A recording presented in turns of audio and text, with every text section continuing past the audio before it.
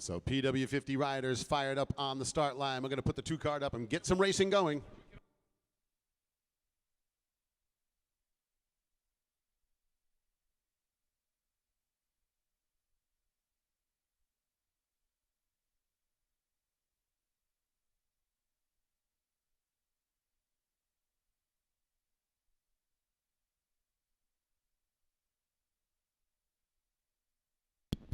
All right, the gate is down. Here we go racing.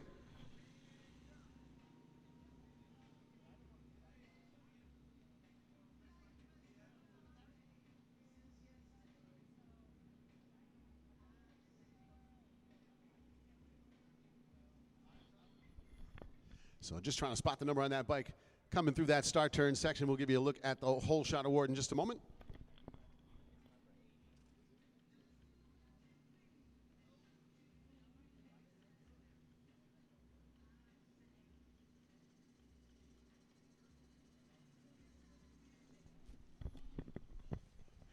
And that does look to be the number 80. That is the PW50 ride. That is Colton Dorico grabbing the Lucas Oil whole shot award here. So Dorico getting out front there on that 80 Yamaha ride.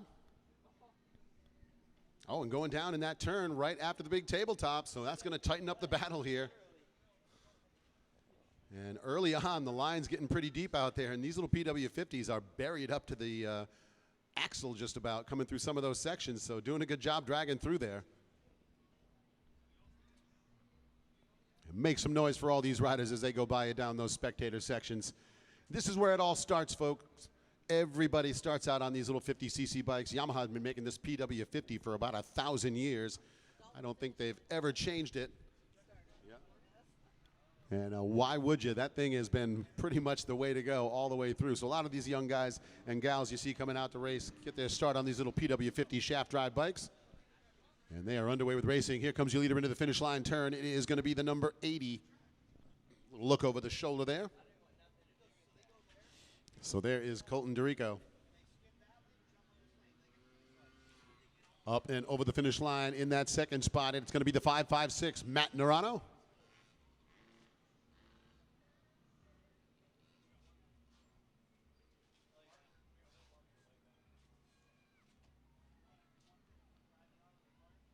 Oh, and problems for the number 80 coming out of that switchback section. He's going to get back up on the bike, but here comes Nerano, and it's going to be side by side into the step up.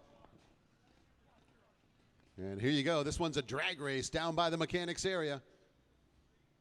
Ground pounding power there on the PW50. There's the 252 of Nico Colby coming across in third.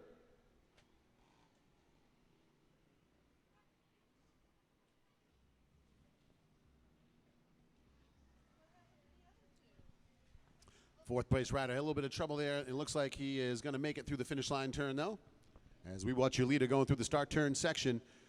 And it looks like Dorico able to give himself a little more room over the second place ride of Nerano.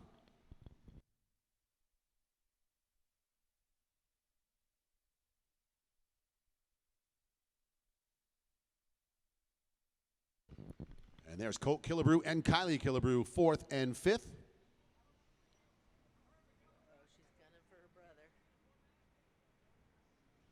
So a little sibling rivalry there going through the switchback section, Colt and Kylie Killebrew. Love watching family members race. You know it's going to be a long ride home for whoever didn't get the better finish. And Kylie is going to make the pass on Colt. And out of the S-turn section, she's going to smooth it out to hang onto that fourth place spot, it looks like.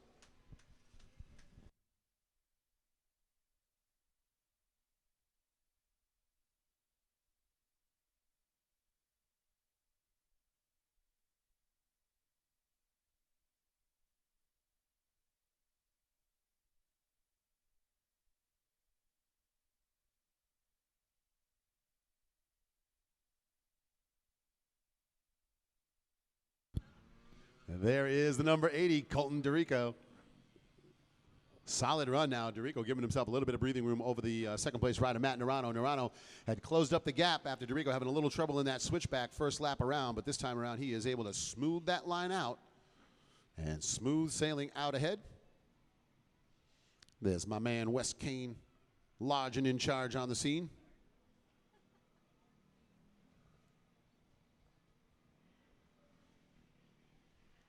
Coming out of that switchback section, there is Narano, the 5.56. So Narano up the step up and down by the Action Sports Canopies Mechanics area.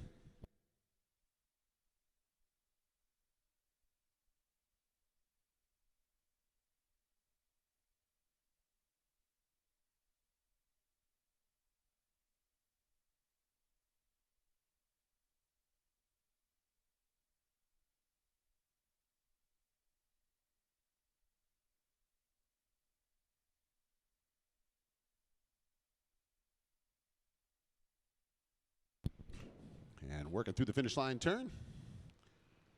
Up and over that finish line jump. There is the 252.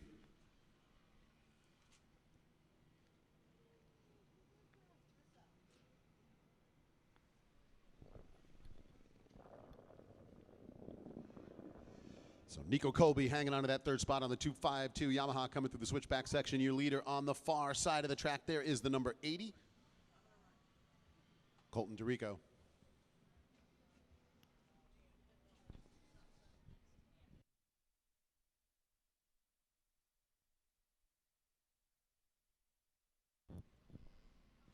All right, having a little trouble there on the far side. That looks like it's Kylie Killebrew. She's going to get that bike back up and moving forward. So it looks like she's going to hang on to that fourth place spot. White flag is out here as we look at the number 80 up and over the finish line jump. Winding out that PW.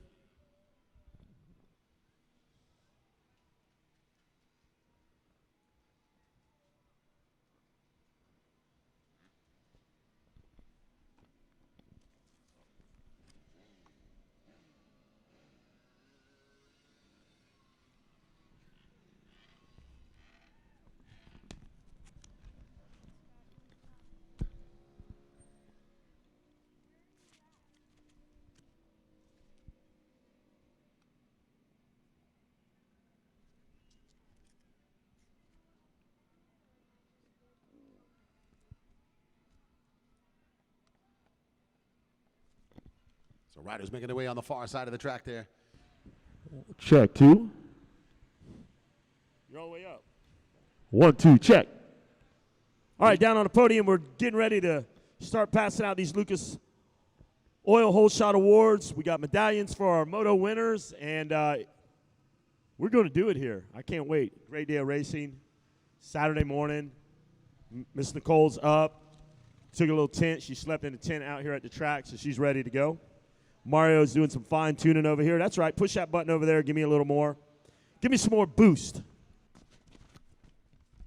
Donnie in the old skybox. All right, thanks, Wes. We definitely need to make sure you got the boost down there.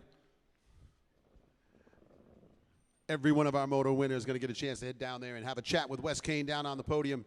Talk to Miss Nicole if you're that Lucas Oil Hole Shot Award winner. And, of course, a chance to smile for the cameras, wave to say hi to all the folks back home as we are live streaming all the racing action here throughout the event. So Colton DeRico, Matt Narano, Nico Colby, top 3.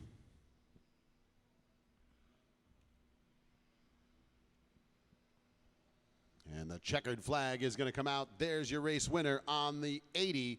The Yamaha ride of Colton DeRico takes the win.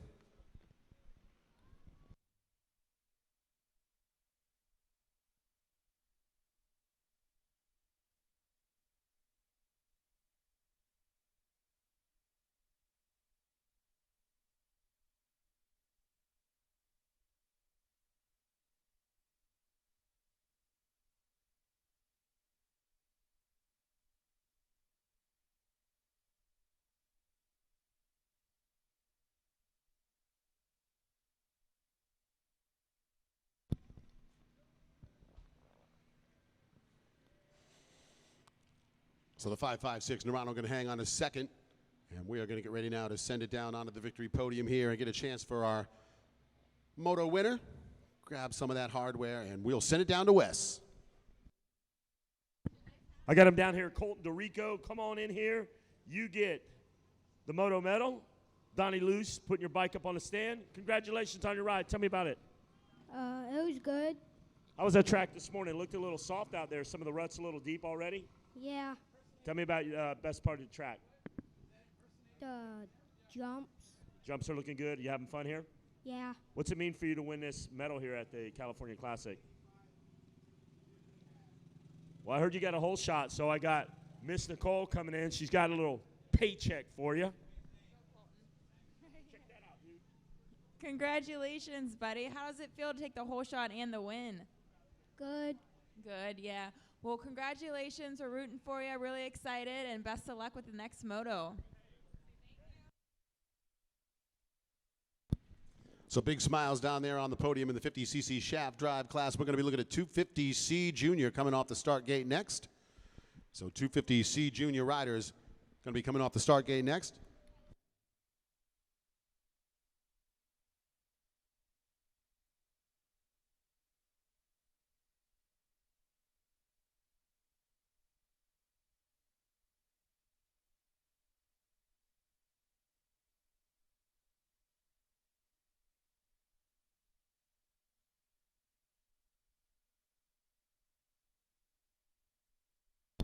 So Dorigo with the win, Nerano second. Looks like it's going to be Colby third. And we're looking for Kylie Killebrew on the 508. See if she can hang on to that fourth place spot, making her way along that rhythm section on the far side. Got the outriggers out, paddling through those deep ruts.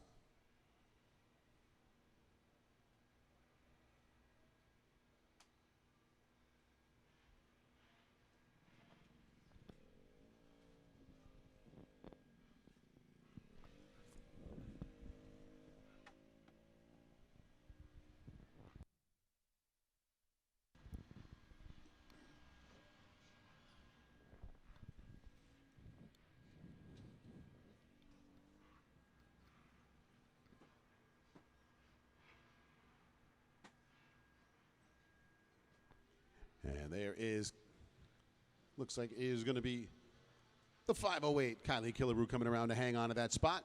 Looking for Colt Killebrew to round out the field. And we are going to be ready to go racing here with 250C Junior.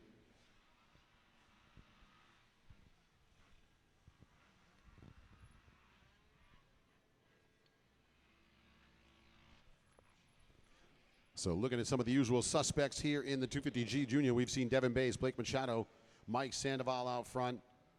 Brandenburg's had some good runs. Rene Rodriguez, the 111, has had some good races so far already. 828 Honda of Barnes, we've seen him towards the front. So we've got a bunch of riders here we'll be looking for to see if they can charge towards the front of the field.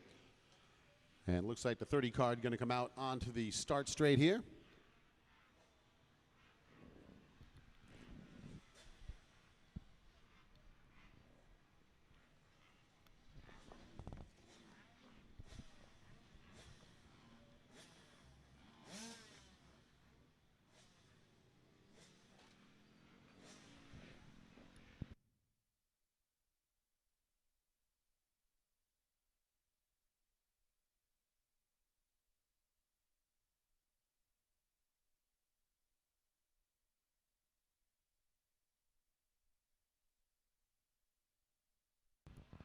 And the board goes sideways. We're ready to go racing.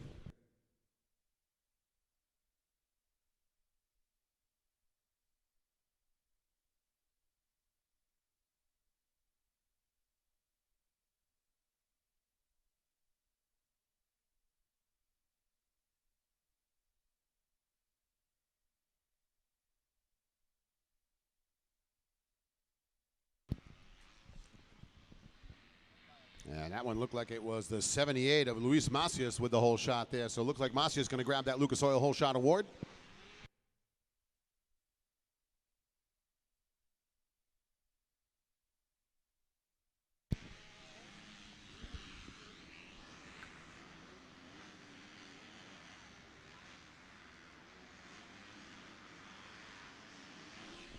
So Macias with the lead. Looks like the 15 of Sandoval into second. 31 of Blake Machado into third as they head into the tabletop section off into the hills.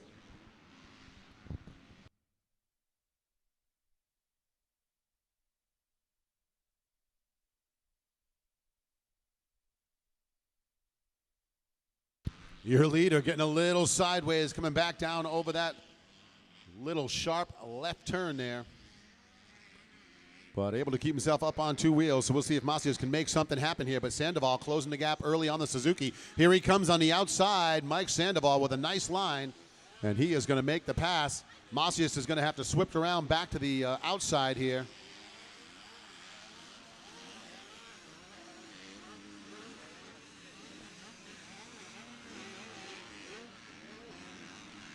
So here it is, your leader, up and over the finish line jump, the 15 Suzuki ride, Mike Sandoval. Luis Macias in the second spot. It is Machado third on the 724, running in that fourth spot on lap one. It's Colin O'Reilly. O'Reilly trying to sweep the outside on Machado. Can't make it happen there. Looks like rounding out the top five going to be the 661 of Maddox Soto.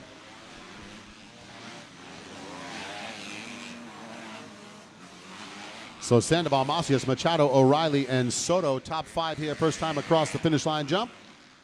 Running in sixth, it is Blaze Murray, Mark Dawson seventh, Teddy Weeks eighth, Ethan Cook ninth, and Caden Ewing rounding out the top 10.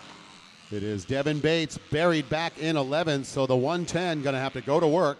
Cole Bailey back there with him as well in 12th. Kilmartin 13th, Holmes 14th, and Rene Rodriguez, the 111 15th. So that's the C-Class for you, folks. The folks that were running up front yesterday are buried back outside the top 10 today, so we're going to have to see how this one works out. As the three-moto format, you could actually get a championship with a 5-2-6. You never know.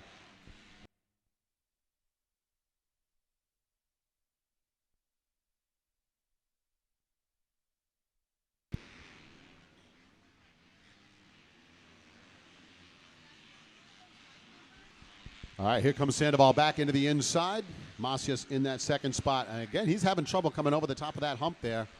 So he's got to smooth that out. Machado looks like he has given himself a little breathing room now over the 724 of O'Reilly. Soto still circling in fifth.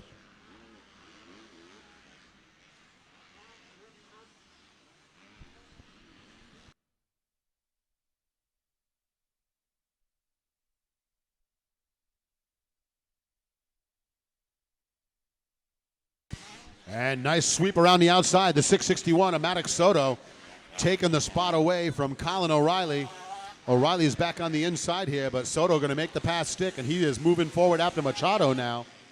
So nice line coming out of that section there from Max Soto.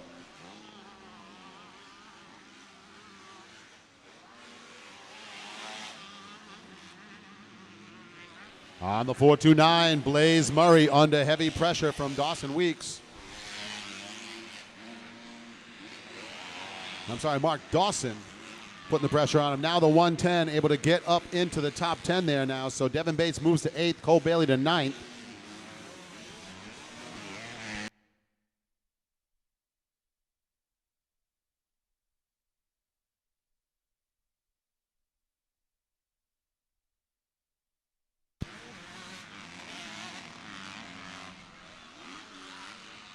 The 92 coming through. That's James Malmberg. He's got some kind of thing going on with his front plate there, hanging down into his wheel. Watching your leader head off into the far right-hand side, up into the hills. There's the 15 of Mike Sandoval, Suzuki rider, giving himself a gap out front. It was 2.7 last time across the stripe, and he's going to extend it out this time, it looks like. So there's Sandoval airing it out to the downside on that tabletop. Coming back into that little left-hand turn.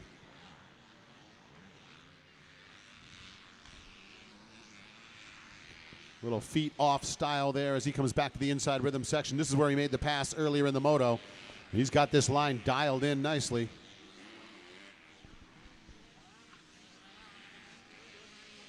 And looks like Macias able to give himself a little breathing room now over Maddox Soto, but Soto able to work around the 31 Machado, and just like that, Macias goes down. That is what's known as the announcer's curse, folks. As soon as we say how well someone's doing, they will promptly crash, so my apologies there. 661, the Core MX ride of Maddox Soto going to move up into second. There's the 31 Machado now third. 724, O'Reilly moves to fourth. And that's going to put the 429 of Blaze Murray up into the top five. Bates now sixth. There's Bailey seventh. 581 of Martini moves to 8th. And the 78 of Luis Macias all the way down to 9th place from the lead.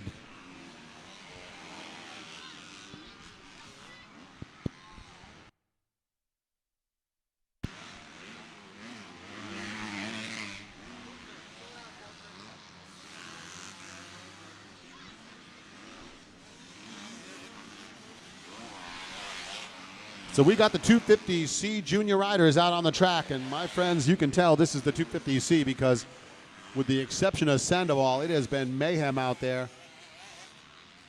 Mike Sandoval making the pass about 3/4 of the way through lap 1, and he has been on the move since then.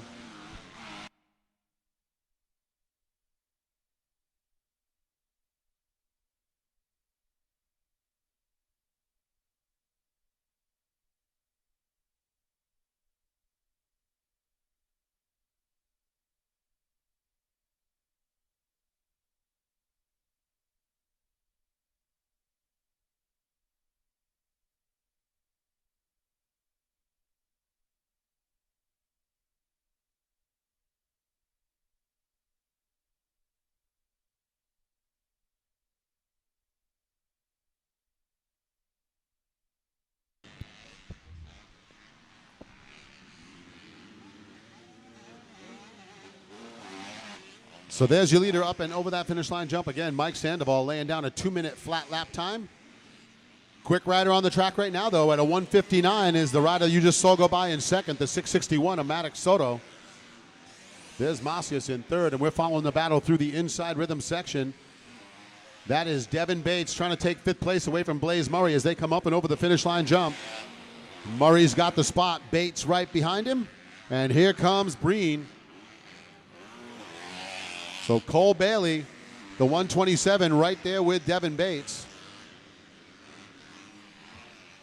Rodriguez up into that spot now. So the 111 working through the pack a little bit.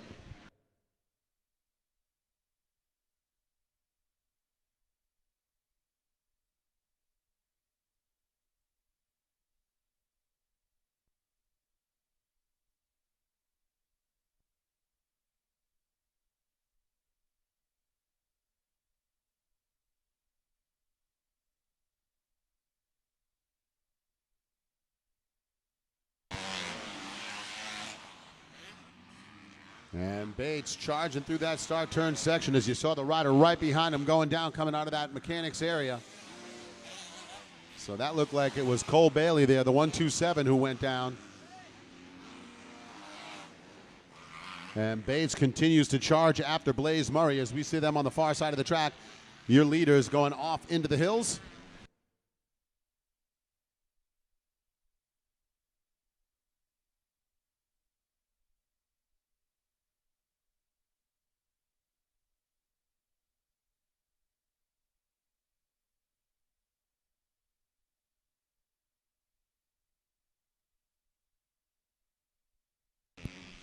And here's your leader into the finish line turn on the 15 Suzuki. Smooth and solid out front.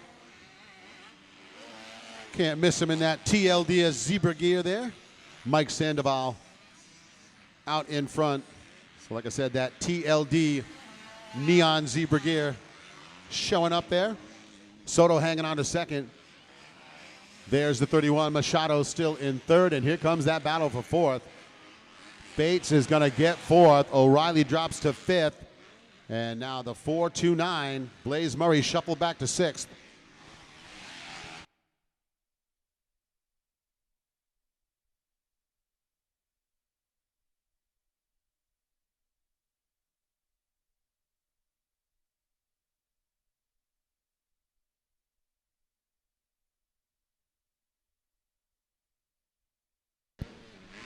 So working through the final lap as you watch your leader on the far side of the track airing out that big option tabletop. Working through the rhythm section.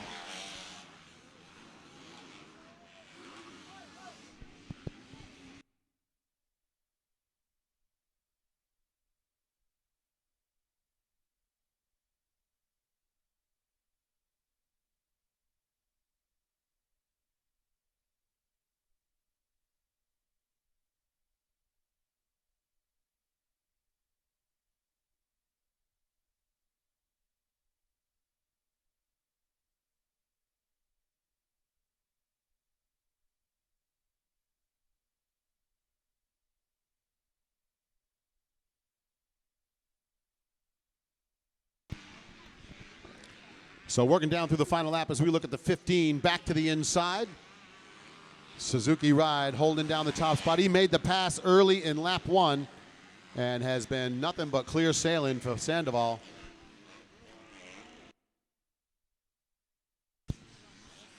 So the checkered flag will come out here. The race win on the 15, Troy Design Suzuki Ride. That is Mike Sandoval, the bell-backed rider, grabbing the win here.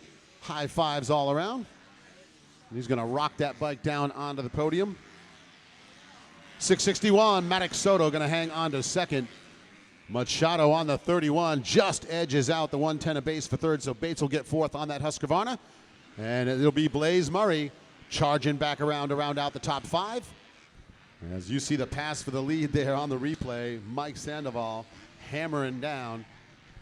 There's how Soto got into second, and that's what cost Breen a shot at the win there.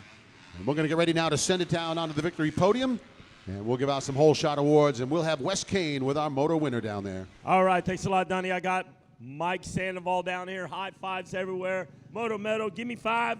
You know it, bro. Good job. Wake up this morning, you get a moto win. Got to feel good. Yeah, it feels good. Got off to a good start. Tried to rode my own race after that, and then ended up being pretty good. Got a little practice this morning right out of the gate, and then you go out there and moto. Track do any changes in the last hour? Yeah, I got a little bit rougher, more ruts. Yeah, it went rougher. So who's helping you out? My mom, dad, FMF, Bell Helmet, Spy. That's it. Congratulations out there, guys. Put your hands together. Mike Sandoval with a moto win. And now, Miss Nicole, our representative from Lucas Oil Pro Motocross, is in the house. She's going to be coming down and presenting the Lucas Oil Whole Shot Award.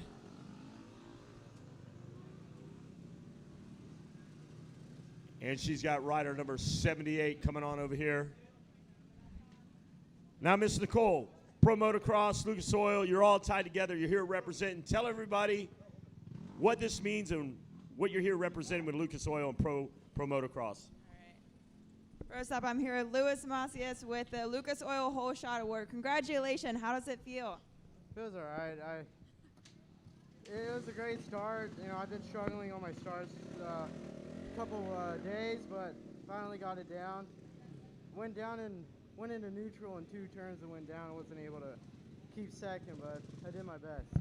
Awesome. Well, who helped you out this race? What was that? Who helped you out this race? Oh, well, I'd like to thank the Lord Jesus Christ for keeping me safe. Laner Suspension, TM Racing USA, Circuit, Just One, Forma Boots, Twin Air, and everyone else has been helping. My mom and dad, everyone has been helping me. Thank you. Awesome. Well, congrats again. We're happy to have you here. All right, thank you from down on the podium there, the fabulous Wes Kane and Nicole from Lucas Oil Pro Motorsports. Looks like we're underway here at 65, open 7-11. And I believe that was a 2-3-8. Hayden Deegan, the Danger Boy, grabbing that Lucas Oil Whole Shot Award.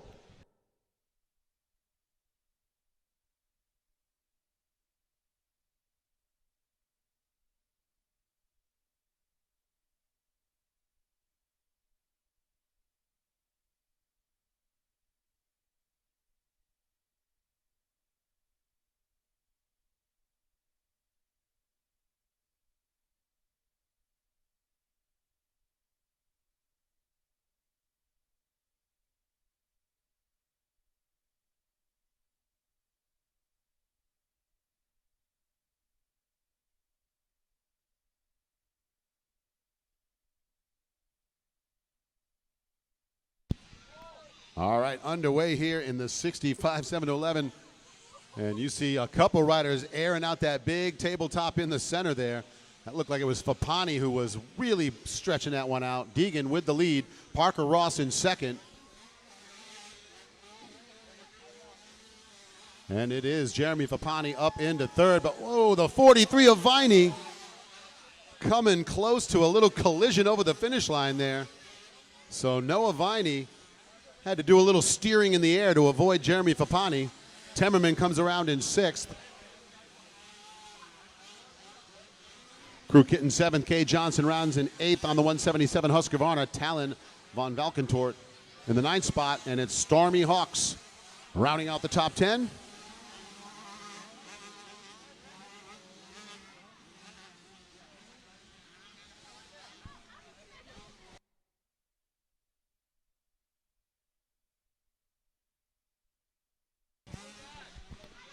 So Hayden Deegan out in front here.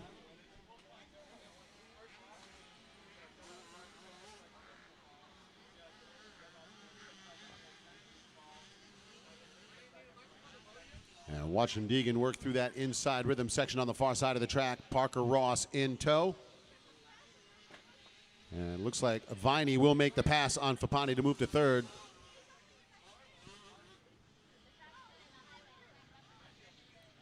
And Fapani giving up some spots there as they go down to that far side rhythm section, so he may have had a little issue in the far corner.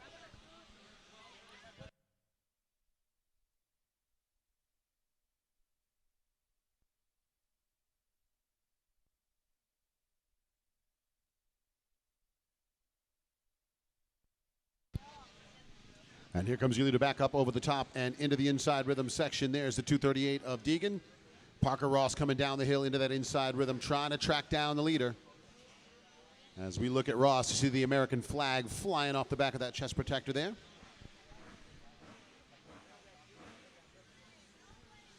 There is Deegan working his way through. There's Parker Ross. And Noah Viney able to charge up into that 3rd spot. We saw Viney making a charge at the finish line there. He had to do a little steering in the air, try to avoid the rider right in front of him. That was Fapani at the time. Temmerman is going to get around, it looks like, into the 5th spot.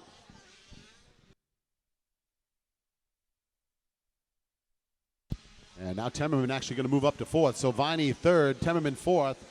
And looks like it's going to be the 171, or 177, my son, of Kay Johnson moving into the top 5.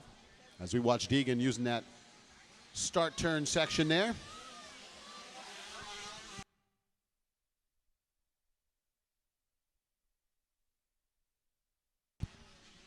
And Fapani going back after the 177.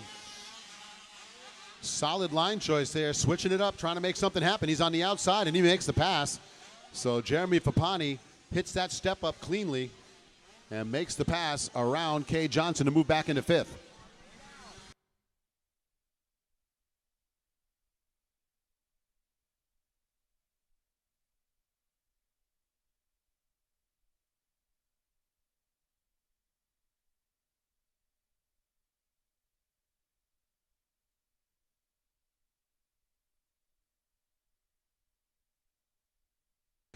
So leader over the tabletop section out of sight on the far right-hand side of the track.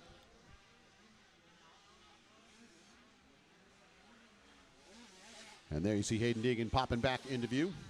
So the 238 getting it done out front right now. The quick lap on the track on a 212 on lap 2 is the 238, the Danger Boy, Hayden Deegan.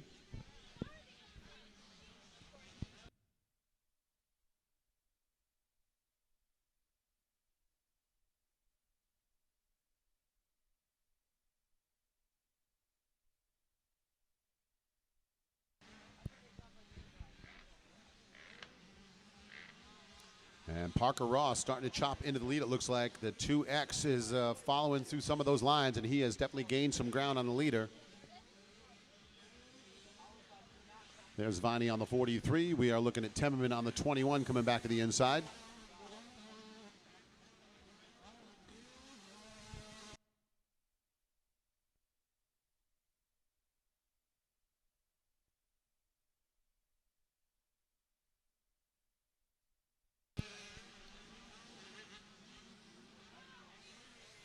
So 65 open riders working through their laps on the track.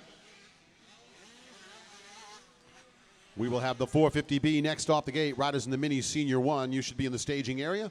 57 to 8 limited riders down in staging. We need girls 9 to 13 down in the staging area. And we need Vet Group 1, motor number 1, down to staging. You will race at 10 o'clock. Vet Group 1, that's 40 plus A, 25 plus, 40 BC, and 50 plus down to staging for your first moto. That starts at 10 o'clock.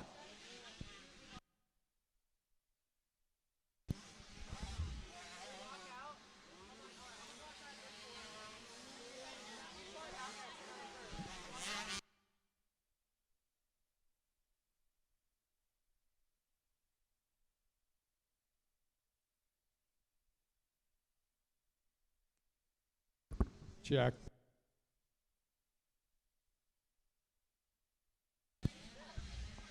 So look at your leader on the far right-hand side here.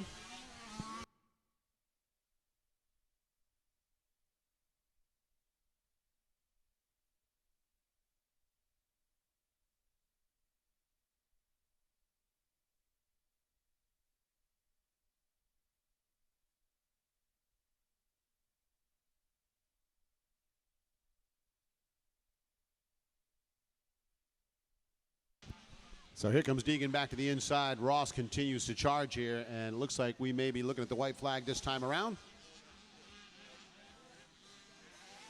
One rider having a little trouble in that turn right after the tabletop, but no problems for the 238, the Orange Brigade rider.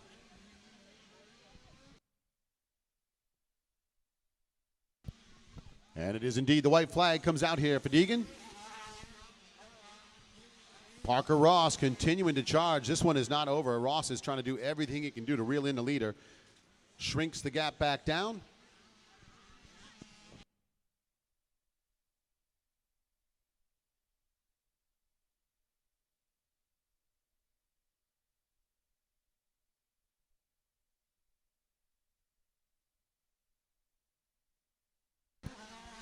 And a little gap back to Noah Viney and Enzo Temmerman third and fourth as they come down through the finish line section.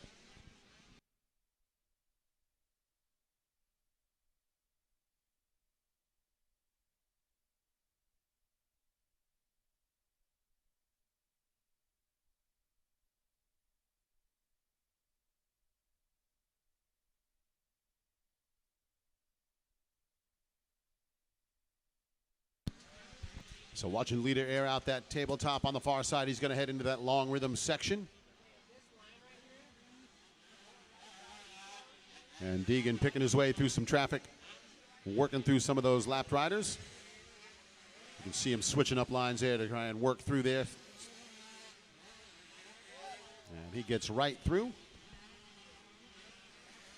So about a half a lap left to go here for the 65 Open 7 to 11 riders. And this race getting ready to come to a close.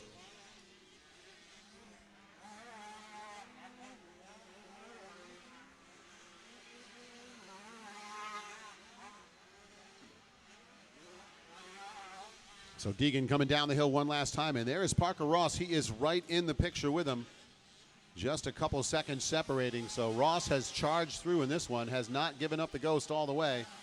But it looks like Deegan a little smoother through the traffic on that final lap, and he's going to come through the rollers one more time.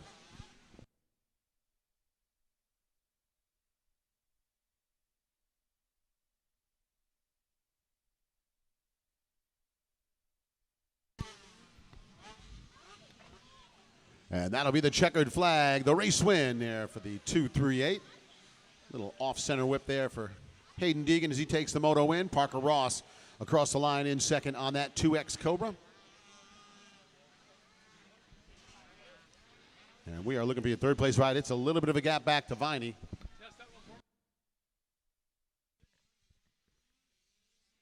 So looking for Noah Viney to see if he's going to come across the line there in third. Looks like he is going to hang on to it. Temmerman will round it in fourth right behind him. And we are looking for the number 2, Jeremy Fapani, to round out the top 5.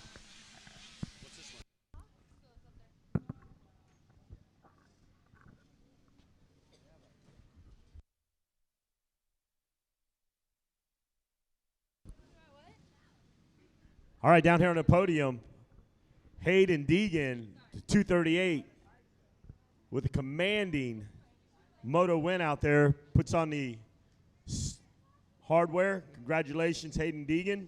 Tell me about your race. Yeah, I got off to a really good start. It was kind of slick on the start because it was sprinkling this morning. But I hooked up pretty good, and once I got into the lead, I just stayed focused and held my race. A little bit of overcast out there, track holding a little bit of moisture on it, not drying up. Affect your ride in any way, for your strategy from yesterday? Yeah, definitely. I'm way better on like more moisture. I don't like that dry stuff. Well, congratulations on your win. Now, with that moto medal, you also get an award out there. Here comes Miss Nicole from Lucas Oil Pro Motocross, and she's going to present you with that. Yes, congrats, Hayden. How did it feel after you got your hole shot? I felt good. I'm like, all right, I get a whole shot now. A whole shot's a big advantage on the race because once you get in first, then you're pretty capable of leading it. Yeah, so did you know you had the race once you got that hole shot? Yeah. Awesome, awesome. Well, congrats again and best of luck. All right, so thanks from down there on the podium. You see Hayden Deegan. Big smiles all around, moto win. And grabbing that Lucas Oil Hole Shot Award from Nicole from Lucas Pro Motocross. So Lucas Oil Pro Motocross bringing Nicole out here to hand out these Lucas Oil Hole Shot Awards. We're going to be talking more about the Hole Shot King Award that's going to be going out here as we work through the program a little more. And we'll talk more about that with Nicole as we work through the race program. But looks like we've got riders in the 450B coming off the start gate next here.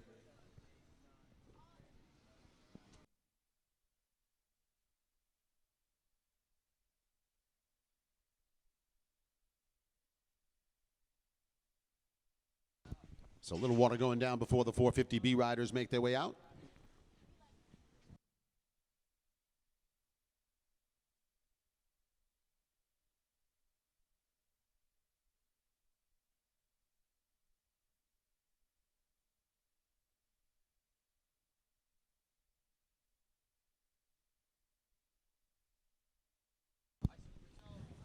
So looking at some of the replays here from earlier in the day, those PW50 riders were the first moto of the day.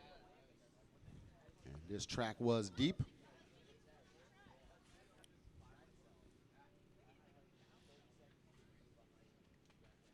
Once again, want to let vet riders know, vet group 1 moto at 10 o'clock. So you should be heading down into that staging area to get pre-staged. It is now 9:25.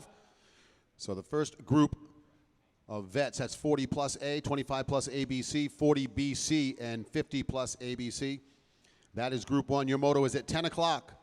Vets group 2, that's 30 plus A, B, and C. You're going to have your first moto at 12 o'clock.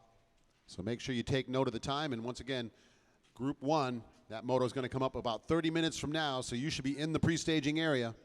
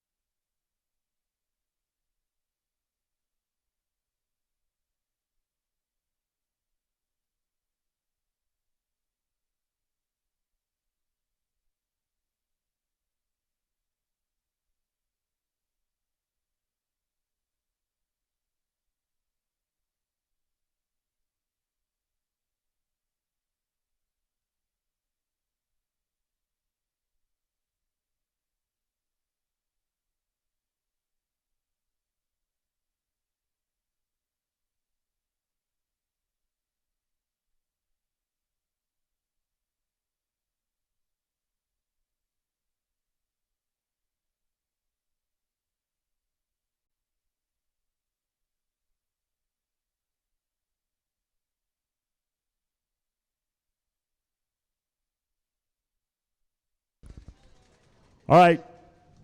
Donnie Cakes, down there on the podium. I've been looking at this trophy. It says Hole Shot King California Classic 2017. Miss Nicole's been passing out those Hole Shot Awards, Pro Motocross, Lucas Oil, all in the house. She's representing. You got to tell me what does that crown mean and the whole basis between Lucas Oil, Pro Motocross, and this Hole Shot King? So the Hole Shot King Award basically goes to the rider with the most hole shots this weekend. And we'll be finding out who's in the lead here in a little bit. But this Hole Shot King crown is pretty sick. And I think more than anything, it gives you a lot of dirt cred. What do you think, Wes? Well, the last person I saw wear a crown anywhere with two-wheel motorsports was definitely Jeremy McGrath. He's the king of Supercross. But now crowning a California Classic 2017 Lucas Oil Hole Shot King is really going to be cool. It's a pretty cool crown, you know. It's got all the goods on it. I'm not worthy enough to wear it, but I'm sure somebody else will. So you're going to do the tally-in for the points, right? Yeah, so I think right before the third motos kick off, we're going to go ahead and announce who's in the lead, and then we'll go from there. So good luck, everyone.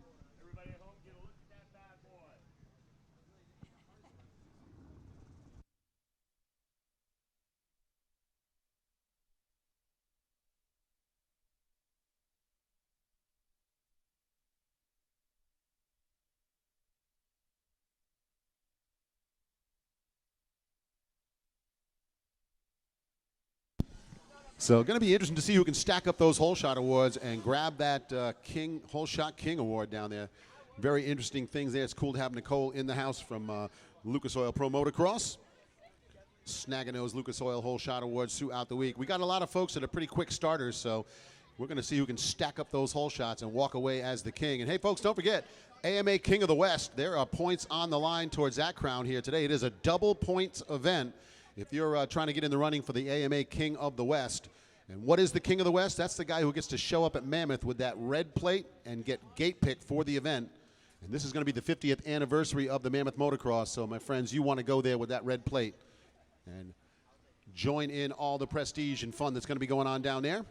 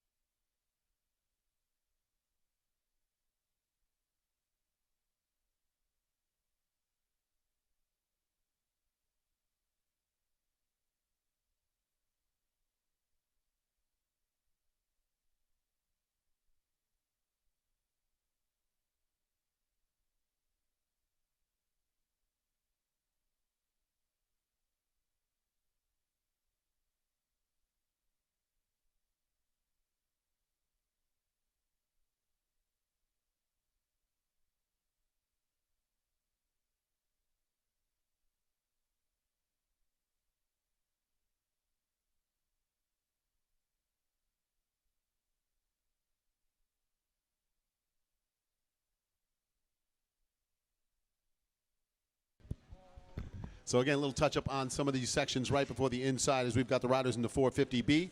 Going to be coming off the start gate next. Got some heavy hitters going to be coming out to have some fun in this class. We'll run down who's going to be coming to you here. On the 69 Honda, we got Cole Tompkins. The 52 Yamaha is Austin Burke. Coming out of a Tascadero, California, the 505 McClellan Heil. He's on that new BarX Motorsports Suzuki team.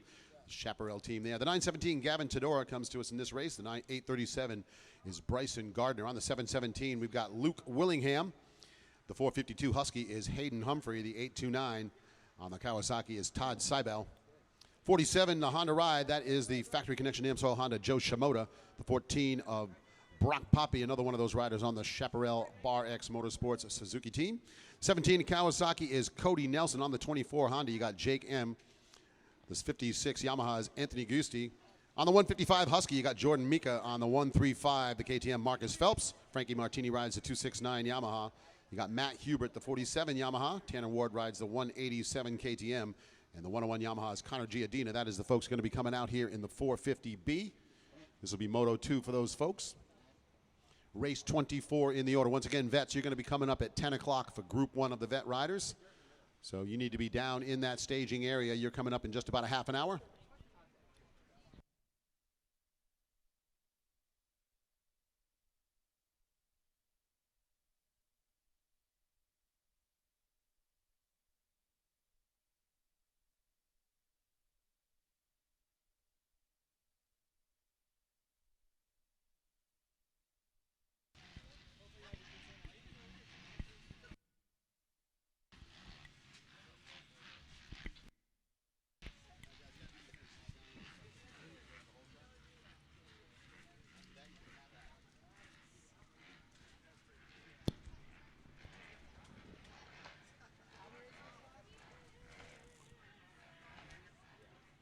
So bikes fired up on the line here.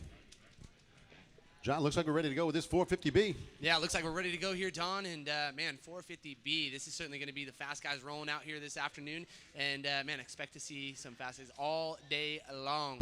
Oh, yeah, we've already seen some bar banging action through some of these classes yesterday, so I am not going to be surprised at all to see a little bit of bumping and grinding going on here in some of these classes as we're getting close to starting to make some decisions on who's going to be the champions. So we are pounding them down the line.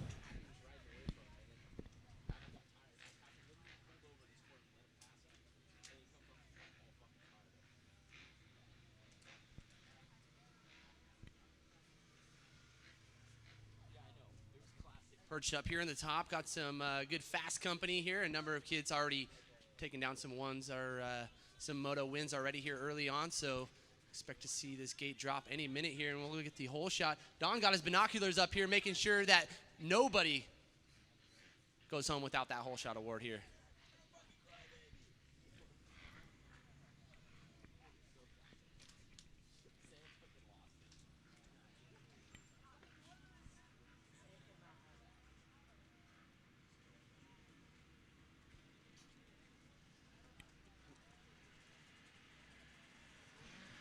Board is sideways. Here we go. Coming into turn number 1. Who's going to get that hole shot, Don?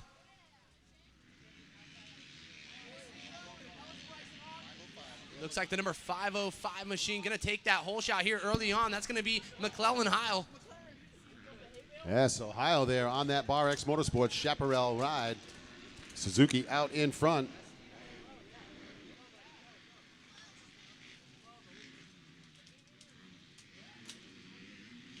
Beautiful track coming in here early on this morning. Just a few motos down in the books and already out front the Suzuki rider machine, the 505. Yeah, it looks like Cody Nelson into second. It looks like Brock Poppy, Heil's teammate, up into third here. And Poppy had some great runs yesterday. He was at the front of the pack a couple of times, John. Yeah, good strong support right here from Suzuki. The RM Army coming out here in full force and looking to take home a moto win right here. Great to see a number of these OEMs now coming back into the game, and obviously Suzuki having a strong presence many, many years ago. And man, how are you going to fight off that Orange Brigade, though? They've been strong. You know, they've been doing a lot of R&D, but the boys of Suzuki stepping up their game here. As like I said, this is a new team, too. It's been really interesting to see them. I had a chance to watch them down in Texas, and they had some good runs down there. So there's Heil, there's Nelson, and there's Brock Poppy, the top 3 here.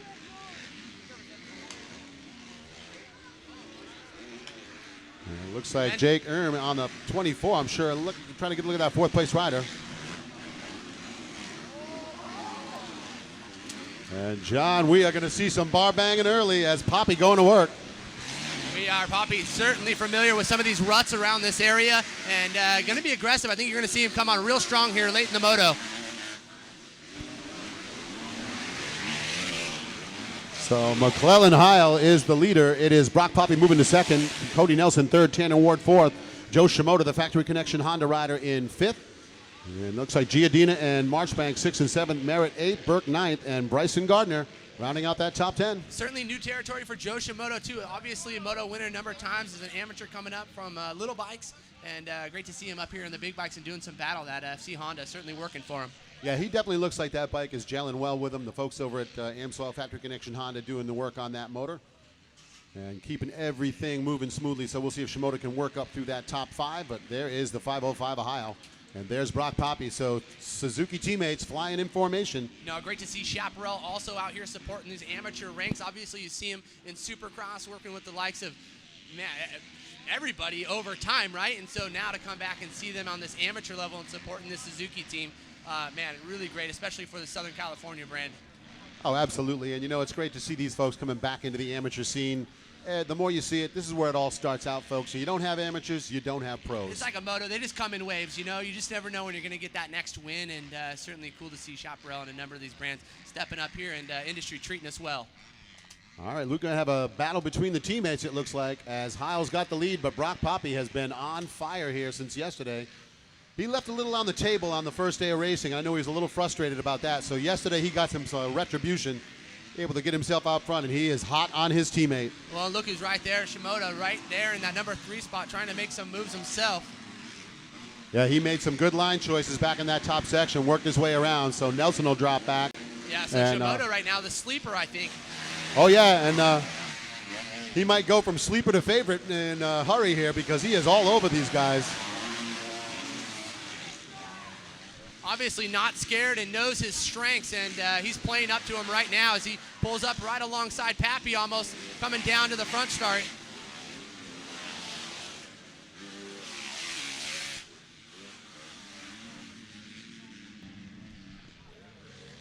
And you got to wonder if that battle going on between the teammates isn't going to be good news for Joe Shimoda, because they may be slowing each other up a little bit, trying to kind of keep it respectful, but Shimoda is on the charge.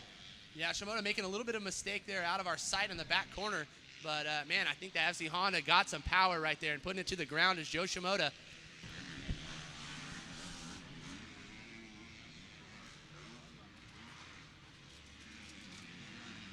So even a good battle here, 3rd through 6th.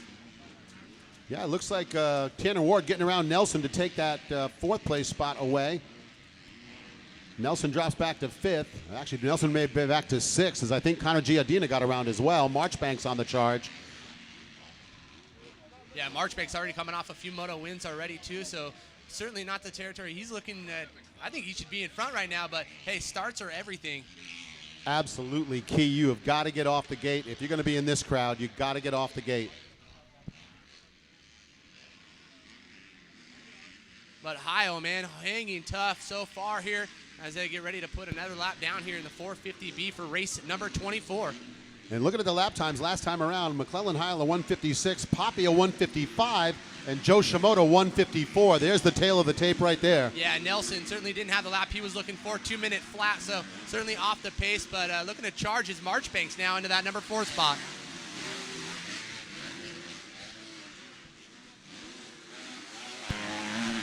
And everybody's stepping up their game on that lap. Everyone down to the 154s. And here comes Joe Shimoda. He is on the back tire of Brock Poppy. Tries to get to the inside into the start turn section, but can't make the pass there.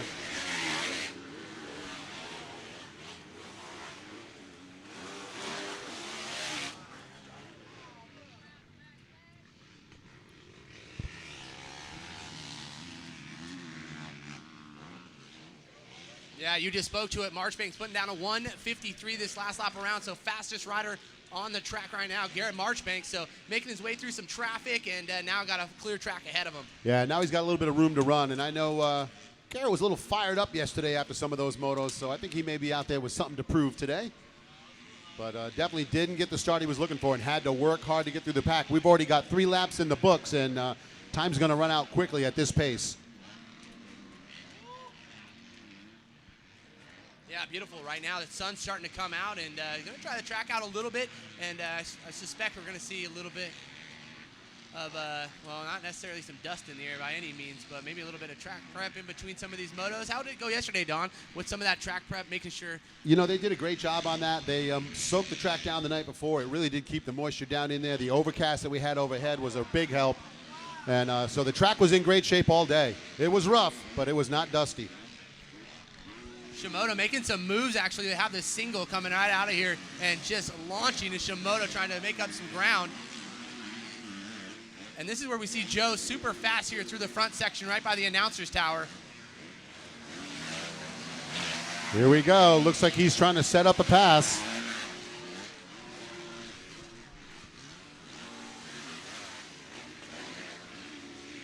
And we have got a tight battle now at the front of the pack. Top 4 riders, less than a second separating. Wow, 151 for Marchbanks, so really on a charge right now. Like you said, got some clear track ahead of him and a little bit of space to run. And now here we see Shimoda closing up on Brock Poppy as they go through the start turn section. McClellan Heil coming into view. There's Poppy, and here comes Joe Shimoda. He is on the gas.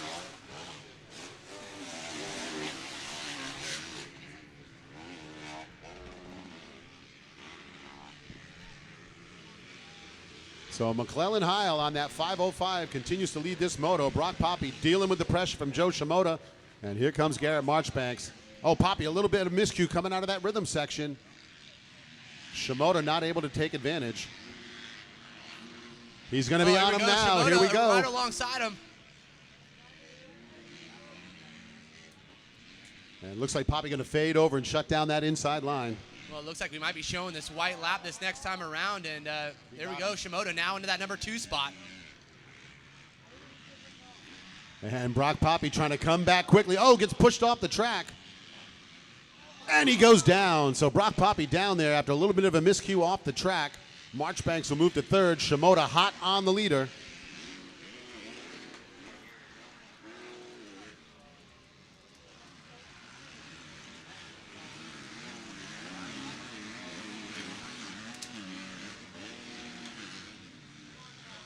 And it is indeed the white flag. So one more time around for all the marbles here. Heil takes a deep breath and says, 1 more lap to go. He's got to know what's going on behind him as Marchbanks putting on that charge. See that big green bike coming. Yeah, he's going by that mechanics area. They are giving him the signal. You got to go, man. Marchbanks diving in on Shimoda. Could be the race of the day right here, Don. It's early, and we have got a bar banging going on. So this is where seasonality is going to kind of come into play with Marchbanks. Obviously been in this position before Shimoda, though. And he's the new guy to the field. And he does not look as though he's intimidated by any of these riders. Joe is throwing down.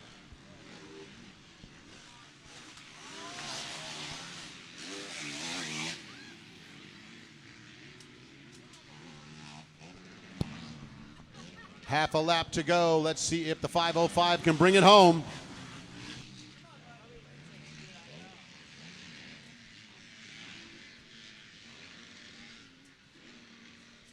Yeah, Heil certainly consistent all moto long from start to finish. So just a few corners left to go to wrap up moto number 24 here, our 450B. Oh, look how close Shimoda is, John. He has definitely got a shot to put a wheel in on him. Yeah, Shimoda definitely has some fast sections of the track where he's able to gain a little bit of time here on our leader. But here comes Marchbanks. We may have 3 riders trying to get into that finish line turn. Here we go. Watch for Marchbanks. Make some move right here to that number 2 spot. He's going to go the long way. We'll see if he gets the run.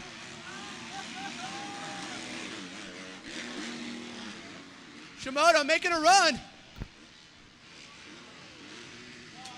Oh, so close. And it is going to be the Bar X Motorsports Chaparral FMF American Suzuki ride. McClellan Heil with the win. Shimoda, not even a second. That is 0.1 off the leader there. So that is like a wheel distance for the win. Shimoda second, Marchbanks third. He's only a second off the leader. What a battle. Brock Poppy's got to feel like he left something a little bit on the track that time. He's going to finish 4th. Tanner Water round out the top 5. But, man, that's the way you kick off the race day right there. Early in the program, and 450B throwing down. That'll get everybody's blood boiling right now as they get ready to go down to the line here for race number 25. They're going to be lined up. But, man, Marchbanks also certainly has to feel disappointed there coming off a win, obviously, the last few days. And, man, rounding out in 3rd. Man, again, start's going to be the Achilles heel for a number of these riders. Absolutely is. Absolutely key. And we are looking at the 505 up on the podium there. So we're going to get ready to send it down with Nicole from Lucas Oil Pro Motocross and the fabulous Wes Kane down there on the podium. Awesome. McClellan, congratulations on your first place. How does it feel? Feels awesome. I finally got a good start, and I just got to ride clean, smooth laps. It felt nice to not get roosted in the face every corner. Yeah, that is exciting. And you also got the Whole Shot Award. So coming out of the Whole Shot, you feel like you had the win? As soon as I got out front for a few laps, I kind of knew that I had a little bit of a gap, and I just needed to put in solid, consistent laps to hang on to the win, and I was able to do that. Awesome. We're really excited for you.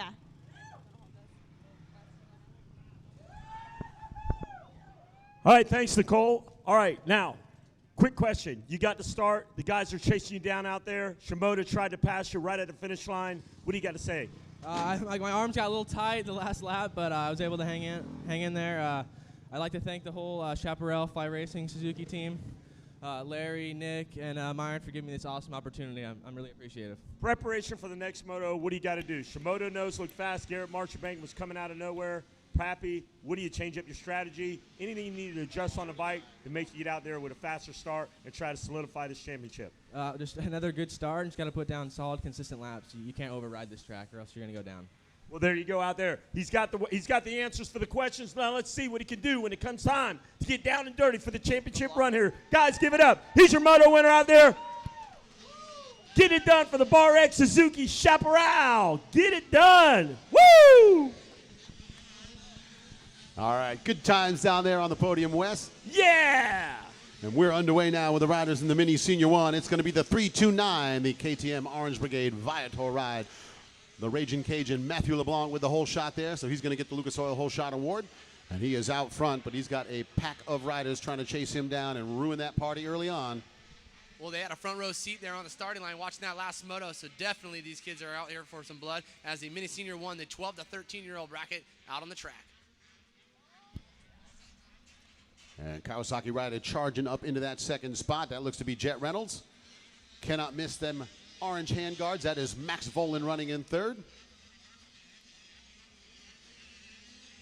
Yeah, both Max also having a win right alongside Reynolds, so these kids certainly know what it's going to take to get around this track here at Paula and take home another win here. But LeBlanc out front right now, leading the way. Yeah, you know, Matt has been struggling here this week. He's been dealing with some injuries throughout this early season. I know he had said he broke his elbow earlier on here in 2017, so just coming back to form now and getting off the gate like that going to do you a lot of favors. Even at that age, you know, it's certainly coming. You heal quickly, but a lot of times it's mental too, and the growth and the family. So great to see LeBlanc riding so well, but Jet Reynolds now already up into that #1 spot after lap 1. Yeah, Jet has been struggling this week getting off the gate, so I'm sure he's happy to be moving towards the front. He makes the pass in the finish line turn. So Jet Reynolds, Matthew LeBlanc, Max Volan, top 3, Cole Cook, 4th. It is Brock Bennett, the 211 Suzuki, rounding out the top 5. Running in 6th, we've got the 19 Yamaha of Brandon Ray. Slade Barola 7th. Drayton Cook 8th. Seth Johnson 9th. And Trey Valley rounds out the top 10 on the 22 KTM. Yeah, second generation right there in that #3 spot of Max Volan. See talent out here quite often, pushing his kid, and not even to that level, I feel like, because I think it's just a natural, right? The ability. Well, it's actually, they got 3 generations going on down there. You see Max and his dad Talon and his grandfather up here as well, and they are all into the racing. Had a chance to talk to his dad this morning. You know, Max has gone through a little bit of a growth spurt. He's like perfectly the right height for that 85 bike right now. So we told him he's got to stop growing. He can't get any bigger until they're done with Loretta's this year. Yeah, it's tough. Certainly is. And as you grow, you have those growing pains too, right? So I think that's to your point what you were talking about with LeBlanc and maybe some of those issues, unfortunately. But, man, both these guys, all 3 of them, looking great out front here early on. And here comes Volan. He is going to charge up on the back tire of Matthew LeBlanc. LeBlanc, a good line out of the turn there. Things starting to spread out a little bit behind him. Looks like Cook and Bennett still 4th and 5th. And Reynolds, a little wheel tap on that thing coming through the rhythm section there. Yeah, Reynolds, one of those riders certainly familiar here with this Paula Raceway, and I think you see that a lot of these kids. But, man, those ones that are traveling from the East Coast, they know how to ride these ruts, these deeper tracks, and that's not what you generally see here at Paula. So really great to see these kids kind of shine and have a platform of their own, you know, from the diversity of the other states, obviously, coming to California. Yeah, it really is. I was very surprised. I mean, I'm a New England guy. We are known for deep ruts and soft soil out there on the East Coast, and I was really surprised to see how nice this track was. I honestly expected this to be a very hard-packed speedway, and the track crew has made this into a beautiful, soft, loamy paradise for these riders. Deep ruts, although I must say by the end of the day, I don't know if those deep ruts were that much of a paradise for some of those guys. Well, it's nice to be able to come to tracks where the owners and the operators come out here and they want to do the best to make it top facility, right? It's the biggest amateur national here in Southern California, and obviously you want the track to showcase that. Absolutely, and they have done a great job with that. And Volan's still working on LeBlanc. He's not been able to find his way around to 329 yet. Reynolds right in front of him, so top 3 riders in that same section of real estate. Reynolds trying to put the hammer down.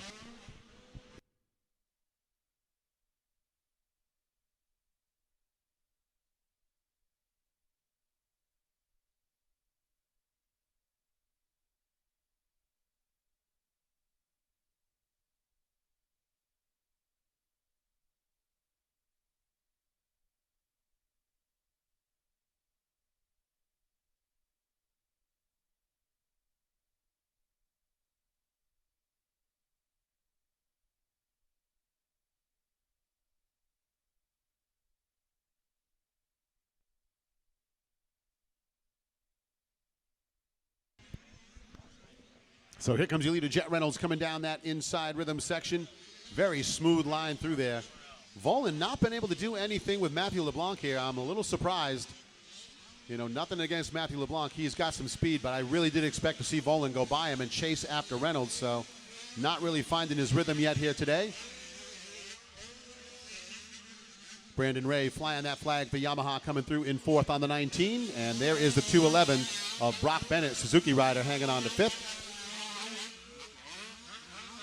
Yeah, Brandon Ray looking good, NorCal rider himself, and you got Poppy out here doing it. And, man, I love this kid. He's got so much enthusiasm about himself and his riding ability, and he's got a lot of good people behind him. I love watching this kid ride. You know, it's a lot on the line. We think a lot of times about how much is at stake at some of these races, but you got to have fun. You got to get out there and have fun. And, you know, that's what you love to see. These kids that are just really just having a blast. They're out there. They're competitive. He's not riding around doing nothing, but he's having some good times doing it. No, he's well grounded, but obviously you got to be able to have fun in between that time, and he's certainly doing it out there. Came off of a hole shot. That's got to feel good too. Start the week, get a hole shot, and know that you can run up front. Oh yeah, that's a confidence builder every time. And you know as well as I do, John, this game is all about confidence.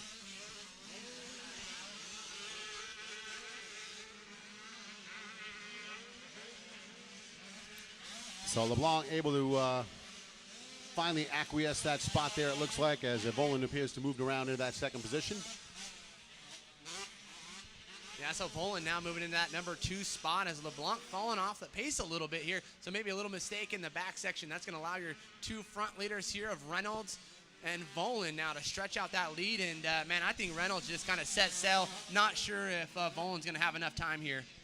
Yeah, he's got a big gap. It was 2.5 seconds the last time over LeBlanc, and another second back to Volan. So we'll see what it looks like this time as Jet Reynolds continues to lay down the fast laps. Last time around was his fastest lap of the race at a 2:03, so he continues to pick up the pace.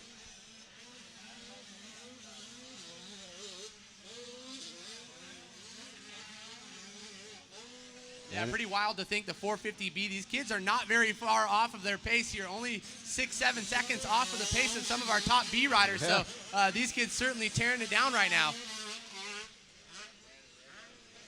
Yeah, and if you're one of those 450C riders, that'll crush your confidence when a kid on an 85 stomps your lap time. Those are part of the growing pains, right? That's it. That's it, baby. So Jet Reynolds, Max Volan, Matthew LeBlanc now the top 3, and the gap is 3.6 between first and second, but the white flag is out, so time is running out for Max Volan. Jet Reynolds on the move through the start turn section.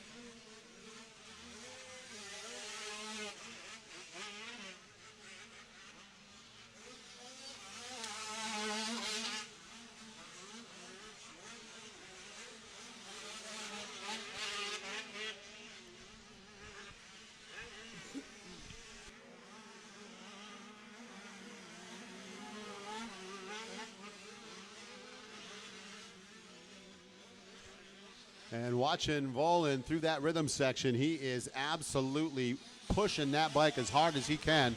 So I'm stretching it out over that tabletop, trying to get back down to the ground. Got to be maddening. You can see that green bike ahead of him there, but just not enough time to catch up and battle. But as you know, John, 3-moto format, second place puts you in that contention. You got to keep the championship hopes alive. So he's a smart rider. He put himself where he needs to be to try to capitalize in Moto 3. Yeah, you're completely right, and keeping up with that consistency is really what it takes, to your point. And, man, anywhere within that top 4, I think you're still in that contention, especially if you're coming away with some moto wins and or even in second place. But Jet Reynolds, man, looking good out front and stretching it out here over this big double step over.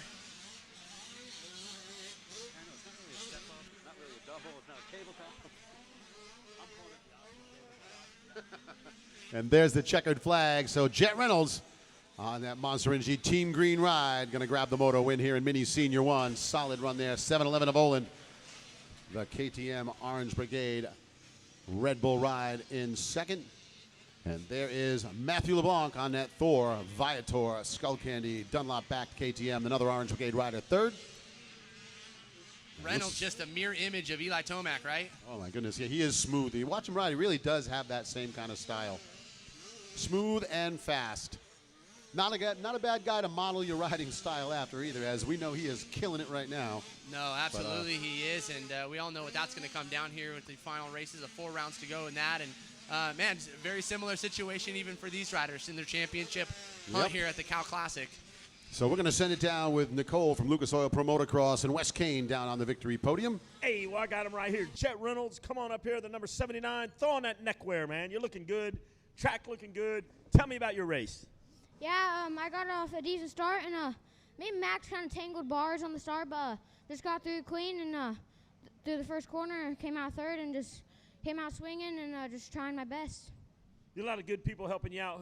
Who's the core that keeps you up here on the winning edge? Just Monster Energy, Team Green, and my brother, my dad, my mom, and just everybody. Going into the next races, what are you going to do? Go back and prepare for those? Just rest up and look at some wines, and hopefully I can get a better start next time and get another championship. Do you go out there? Do you watch any of the other races? You study some of the lines and some of the stuff that some of the other riders are taking out there? Yeah, the track is really just one line right now, and hopefully it'll change throughout the day, and hopefully it's just going to get better and better. Well, congratulations on your win, guys. Give it up. The 79 ride of Jet Reynolds up on the podium. And then we're going to get Nicole over here. Nicole from Lucas Oil Pro Motocross. She's passing out the Warbucks over here. Nicole, how you doing over there? Tell us about the Whole Shot King, the Whole Shot crown we got going over there while waiting for Matt LeBlanc to come up. Yeah, so just in a minute I'll be announcing the leaders in the Whole Shot King competition. So we have this nice crown right here. It'll go to the lucky guy who has the most whole shots. So Matthew LeBlanc, congratulations on the whole shot. How'd it feel? It felt really good to finally get a good start, and Jet got around me, and then ended up going down and got third. Awesome. Well, who packed your gate for you? My dad. Your dad. Well, thanks, Dad, and congratulations again. We're rooting for you.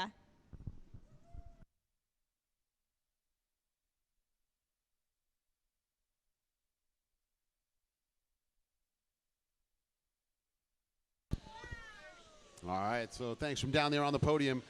Looked like out front with the Lucas Oil Whole Shot in this one, the 50cc 7.8 Limited. It was the 14 of Brandon Eade. I believe that was the 14X. We'll get a look at them and make sure the official call on that as they make their way down. I do believe we are loading Vet Group 1, Moto 1 down into the start gate. So 40 plus A, 25 plus ABC, 40 plus BC, and 50 plus ABC. Those riders appear to be loading down in the gate. Group 1, Vet Moto 1, going to be next off the start gate.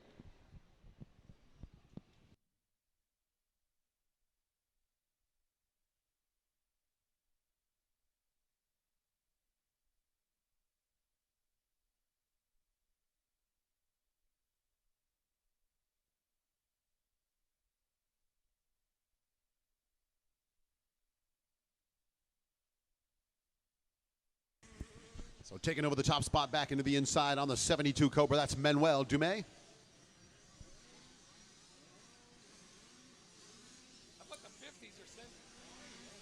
The 191 of Camden into second. Oh, Ryder going down over that big option jump in the center.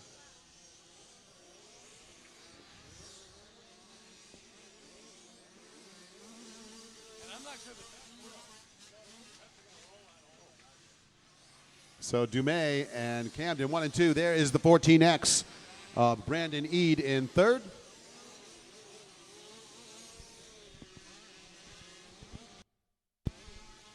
Colby Goff, the 245 fourth. It's Jesse James Shedden, the outlaw, rounding out the top five here on lap one. Parker Williams in sixth on the 55. Jace Williams seventh. Madden Jones in eighth.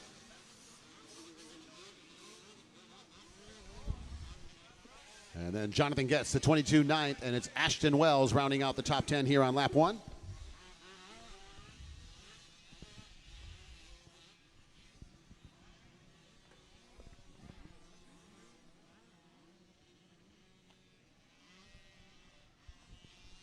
So leaders on the big tabletop over on the far side of the track there.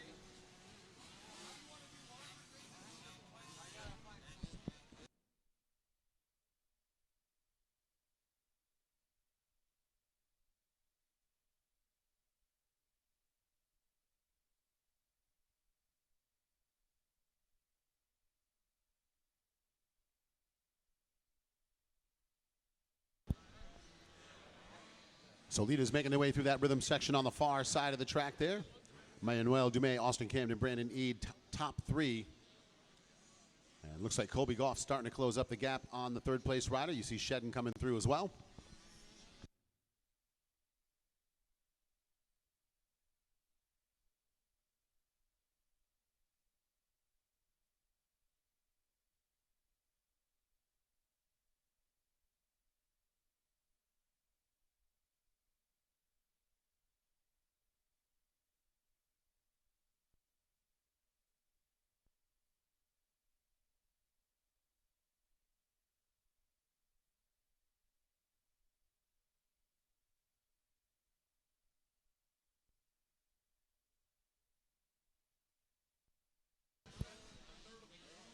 Manuel Dumais airing out that big option jump in the center. That is a big air jump there coming through that middle. And Camden right behind him on the 191. And Colby Goff definitely starting to close up the gap here.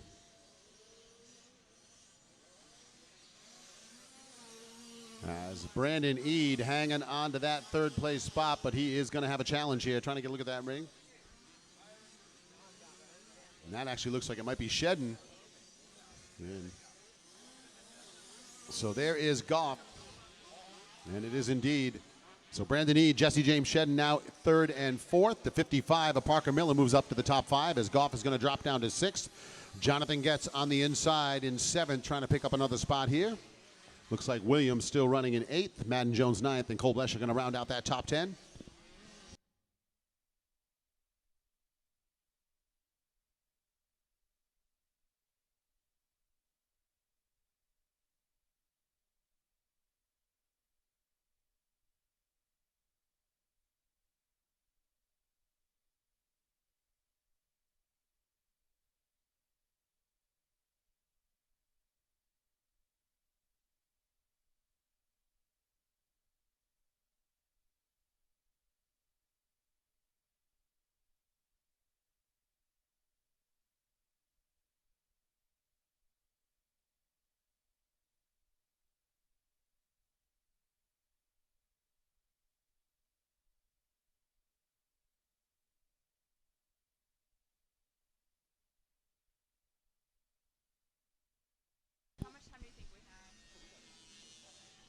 So 50cc 7-8 limited riders working through the laps. Dumais, Camden, Eade, Shedden, and Miller, the top five.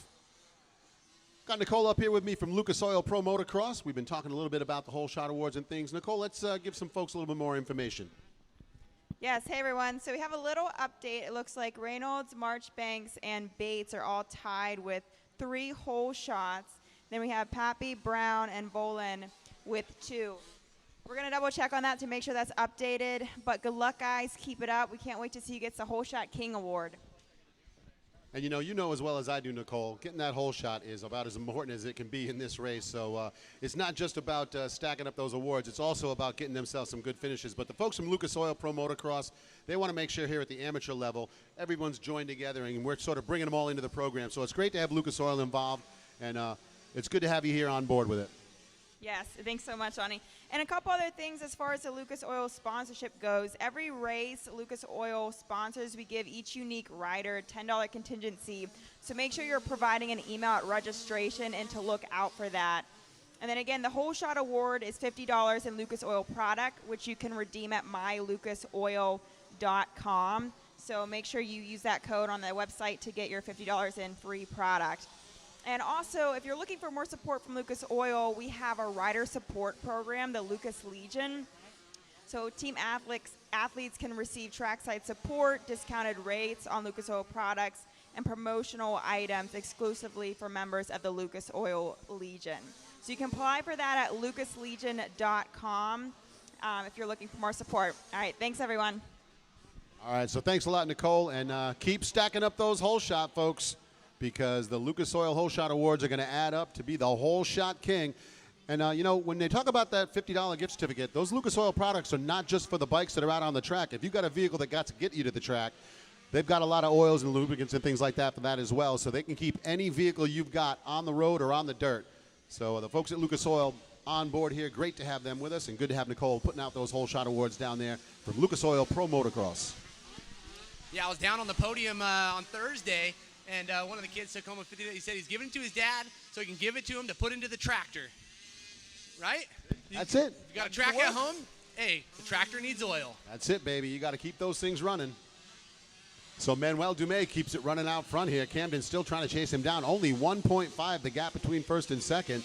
So we're going to watch a battle, I'm sure, on this final lap because I believe they have got one more to go after the lap they're on now. Eade sits third, Shedden in fourth, and Miller still rounds out the top five.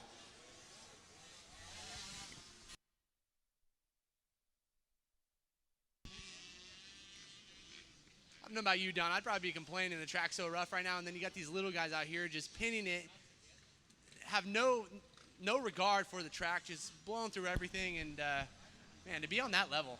Not only that, but you look at some of these little 50cc bikes, they are airing out that big option tabletop in the center. That's a big jump. Here's Dumais. He's hitting it right through that gap clear, and Camden follows him right through. They are not scared.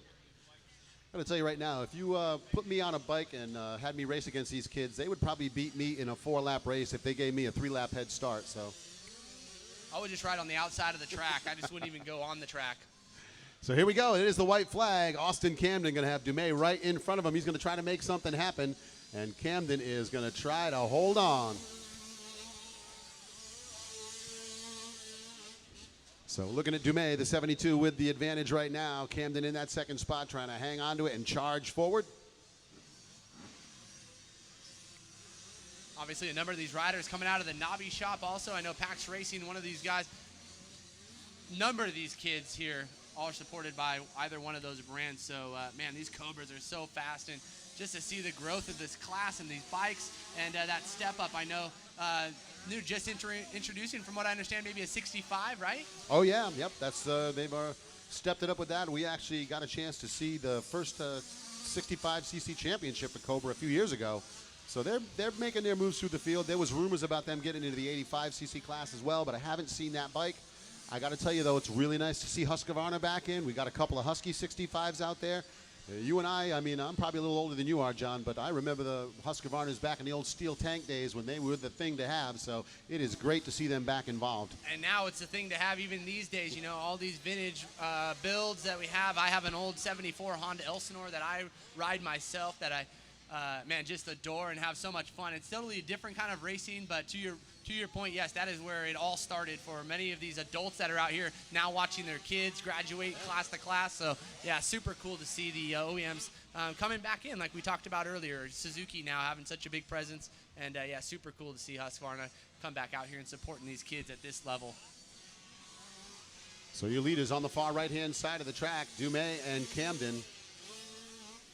And it looks like Manuel Dumais dealing with the pressure. Camden had charged up and looked like he was going to battle with him, but Dumais able to hold him off.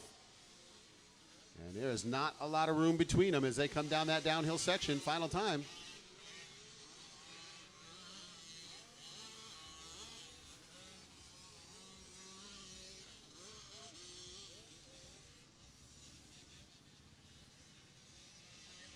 So young, so fragile, but so aggressive these kids are.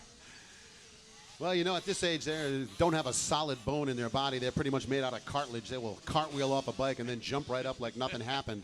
You and I would be out cold for a couple of days.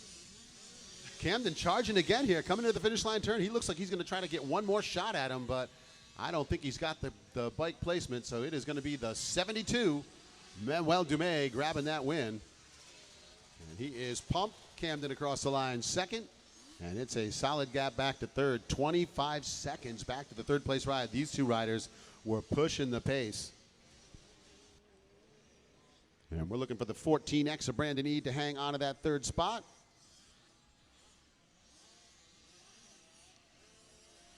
Although it looks like Jonathan Getz got him on the 22, so Getz looks like he may have third. Eade fourth, and there's Shedden going to round out the top 5, I believe, but we're just watching Dumais struggle to get that bike up on the stand down there. Somebody help that kid out. And we're going to get ready now to send it down to Nicole from Lucas Oil Pro Motocross and the lovely Wes Kane as he sticks his big mug in that camera. There it is. Moto winner medal, baby. You got to get one of them. Manuel Dumais down here. I got you. Pop that helmet off. Let's get a look at you. Donnie, you're doing a great job up there. Got John on the mic. Doing good. And this is what's really good right here. Manuel Dumais, you get another medal. Tell me about your race.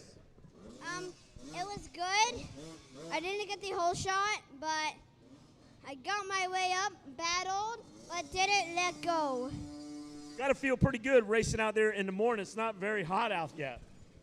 It's not that hot outside.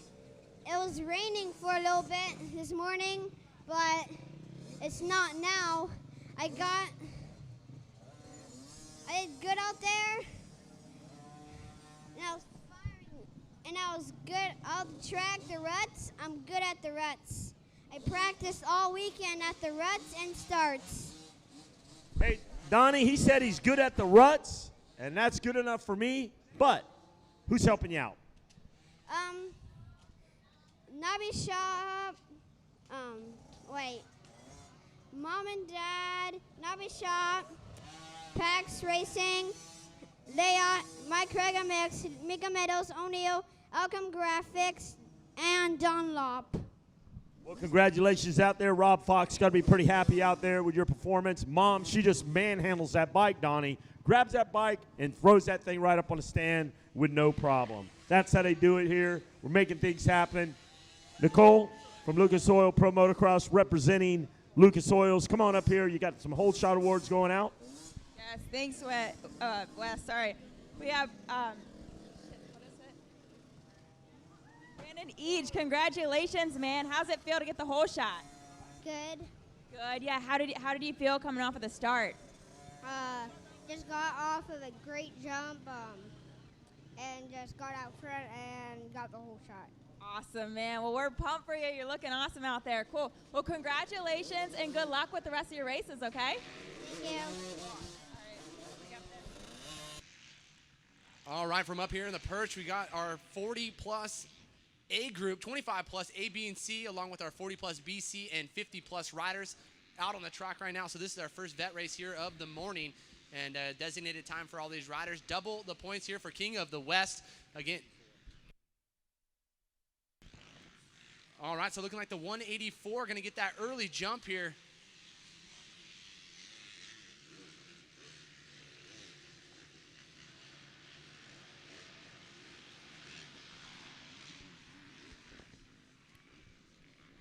All right, so the second row here coming off into turn number 1. Dawn with the word. Looks like we got a Husky out front here. All right, so the 100 machine. Looks like that's going to go to Aaron Matson. So Aaron Matson going to take that early lead here in the 40-plus B to C. Also keep an eye out for the 101. That's going to be Kenny Safford. So Safford, certainly a familiar face here within the industry, works for Mechanics Wear. Shoot very early on with Renthal, Axo. The guy certainly has a talent there for creative and great rider as well, and has actually taken home a bear a few times at Mammoth. So he said he's out here to get those double points and get that early gate pick. I know that's going to be key for a number of these riders. Oh, you hear that all the time, how important it is. And you know the vet riders want to get out there front early because they don't want to get dirty. They've had enough of that. They're over that riding in the back of the pack stuff. So we'll see what they can do with it here. But we got 4 different classes of vet riders out there. And out front there's the 184. The 111 right there is Sheen. That's going to be our good buddy, Michael Sleater. So Sleater out here. He's familiar with this track. Oh, yeah. He's done a couple laps out here at Pala, I'm sure. Yeah, and he's had a few laps around that track with the bike, too. So one of those KTM test riders. Big early push for the Orange Brigade, and also a member himself. So, oh, it looks like Sleater actually going down. So Sleater going down in that far section. It's maybe a little bit cross-rutted, but he's back up. It looks like that will put him back into about the 5th place position here.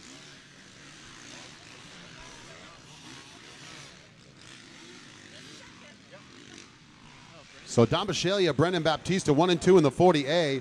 Dennis Stapleton with the lead in the 25-plus. Sleater goes down, so Camerata will move to 2nd. Michael Carter 3rd.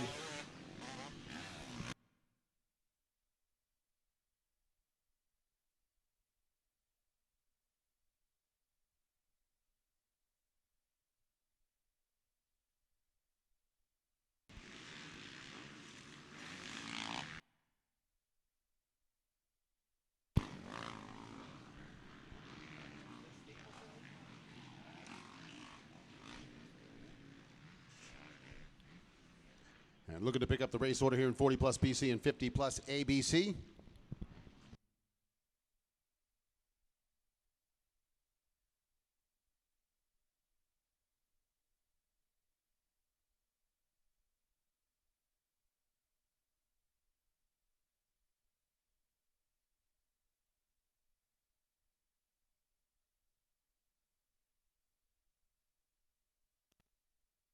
Coming up on the finish line right now, it's going to be Dennis Stapleton. So Stapo, MXA test rider, part of the Nobby Shop, also out here leading the way.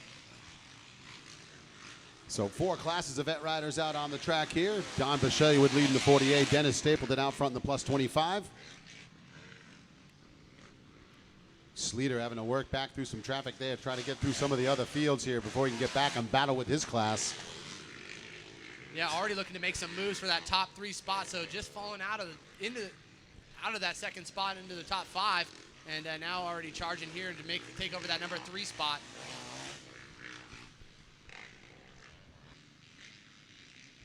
So again, Sleater having worked with a number of these AM kids through the years. I'm sure they're all lined up on the side of the track, cheering him on as he puts a charge on now into that number 2 spot. It comes Sleater, but Stapleton way out in front right now. That 184 machine, the big orange helmet.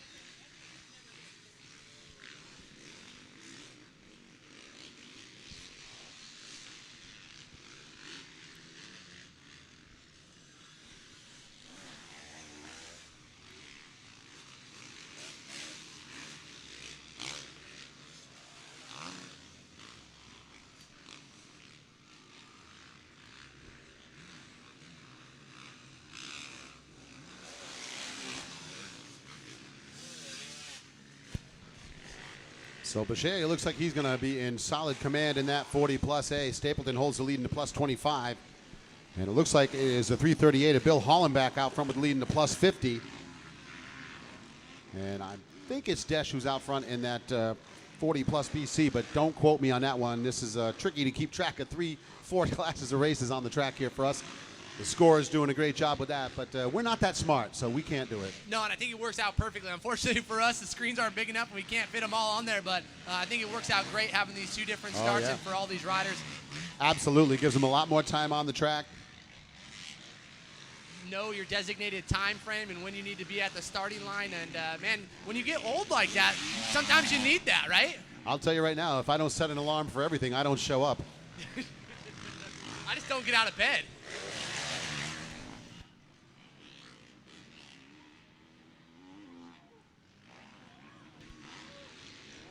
And there you see the 4-2-3. That is Vicky Golden working her way around the 96 of Don Bisceglia. Golden charging out in front there. It looks like she's racing in the plus 25. She's in the 5th spot for that class right now. Yeah, that's right. Her and her boyfriend, Kenny Bell, out here. And I know Kenny been putting in some laps out here. Certainly not too far driving distance from where they live right out here in Southern California. So, yeah, great to see Vicky out here battling out with the boys. And, man, definitely a lot different than hitting ramps. X Games gold multi-times. So not kidding. She is super talented and knows her way around here for sure. And I know she was throwing down some tricks last night. She was out here doing part of that freestyle show. So Vicky Golden out there throwing out some tricks for the Ferns. So a little role reversal. We're up here with Matt Bisceglia. Matt, how's it watching your dad out here just tearing it up, dude? I know you probably lined the fences watching him as a young one, and now he gets to see you in the big stage. What's it like to come out here in Amateur National and watch your dad tear it up? It's sweet, man. Yeah, he gets to watch me when I'm not hurt, but yeah, I'm having a blast out here, man. It's cool to come watch him race and see all the young kids race again, so I'm enjoying it. I don't get to come to races like this very often, so it's rad. Familiar territory for sure. One of the biggest amateur nationals, obviously, coming Loretta Lynn's, and you're a multi-time champion there. What is it like coming to Southern California and seeing these kids? It's definitely cool. Obviously, this race has been growing big over the last couple of years, so it's definitely getting to be one of the bigger ones. So it's cool to see, like, the top kids out here racing at a track that I get to come to normally. So, yeah, it's cool. And like I said, I'm pumped to be out here watching everybody. Are you lending him some advice out there, or is he doing the same for you? Oh, man, I just let him do his thing. I just let him go race and let him do whatever he does, Well, good to see you out here, Matt, and we're going to turn it out and white flags on, Don. It is indeed. And I'm going to go ahead and say that there is nobody that can tell Don Bisceglia what to do out there on the track. He's got that 1,000-mile stare. I've seen him smile once, and I thought that was a victory in and of itself, because he is not a guy that's easily amused. But he knows what he's doing out there. He is the Terminator out there, because there's another thing about him. That guy ain't going to get tired. You run that bike till it's out of gas, he's still going to be ready to go. There is the 96 heading his way across with the white flag out. So Bisceglia with the lead in the plus 40A. It is Dennis Stapleton still in command in the 25 ABC. Looks like out front in the 40 plus BC, we've got the 100 of Aaron Matson and Bill Hollenbach listed in the lead here in the 50 plus on that 338.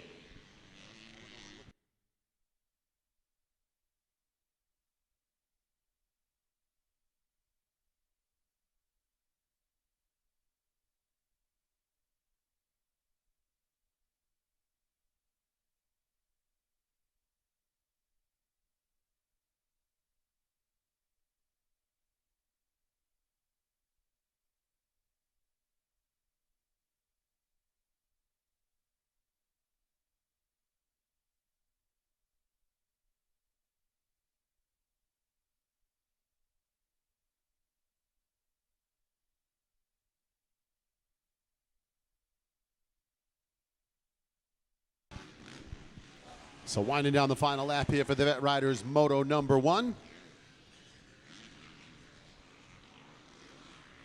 We are going to have the girls 9 to 13 next off the gate. So race 27 in the order, girls 9 to 13 next off the gate. Open BC Riders, you should be down in staging. And there's the checkered flag. And the race win on the 184 is going to go to Dennis Stapleton. So Stapleton with the win there in the plus 25. Got a rider doing a victory lap here.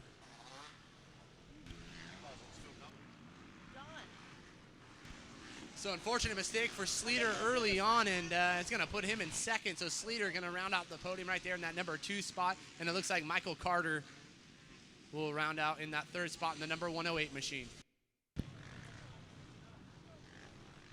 And we're going to be looking for Don Bisceglia, the 96, to take the win in the plus 40 as he makes his way back to the inside.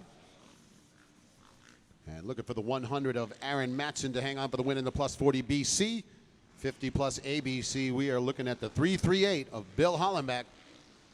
And we are looking to find those riders here, send them all down to the podium.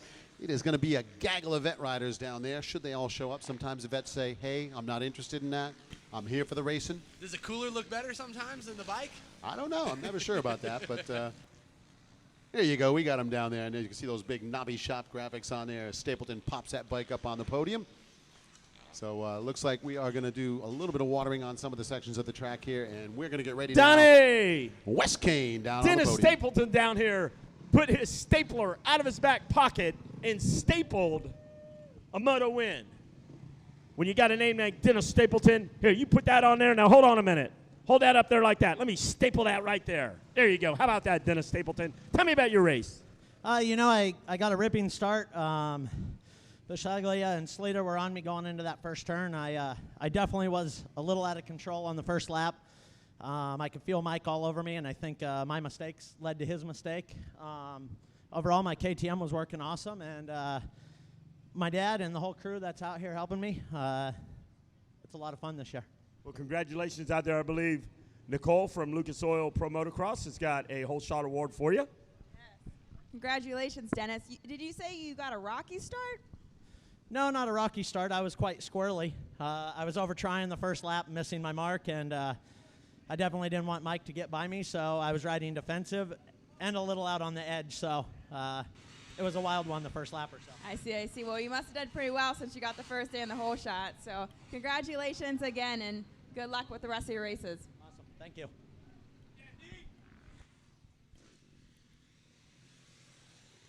All right, as we switch gears here, we're going to race number 27 on the line right now. This is going to be the women, the girls, 9 to 13, going to be coming out here. And you know, John, I believe we are going to be sending them out on a sight lap. This is race number 27 in the order, and we'll send riders out for a sight lap at this point for races 27 and on through the rest of the order, I believe, right down. I think they're going right down to 37. Hey, I got Don Bisceglia down here. Yeah, you do, Wes. You know what's pretty cool, though? He just creeped up on me. Matt Bisceglia is over here on crutches, so now the roles have changed. It used to be Matt Bisceglia coming up on mini bikes, all the amateur races, and then Don over to the side doing his thing. But now Matt Bisceglia is creeping up here, and he's kind of he's your support system right now. So how you doing, bud? I ain't seen in a while. Yeah, I'm doing pretty good. I tried to get Matt to sweep my gate, but I couldn't get a broom on the end of his crutch, so he didn't want to sweep my gate for me. But other than that, I'm doing really good. The track's good. It's really gnarly, rough and ruddy. It's good motocross track, so I'm having fun. So you guys all grew up in Texas, racing in Texas. You're out here full-time in California now? No, I actually came out here after Freestone to see my son, and Fox told me about this race, and had a couple kids I'm training, and they wanted to hit it, so here we are, and he visited my son, and we get to race while we're here. You know, I was talking to Nate Ramsey earlier, and he's going to ride Loretta Lynn's, and he's like, man, I don't know what I got myself into. I said, listen, and you know it too, if you're out there racing, that's a better way to actually tell those kids. They look up at you instead of saying, oh, you don't ride, what do you know? You're out there, you're dissecting the track, and you can also give them that information needed and help them train and grow more. Yeah, you can show, like Nate's probably real good at it. He can probably show those guys what he means, and they can look up to him a little bit, and instead of just laughing at him as he sits in the chair screaming at him, but it's, you know, it helps for him to go out and show him a thing or two. I'm sure he's got something for some of those kids that he works with. It's fun to they get a little fat head, you know, and you smack them around a little bit on the bike. It's pretty fun. Well, I know you got some good people helping you out. It's always a pleasure to see you up on the podium. Who's helping you? Yeah, I'd like to thank Jesus Christ for keeping me here, keeping me safe. I'd like to thank Fox, Enzo, FMF, Dunlop Tires, X-Brand Goggles, Pro Taper, Speed Graphics, Freedom Power Sports, No Toll Industries. You don't get to be my age without racking up a few sponsors. I got a lot of them. I probably could go on forever. I really appreciate all the help and being able to have fun. They help me. I get to watch my son race, and then I get a few races in here and there, and I really appreciate it. Well, congratulations, Don Bisceglia. It's always a pleasure to have you up on the podium. We've talked to him in Texas, we talked to him in Tennessee, and talked to him in California. Whatever it is, Don Bisceglia's on the case. Pro Motocross, Nicole, Lucas Oil, you got a whole shot guy you want to talk to. Yes, Lucas Oil Whole Shot Award winner, Aaron Matson. Congratulations, Aaron. Give me a minute.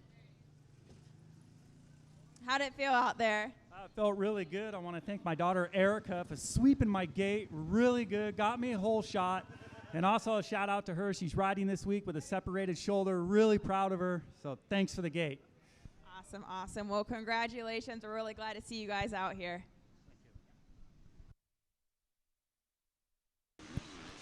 All right, really cool stuff going on there. Awesome to see Don Bisceglia, Matt Bisceglia down there. We had a chance to chat with Matt up here for a few moments, and we hope to see him back on the track soon as he is on the mend, and unfortunate reality of motocross.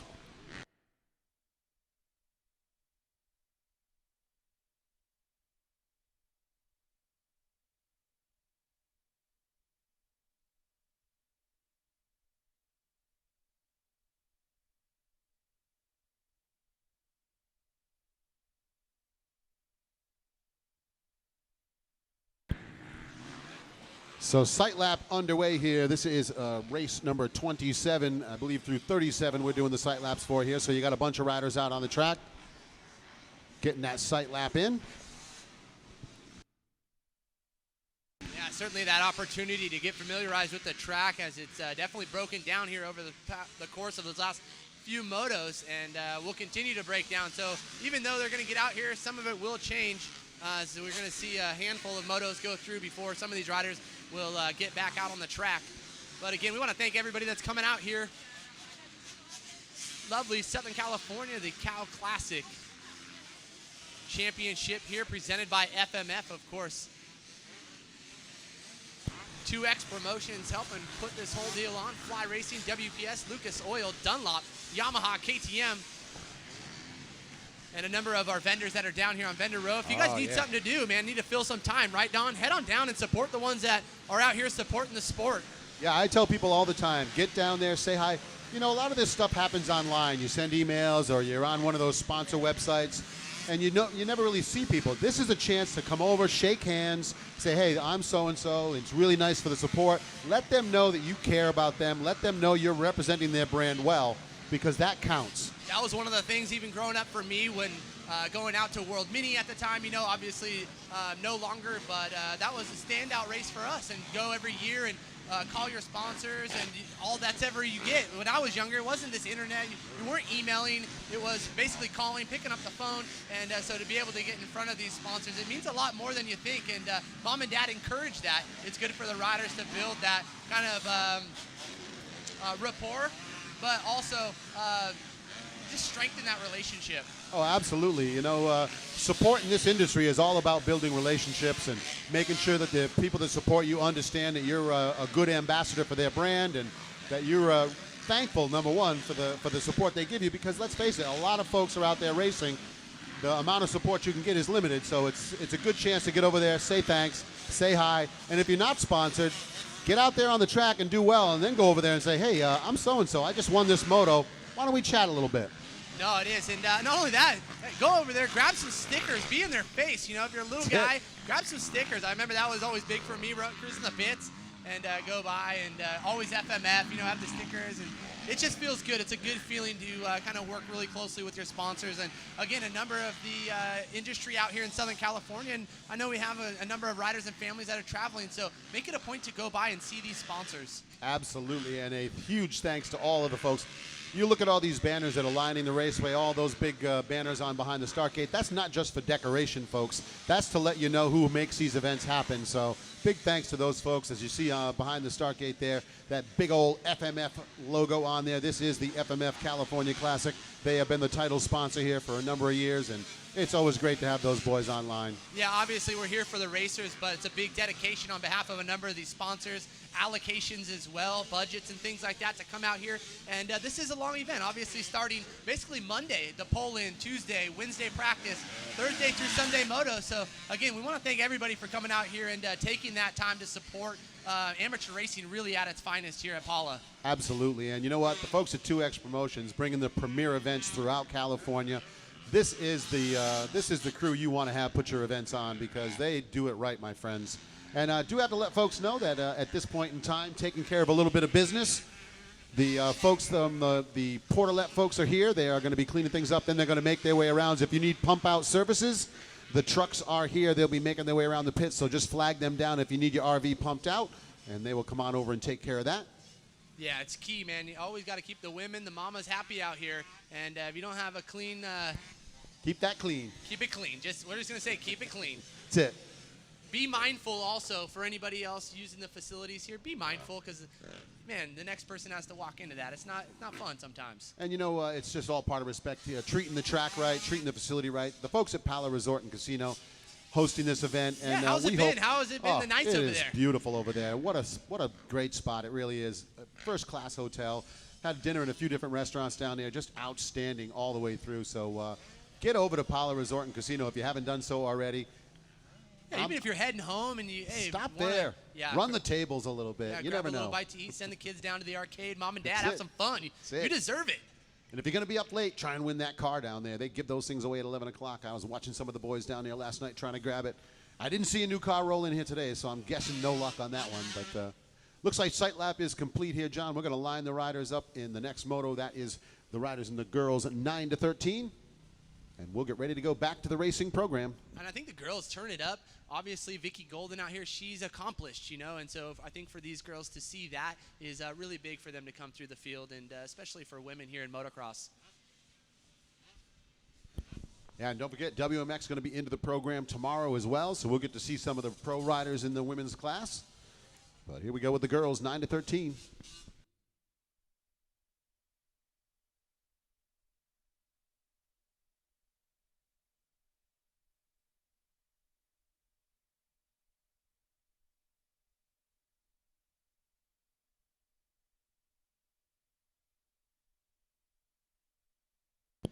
Big jump off the gate, right up the center, grabbing that Lucas Oil Whole Shot Award. That's going to be the 34 KTM, Taylor Allred.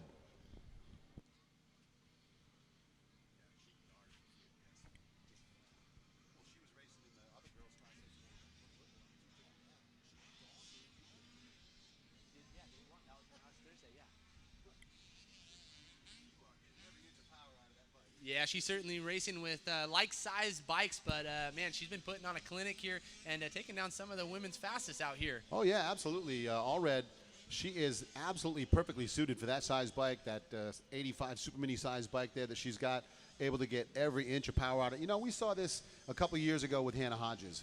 Hannah Hodges rode that Suzuki Super Mini, and I want to tell you, I never heard anybody wind a bike out like that. She kept that thing pinned out to the stops. But she got the most out of that bike, and she ran at the front of the pack all the time. And we see Allred doing that now with this KTM.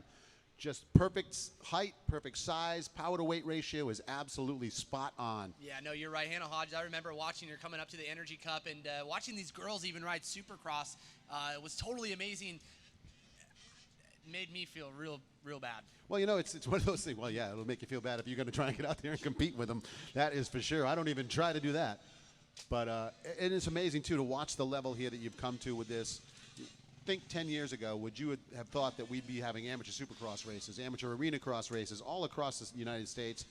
And at this level in the motocross series, it is just great to see the level of competition. It provides a big platform for everybody that's here. Such a big platform. I was just going to say, such a big platform for any of these amateur and just the families alike, too. What a big confidence builder that is. To be invited to Las Vegas is that's just something in itself. So there's Taylor Allred on that 34 KTM. She's out to the early lead. On the 44, coming around in second is Natsuki Kusamoto. So Kusamoto, the Fox Racing KTM rider, solid run to get into that second spot early. And she's coming to us all the way from Osaka, Japan. So she's made quite the trip to get down here to the FMF California Classic. And making it worth it there, sitting in the top spot too. So, man, she's got obviously a very talented leader right now in the way of Taylor Allred, but Natsuki Kusamoto looking good in that number 2 spot here early on. Challenger behind her, you got Viviana Contreras. She's had some good runs here this week as well. And there is 4th and 5th, making their way into that little switchback section right after the finish line jump. KTM and Honda, that's Emily Horsen and Elizabeth Barr. And there you see Allred across that big option jump into the center. That is a step-up triple. And she is going all the way to the downside on that.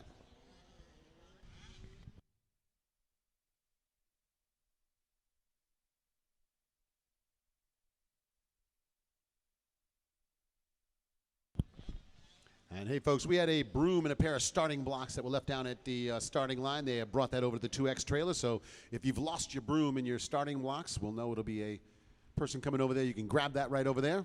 It's just never a good feeling to get in the truck heading home. You're like, my broom and my starting blocks. Well, and those aren't even wooden blocks. Those are those nice metal starting blocks. So you don't want to leave those behind, especially if you're a rider that needs them, because you're going to get down there and find out you can't stand up on the start. Be like my boy Jimmy D from back up north. When he was on the first got on the big bikes, they actually stacked up 2 foot pegs, welded another set of foot pegs on top of the ones on the bike because he couldn't reach high enough when he was on that big bike at first. I'm trying to think who the kid was down on the podium. Levi Johnson.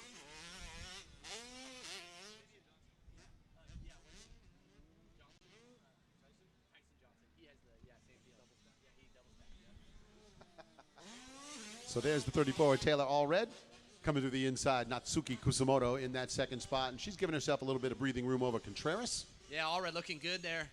WPS flyback rider here coming along the front stretch. Right along Lucas Oil FMF right there. Again, come on down and support these ones out here that are supporting you guys. Mika Metals in the house, also Stay Cycle. Dirt Rider looks like down there. Action Sports Canopies. Fugu, you guys are, you always need some good speakers, right? Oh, yeah. Folks from AmeriCorps Scooters in the house. And, of course, all the factories here. Honda, Kawasaki, KTM, Suzuki, Husqvarna in the house. It is absolutely awesome. And that's right. Even I think for those guys, if you're having some troubles in jetting, whatever it might be, suspension, man, stop on by Pro Circuit, any of these OEs that are here. They'll be more than glad to help you guys. It's what they're here for, the trackside support, and also race day discounts, man. Oh, right? Absolutely. I've talked to Jeff Cernick down at Dunlop many times, and he said, tell your riders, even if they're not riding a Dunlop tire, get over here and ask whatever questions. If you got a question about tire pressure, you know as well as I do, John, the right tire pressure will deliver you a whole shot if you can get off the gate correctly. So it's important to get the information, and those are the folks that have it. So stop down, see Jeff down at Dunlop. Hey, they're going to encourage you to get on the Dunlop brand. I know Rob Fox and Jeff are always wanting to have a rider get the best that they can, because let's face it, they have stacked up some championships. The folks at Dunlop have taken every single major win here in Supercross this year. I believe every single rider has been on Dunlop. So those boys know what they're talking about. You got questions about tire pressure, knobs, what selection? You're totally right. You're totally right. The tire pressure will change through the day, and I know a lot of people that get in, they do it in the morning in practice. You know, by the time you go out, that thing's gained 2-3 pounds. Oh, and, yeah. That could be that start for you. Especially since the temperature went from 50 to about 80. And that 30-degree difference will definitely affect your tires, and you don't want to find out that when you're in the middle of the track that you made a wrong choice. And we said these guys are so welcoming, so please don't feel like you're going over there and it's a burden, because that's what they're here for. They really want to support you. They really want you on their tires, or they want you running their product. So go over there and get in front of these guys. Oh, absolutely. And let's face it, they're part of the Moto family. They want you to have a good time and have a good race. So whether you're wearing their brand or riding on their brand, they're going to help you out. And likely they're racers, or they have a member of their family out there. I know Mika Metals, obviously, the Temmerman family. Enzo's been putting in some great motos himself. You guys need bars, you need chain and sprockets, you need any of that stuff, stop by. Literally, these guys will help you. So Taylor Allred still flying the flag for Western Power Sports Fly Racing KTM as she goes by that Action Sports Canopies Mechanics area there into the start turn. And she has yarded the field here, but we've got a battle shaping up for second place. Contreras continues to chop away at the gap on Kusamoto. So we'll see if Natsuki can hold on to that second spot here. Well, and you said it already, some moisture getting thrown down there on the front straightaway. So, again, the heat's starting to come up, and it's going to be good for all these riders. I think a little bit cold in the morning, but as these second motos come around, the track going to dry out a little bit, and expect to see some really great racing action. You know, I was talking with Joel from FMF yesterday. He was up here, and that's another bunch of folks you want to stop down and say hi. It doesn't matter what bike you're riding. If you're on a 2-stroke, you're on a 4-stroke, whatever brand, whatever combination it is, they've got pipes and silencers down there. And talking to Joel, you know, this came up last year in Texas. They had a kid who came over. He only had one bike, had a stock bike. He wanted to enter the mod class. And they came over. They put a pipe and silencer on that thing, and we called that the 15-minute mod.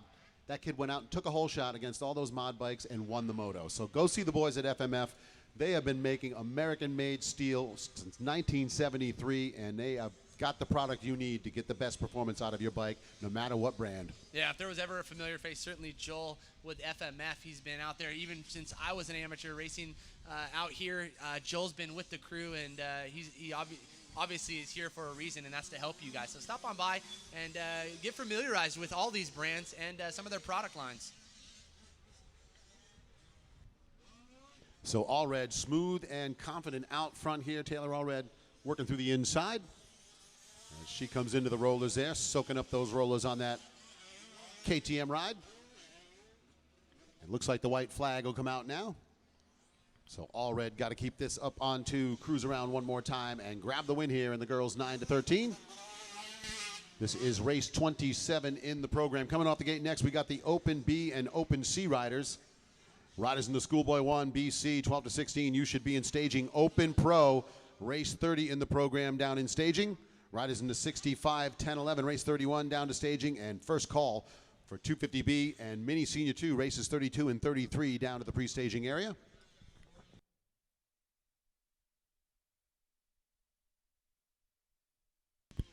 And there you go, another example right there. The boys at Rock River Power Sports, the Blue Crew boys. So Thousand Oaks, another Yamaha guy in the house. So Thousand Oaks coming up here and saying, hey, get on over here. That's it. Bring them on over. Come over, see the boys from Thousand Oaks. If you've got questions, if you've got issues, you want to go over there and just get any advice at all, they're more than happy to see you. And those guys, like we said before, they've seen a lot of racers come through the program. Harriet, one of the main guys over there, obviously lending that trackside support, and we've seen it. Maybe it could be dating myself a little bit. I think Sean Hamlin, obviously one of those guys out here training riders, came through that program. Billy Payne. Man, there's so many that have really come through the Thousand Oaks household. And I know Gil Strapp, he's in the house. He's a local boy. Love him, too. I know he was a big proprietor to build up that program once again, you know, in the last years. Yeah, and they've done a lot with that Blue Crew program as well. That's a big sort of a nationwide deal with the Yamaha. So Thousand Oaks part of that as well. And they just want to have, if you're a rider that needs some help, you want to get over there, they're going to answer any questions. They want to make sure you have a good race. They want to make sure you have a good time out here. We've all traveled a long way to get here, and you want to make sure you have the best week you can. So Thousand Oaks Power Sports coming on up here and saying, hey, get folks over there, let them know we'll help them out too.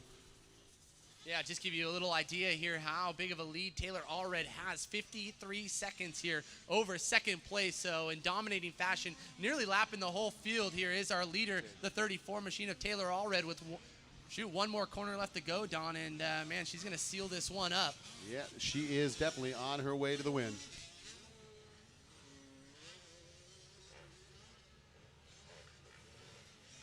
There you have it. That's the checkered flag and the race win. The Western Power Sports Fly Racing KTM ride, Dunlop back ride of Taylor Allred with the win. If she didn't have that blonde hair floating out the back, you wouldn't even know. In dominating fashion right there, Taylor Allred taking it to the girls right here for the 9-13 age. As well, I have that flowing hair out the back too, but mine's gray now, so it doesn't look quite as attractive. I'm trying to grow mine out to your length right now. I got the gray coming in. I got that salt and pepper. I just need the length, though. Yeah, John, but you got to get the voice right. Donnie's all smooth and polished, and we got to get you. Somebody walked by and they go, "Who's that squeak box up there?" I go, "I don't know." We got to get you tuned up a little bit. Got to get you low. Get me low. Well, I tell you what, Low Taylor and slow, Allred up baby. here. She ain't got no problem talking on the microphone. Taylor, congratulations. You get another ribbon. I'll let you jump over here. You get a moto medal. Tell me about that race. I just tried to get a good start and hold a good pace for the moto so I could get another moto win. How's the track holding up out there? Looked a little mushy this morning. They watered it. The overcast. How's it looking? It's starting to get rough, but it's way fun and has a really good flow right now. Well, congratulations on that moto medal and a moto win. Nicole from Lucas Oil Pro Motocross got a little something for you. Hey, Taylor, congrats again. Another whole shot, another win. How do you feel? I feel good. Yeah. So what's your motivation? What keeps you going throughout the race? I just love the sport, so I just try to have fun throughout every one of my motos. So. Awesome. Well, we're excited to hear that. Good luck. Best of luck to you.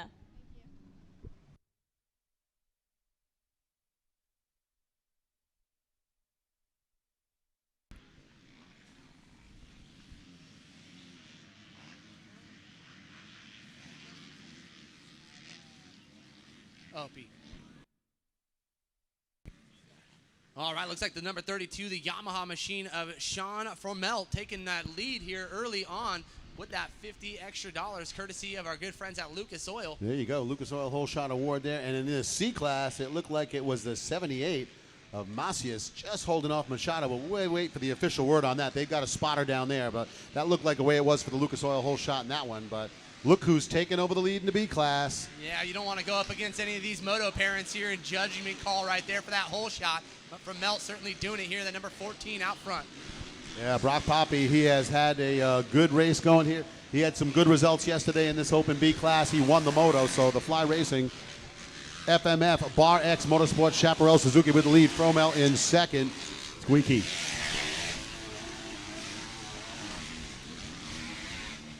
Zane Merritt, the 29, passing in that turn after the finish to take over third. So Merritt got around Todd Seibel to take the third spot. Cole Tompkins rounds out the fifth.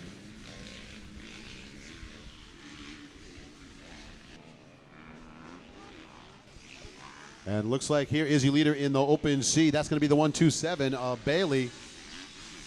So Cole Bailey taking over the top spot. 31 of Machado into second. That's Macias in third. On the 111 up into the fourth spot early on is Rene Rodriguez.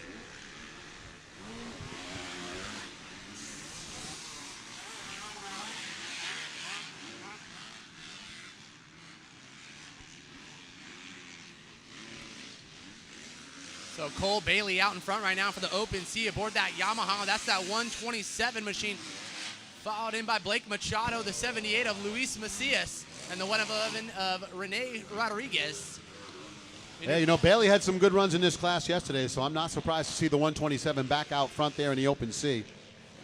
Yeah, and this is just definitely that next step up here into the B class for a lot of these riders, and good to see them out here putting on a charge as the track's breaking down here early on.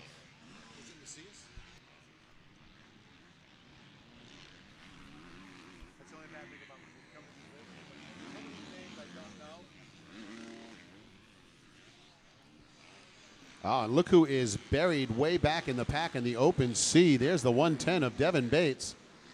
He was running at the front of the pack yesterday, so he has had some issues early on. He is dead last.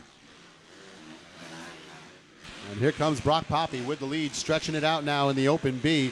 Fromelt and Seibel battling over that second spot in the finish line turn. Fromelt is going to give it up. Here comes Merritt around the outside. So that's Merritt who takes the spot. Fromelt drops back to third, Seibel fourth. Yeah, Poppy looking for a little bit of redemption here. Definitely threw one away earlier on. So Brock here out in front, number 14, looking squeaky clean right now. You know, John, the other thing, too, is Brock is just sort of coming up onto this bigger bikes. He's coming into the field here. So it's a confidence builder. It's a learning experience. He was a little frustrated the first race of the day where he went out and stalled the bike out on that first day of racing, got himself a little flustered. But you know what? It's a learning process. And what he's doing right now is going to do everything in the world to build that confidence. You know, good starts. Those are all little wins here for each and every one of these riders, and that's really the takeaway to your point, Don, is just those little things, you know, one step back, you know what I mean, one step forward, two steps back, but obviously Pappy getting familiarized with the Suzuki and got to feel good because, man, riding out of the big rig, that alone. Oh, yeah, that has got to make you feel like you belong at the front of the pack.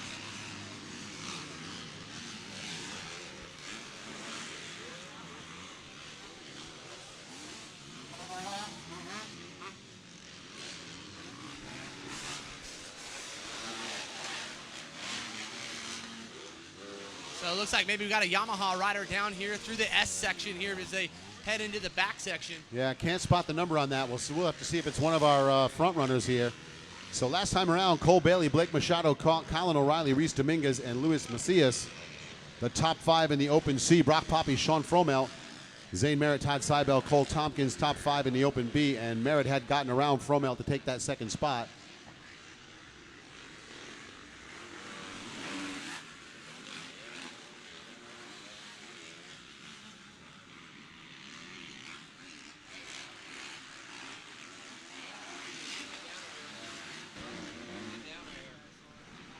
And it looks like Cole Bailey going to give up that top spot, I believe, in the Open C. I think he may have dropped back a little bit there, but no, it looks like he's still out front of the 127. Was not sure if that was the Yamaha we saw on the other side of the track there. So we're going to look and see what the running order is as we watch the Open B riders work their way through. So it looks like Zane Merritt now into that number 2 spot, I believe, getting around from Melt there this last lap around. So the 32 dropping now back to 3rd. Yeah, Merritt was on the move. We saw him in a couple races yesterday, just absolutely riding the rear tire out of every single turn. He was wheeling out of some of those turns like he was on a mission. So Merritt looking to make a little bit of noise here at the FMF California Classic. There's the 127 of Bailey, so he does still have the lead in the Open C, and he is starting to pull away with a little bit of a gap. There's Machado. So Blake Machado getting into that second spot on the 31 and a little gap back to 3rd now. It looks like that's Colin O'Reilly coming through the rhythm section. Yeah, and Machado aboard that 2-stroke, so something a little bit different out here that we're seeing in this Open C class.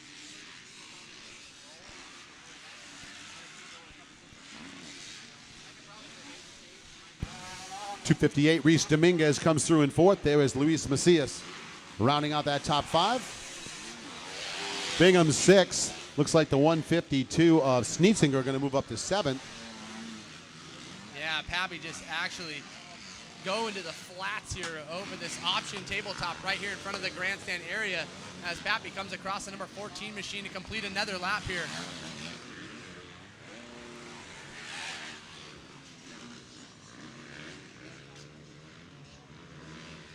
So Brock Poppy with a 154 flat on lap 2. He stays in the 155 range, and Zane Merritt a little bit slower at 156. So that is going to allow Poppy to open up even more of a gap. 11 seconds over the second spot right now. So Brock Poppy making a statement.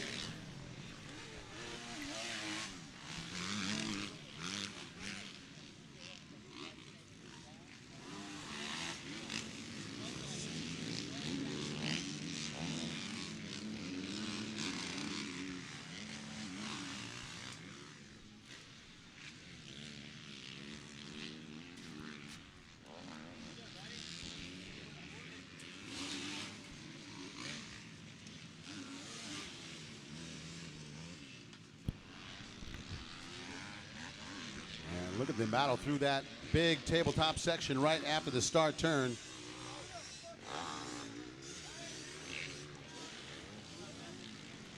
As a trio of riders, Husqvarna, KTM, and Kawasaki working through that section, coming back into the inside.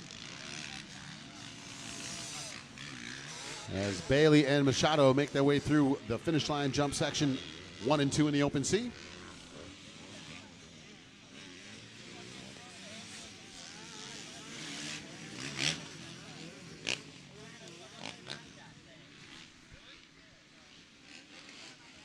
So Brock Pappy looking to take that white flag this lap around, making his way through some lap traffic, is our leader here for the Open B class.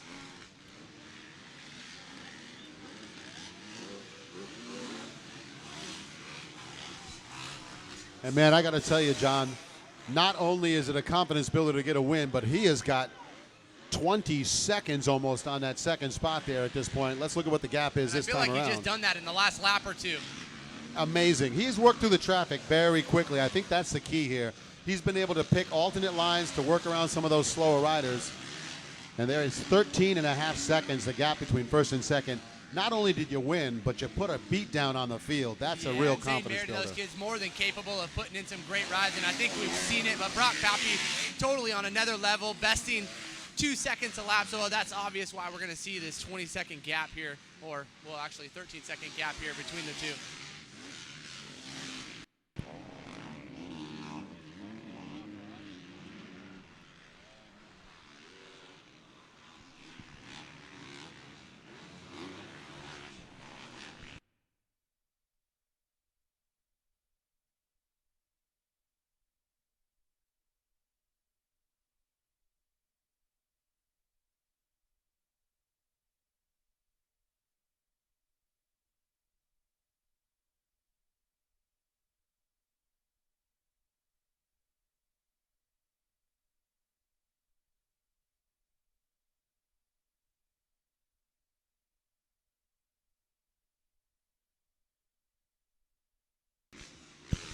And Cole Bailey maintaining his lead here in the open C as he comes through for the white flag. Blake Machado in that second spot.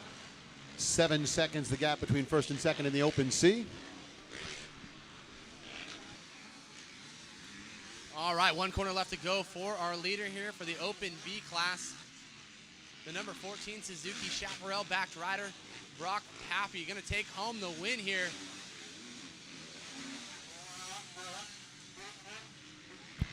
So Poppy putting the W in the books there in a convincing fashion. And again, the gap was 13 seconds between Poppy and Zane Merritt last time across the finish line. Merritt continues to work his way through, but there he is in second. So we're looking for Fromelt in third. Battle right here between Fromelt and the 829 of Todd Sebel. All the way to the checkered for these two. Oh, Sebel, like a little mistake there. He was trying to get to that inside. Looked like he just put his foot wrong before the turn, so that takes him out of that battle. Little thumbs up there from Fromelt. Yeah, Fromelt going to round out that podium in third. And we're going to be looking for Cole Bailey, Blake Machado, and Colin O'Reilly in the open C. But right now, we're going to be looking to hand it down to Nicole from Lucas Oil Pro Motocross with the Whole Shot Award, and the lovely and talented Wes Kane, the man, the myth, the legend, holding it down. Thanks, Donnie Cakes. Brock Pappy up here, taking a commanding, convincing win on his Bar X Chaparral RM Army ride. You're going to get the Medallion of Courage. Tell me about your race. That was good. You know, the morning moto for VDB didn't go so hot. You know, I had to regroup, got up to a nice hole shot, did a nice 2-3 hard laps, and kind of just got the momentum at the end and came out the win. Track holding up pretty nice out there. Give me a rundown on it. Yeah, track's good. It's getting really ruddy right now. Definitely those stutter bumps going to the turn will get you, so you got to be careful on those. But yeah, track's coming together really good. All right, I'm going to bring in Nicole from Lucas Oil Pro Motocross. Got a little something for you. Nice job again, Brock. It's the third hole shot now? Yep, third hole shot. Awesome. Well, congratulations. We're happy to see you up here again, and keep them coming. Thank you so much.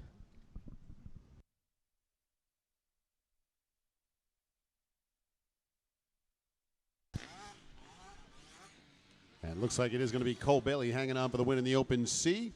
So the 127 with the win there. Blake Machado second, Colin O'Reilly third. We're going to reset the podium down there while we get ready to go with Schoolboy 1 BC.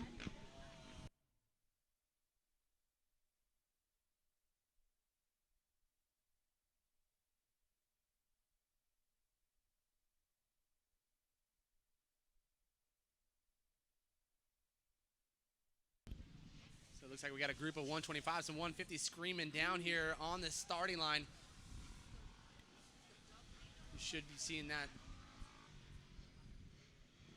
starting boards raise up here as we get ready to crack off. The Schoolboy 1 BC, 12 to 16 years of age.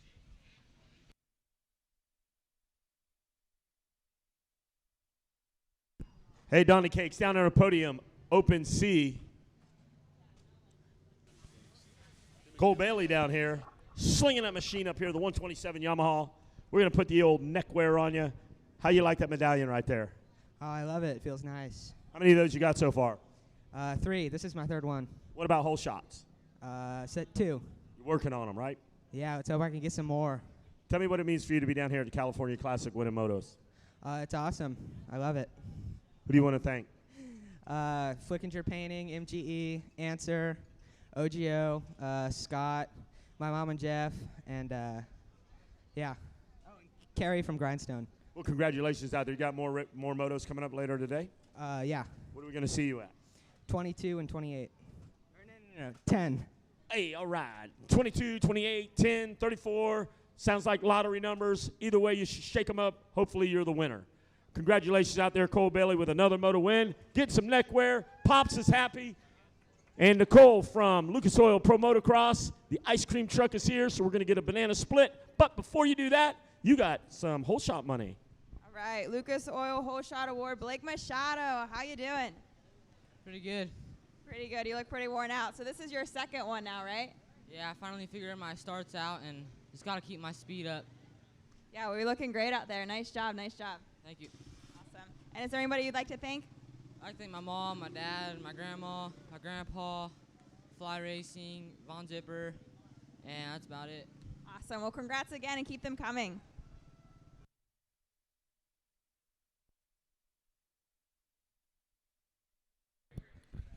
All right, well, good things down there on the podium. Looks like we're taking a little bit of time before we drop the gate on the next moto. We had a rider go down in that rhythm section there, and of course, safety is always the utmost concern. So we're going to give them time to take care of that rider, and we will hopefully see that rider back on the course soon. But going to take good care of him there as the EMTs and ambulance folks going to be working on him.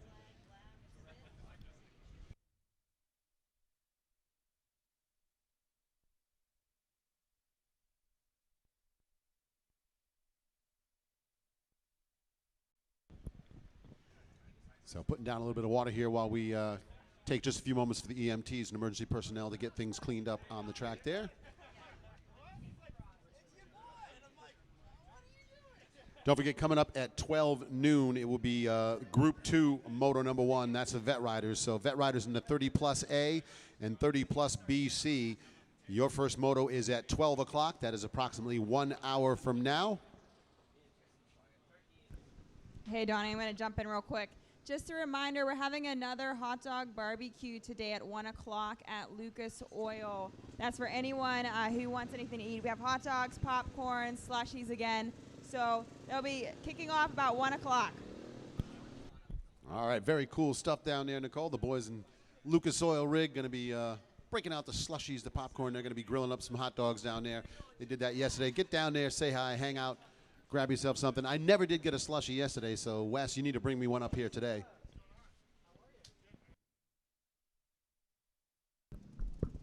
Hey, Donnie, I'll bring you a slushie, some popcorn. What a squeaky one up there. Oh, here he comes over here now. We'll just give it to him whatever he wants. I tell you what, we'll send it up with him when he comes. You got to take him a slushie, some popcorn, and what else you need, Donnie? You need a back rub? You need a massage? I need my Swedish meatballs. I need some Christmas music. I need to... Donnie's going to get it for you. John's going to get it for him. He didn't know you were Swedish. Where are you going, John? Where? Hey, Donnie, where's Donnie at? Hey, Johnny, Donnie, they're all leaving. You're by yourself. He said he's got to use the phone, so he's going to go climb the cell tower over there. He'll be back. We'll send him up with a slushie, popcorn, some Swedish massage, and whatever else you need up there, Ace. Hey, here's Nicole going to check in with you. Yeah, what about that ice cream? I had a sundae yesterday with some sprinkles and a hot fudge swirl, and that was amazing. I would say, again, bring up a couple of those, too, and if you guys haven't had them, go get yourself some. Yeah, you guys you got prime location down there. You are directly located across from all that food.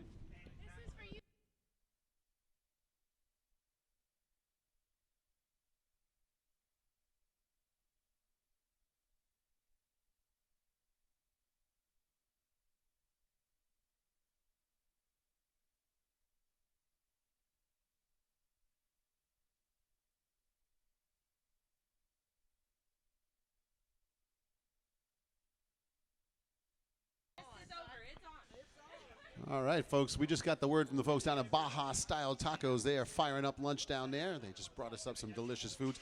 Hey, Red Tail Catering got their doors open down there. The folks from Spins Coffee Specialties. So there is all kinds of good stuff on Vendors Row you can grab to eat. And, of course, make your way on over to Lucas Oil.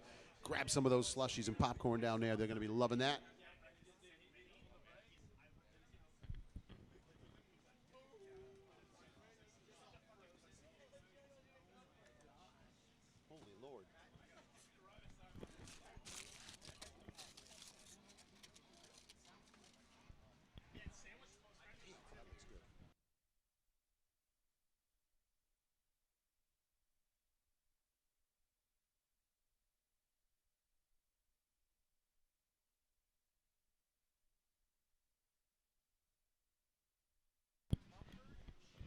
So it looks like everything clear out on the track there as they have gotten that section set there. And again, hopefully that rider going to be all right. We'll see them back here competing very soon. So bikes fired up on the line down there. And we're going to get ready to go racing now. Next moto coming off the gate is the riders in the Schoolboy 1BC. So 12 to 16 riders going to fire down the start line here.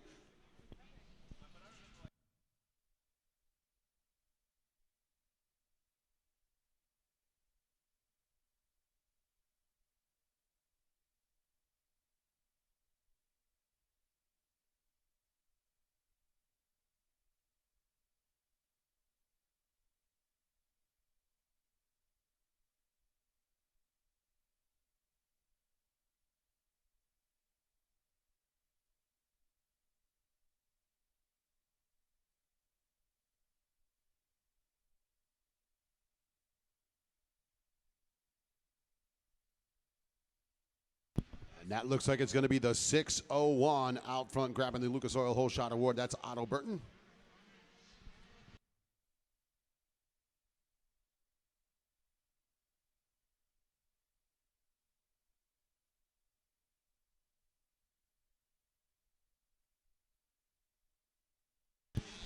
And here we go. It is the 601 out in front, but he has got a Yamaha Hot in Pursuit.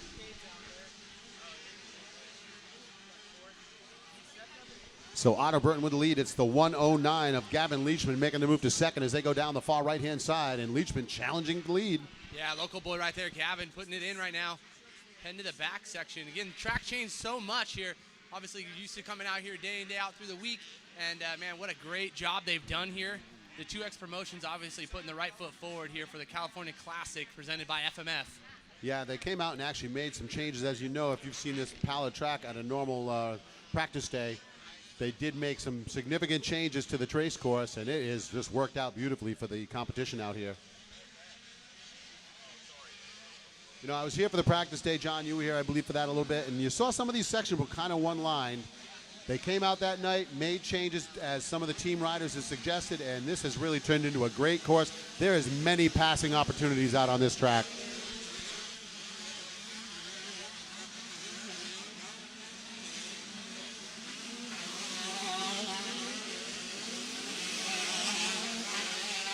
So Gavin Leachman with the lead, moving up into second on the 16.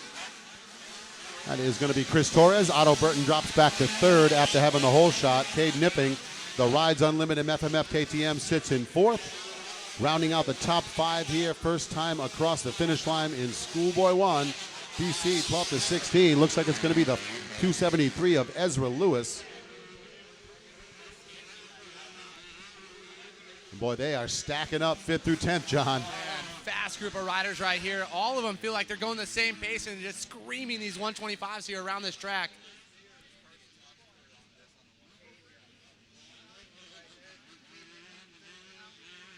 So it looks like Niffy now making that jump up into third over Otto Burton. All right, going down, coming out of that back corner section there. I think that might have been the 601 of Burton. And it was. That was Otto Burton who went down after that tabletop, so he's going to have to go back to work.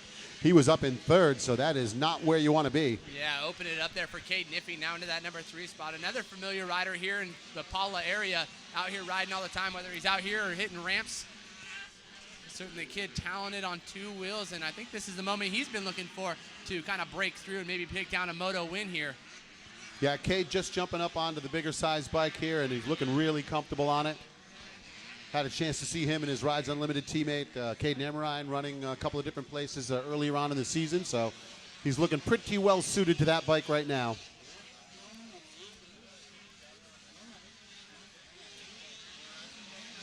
Gavin Leachman looking good out front. Super smooth aboard that Yamaha machine, followed in by a couple KTMs in the way of Christopher Torres and Cade Niffing in that number 3 spot. Looks like Lewis going to pick up a spot to 4th. And now the 24 of Tommy Rios in a battle with Levi Kitchen, it looks like. And no, that is Tiero. So Aiden Tiero making the move there on the 24 of Rios. And boy, I got to tell you, Aiden Tiero has been on fire this week, but he cannot get a start. He's got to get off that gate because he's had to work his way through the pack every single race. Well, we just see him move into that number 4 spot, the 587 of Aiden Tiero, really aggressively coming up the inside and closing the door there. So look for him here in the closing laps to put down some heaters. So. And here comes the battle for second as Niffing has caught the back tire of Chris Torres. Pair of KTM riders going to duke it out for that second spot.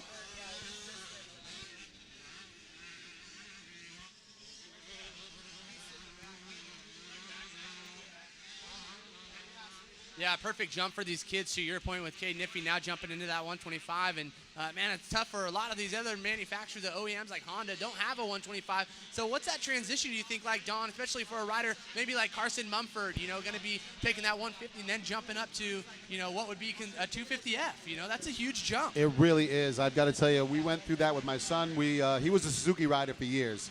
when he got off the Super Mini, they were no longer making a 125. We couldn't find a decent used one. We had to go to Yamaha for a year. Got comfortable on that bike, but never gelled. Once you're on one brand, it really is tough to switch up at this age. And we ended up putting him on a 250F to get him back on that yellow bike, and he was back and being comfortable again. But, like you said, the folks at KTM stepping up, Husqvarna stepping up. They're still making those 125, so I would say hard to compete, right? Absolutely. And of course, Yamaha, that YZ125 has been a workhorse for them for years and years. I think for any real professional at this level, in this day and age, all came through the ranks riding a Yamaha 125 at some point in their career. Yeah, from the PW50 to the YZ125.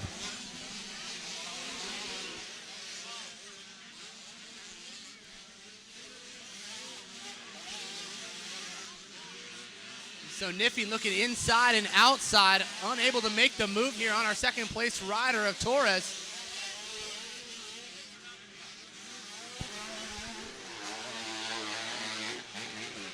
Nice move there, coming through that start turn.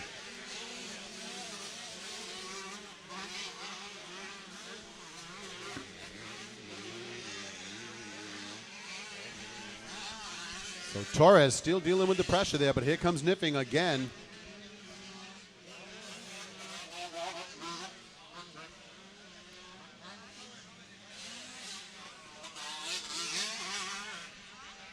All right, so our leaders entering into the back section of the track. It looks like this.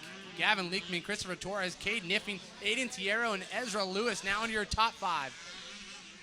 Yeah, and it's starting to tighten up. Leachman's going to start to get a little bit of pressure here because Torres and Niffing, with their battle going on for that spot, they're pushing the pace. And here comes Tiero, so it looks like we're going to have a few KTMs battling in that spot. You're right, top 4 certainly have checked out on that number 5 rider of Ezra Lewis. That's the 273 machine sitting in 5th.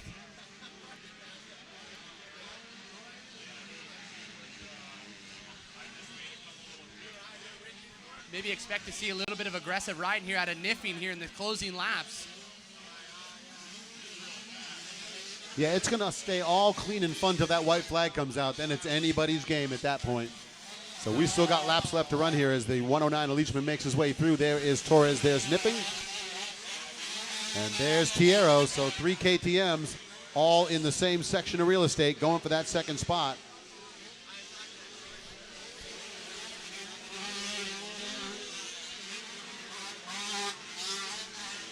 So this is Schoolboy 1, BC on the track, Open Pro next off the gate. 65, 10, 11 riders, you should be in the staging area. 250B in staging.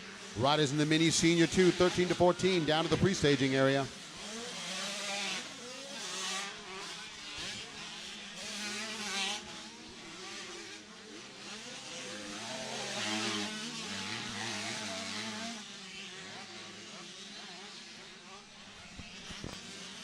So Mumford comes through, just breaking into the top 15 right there aboard his Honda. That's the 122 machine. Now, and there's a perfect example, as you were talking about. That's Honda's answer to this next step is the 154 stroke. So Mumford flying the flag there for the big red Honda brigade there. Yeah, and it's certainly one of those machines. It's the unobtainium, right? Like you just can't obtain that bike, and I think that's probably the challenge for anybody else that's trying to perform at that level. But Carson obviously has that support. FC Honda. We saw Joe Shimoda. Clearly they have some good bikes underneath these riders. You cannot overestimate how important that is. The suspension tuning, the ability to get that bike to soak it up, and the power off the gate.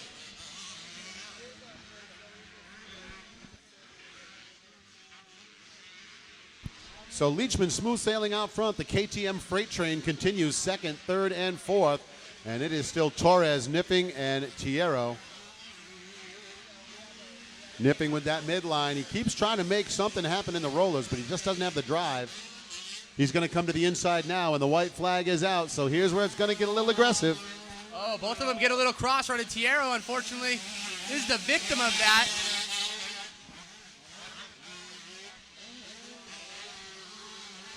Oh, Tiero up the inside right there, Don. Wow, that was a nice move. So Tiero sees the opening and grabs it.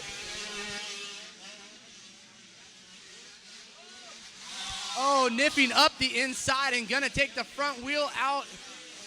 of that number 3 rider at that time, Tiero. So unfortunately, Tiero going down. Well, you know, all is fair on that white flag lap, John. So there you have it, a little bit of bumping. I think we expected to see that out of Kniffing. He's obviously an aggressive rider and wants to make his way to the front. So let's see if he's got anything here for Torres in this final lap. Yeah, it looks like he's going to be able to get up and salvage himself at least a top 5 finish here. Maybe a little unhappy with Cade Kniffing out of that one, but hey, it's everything except a sniper rifle is fair game on the final lap. Well, he's held that number 3 spot this whole race. He wasn't just going to give it away in one corner, and certainly didn't allow Tiero to do that.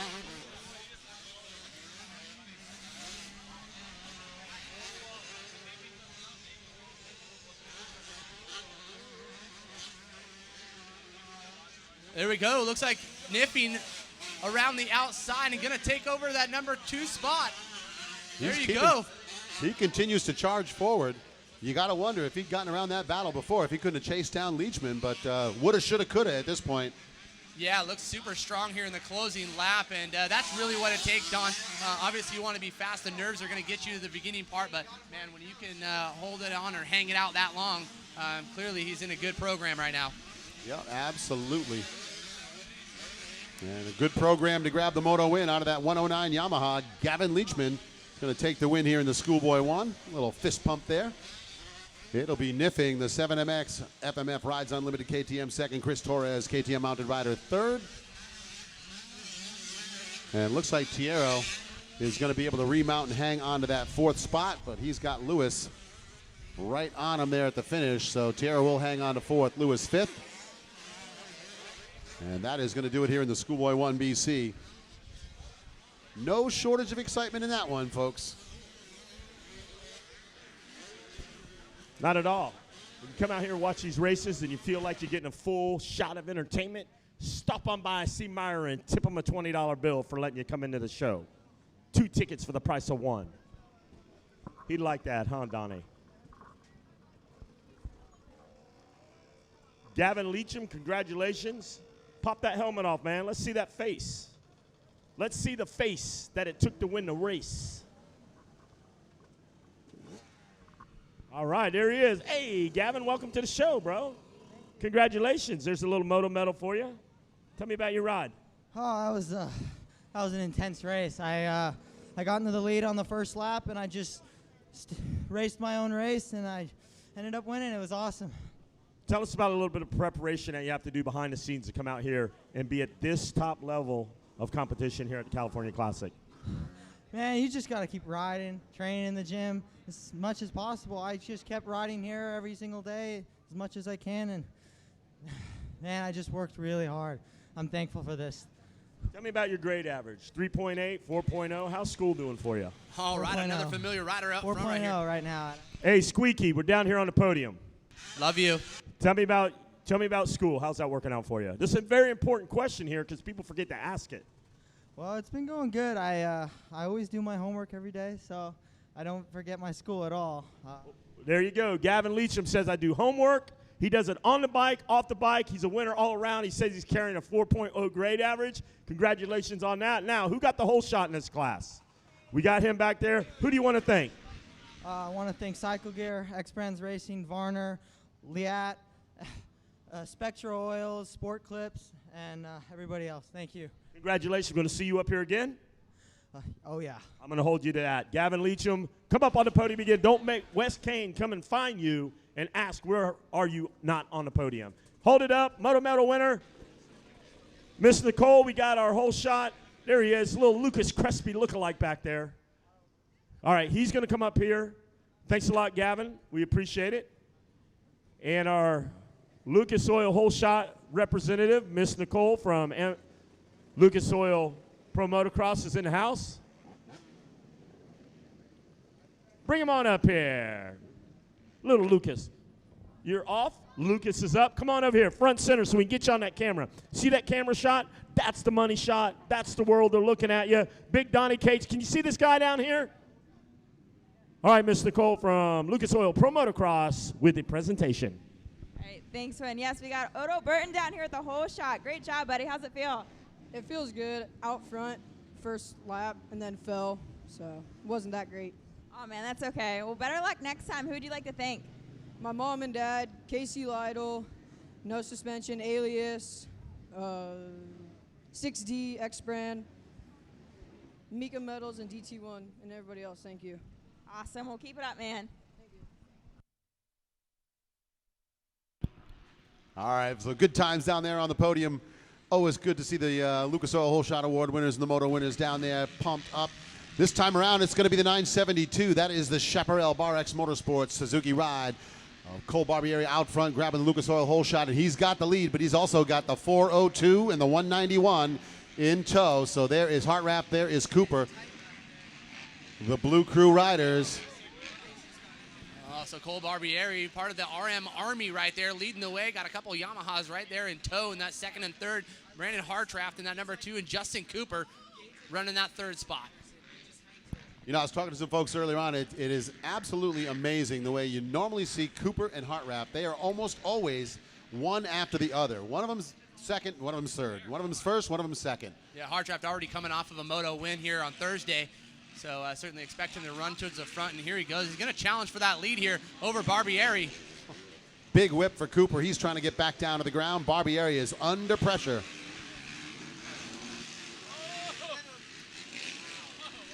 Outside in right there for Hartranft, taking over the lead now over Barbieri. And here comes Cooper, though, going to take over that spot. Same spot, cross rut there for Barbieri. He got himself cross rutted, couldn't get out of the turn. Cooper took advantage. So in the midst of one corner, dropped from first to third there.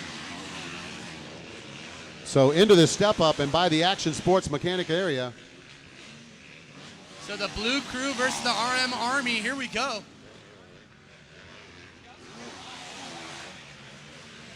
Yeah, got to feel good, especially for Hartranft and Cooper coming off knowing what those bikes are capable of. Obviously with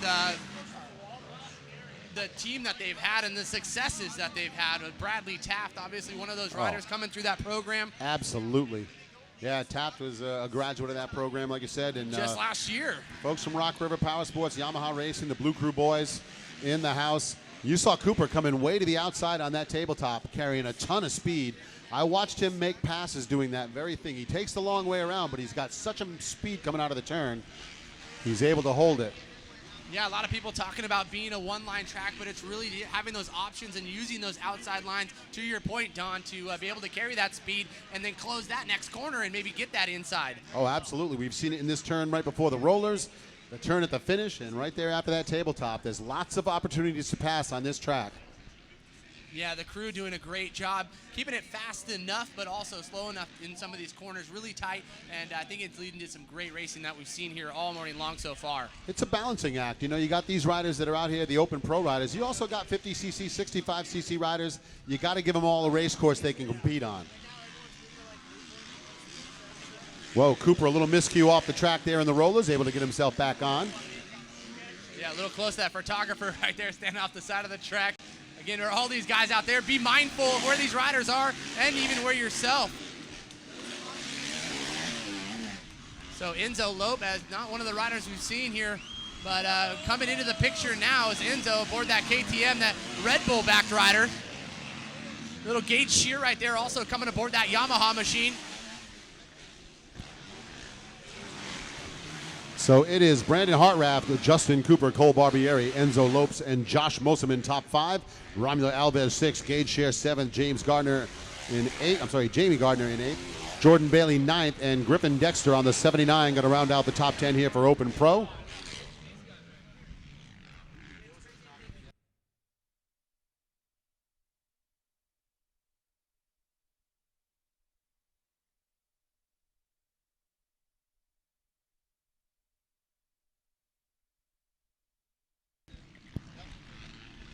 So looks like our 4th place rider, Enzo Lopez, going down. That's the number 16 machine, unfortunately tucking it there in that corner and going to relinquish a few positions now.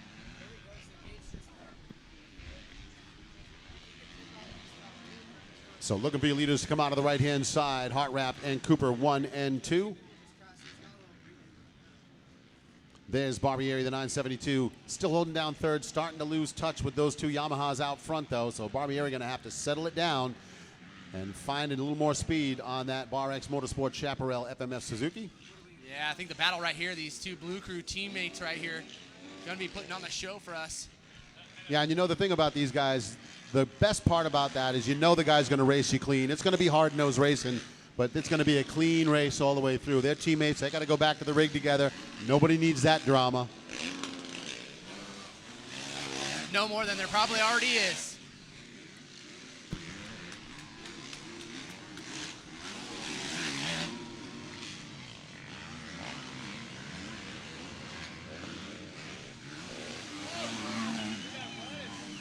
Wow, that line right in the finish turn, John. We have seen a bunch of people cross-rut coming through there. We just saw Josh Mosiman have that same issue. He was able to power out of it, but that is a very tricky turn.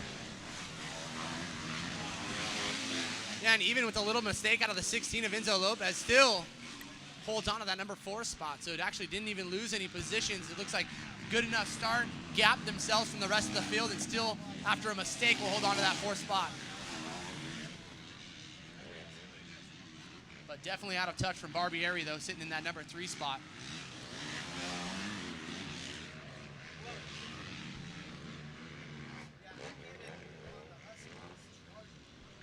So Hartranft, Cooper, Barbieri, Lopes, Musselman, top 5. It's still Gage share 6. Jordan Bailey moves to 7th. Jamie Gardner going to drop down to 8th. It's Alves dropping to the 9th spot. And Chase Felong, the 44 Yamaha, moves into the top 10.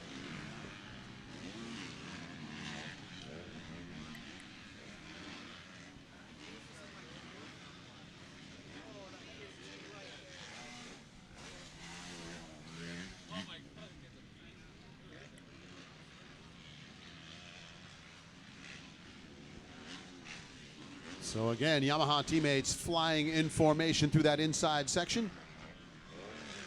Gap last time was 1.6. Doesn't look like it's changed.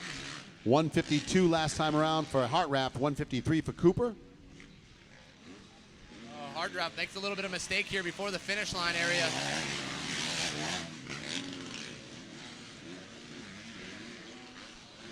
And both riders drop it down to a 152 that time.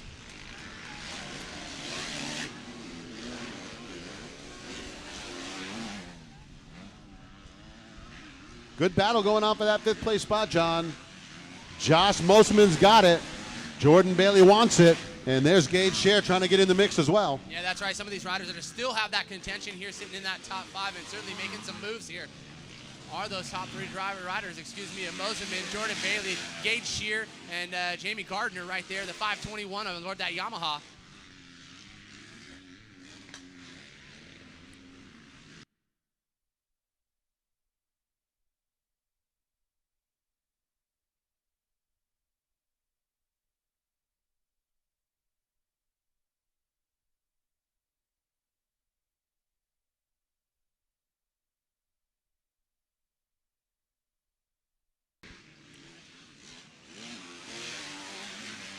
So here we go. I think the battle's going to be for this number 3 spot right here, Don, between Barbieri and Lopez right here. That Red Bull rider's putting in a charge. Yeah, Enzo's had some good laps. Last couple laps around, Enzo's had some really good laps, and he is closing up on Cole.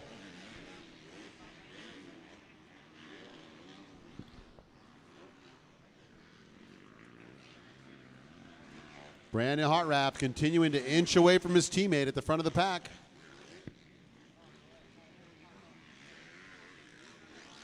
And boy, you called that one, John. Here comes the battle for 3rd. Lopes is going to be all over the 972. And just a few laps ago, it seemed like 6-7 second gap between the two. So quite the ride here for Enzo, putting in a charge and already moving up right alongside Barbieri is Enzo. Well, you know, the lap times don't lie. Barbieri was a 157 and Lopes was a 153. Round the outside. That's it, horsepower right there, folks. He went the long way, made the pass happen. Yeah, solidifying that spot there is Enzo Lopez into the number 3, that KTM Red Bull backed rider. Mosiman also on a good charge right now. Oh, yeah, and Bailey goes around the outside trying to get the spot. He's going to get it. Jordan Bailey just edges Josh Mosiman out of the line, coming out of that switchback. So the Husqvarna rider, Jordan Bailey, continues to move towards the front of the pack.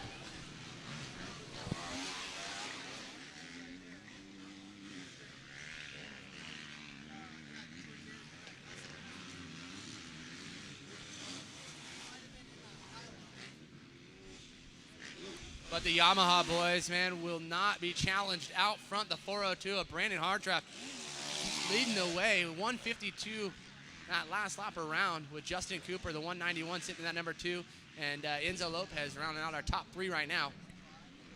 Yeah, we'll see if we're going to get any change in the program, but right now it looks like Brandon Hartraff has decided he likes the way the story is going.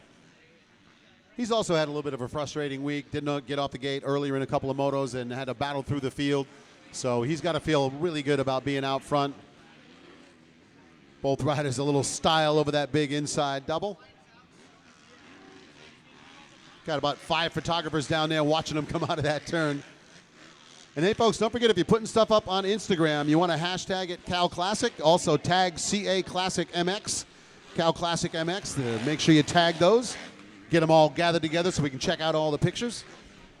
Yeah, definitely be hashtagging and let everybody know where you're at out here at Paula Raceway. CA Classic MX. As a white flag out here for our leaders. 1 lap left to go. And Open Pro will be in the books here for race 32. Race 33, you guys should be on the gate now.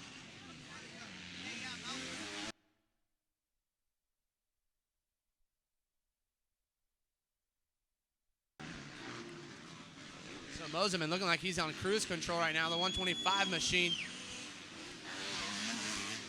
That's the 188 of Gage Shear coming across, the Grindstone compound rider.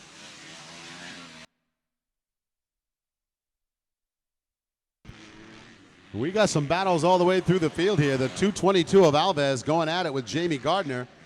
That is the battle for 10th. Alves going to get it.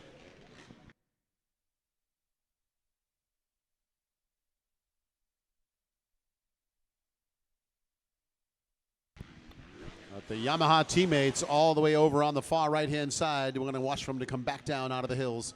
There's the 402. There's the 191.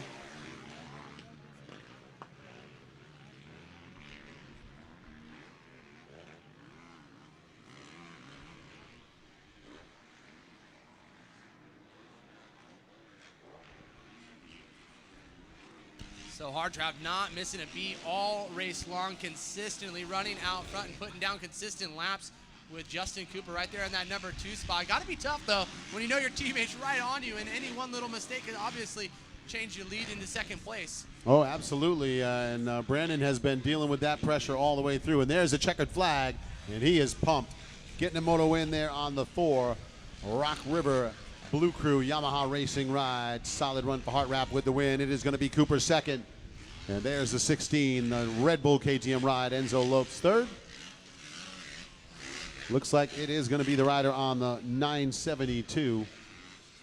So Barbieri looking to hang on to 4th, and Jordan Bailey, the Rockstar Husqvarna rider, going to round out the top 5. So Open Pro does not disappoint, John. There was some good battles in that one, and we're going to get ready to send it down onto the podium in just a moment. Let a very happy Brandon Hartraff, I'm sure, get a chance to say hi down there, and we'll send it down to Lucas Oil Pro Motocross's Nicole and Wes Kane down there on the victory podium. All right, the Blue Crew down here congratulating their rider down here, Brandon Hartraff. Big Ed Torrance coming down here, Donnie Luce, the whole crew, the 402 machine. And it says it all right there on the seat. You got to have some guts out here, and that's what, Brandon, you showed us out there with a very, very convincing moto win. Tell us all about it. Yeah, actually got a good start that time and came out 3rd, and then Cooper went outside. He made a mistake, and I got around him 2nd turn, and then followed Barbieri for about a lap, and passed him and just rode smart, didn't really make any mistakes, and came out to win. The track looks chopped up, curled over ruts. Give us your outlook on it.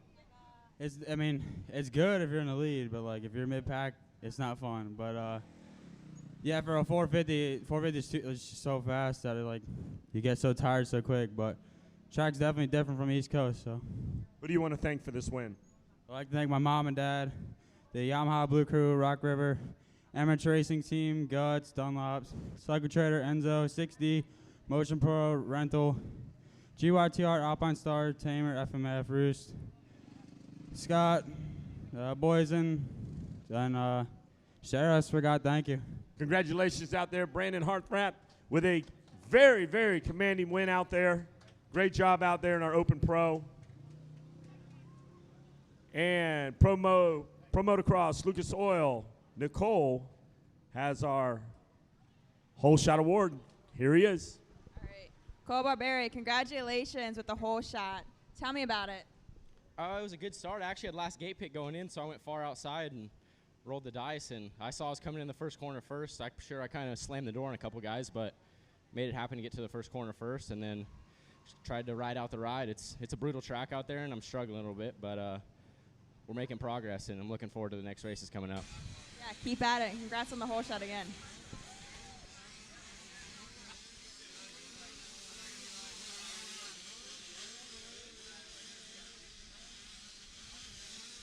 All right, talking about making some progress up here. Parker Ross leading the way. The 2X machine followed him by the 238 of Hayden Deegan. So Deegan coming off of a win here early on over the 65. So the 10 to 11 limited class out on track now.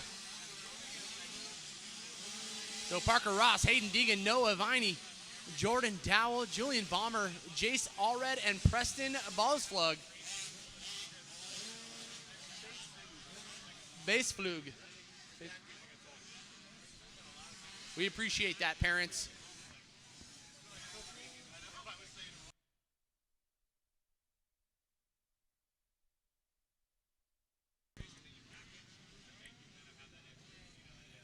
So already early on, Deegan finding his way to that #1 spot and trying to check out on Ross here, as both tripling over that option jump in the far side of the track. Deegan again, one of those kids familiar here with the Apollo Raceway, and I know the Orange Brigade out at his compound earlier in the week. And what a confidence builder that has to be, just not only for himself, but a number of the riders that are coming up through the Orange Brigade program. Obviously, Nathan Ramsey, a big part of that. And I know, Don, you were talking about it. Ramsey actually unknowingly signed up for Loretta Lynn's here for 2017.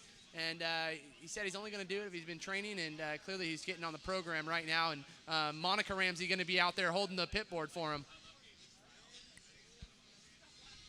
Or the whip for him. We're not really sure, but unfortunately it looks like Hayden Deegan making a mistake in the far back side of the track. So Parker Ross back into that #1 spot, the 2X machine.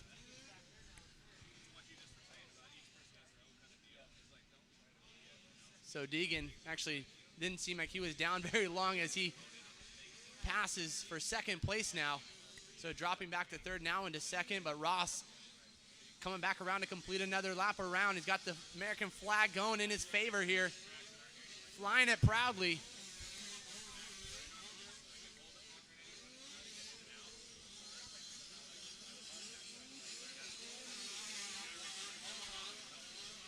So Viney, Noah Viney there in that #3 spot. Here comes the 299.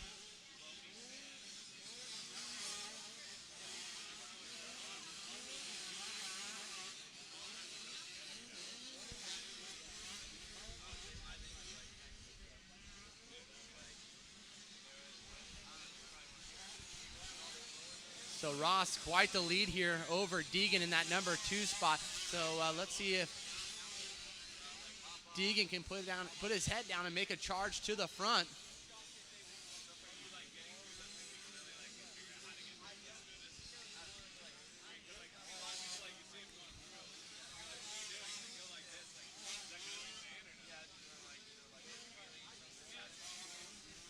Ross up and over the option triple right there. Really tight S section as they head into the back section of the track here.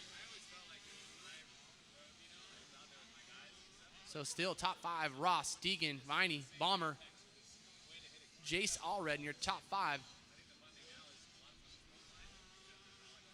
And then Preston Batesblug right there, Jeremy Faponi, Jordan Dowell, Nathan Abbott, Dylan Blecka in the top 10.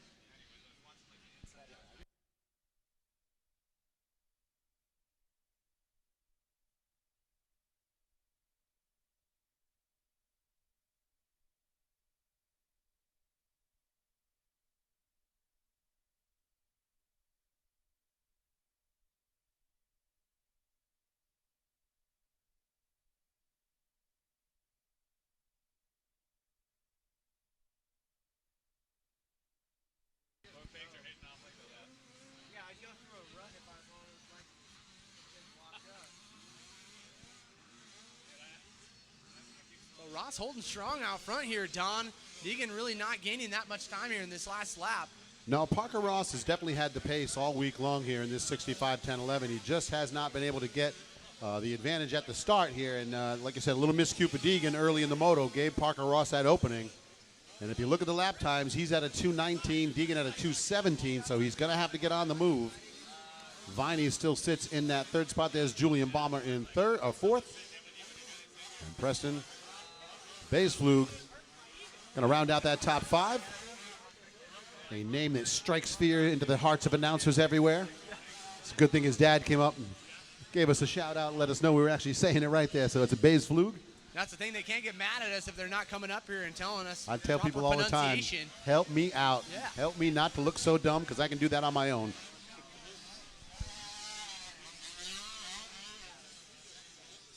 Parker Ross trying to take home the moto win. Right now, he's got the command in the moto. There's no traffic in front of him. He's got a clear run. So he has nothing left to do in this moto but win.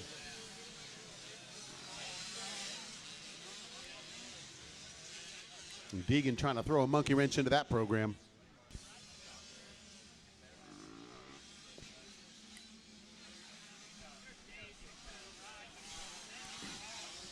So 65, 10, 11 limited race, 31 in the program on the track. 250B next off the gate. Riders in the 85 Mini Senior 2. You should be in staging. 250C limited riders down in staging as well. And race number 35, 85, 9 to 11, and 36, the 65, 7 to 9 should be in pre-staging.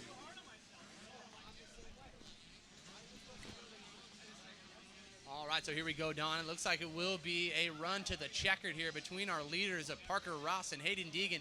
Noah Viney off in the distance there aboard the number 43 machine. Match racing out front, it looks like. Now, last time around, Ross had a 5.4 second gap over Deegan, and I'm going to go ahead and say it is chopped down to about 3 seconds. But we'll get a look and see. And this is something you want to see if you are Parker Ross. That's the white flag, and that means one more time to hang on for the win.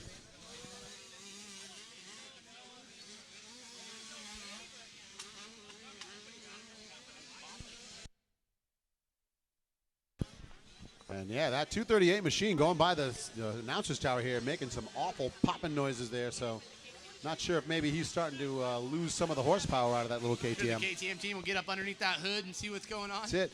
Pop it up there, get the computer plugged in, do all the diagnostics, get it down to Mako, get a paint job on it.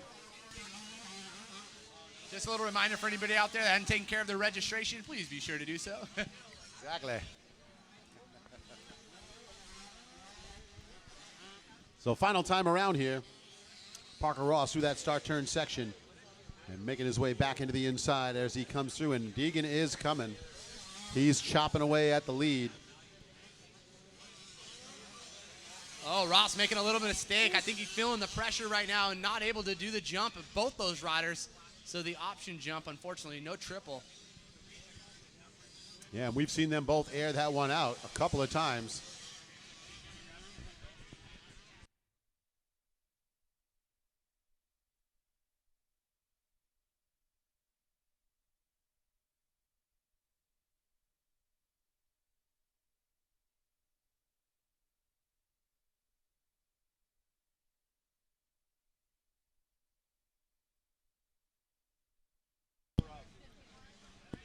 So vet Group 2 riders need to be down in staging. Your moto is going to be coming up shortly. Group 2 vets down into the staging area, and we'll see if we're going to be lining those guys up, hopefully directly after the 250B.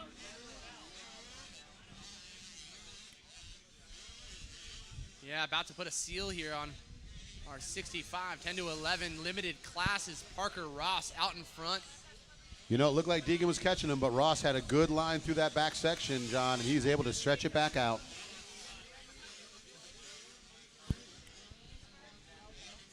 Here we go. Put your hands together for your winner here, the 65, 10 to 11 limited class. Parker Ross, the 2X machine, coming across, followed him by the 238 of Hayden Deegan. Deegan looked a little disappointed there as he came over, and knowing he left a little something out there on the track, but that's part of racing. Here comes the 299. They call him Jet Ski Julian because he lives down Lake Havasu, and he says he can ride a jet ski just as well as he rides a motorcycle. So Julian Balmer going to hang on to that third spot. And we are looking for Preston Baesflug to come across the line. There he is in fourth. And it looks like it'll be Jace Allred, the 73, will round out the top 5. We're going to get ready now to send it down with Lucas Oil Pro Motocross's Nicole and Wes Kane down there on the podium. All right, I got Parker Ross down here. Congratulations. Popping that helmet off, wiping that sweat from his brow from a well-earned moto win. Parker Ross, hold that thing up, let them all see it. There's the camera right there. Don't be camera shy. Parker Ross representing, got the American flag back there. Tell me about your race. I got the whole shot, and I was just trying to ride smooth. I knew the track was pretty rough, and I was just trying to keep it on 2 wheels the whole time. And I saw Hayden Deegan go down, and I was like, I got it, and then I just won it. Bike running good out there. Tell us about the people that are helping you make this possible. I want to thank my mom and dad, Tess, Stuff, Fly, Chirby's, Dunlap, Mika, Scott, Nobby Shop, NorCal Cobra, Liet, CP Racing, Nahilo, Scott, Alpine Star, and everybody else. Thank you. Congratulations out there. Job well done. Nicole. Myron, man, keep it down. Keep it down. Keep it down. Yeah, you sound like Marchbanks now down here yelling at people. Cool down. All right, Nicole, here you go from Lucas Oil Pro Motocross. Yes, congratulations on the whole shot, man. How's it feel? It feels great. Awesome. Well, congrats again. Congrats on the win. We're excited to see you. Best of luck with the next motos. Thank you.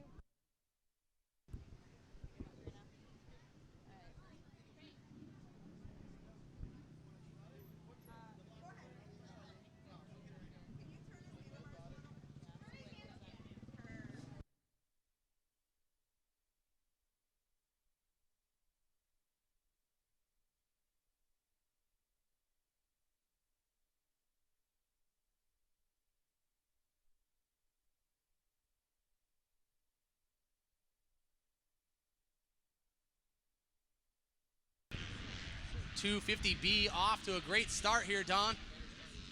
That looked like it was a 29 of Zane Merritt getting to the turn first to grab that Lucas Oil Whole Shot Award. We'll, of course, wait for the official word when they get it back there, but Merritt with a great start for sure. Yeah, Zane coming off some good early motos on Thursday here. And, man, he's got an aggressive field behind him here. Yeah, that's McClellan Heil and Garrett Marchbanks, second and third. Hey, guys, can I Looks interrupt? to be the 14 of Poppy in fourth, so we're going to see a little bit of a battle here. Well, like one I said, of the most stacked classes that we've seen here all morning long, so certainly look for some exciting racing out of these group of guys. Yeah, and those are the guys you want to see at the front of the pack here. They are going to be able to get it done, so let's see what goes on here with the 250B. Hey, guys, this is Nicole down here. Just want to interrupt real quick. It was a close hot shot in the last round, so we're going to give another one to Hayden Deegan. How's it going, buddy? Yeah, it's going all right. It's going all right. What does that mean? Yeah, when I was in the back there, I slid up the lip and I hooked it, threw me off. But I got up fast and I got second. Awesome. Well, congrats, man. And congrats to both of you guys on the whole shot. All right. Thanks again.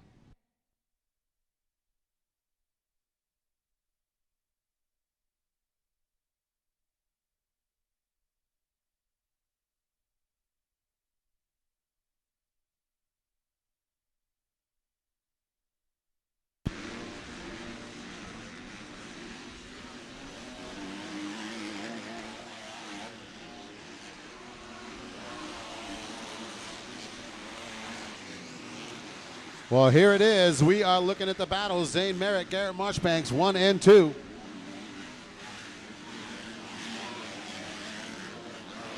Brock Poppy into third on that Chaparral Suzuki. So essentially our top 5 guys have all walked away with a moto win here so far on the weekend.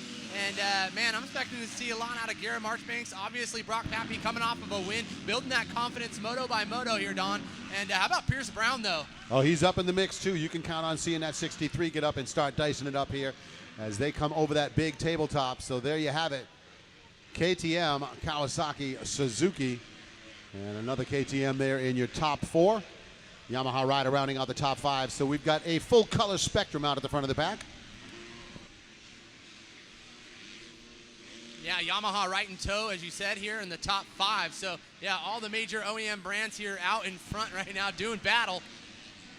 And Marchbanks already trying to make it happen on Merritt. He's going to go to the inside on the far right corner. I think he made the pass. And there it is, the Kawasaki coming through. So Garrett Marchbanks, the man-child, stepping out front there. That's going to put Merritt into second. And Poppy in that third spot. You know, you get a little conflict out there on the track, and, you know, you and a guy maybe rubbing each other the wrong way. Go out there and win the moto. That makes you feel a whole lot better. So Marchbanks looking to make a statement here. Well, still early on right now. Obviously, Pappy knows what it takes to get to the front, and I think he's going to be charging after that number green machine right there. Oh, yeah. And Brown is starting to close up on that, too. So Zane Merritt is very quickly going to have his hands full.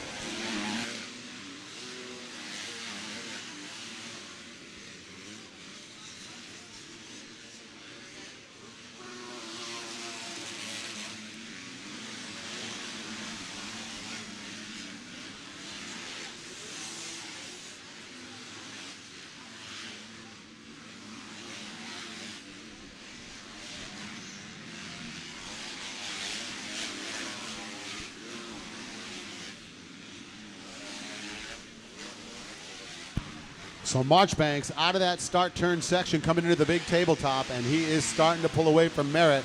And here comes Brock Poppy. He's closing up on second place, John, and it looks like we're going to have a battle for that one. Oh, just crazy to see how rough the track is developing and using these riders as sections here through some of the braking bumps. You see Pierce in the far section making some ground already. Yeah, we watched some of those sections. That turn right up the big tabletop. They were jumping out of the ruts coming out of that. It had turned into basically a single jump coming out of the turn.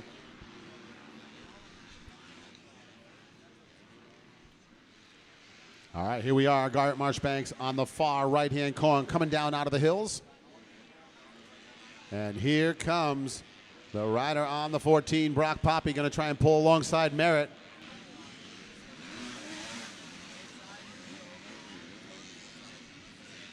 Zane hanging tough, though, under some pressure there with Pappy, and Pierce just sitting right there in the wake, though, for that number 3 spot. Well, Merritt's not a guy who's afraid to ride on the edge a little bit. He knows if he's got to turn it up, he can. So I think right now he's going to try and keep focused forward. Oh, Poppy off the track. That's going to cost him some time, and here comes Pierce Brown.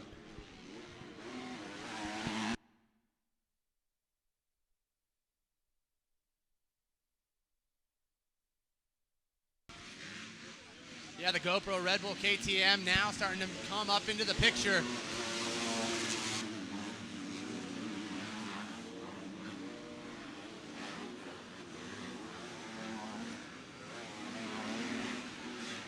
And looking at the lap times there, John, a 1:53.8, the fastest lap on the track. Garrett Marchbanks that last time around, so he is on a mission.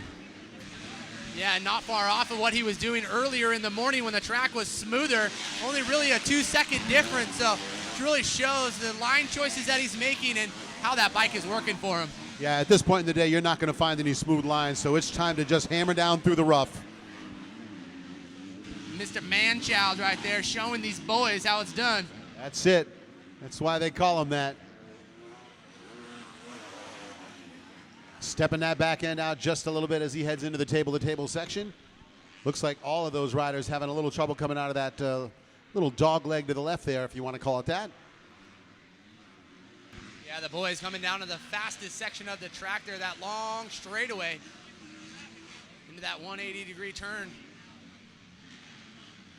Man, that fight for that second place is going to be heated up.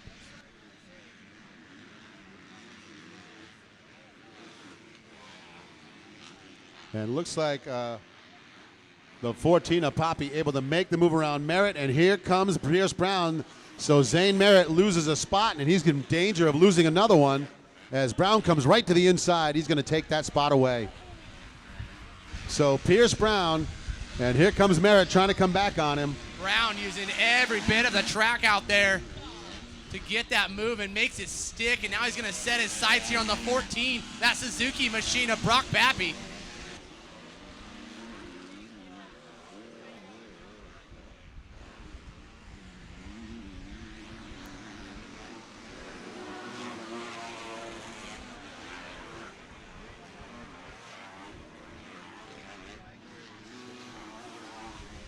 So Garrett Marchbanks, Brock Poppy, and Pierce Brown are your top three here. Marchbanks again brings the lap times down, that time around a 1:52.7. So he's going faster as the race wears on. Yeah, Marchbanks now going to be dealing with some of that lap traffic here, Don. That could very well give Pappy a little bit.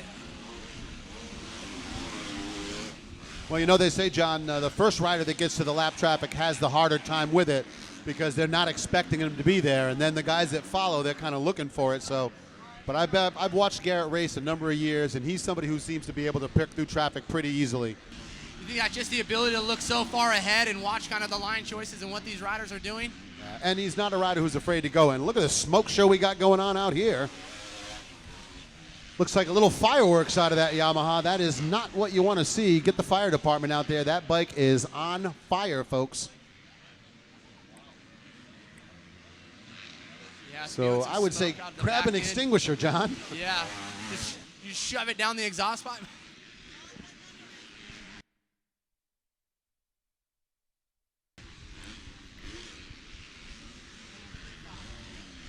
So Marchbanks makes it through the smoke show here. White flag, 1 lap left to go for your leader.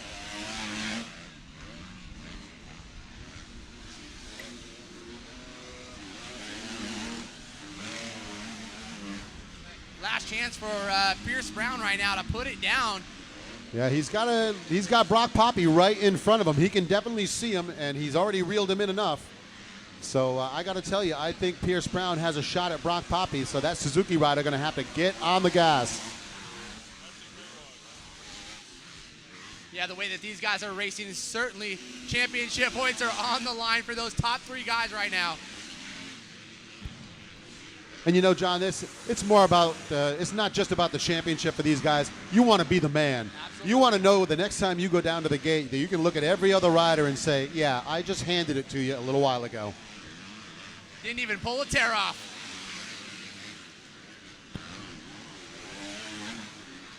So the 835, Julian Domingo, the rider out there with his bike on fire out in the middle of the track, it looked like. He is off the side now. They've got that thing put out. And we are looking for Marchbanks to make his way out of that right-hand side.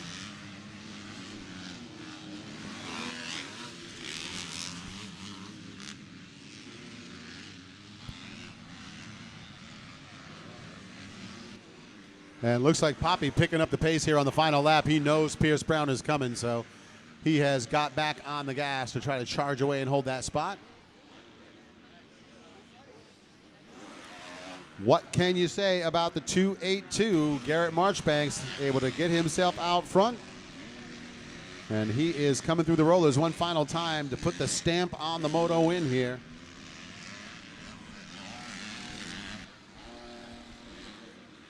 So there's the checkered flag, the race win for the rider on the Monster Energy Team Green, Fox Racing Kawasaki.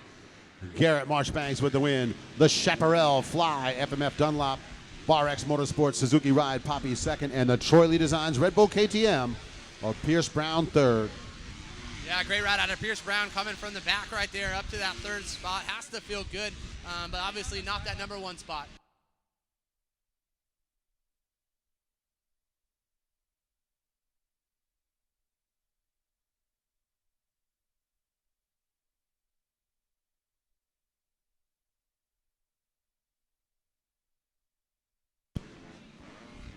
So great action there in the 250B. As usual, the B class does not disappoint. And then you see Marchbanks down there on the victory podium. And we're going to get ready now to send it down to Miss Nicole, Lucas Oil Pro Motocross. Going to give away those whole shot awards down there. And, of course, Wes Kane going to hand out the medals down there on the podium. What do you got, Wes? Well, I got Garrett Marchbanks up here on the top spot of the box. No more sitting back there in the impound area. This dude's put his bike right up on the top spot. Garrett Marchbanks, congratulations. Good moto out there. Tell us all about it. Yeah, it was a good moto. I knew I got right behind Zane the first lap, and I knew if I could just put some pressure or just find a way to pass him, I could pull a good gap against everyone and win the moto.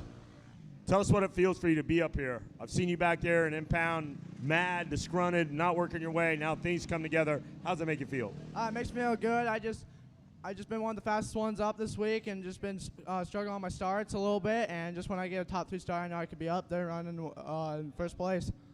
Ryan Holiday up there in the box, the boys from First Circuit down here. They got to be happy. Who else do you want to thank? I'd like to thank the Lord for keeping me safe. Monster Energy, Kawasaki, Pro Circuit, Fox, Scott, Dunlop, Maxima, my Cody trainer, the whole Kawasaki crew, everyone I forgot. Thank you so very much. Congratulations out there. Garrett Marchbanks, get him a Medal of Honor. Ryan Holiday for doing a great job out there for the Team Green guys and getting it done. Yeah. Nicole from Lucas Oil Pro Motocross, you got our whole shot recipient. Who do we got? We got Michelton Heil. I'm not sure where he's at right now, but we just want to give you a shout out. Great job on the Lucas Oil Whole Shot Award.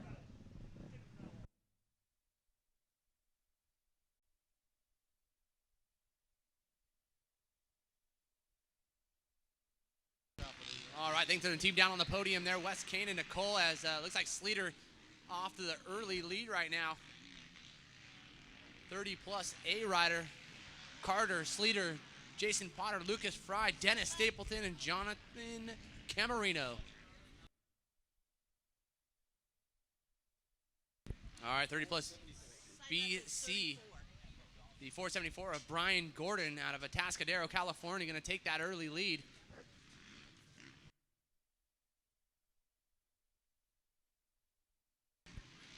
So unfortunately, Sleater not having the race he was looking for earlier on in the 25-plus division, but certainly doing it here.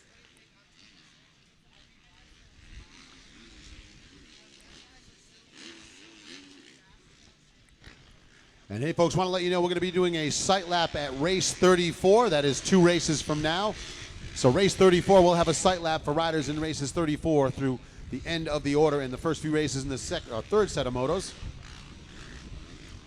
I'm going to jump in real quick again. I made the more familiar Mike Sleater that we're used to seeing out front here. Yeah, you know, I got to say, when Sleater had to go back to the rig there, I'm sure he got a little bit of ribbon about that first moto, so he's going to try and make sure he gets to take a W in this one, and he's done everything he can to start that out right. Yeah, but he's got a Honda right there in that number 2 spot. I'm going to jump in real quick. We had a miscommunication Yeah, that's Jason Potter. about the whole shot award. Zane Merritt, how's it going, man? It's going good. The track's super sick right now. I mean, it's hard, rough, and, you know, can't ask for no better ride right now. Awesome, awesome. Well, sorry about that, and congratulations on the whole shot. Thank you. All right, our good friends from PDA Jerky coming up here and serving us the good stuff, Don. I got to tell you, the folks from Baja Style Tacos serving up some great food. Red Tail Catering hooking us up. Spins Coffee House there as well. And the folks from PDA Jerky bringing up that original flavor and some Cajun style. So I'm going to have me some of that Cajun style here. Kane and Nicole down there sharing that banana split, I'm sure. We got jerky up here. We don't need no slushies, pal.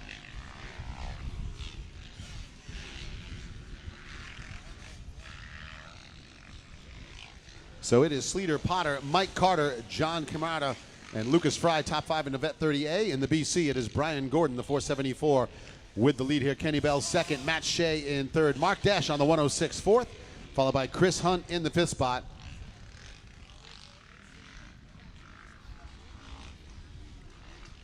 It looks like in the 6th position, Jeremy Borcherding, rider out of Fresno, California. So Potter almost actually going down here right in front of the announcer's tower as he's right behind Sleater, taking on some roost right now. Yeah, he has definitely got a face full of dirt off the back of that KTM there. So Stapleton, unfamiliar territory, sitting back there in 4th place. So Stapo coming off of a win in the 25-plus A class earlier. And, yeah, sitting back in 4th now here for the 30-plus.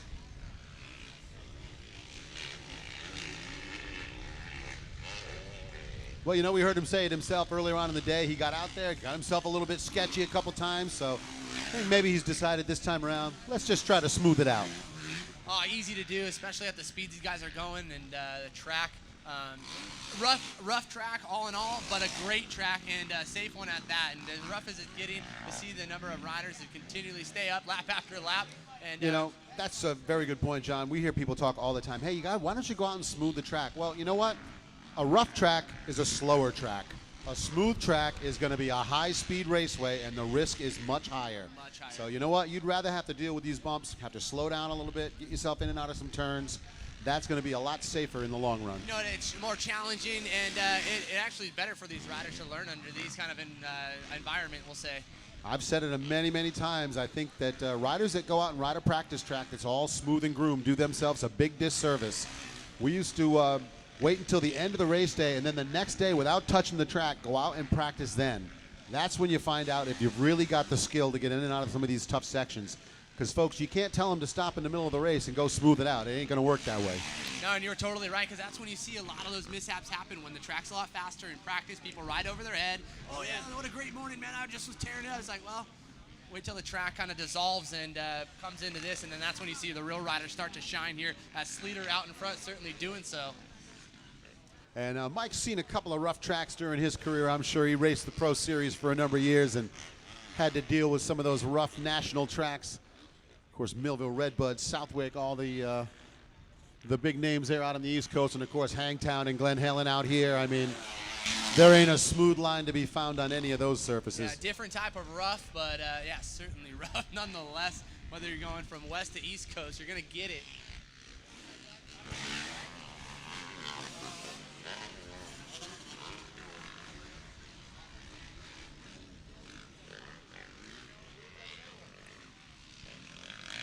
Again, big thank you going out to 2X Promotions, Myron and the whole team. Certainly couldn't have done it without those guys and all of the wonderful sponsors we have back in the California Classic here.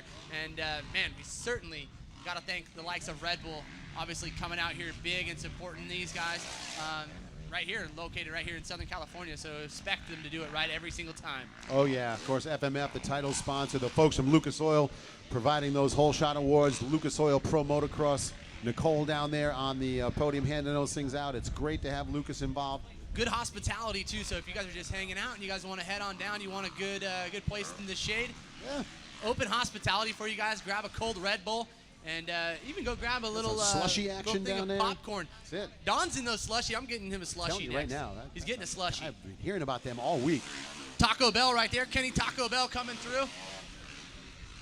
He's been training, man. Him and Vicky been out here training. I follow them on their social media, and Kenny also a man on the mic too, so good to see Kenny out here actually just twisting the grip this time, not twisting the old microphone.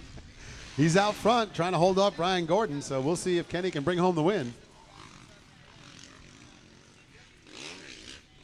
And you got to figure that's another one of those little personal rivalries. They get back in the truck to drive home. Vicky says, well, how did you do? Well, how did you do? Different classes, but same goal, right? Oh, yeah. Yep. To make the other person feel bad. I think 9 out of 10 times Vicky will make him feel bad. Yeah, she's definitely been able to get it done out there. We watched her a number of times last year on the Supercross circuit, and of course she's been getting it done on Arena Cross, doing some great racing throughout the WMX series. So And very, both very cool. accomplished freestyle too. So Oh my goodness, that's yeah. Covering the waterfront there. She's got him covered though, I'd say, on all fronts. He might have better looking hair though. He has some good looking hair. Well, you know, you do too, Don. I'm a big fan of that long hair, as you can tell.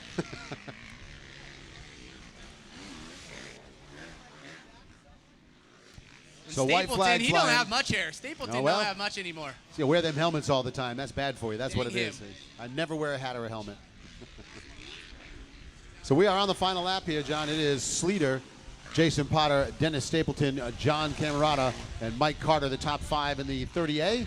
Kenny Bell, Brian Gordon, Matthew Shea, Mark Desch, and Chris Hunt, top 5 in the Vet 30 plus BC.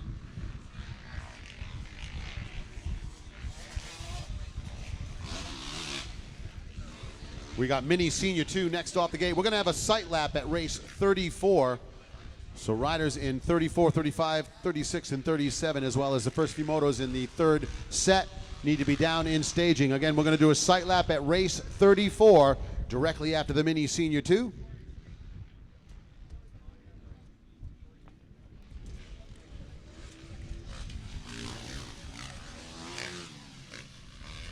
That's probably the best thing that Kenny Bell's seen all day long, that white flag. 1 lap to go here. One more time. But, you know, he still has company. I got to tell you, Brian Gordon is right there alongside. He got a wheel in on him as Bell, with a little mistake coming out of that switchback, And as they go by the Action Sports Canopies Mechanics area, Bell is going to have to get on the chart. That's the whitest Honda I've ever seen. He's got the outriggers out there. He put out the slider out the side. Oh, Gordon up the inside, though. Let's see if he's got it, and he does.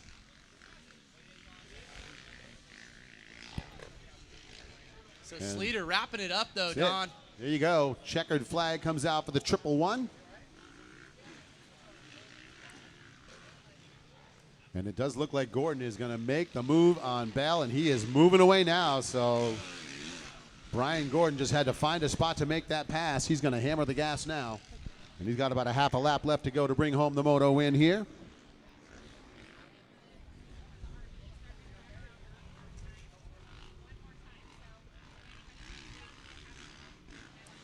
And it looks like we are going to just wait for Brian Gordon to see if he can make his way back here to hold the win in the BDC. Mike Sleater is the winner in the 30 plus A. And we are going to get ready now to send it down to Nicole from Lucas Oil Pro Motocross. And of course, Wes Kane down there to hand out the hardware. And we'll send it down to the podium. Thanks a lot, Donnie Cakes. Great job down here, Michael Sleater, the brawler. Down here going to get some hardware. Came up a little short earlier in the day, but now he said, you know what? Backing it up with me a win. Where's all your people at, Mike? Where are they at? There you go. There you go. Tell us me about your race. My KTM 350 built by Twisted got me off to a really good start. Whole shot I didn't just knew to not override the track. In my earlier moto, like you said, I threw it away. So just tried to hit my marks. Potter was coming after me for sure, but I knew like the track kind of has a speed limit, and he made the mistake I made the first moto, and he fell down. So stoked to put my KTM USA 350 on top, and looking forward to my 2 more motos today. Congratulations out there. You also got the whole shot, so Nicole's going to come in from Lucas Oil Pro Motocross. Yeah, congratulations. How do you feel overall? I feel old, and I'm getting better each lap, so it's good. Well, we're glad to have you guys still out there. All right.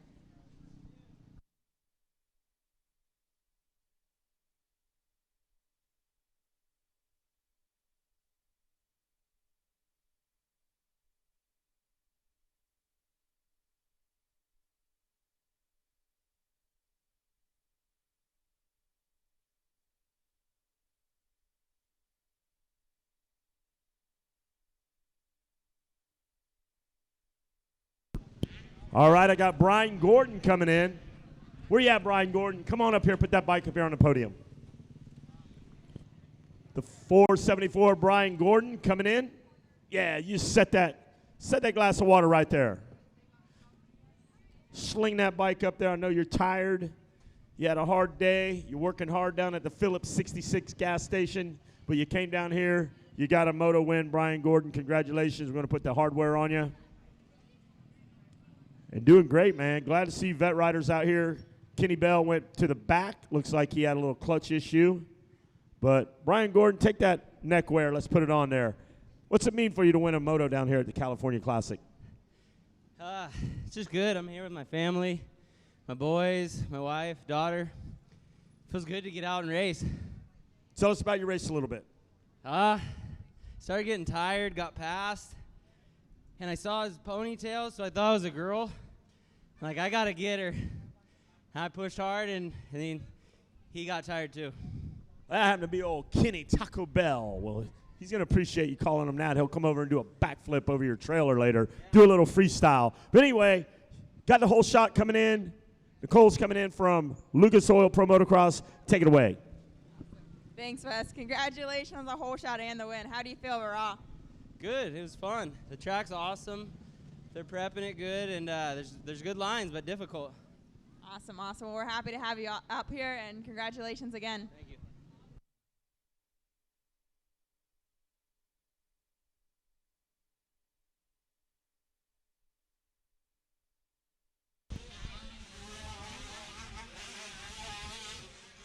All right, well, thanks from down there on the podium. We are underway here with the riders in the Mini Senior 2. Out front with the Lucas Oil whole shot for this one. It's going to be the 79 Kawasaki ride of Jet Reynolds. He's got the 711 of Boland right with him. Matthew LeBlanc third, Josh Breeze fourth, Slade Varola fifth, first time across.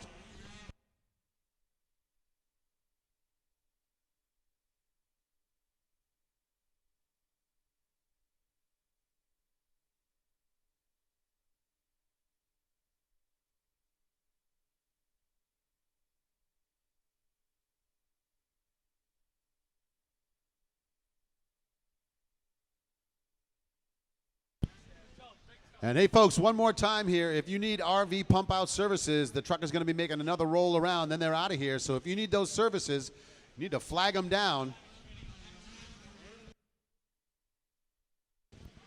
Now, right now, Jet Reynolds on that 79 heading off to the far right-hand corner, up into the hills, if you will. Max Volan on that 711 coming through second, and looks like Matthew LeBlanc sitting in that third spot as they come back into view.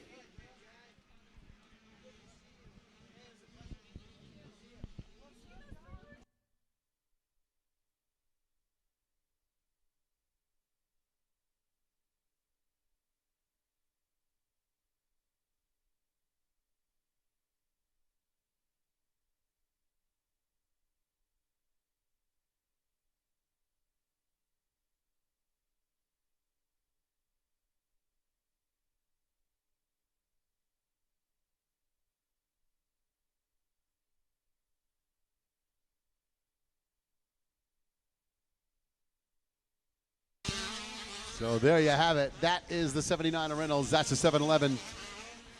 The Red Bull KTM ride of Max Volan, and there's Matthew LeBlanc. So a couple KTMs chasing down the leader. Oh, rider going down through that inside section. That looked like it was the 54. That is Cole Cook going down there. So Varize will come through hanging on to fourth. And there is the 872 Kobe Carper going to move up into fifth.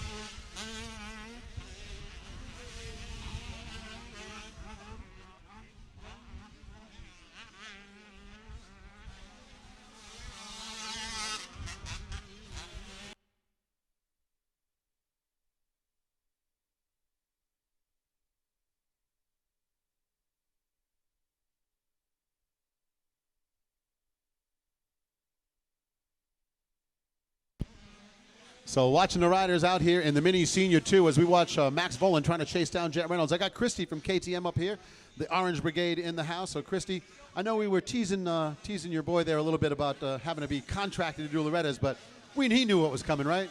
Oh, he knew. I told him at Loretta's last year he was going to have to race the plus 25 and plus 40 class, and then the last line of his contract, we put it in there, and he signed. So don't let him fool you. He was fully aware.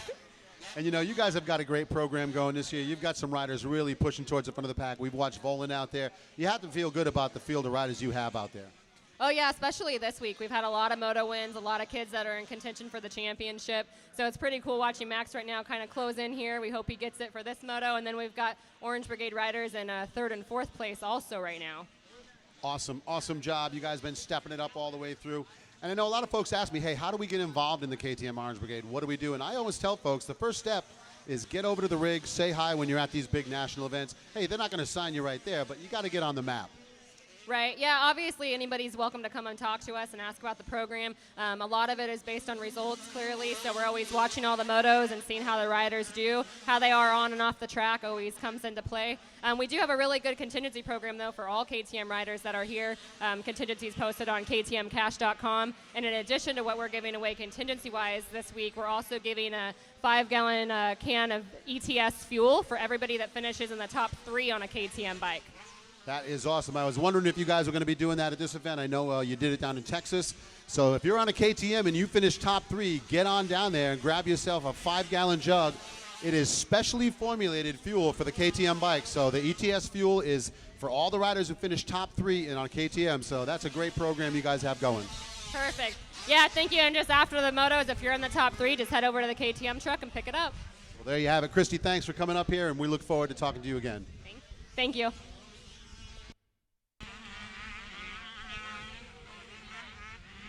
Really great program there, Don, and man, helps these teams, these families out so much, and just that little bit of give back, that little support, 5 gallons of fuel will go a long way for any of these riders and families, especially given the dedication they have this week. Well, think about how much fuel these guys have burnt in the course of their career. You're talking about tanker trucks full. So, yeah, you get a nice 5-gallon jug. And like I said, I was talking to them about this earlier. It really is a formula that they have designed specifically for the KTM engines. They realize the amount of oxygen they need in there, the amount of other additives to get the best performance out of the bike. So that ETS fuel is going to be the best thing to put in your KTM. So if you're a top 3 rider on a KTM, get down there and grab that from them. Yeah, pretty amazing. Even their hard parts line that all these riders are open for, and obviously with the likes of Nihilo and all these other manufacturers that come on board and support these teams, man, it pays, right? Absolutely, and look what's going to pay off here.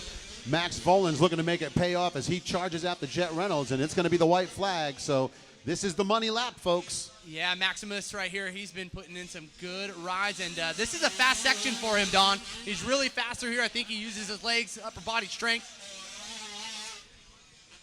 Just 1 and 2 through that switchback section there, and Volan shows him a wheel. Well, you said it earlier, he's certainly growing. He's probably the tallest one within the field right now, so it shows out there. Yeah, and it helps him out in some of those roller sections. He can absolutely get through some of the ruts a little easier. Yeah, right now it is all about raw speed as he's got to find a way around Jet Reynolds as they go through the start turn section.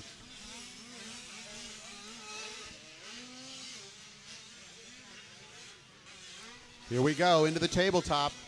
Now let's see if Volan switches to the outside. I've seen him do it a couple times. This time he's going to stay inside and follow Jet.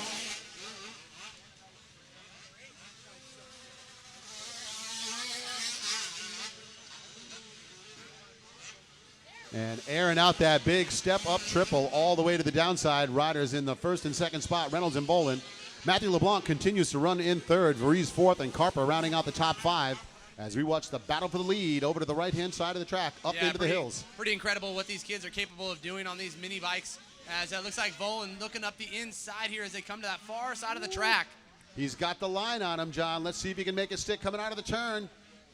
No, it is going to be Reynolds holding on, but boy, that was a tight turn. Little bounce out of Volan coming down that section. Yeah, nose to tail here for these two riders with 3 corners left to go. Let's see if Reynolds can hold on to this.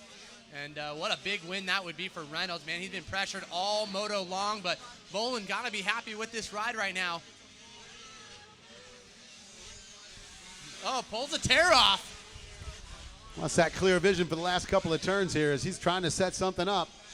Let's see if we can get that drive on that KTM. Looking up the inside. Here we go. It's going to come down to the final turn. Jet Reynolds, Max Volan. Squaring him up. Oh, and Reynolds holds it by a half a bike length at the finish. What a battle there. Max Volan makes it known he is there, folks, and he gave Jet Reynolds all he could handle. Man, it just shows how seasoned he is inside, outside, and challenge at every point of this track. Yeah, that was a clinic on how not to follow another rider. So solid run for Reynolds with the win there as he holds off the 7-Eleven. LeBlanc holds on to third, and it's going to be the 24 Orange Brigade ride of Josh Varese fourth. And we're going to be looking to see if the 672 of Carper can hang on to round out the top 5. Here comes that KTM rider coming up the inside, and looks like he may be able to do it. Brandon Ray right on him, but oh, and Ray may have got him here. We'll take a look and see what the transponder says. But right now, we're going to get ready to send it on down to the podium, and Carper does hold 5th, so we'll send it down to Nicole from Lucas Oil Pro Motocross and Wes Kane on the podium. Hey, thanks a lot, Donnie Cakes and Squeaky up in there in the skybox. I got the winner down here, Jet Reynolds. Congratulations. Another Moto medal for you. How you feeling today, bud? Feeling great, and in the morning I just got the first moto away and got the win, and just did it again and just got a decent start and got the whole shot and just rode my own race, and I'm pretty sure they gave us an extra lap, and yeah, it was fun. Tell me how the track's holding up there. It looks like it's getting a little beat up. Yeah, the track's starting to get a little bit of square edges, and they're doing a good job of keeping water on it, which is really good. I believe you got the whole shot, didn't you? Yeah, I did. Well, here you go. Just for that, Pro Motocross Miss Nicole coming up here. Lucas Oil dropping a dime on you. Great job on the whole shot again, Jet. So how many whole shots is this for you? I think 3 or 4, but no, I'm not sure. Not sure. I think you might be at 4. And how many wins? 4. 4. Wow. You're just killing out there. Well, keep it up. We're pumped for you. Thank you.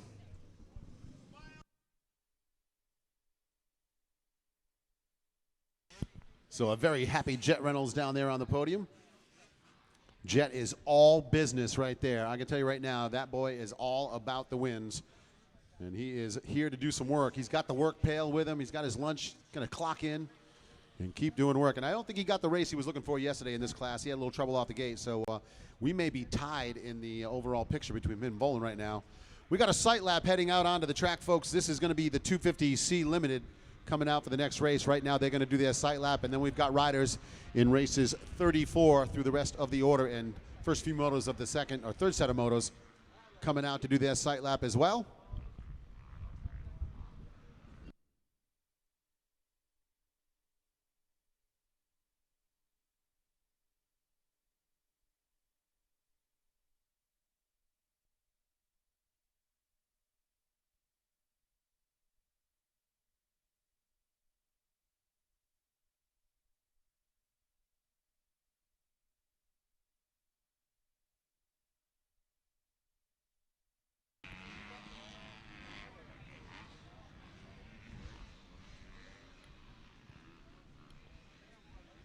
And so once again, folks, I know the folks doing the RV pump out service making one more trip around.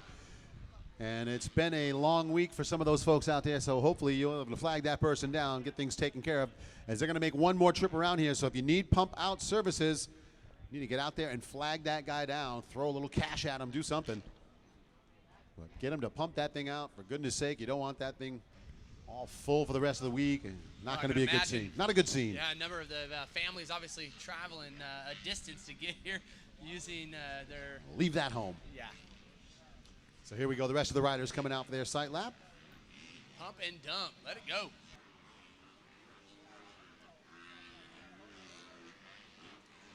And want to send a big shout out of thanks to folks from Panic Rev Ministries and, of course, MX's for Jesus in the house, providing faith services for all the racers and families here.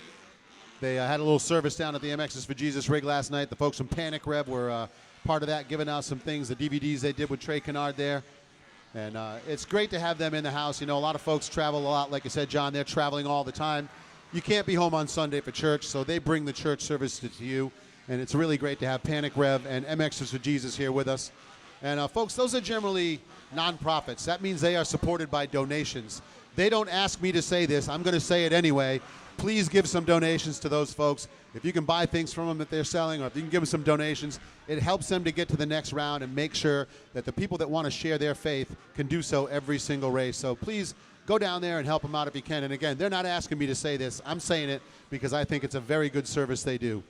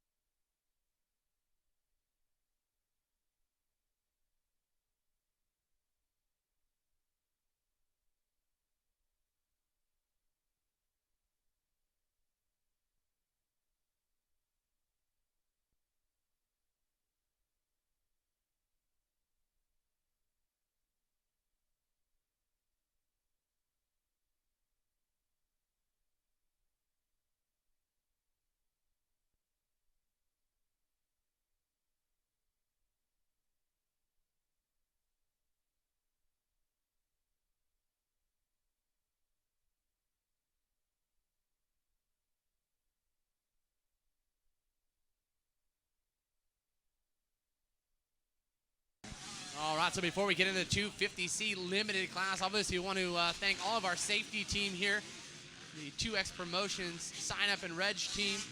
Obviously all of our wonderful sponsors have come out here with the likes of Nobby Shop, ProX, Fast Company, also Scott out here, Yamaha Pro Circuit, Kawasaki, Cycle Trader, the Rock River team, obviously Suzuki, Chaparral, the FMF Fly Racing team, that Race Tech suspension on it.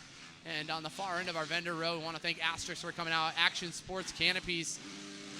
Also Rhino Power in the house, DT1, Mika Metals, Stay Cycle, Dirt Rider, Lucas Oil, Red Bull.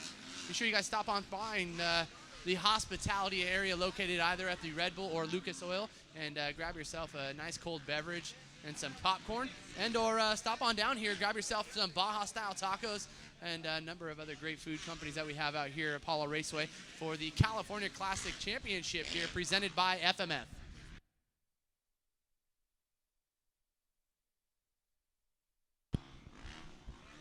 So sight lap winding down here.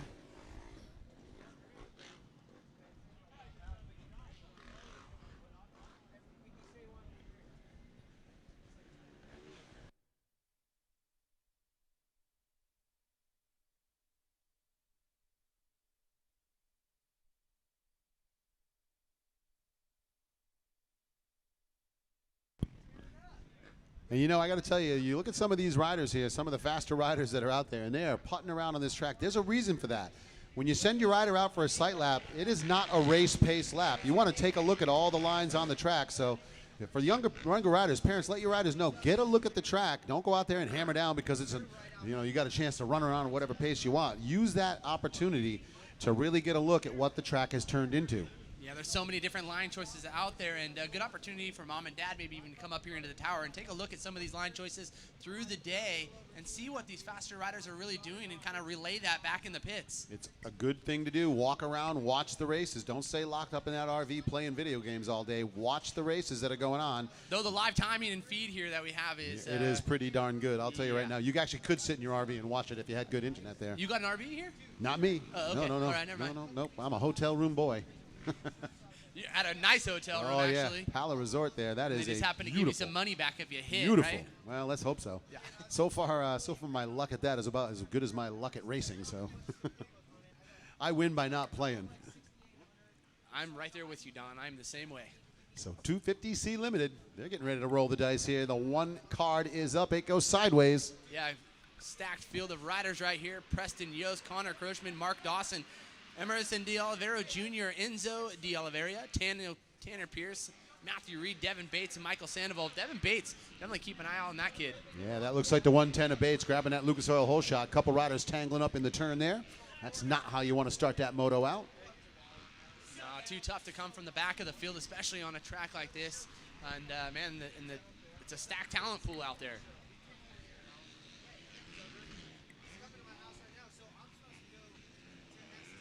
So there's Bates on the 110 out front. Looks like Rodriguez, the 111 into the second spot.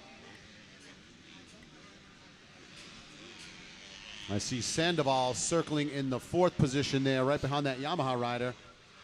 Can't miss Sandoval. He's got that Troy Lee Design zebra gear on.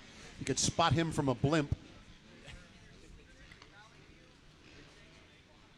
All these gear brands bringing a little bit of flair and flavor here for each one of these love it. riders. And I'm a simple guy myself, but it definitely looks good out there in the zebra.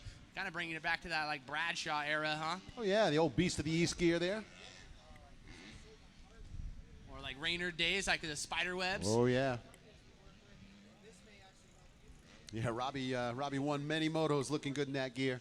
Yeah, and actually came off some moto wins this last year at Loretta's too, huh, Don? Oh yeah, he had a great run going. He almost had the championship rocking that 125 Yamaha, but the bike blew up on the final lap of the last moto. But no problem so far. Smooth sailing out front for the 110 Husqvarna ride of Bates. It's the 78 of Macias into the second spot. That is the 111 of Rodriguez third. Sandoval drops back to fourth.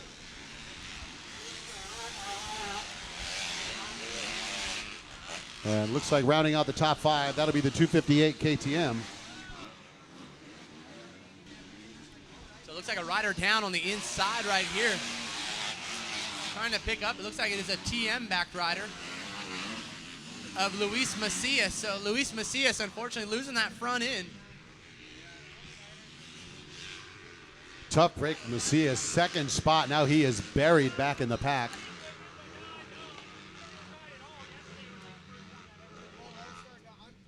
So smooth sailing out front now for the 110. Devin Bates has got a big gap early on. He has certainly had a goal, and that was to get the whole shot and check out, and he's done so already early on. So Bates, Macias, unfortunately, had went down, so Rodriguez is going to be the one that's going to take over that number 2 spot in the 111. That looks like Sandoval up to third.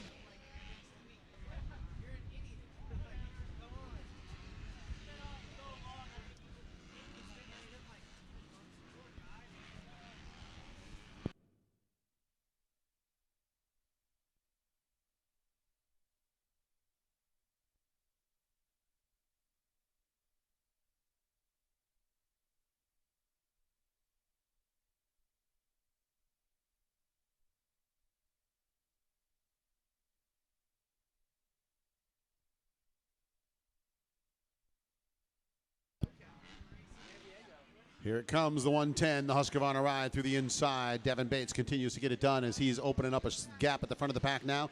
Rene Rodriguez and Mike Sandoval still second and third.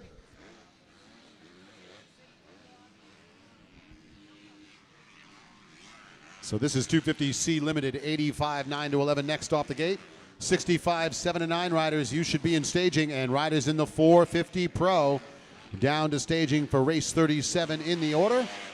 And then, folks, we go right back to the top of the order after that. Don't forget, 2 o'clock, we have Vet Group 1 Moto 2. That is coming up in about an hour from now, Vet Group 1 Moto 2.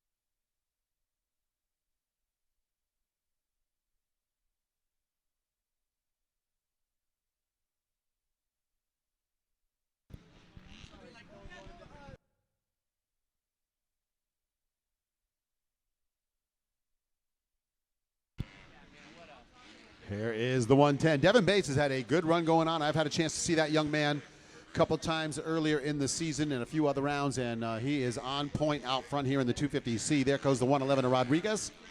So Bates, Rodriguez, Sandoval still top 3. It is Colin O'Reilly up to 4th, Blaze Murray 5th, Tanner Fierce in 6th, Mark Dawson 7th, Connor Kraushorn running in the 8th spot. Luis Macias back up to 9th after a little issue early on, and Teddy Weeks on the 73 rounds out the top 10. Yeah, Bates looking like he could certainly be a contender in the B class in the year to come, or even finish out the year in C, or I'm not really sure what his... We had talked to Devin. I think his plans is to stay in and ride C and try to get the Lorettas. And then once he gets out of Lorettas, he's going to try to make the jump up at that point. And that's a good plan. You know what?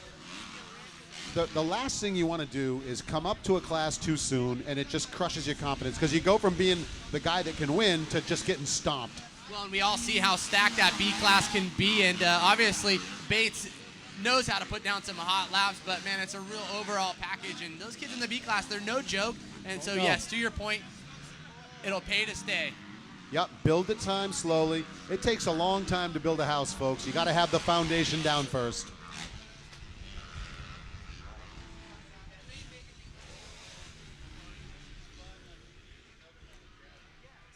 Good run for the 111 Rodriguez. He's had some great motos here so far this week. We've seen Rene run towards the front of the pack. So I expect we're going to see a lot more out of that 111 Yamaha ride. And Sandoval carrying the flag for Suzuki there, the American Suzuki ride on that 15, coming through in third. And Sandoval, he took a win earlier on. So again, good stack class here. We're seeing the folks we expected to see up here battling for the lead.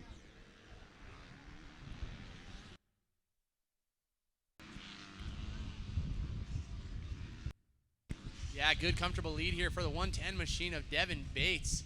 About 8 seconds here over our second place rider of Rodriguez, and Rodriguez is certainly no slouch. Now, and if you're Devin Bates, it's a good feeling when you're going by one section, you see the closest guy coming the other way. He's not even going to touch you. So there's Devin Bates, MC Husqvarna ride.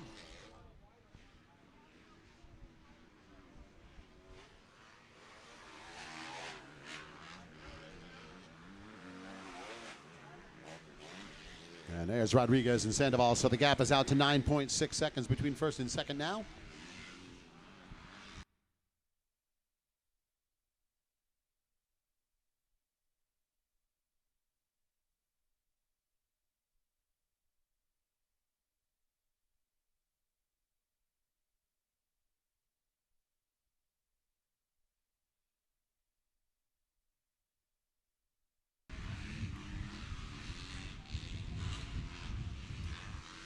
Yeah, really great how the track's set up, especially with some of this little bit of light wind that we're seeing either at the front or the back of these riders. So no cross jumping, which is really great for these guys and makes it a whole lot safer too.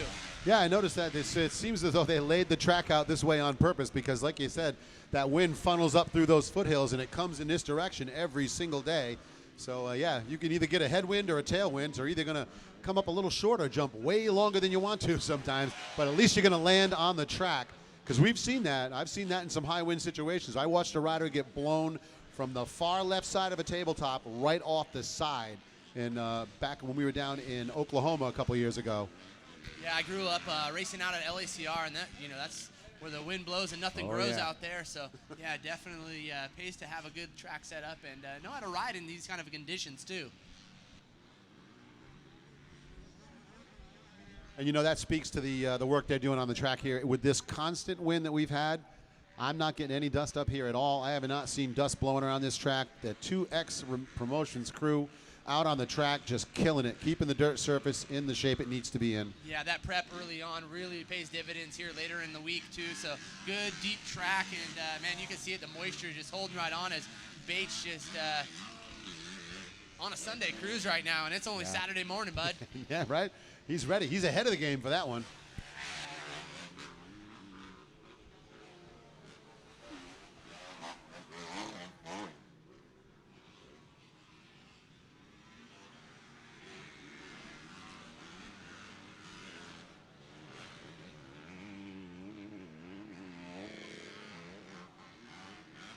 So white flag flying here for the riders in the 250C Limited as they work through their final lap. 85cc riders next off the gate. 65, 7, and 9 Limited, you are in staging. 450 Pro, you should be down in staging as well. And then we're back to the top of the race order. And don't forget, Vet Riders Group 1, your second moto is at 2 o'clock. That is 1 hour from now.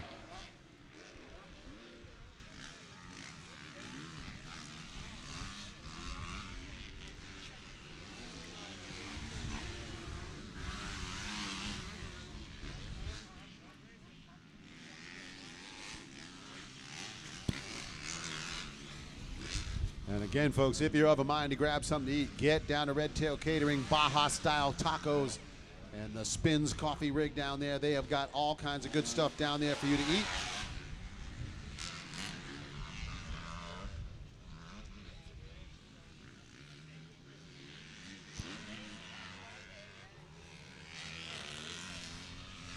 And here comes your leader working through the inside one final time. He's going to tiptoe through that section. Air out that tabletop one more time.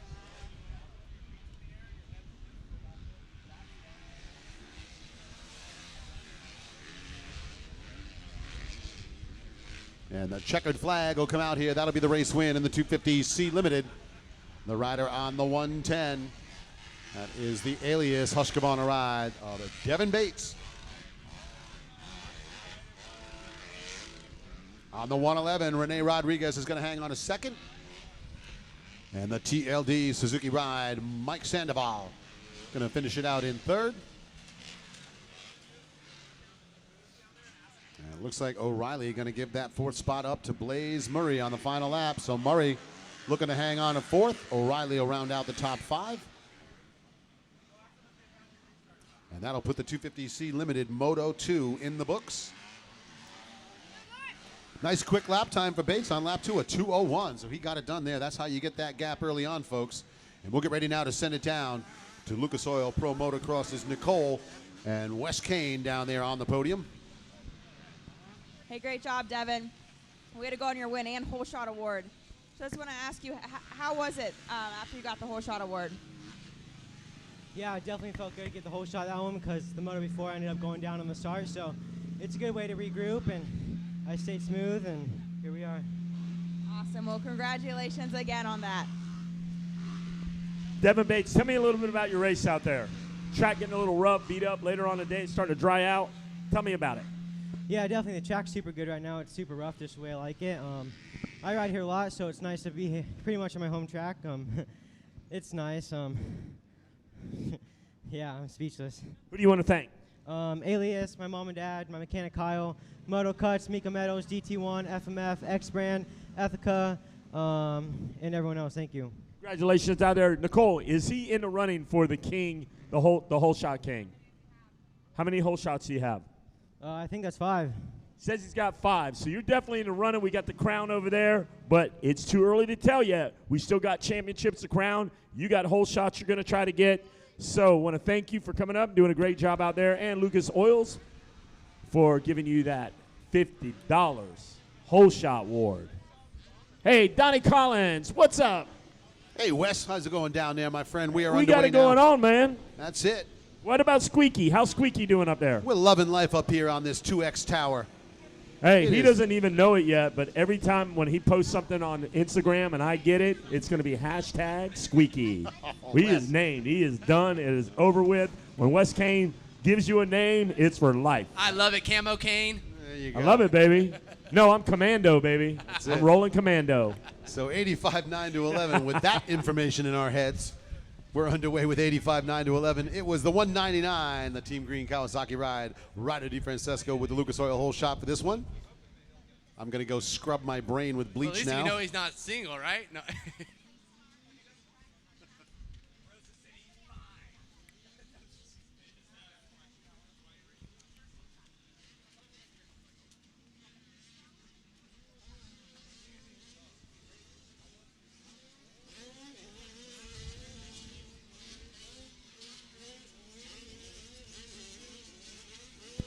So through the inside, 85-9 to 11 on the track right now. It looks like it is the 101 charging up into the second spot. So Gage Wilcox working into second.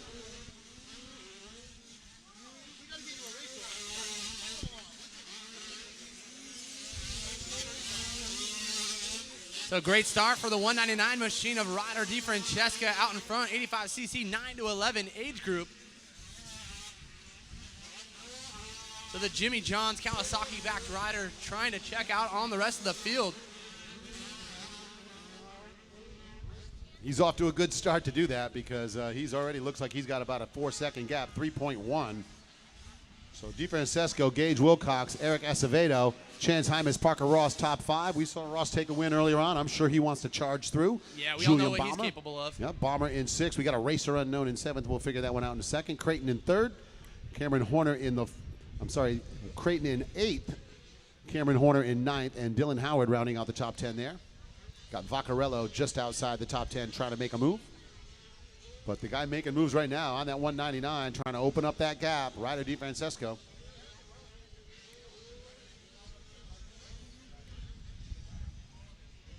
Yeah, Ryder already stretching it out here early on over that number 2 of Gage Wilcox. Azevedo, the number 51 machine, hanging tough right there in that number 3 spot.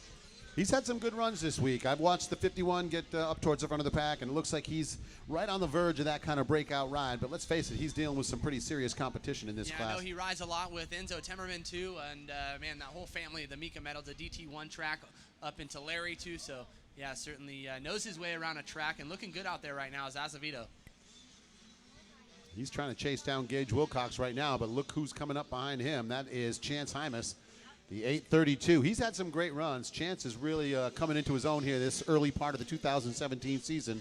Started it out down at the RC Daytona race down there, did some good runs. We saw him in Texas, had some good runs. So he's building the blocks up. Well, and especially for you seeing that week in, week out with some of these riders, how about that transition going to those nationals?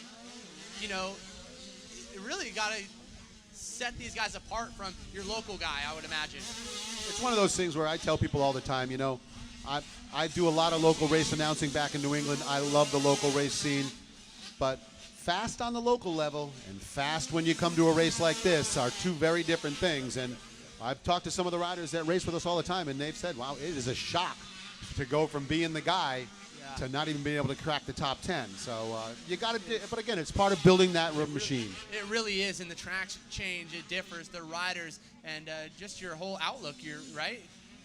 You know what they say, I believe it was Carmichael who said, if you want to be the man, you got to beat the man. And that's what you got to do at the national level. Right now, the man is the 199. That is Ryder coming through that big tabletop.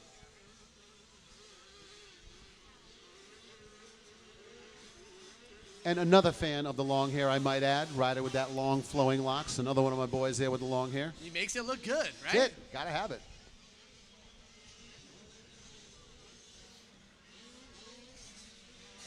And Gage Wilcox on that 101 doing a good job in that second spot. It looks like Hymas has made his way around Acevedo.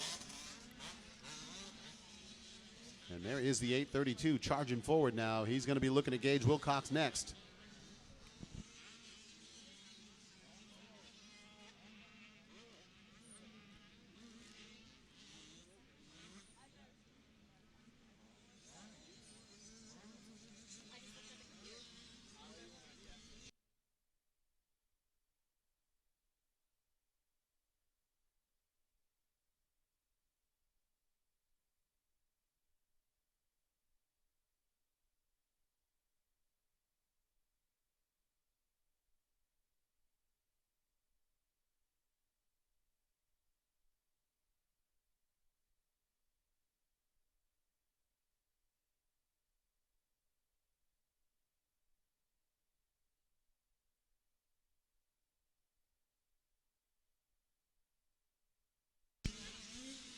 So Ryder D taking a look back over his shoulder here just before the finish line area as Chance Hymas, one of those riders I think he has an eye on, Don.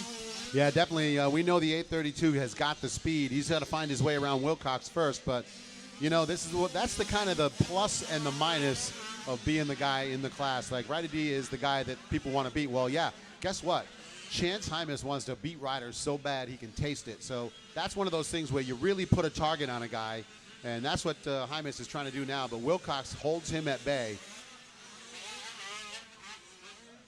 Yeah, Wilcox doing a great job of that on that 101, man. Taking him to school right now is Gage Wilcox. But Ryder D got that fastest time around the track so far. Oh, yeah. But look who's in the same lap time range. Hymas at a 209.7, Ryder D with a 209.3, and Wilcox at 210. So Hymas has got the speed. Yeah, about 3/100ths right there between those two riders here, but a rider in between them. So just all it might need is it looks like Ryder trying to skate away already.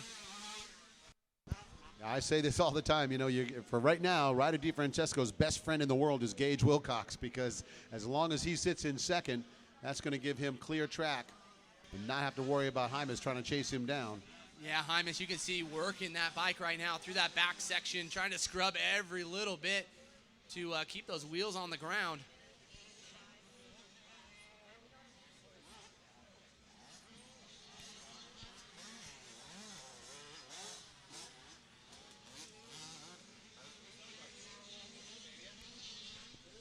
And Acevedo, a little feet off the pegs coming down that hill section there.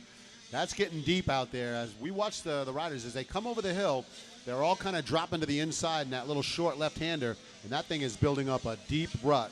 Yeah, Acevedo looking great out there, putting in a charge himself. And, man, two different totally techniques from your front to your fourth right there of Acevedo. Legs off, yeah. just hanging on, power to the ground. As the white flag is out for your leader, the Jimmy John's back Kawasaki, the 199 of Ryder D out in front. And here we go. This is that battle for the number 2 spot. And Wilcox is not giving it up. He says, nope, you want to take it, you go the long way around to get it. And Chance says, okay, fine, I'll do that.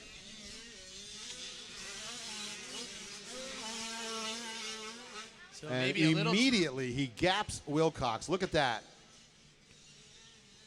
But here it is with the white flag out. He has not got a lot of time to try to chase down the leader. He spent 2 laps working on Wilcox, and that may cost him a shot at the win. Yeah, I can't take anything away from Wilcox. He was certainly on the gas, but man, determination out of Hymas might just get him up to that front spot. Yeah, he's going to push. So here we go. Ryder coming into some lap traffic. Unfortunately, not able to do the triple. That's going to allow Hymas to pull in by at least a second or 2. I'm going to be very interested to see what Chance Hymas' lap time is on this final lap because he has hit the afterburners. Look at the gap has closed already. Little bit of lap traffic. Hymas able to get through. Yeah, this was that section that he was just keeping the wheels on the ground, powering through. Yeah, you're right. I think he's going to have closed up that gap by 3-4 seconds maybe. Watch him when he comes back into there. You see Ryder D. He's kind of bouncing on that. Chance is actually stepping off of that almost, so he's landing really smoothly. Still got about 2.5 seconds to close, and we are running out of time in this moto. Good news if you're on the 199, not so much if you're on Chance Hymas' bike right now. Certainly doesn't go without effort here with 2 corners left to go for our leader. The 199 looking like he's going to put punctuation on this one and take that checkered.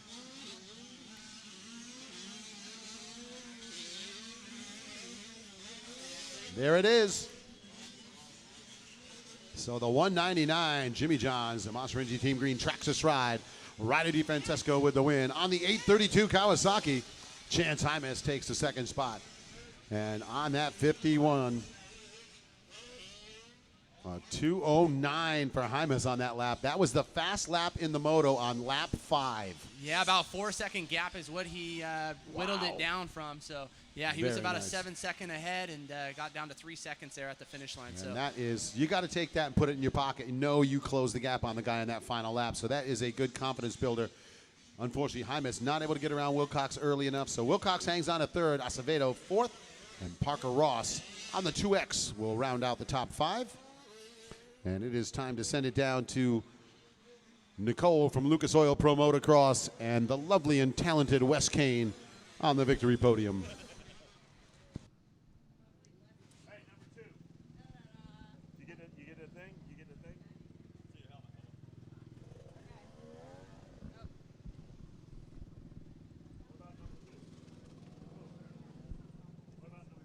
Congratulations, Ryder, on your first place win and first hole shot, right? How do you feel, man? Good. I got off to a great start. My Dunlop tires were hooking up great out there, and just rode a smooth race. Awesome. Your dad pack your gate for you? Yeah, my mechanic did too. They worked really hard on my starts and got off to a great start. Awesome. We did a terrific job out there. Want to add to it a little bit. We were down here on the main freeway here, and your mom told your dad, Randall, he's got to win this race.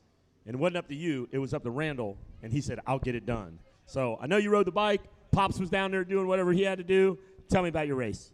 I got off to a great start. My Dunlop tires working up good.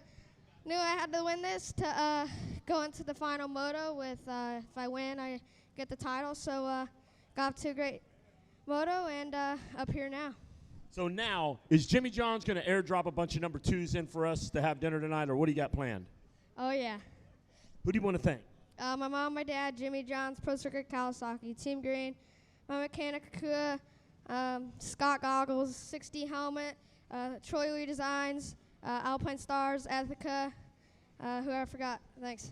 Congratulations. Throw up the number 2, because that's what we're eating tonight. Number 2 when you hit the Jimmy John's menu. Yeah. Yeah, Randall L. That's right, me and you. Number 2 in the back seat. It's a winner for me every time.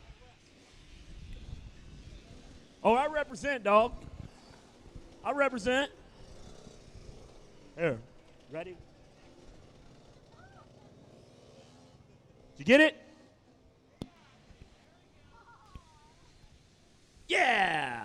I want to see 10,000 likes on Instagram on that, Randall. It's up to you. Just like Mama said, get it done. And he goes, yes, ma'am, I'll get it done. I'll get Ryder down there. I'll make sure he gets a whole shot. I'll make sure that he wins. Anybody gets in the way, I'll jump out on the track. Put the old steel shoe on. Hey, we're having fun down here. Nicole's down here. We got all kinds of things happening from Lucas Oil Pro Motocross. And tell me about that crown right there, because the last time I seen a crown at the racetrack, they were giving it to Jerry McGrath, 7-time Supercross champ, the king of Supercross, but we're going to have a whole shot king, right? That's right, Wes. Sounds like Devin Bates is in the lead with 5 hole shots so far. So keep it up, guys. And also, we're kicking off the barbecue here at Lucas Oil. Hot dogs, popcorn, and slushies. So come on down.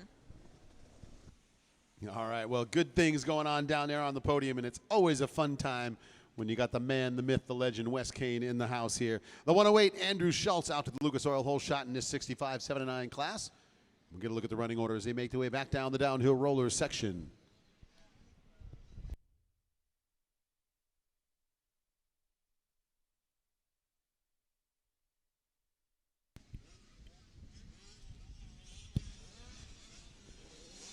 Looks like Alvin Hillen on the number 10 taking over the top spot.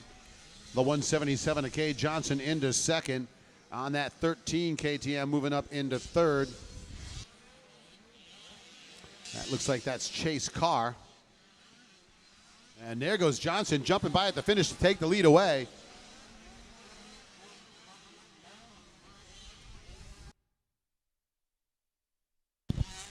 So Kay Johnson, big jump over the finish line there. He got a good drive out of the turn. He took the lead away. So Alvin Hillen drops back to second. Chase Carr on the 13 still sits in third. Sam McCord fourth. Landon Gordon rounds out the top 5. Gabe Mahoney sixth. Andrew Schultz seventh. Storm Hawks on the 16 KTM in eighth. It's Manuel Dumais ninth. And Caden Salvadori going to round out that top 10 on the 142. Timbo in 11th. It is Crew Ketton in 12th, Gunnar Townsend in the 13th spot, Jace Coy 14th, Miles Monty 15th, followed by Temmerman, Horzen, Ikushima, Williams, and Seba through the top 20.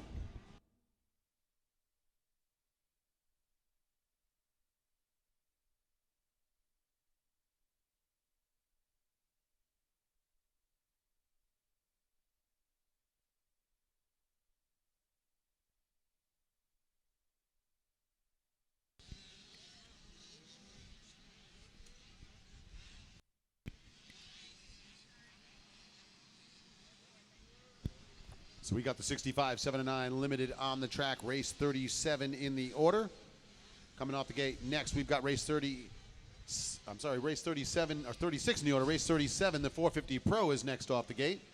I lost my place on the line there momentarily, John. I'm confused up here. Easy to do, a lot of motos here, but cranking right through them is a 2X Promotions team, and basically come out here and play. That's it, getting it done. We knocked them out yesterday to make sure we got back on schedule. We are running through right on time today. So again, race 37, the 450 Pro, final moto of the second set around is going to be next off the gate, and then we'll be into the championship motos here. We're going to start crowning some champions. Don't forget, riders in the vet class, Group 1, Vet Moto Group 1. Your moto will come up at 2 o'clock. That is approximately 1 hour from now.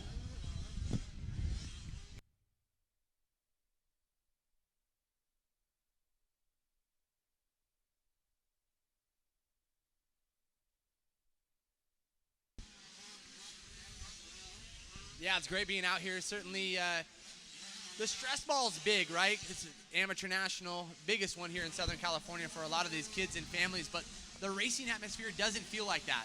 I feel like it's just one step at a time, and I think that just helps lead into having such a good feeling week, right? Oh, absolutely. And you know what? These AMA major events that you come to, like you were saying earlier on, this is a different playing field. It's a good chance to acclimate yourself to the scene where you're going to deal with riders from all over the country.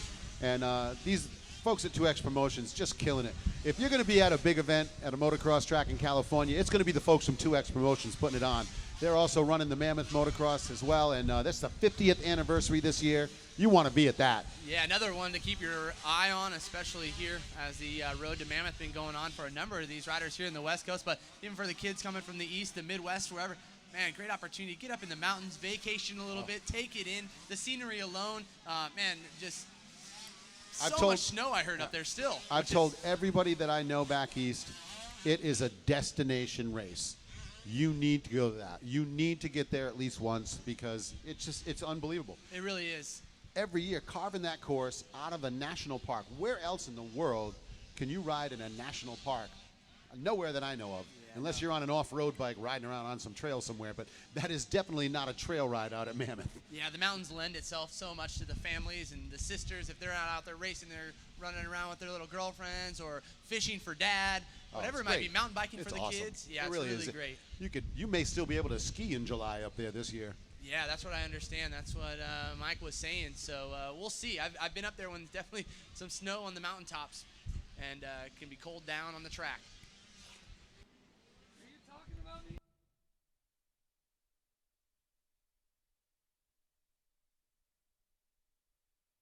And look at that. If you want to go skiing on the 4th of July, go up to Mammoth. Mike says skiing on the 4th of July is free.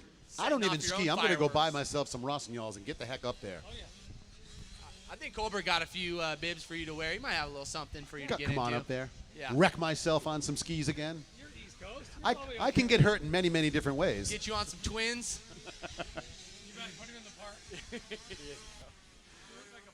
So there you go, the 177 coming through holding the lead. Oh, yeah, I'm definitely a park guy, yeah. Maybe one of the only times we'll see that hair couple flowing double in the back of the helmet. Double backflips out of me. Yeah, little hair coming out the back into the helmet, cruising the park. I'll pay for that. I'd pay to see that. All righty. So Kay Johnson holds the lead. Alvin Hill in second. Landon Gordon third.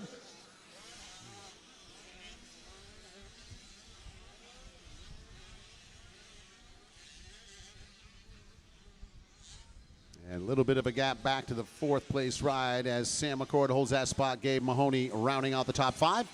Temmerman 6th. So the Mika Metals ride, Enzo Temmerman holds that 6th spot. It is Andrew Schultz 7th. Stormhawks in the 8th spot. It is still Carr 9th. And Manuel Dumais on the 72 rounding out the top 10. You just said it, Enzo Temmerman making a charge. Unfortunately, it looked like one of those riders had a mishap in turn 1. And, man, has already worked his way up already from outside of the top 15, nearly into the top 5. So a great ride here out of Enzo Temmerman. And look who's got the fast lap, John.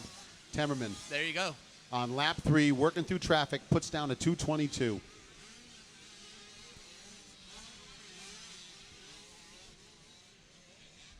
It's funny because all those kids just kind of feed off of one another, kind of the Baco kids, the Northern California kids, and they all ride together at DT1 MX Park. And it's crazy to see just how these riders are evolving each and every race, you know, even through the day, but also throughout the year. It's like a game of leapfrog.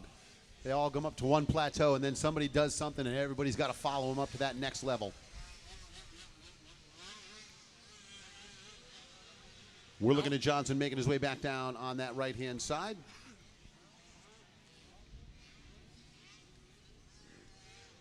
And the 177 going to get one more trip through the inside rhythm section.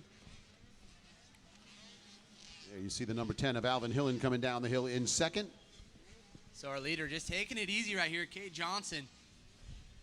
It's getting rough out there. At this point, he says, hey, you know what, I got a gap. I'm going to back it down a little bit, make sure I don't make any mistakes. Yeah, no reason to risk it here. Nope, he is going to cruise into the finish line.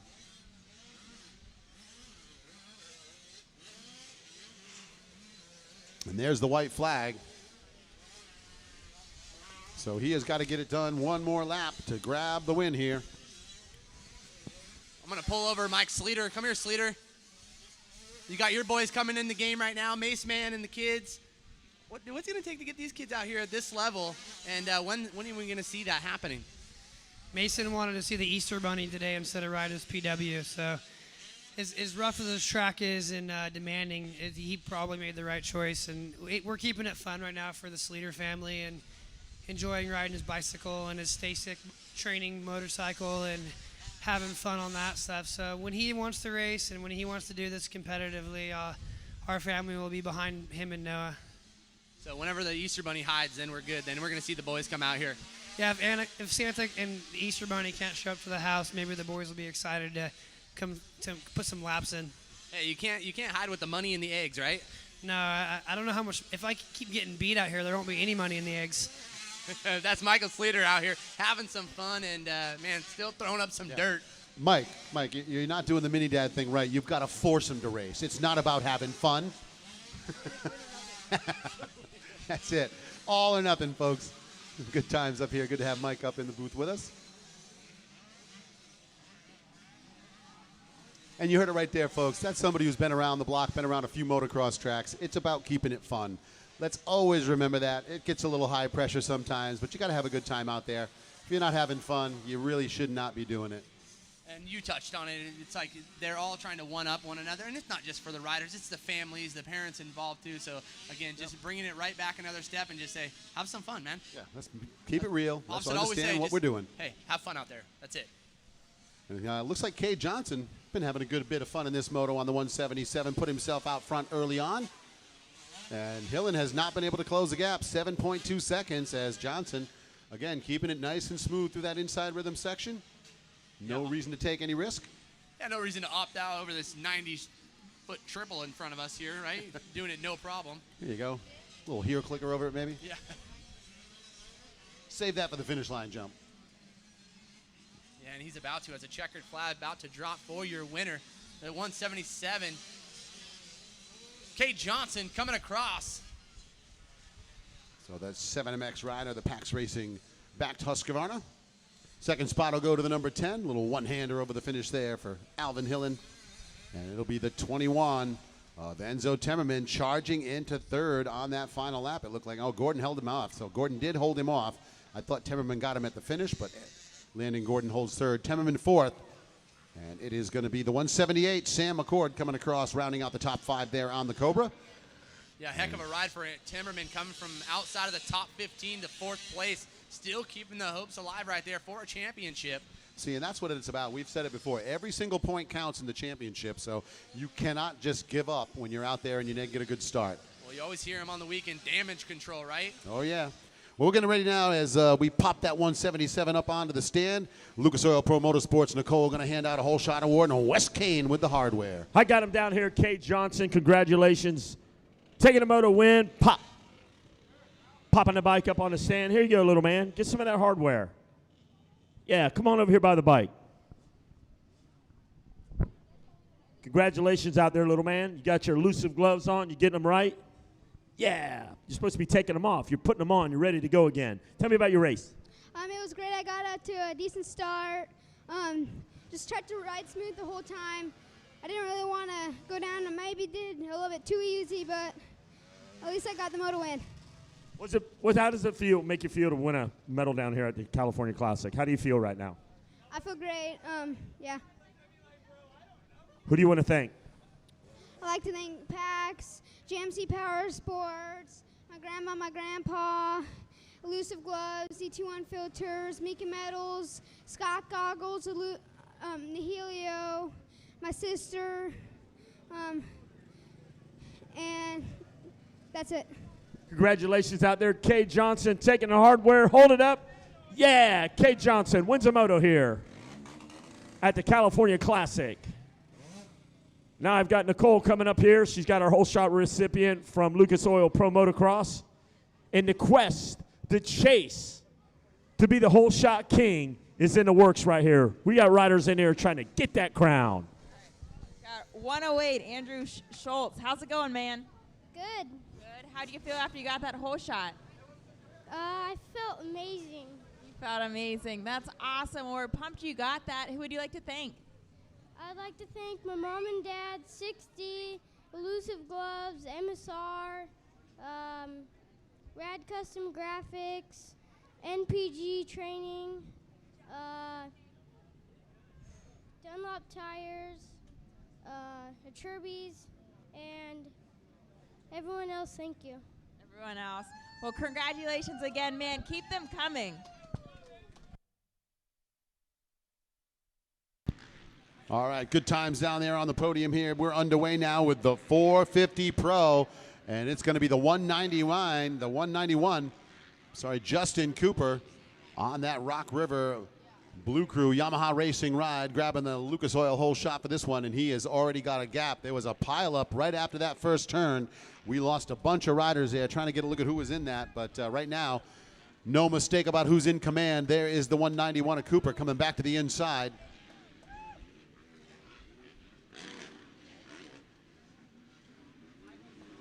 Mosiman up into that third spot, it looks like, on the 342. Trying to get a look at the rider in second there, wearing that American flag gear. Yeah, Mosiman looking to break through here. I know not quite having the results he's been looking for or counting on here throughout the Cal Classic week, but certainly doing it right now, banging on the door for second. Yeah, and that's Walton who's trying to get around. So Walton in second, Mosiman third. On the 171, charging up into fourth, that's Challen Tennant.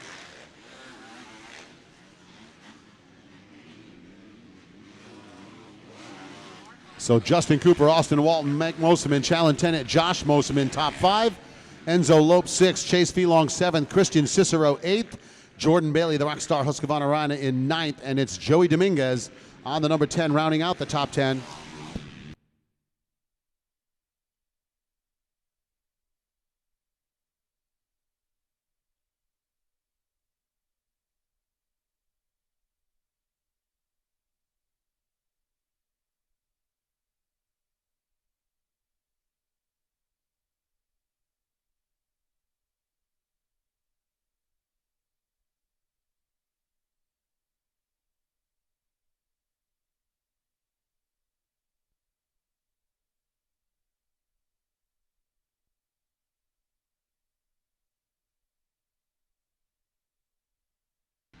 Here we go, Cooper back to the inside.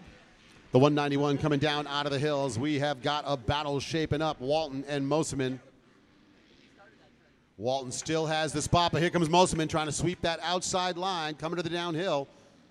But he's got to watch out because Tennant is right there on the 171. He's not afraid to bang bars.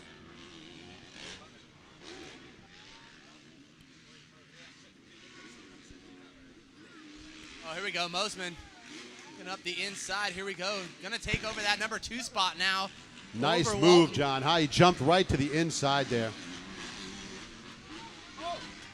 Oh, our leader, Justin Cooper, down right now here just before the finish line.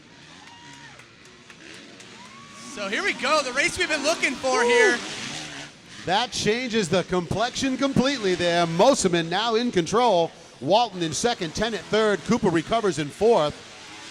An unforced error there by Justin Cooper. You don't see that one a lot. Well, we were just talking about Mosiman not having quite the ride he was looking for, and now he's in the perfect spot to take on that win right now. Yeah, you know, both Mike and Josh in this moto. And Mike out front. Looks like right now Josh sitting in about 8th or 9th. Yeah, and a couple riders, obviously, that we're not seeing up front, and some Markov. Barbieri also, certainly, and Josh Mosiman, the 125, going down just as of just the last few laps. Yeah, and you got to figure that they must have been those riders tied up at that little tangle up at the start there, because normally you'd see Hartraft up there battling with his teammate. Really surprised, John, to see that mistake out of Cooper like that. He is not someone you see just make those open errors. Yeah, I think you're right. Just those ruts right there. The front end kind of pushed a little bit, and unfortunately going down. I think we're going to see a race to the front, though, here. And that we were talking about that earlier. That section is deceptively tricky coming through there. Here you got a pro rider. They're pro class. That's about as fast as you get. And that section giving them fits as well. Could be that tire pressure, too, you know? Hey, never know, never know. I'm pretty sure they're on top of that, though. Hopefully. That was not me that said that. Look at this. Mosiman opening up a gap here. Coming back down to the inside. And Austin Walton fending off Challen Tennant right now. And here comes Cooper trying to get back towards the front. But Mike Mosiman, nothing but clear track ahead of him. He's got nothing to do but win this moto right now. Yeah, no reason why he shouldn't be able to take this win here, but obviously Challen Tennant knows his way to the front too, and putting on some moves right here on that number 500 of Austin Walton. Yeah, I got to tell you, Austin Walton impressing me here this week. He's had some great runs towards the front of the pack. The 500 really starting to get some breakout rides. He's kind of the sleeper right here within that bunch, right? Absolutely. That's not a name I knew. I don't mean that to be a downplay on Austin at all. I just had never seen him towards the front like this. Yeah, Mosiman, none of those riders, he knows his way around this Pala facility, and he's proven it right now sitting up front. A few mistakes obviously got him to that top spot, but more than capable of taking home the win and holding it on. Look at the lap times, John. That last time around, Mosiman put his fastest lap in. That's how you get that gap. Put his head down. That's it. Just charge. All you can do is put the blinders on and charge.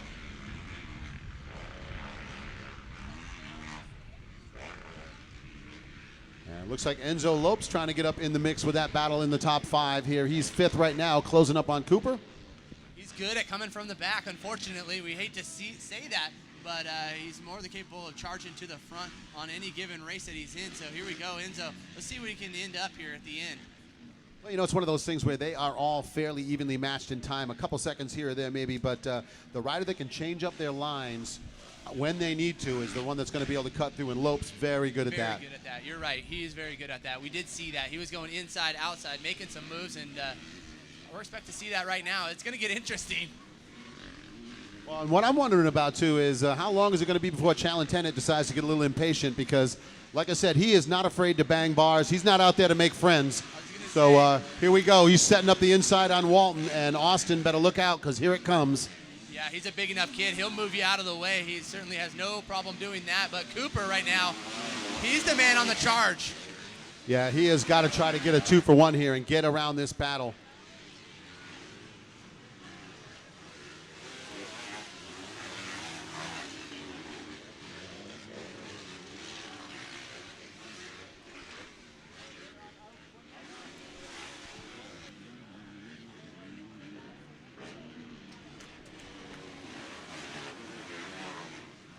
So quick rundown here in the top 10. It is Mike Mosiman, Austin Walton, Chalantenna, Justin Cooper, Enzo Lopes, top 5.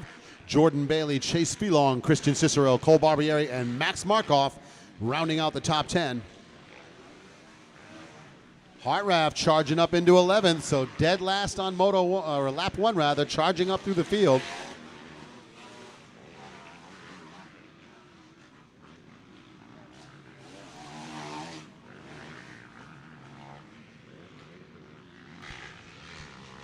Yeah, you got to give it up for the 500 machine right there of Austin Walton hanging tough in that number 2 spot.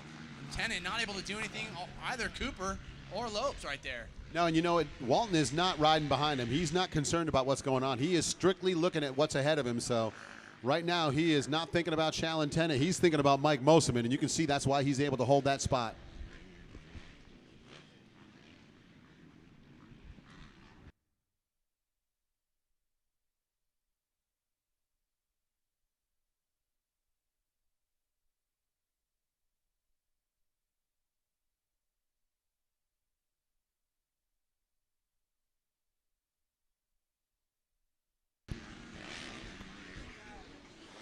There goes Mosiman through.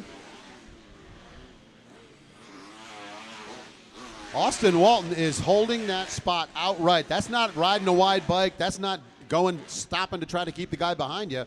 Austin Walton is keeping that second spot the honest way, my friends. He's getting it done. So Tennant still 3rd, Cooper 4th, and there's Lopes up and over the top of that step up and by the Action Sports Canopies Mechanics area.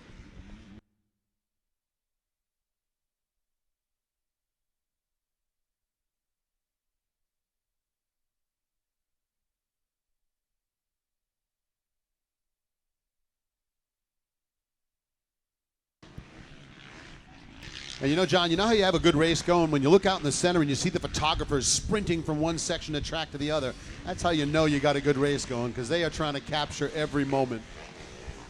Yeah, and Tennant and those guys haven't really been able to do anything for Walton. He's continued to stay very consistent, and I think that's what you'd expect to see out of him. No, and like I say, look at the lap times. He's running a 152. Tennant's at 153. It's not like Austin's blocking him. He's keeping the pace. So that has got to be a good confidence builder for Austin Walton. And not as good as it is for Mike Mosiman right now, though. That's got to feel real good. You got to feel there's a little bit of weight on those shoulders. Also, obviously being the local boy, a lot of family, friends, sponsors locally So good ride here, Adam Oseman. You know, I have heard riders say they're having a tough time dealing with the start gate here because the concrete start, a lot of riders not used to that. We use it quite a bit back east, so a lot of our guys are ready for that. But if you're not used to the concrete start, it really throws a monkey wrench into your game. Yeah, it's really weird because you kind of get that it's give or take here. A lot of places out here also cement start, but some others, Glen Helen now going back to your traditional dirt start. So yeah, it's a little bit different for sure.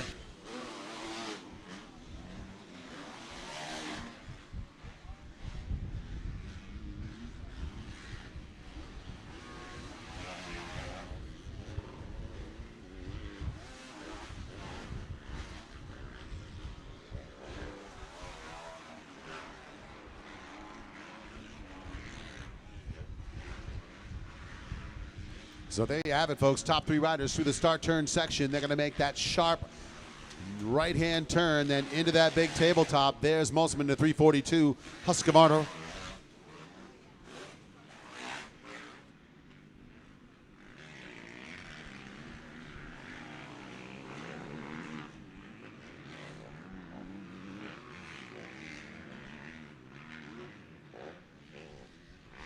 So top 4 riders starting to stretch out on the track now. Couple seconds gap between each of them as everyone settles into their pace.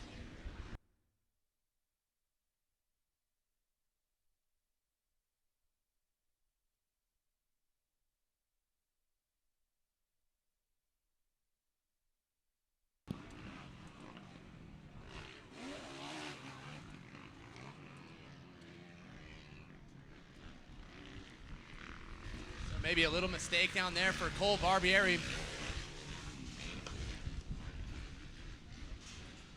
Yeah, it looks like Barbieri might have gone wide coming out of that sweeping 180 right-hand turn into the rhythm section and just went off the side there. So. Really rough portion of the track too, and high speed as well. Oh, yeah. Yeah, they're coming out of there 4th gear pin. And there he is right now, entering back onto the track. So everything good for Cole Barbieri, just a little bit time getting back on the bike, but nonetheless putting a good charge. Him and Markov were doing really well coming through the field. Oh, we got a change for the lead right here. What happened to Mosiman? I don't know. We got a change for the lead. Austin Walton now in the front spot. Wow, Mosiman drops back to 2nd, so did not see what happened there. This is good. That had to have happened up on the right-hand side. We missed that one as he was out of view, but Mosiman with a little problem. And he is now 1.5 seconds off the back tire of Walton. And Austin Walton, we were talking about it, he did the work, put himself in that 2nd spot and kept himself in a position to take advantage. And just like that, he's gonna. You know what, he just wasn't phased. He had all these riders right on him, and he very easily could have, fell back, but obviously held his composure and looking good out front now. But Mosiman looks like he wants a little retribution here. He is right back on Walton, and this is going to be a battle here. I just don't think Walton's going to be phased. I think he had weathered the storm earlier on, and I think he's going to be able to hold this thing on. Well, he's got a half a lap to go to bring home the win. Yeah, what a huge win right here out of Walton. He got obviously a number of these kids with factory support, and Walton looking like he's doing it for himself here and doing it for the home team more than anybody. Yeah, right? Well, here we go, back through the inside. You see a couple lap riders getting the heck out of the way of that battle. Walton making a little, not able to get over that tabletop. Oh, that slowed him up a little. This is going to let Mosiman close the gap. Now let's watch this section in the center. Remember when Mosiman jumped by on that lap earlier on? He's got the line for that. Walton's going to need to anticipate it and shut that inside off. Walton's doing it for the red, white, and blue right here. Here you go. All-American pride. Here we go, into the finish line turn. 2 men enter, and Austin Walton leaves with the checkered flag, and he is pumped. What a heck of a ride right there out of that Yamaha rider.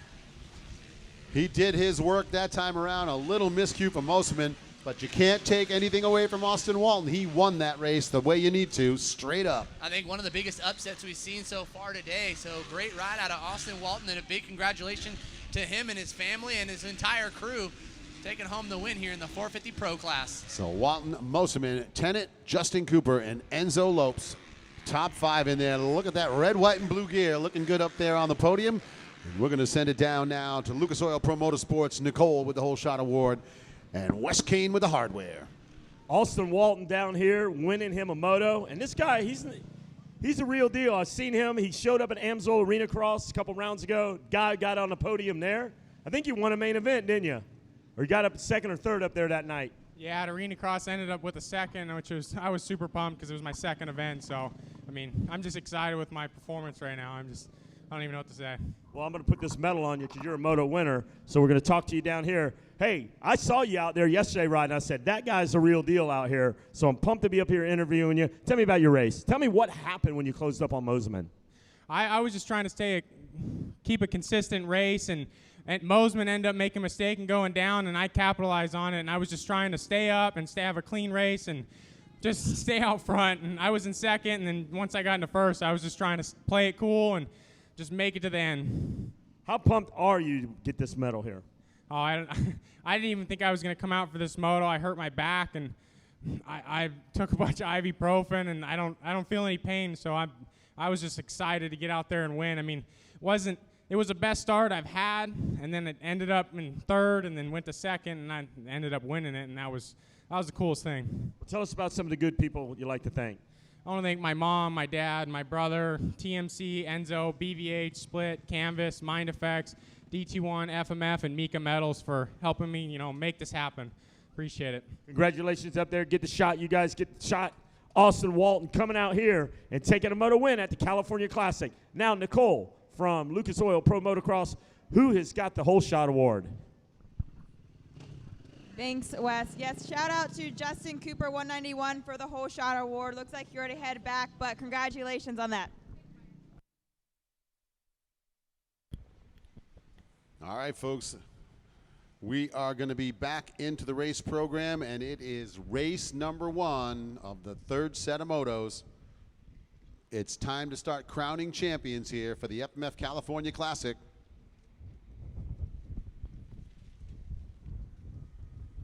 It is now 1:30. Riders in the Vet Group 1 Moto 2, you need to be down in staging. Your moto goes in a half an hour.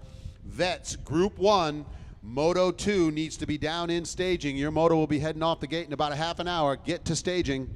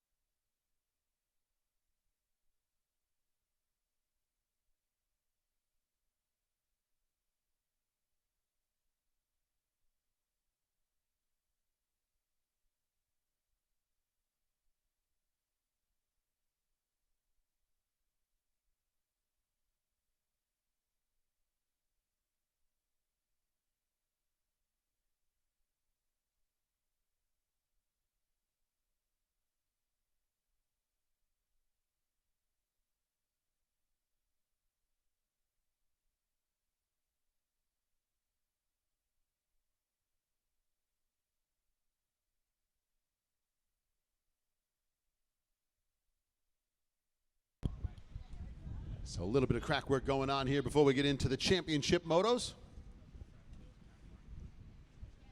As you can see, I'm working through some of these sections on the inside, smoothing out some of the faces on those jumps. Want to make sure we don't have any of those kickers coming up on the faces of the jumps. Keep things nice and safe out there.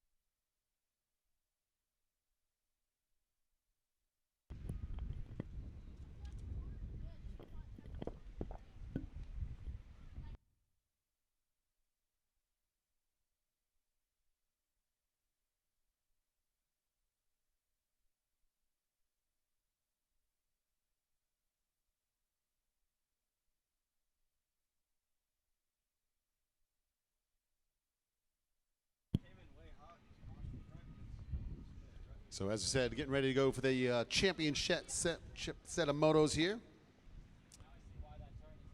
As they do a little bit of track work out there. Once again, want to send a big shout out of thanks, the title sponsor here for the California Classic, the folks from FMF. Head over, say hi to Joel over at the FMF rig. And let them know you appreciate them being the title sponsor here for the FMF California Classic. Of course, big thanks to Red Bull, the Red Bull hospitality rig in the house here. Mario bringing it out. And of course, Lucas Oil. Big thanks to Lucas Oil for those Hole Shot Awards. And we're stacking up the Hole Shot King points as we speak. So once again, big thanks to Lucas Oil. Of course, Pala Casino Resort and Spa. The folks from Rocky Mountain ATV MC, Fly Racing, Dunlop. The folks from Matrix Concepts, Brett Downey Safety Foundation, Davis Motorsports, Fox Motorsports, of course, the mechanics wear, folks. Bell Helmets, ODI, the folks from Western Power Sports, PDA Jerky in the house. Hey, Donnie. Yeah, Wes. Down here talking to Kip Bigelow, and you know the Hole Shot King Award. Everybody's collecting those hole shots, and the one at the end of the event with the most hole shots will be the Lucas Oil Hole Shot King of the California Classic, right? Yeah. Interesting enough, Kip Bigelow came up to me and goes, "What if there's a tie? How do we dice out a tie?" And I go, "Well, it's really simple." I said, "We put the two riders on the starting gate. They have to both take off, get the 30-second board, and the one who gets the hole shot is the winner. Just like we do at the head-to-head challenge, 2-man enter, 1-man leave. So 2 men will enter. If it's a tie, we'll load the gate up, get Kip Bigelow down there, put the line in the sand, and the one who does pull that hole shot is the tiebreaker and will be the Lucas Oil King of Hole Shot King." What do you think about that, Nicole? I think that's a great idea, Wes. You know, I was thinking too, you know, the 30-second board, it'd be cool if you were standing out there with that, Wes, whenever they were, you know, taking off. You put Wes right out in the big of that start straight, they wouldn't be able to get by his big head out there, so you can't do that. What do you think about that, Wes? I think if there's a tie, they should have to arm wrestle Wes Kane. She said, "As long as I don't squeak when I talk, I'm all good." Oh, there you go. All righty. Hey, but it's really cool. You know, we got the lowdown out here. I'm looking at this first race. And race number 1, you got Garrett Marchabanks out there. Marchabanks with a title on the line. Mashburn, Shimoda, Brown, Mullinax, Newbie. It's going to be a Eigelman all the way up from Florida. So right off the bat, we're going to get right into it. In our race 1 is Schoolboy 2 BC 13-17. We're going to get down. We've got the trophy down here. The trophy, race fans, the trophy is just for pitchers only. Don't take it. You're going to get one when you go through and you get your weekend end trophy. So everybody's going to get one, but just don't take the one off the podium. Also, we're going to have Lucas Oil, more hole shots going on, so we're going to be busy down here. We're still going to talk to our moto winner. We have moto medals, but then we're going to shoo them out of the way, and we'll crown our champion. Also got Lucas Oil Hole Shot Awards, and we're looking for the Hole Shot King. So we got a lot of things happening here on our 3rd round of motos. Can't say enough about Lucas Oils coming in here, lubing us up, keeping us all nice and lubricated during this hot hot temperatures here in sunny Southern California. You take some of that Lucas Oil, Donnie, and put it in your hair. I've seen some hair care products there. I definitely think that they should develop some Donnie Cakes, Super Lube, Super High Test, Lucas Oil for that dippity-doo you got up there in that hair. There you go, Wes. That's what we're working on right now. I've actually been working in the Lucas Oil factory with those folks, trying to come up with my own line of hair care products specifically for motocross announcers. I love it. I mean, dude, we're going to develop a lot of things down here. That's what we do, man. We have got some ideas. I don't know how well they're going to work out, but we've got some ideas. And if we really don't have a solution, we can call back and ask Kevin Kelly, say, hey, what do you think about this? And he'll say, man, just do it. Do it if it feels right. So Yeah! what weight motor oil is right for tan brown hair there, Wes? Which one is it? Well, I think we need to go with like a 20-40 blend, a mixed blend with some longevity out there. There you Keep go. you cool in hot, steamy conditions. You definitely want that hair. Come over here, Nicole. You're laughing, so I know you want to chime in on this. I think we should put in some WD-40 for some obvious reasons as well. Whoa. Wow. Nicole coming in from the top rope there. Hey, she's got it going on down here. She's running some game down here. Well, she's been hanging out with you. She's probably getting an education in things she did not want in life down there. Hey, we have talked about a few things. We've cured a few problems. We know who's who. We've brought up some names. We've come to some conclusions. Some things that I was wondering on her side of the fence. She definitely solved some of that. And some questions that she's asked me, I told her my opinion. So we've definitely got, we've even got people at home that are listening to you guys, and they're texting us trying to figure out what's going on. What'd you guys just say? And that means people are listening. I mean, that's what we want, people listening to what's going on. So, Matt Vera, you're back there in Ohio, and you are definitely listening. And I spell that V-E-R-A, okay? I know it's wrong, but I don't care. There's a right way, a wrong way, and a Wes Kane way, and my way is always faster and better. It's the Wes Kane way or the highway, folks. That's all there is to it. Hey, that's what I told all my ex-wives. All right, pick it up, Donnie. I'm sorry to interfere, but we're having fun down here. Oh, heck yeah. Got to have a little bit while we do a little bit of track work here, Wes. It ain't all about all business. If it was, you and I would not be in the business. So once again, as Wes said, we got Schoolboy 2 lined up down on the gate, and we've got some heavy hitters. Joe Shimoda coming in with 2 5 scores, and Marchbanks coming in with 1 2 scores. Pierce Brown, unfortunately, with a 9th in Moto 1. He won Moto 2, but he looks like he may want to play the spoiler in this championship, and we'll have to see how the points add up. And as you can see, that helicopter coming in right now, that is the helicopter coming in to lift Wes Kane's ego off the podium. We'll actually need a heavy lifter, I think, for that. Not sure.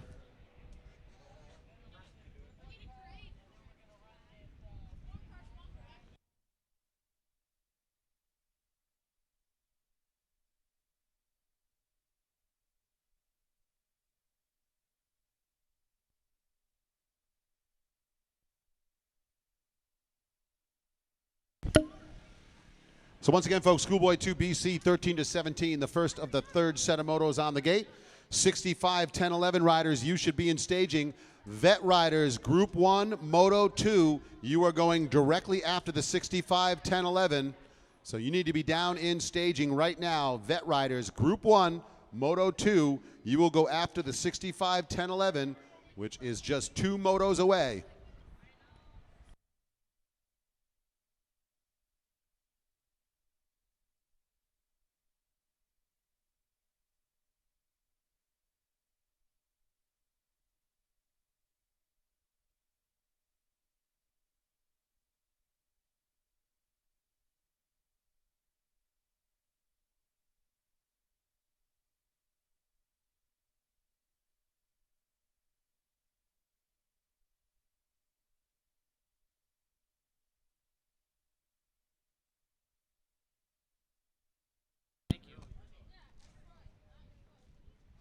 So a little bit of machinery still working on the track here.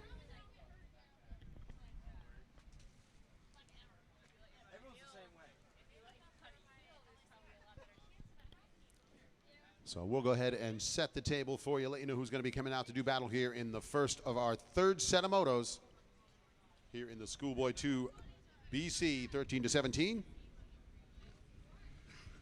Riding the number 4, that is Tamer Amaryllis on the KTM. The number 6 of Yves Brodeur rides out of Laval, Quebec. Coming to us from Huntington Beach, California, the 11 is Karen Nairn. On the 13, Tyson Johnson rides a KTM. The 16 is Chris Torres from El Paso, Texas. The 19 out of Mesa, Arizona is Rhett Jones. On the 23 from Prescott Valley, Arizona is Cody Banaka. Tommy Rios comes out of Windermere, Florida on the 24. The 28 is Levi Newby from Whitehall, Montana. The 33 is Derek Drake, KTM rider from San Luis Obispo, California. The 45, Los Banos, California is Colby Coop. On the 47, Joe Shimoda out of Menifee. The 49 of Gabe Gutierrez rides the KTM. On the 50, you've got Max Lee from Corona. Coming out of Tualatin, Oregon on the 55, it's Austin Black from Sandy, Utah. The 63 KTM is Pierce Brown. On the 81, you've got Jake Piccolo on the KTM. The 90 out of Ramona, California on the Yamaha is Braden Lessler. On the 101 from Amato, Arizona, the Yamaha ride of Connor Giardina.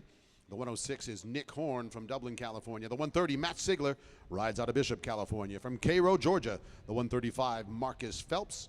The 200 is Kyle Greason out of Oakley, California. From Prince George, British Columbia, the 223 is Jonah Brittens. The 233 is Parker Mashburn coming out of Stephenville, Texas. It's Martin Benagas on the 224 out of El Cajon, California. The 273 out of Cypress, California is Ezra Lewis.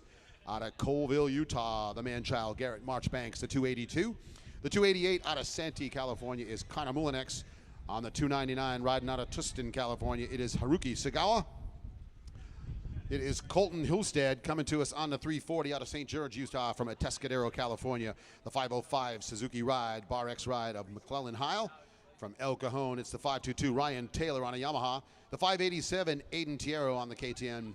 The 815 is Colton Eigenman out of Titusville, Florida. The 835 from Sparks, Nevada is Julian Domingo out of Paso Robles, California. On the 837, it's Bryson Gardner. And coming to us out of Washington, the 922 Husqvarna of Zach Redding. That's the field lined up, ready to do the first of the championship rounds here. Schoolboy 2, BC.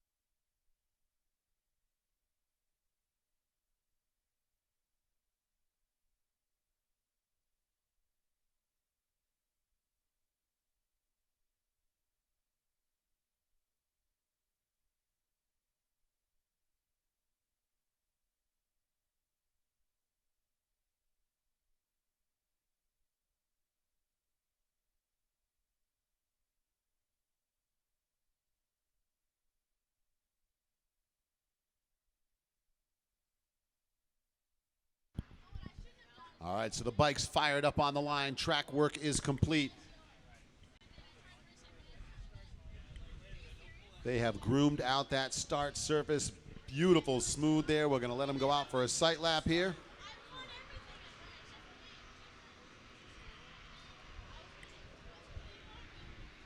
So sight lap underway here. Schoolboy 2 BC 13-17.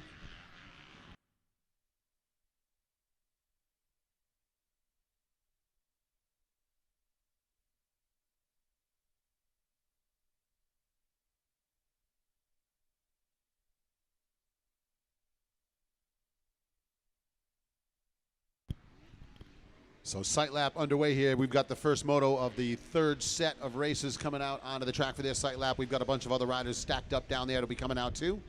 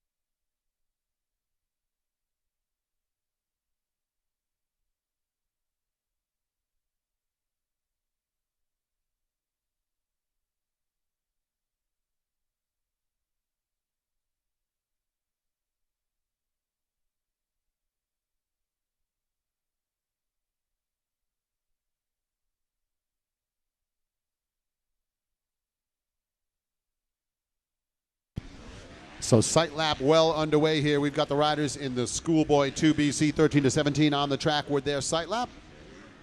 Just did a little bit of fresh track prep. Got to let these guys get out there and get a look at it before they hammer down. Let them know what they're going to be dealing with.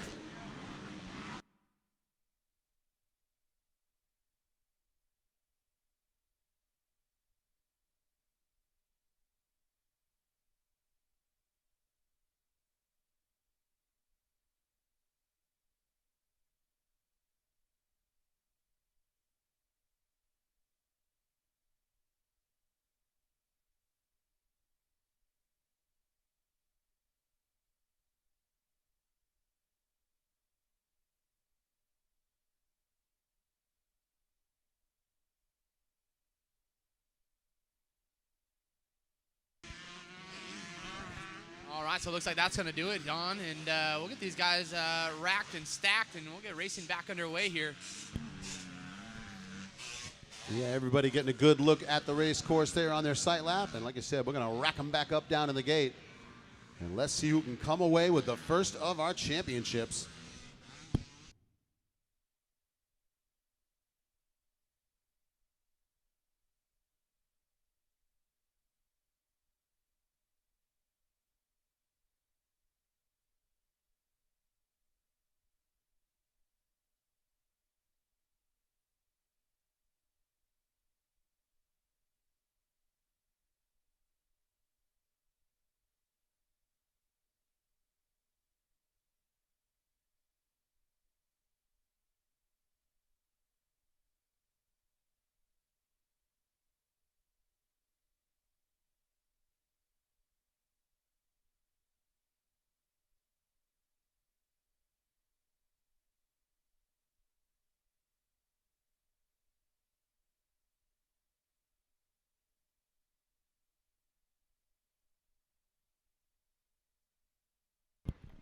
Alrighty, everybody lined up in the gate. We're going to put that 2 card out on the start straight and get ready to go racing in the championship round.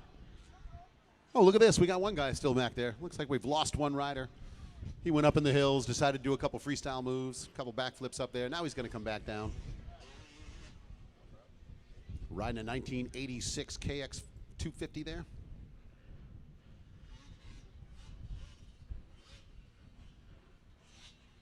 Getting a good look at the track, checking every inch. He sounds like a 2017, though. He stopped out in the back there, did a little geological survey on some of those ruts. The pH content is just right.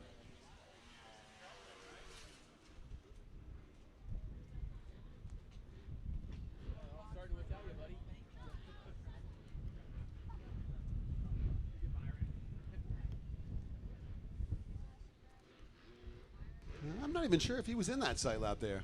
I might have just decided to go out and have a little bit of a time there. Just run a lap around, get a look, wave at the people. Myron just admiring the 2-strokes. Like, just loving it. Good on you, bro. Here we go. Card is sideways, and we're going to drop the gate.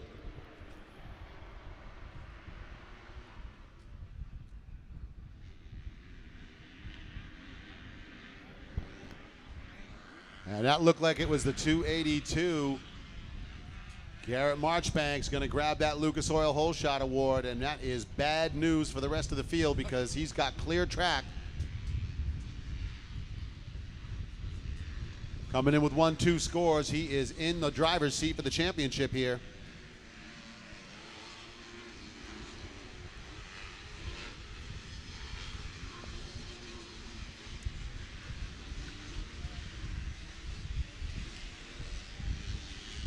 And it looks like Giardina in that second spot. The 2-2-3.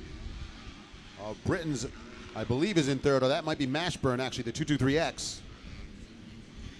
That's right, Mashburn right there, the 2-2-3X. To your point, yes.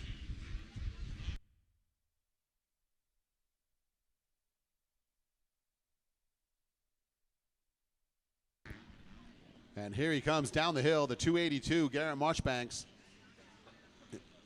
He's doing work early on. He knows right now is the time to make the most out of that start. Yeah, clear track in front of him, and certainly setting his sights on that checkered flag already, even so early on. As these riders getting ready to complete lap number 1. We'll give you the rundown here in just a moment. Connor Giardina in the 101 in that second spot. He's put himself in a good position early on. There's Mashburn. Colton Eigenman in that 4th spot. And there's the 505 Bar X Suzuki Chaparral Motorsports ride, McClellan Heil. He's going to round out the top 5, it looks like, on lap 1. And we have got a dogfight going on behind him. Pierce Brown sitting about 7th.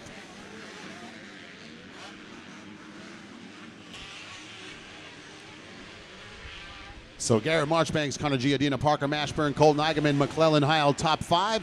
Bryson Gardner, 6th. Aiden Tierro, 7th. Pierce Brown in 8th. Tyson Johnson, 9th. And Nick Horn rounds out the top 10. And right now, Marchbanks with the 1-2-1 scores in command for the championship.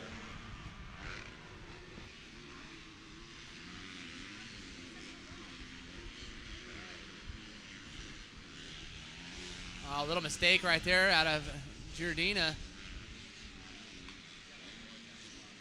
It's going to allow Mashburn to pull up right there. Yeah, and this is where you start to see that sense of urgency. They know what's on the line here. He's got to get around Giardina. So Mashburn puts himself in the 2nd spot overall, like I said, with a pack of 3s coming in here. But 3rd is not going to do it, and neither is 2nd. He's got to beat Garrett Marchbanks. Yeah, and Pierce, the one on the move also, but certainly bad starts aren't going to do it for you and enable you to run up towards the front. So let's see what Pierce Brown has in store for all of us. Well, it's another one of those things where he bad finish in Moto 1, that 9th in Moto 1, kind of took him out of contention, but he can definitely play the spoiler here as we know he can win a moto. But like you said, not getting up towards the front of the pack off the gate does not do you any favors. Yeah, and the track being as smooth as it is right now, everybody's going the same speed, so really hard to really make up any kind of ground or time. But being aggressive like that, certainly going to do it for him. So he's gotten around Heil. That's going to put him all the way up into the top 5. So Marchbanks, Giardina, Mashburn, Eigenman, and Pierce Brown rounding out the top 5 as he gets around McClellan Heil.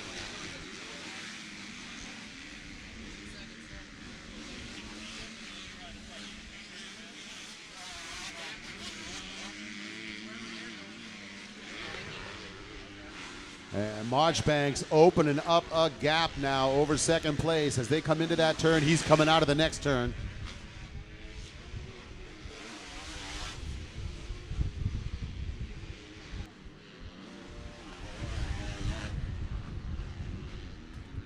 So Garrett Marchbanks has been here before. He knows how to execute a championship, and he has done what he needs to do. Getting out front early. Giardina hanging on to that 2nd spot. Mashburn in 3rd. There's Pierce Brown 4th. Oh, Ryder going down right behind him. That looked like it was Eigenman.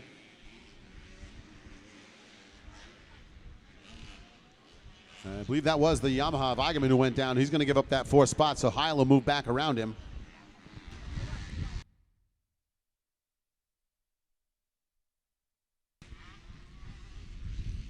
So Marchbanks just in a field of his own out front, checking out on the rest of the field.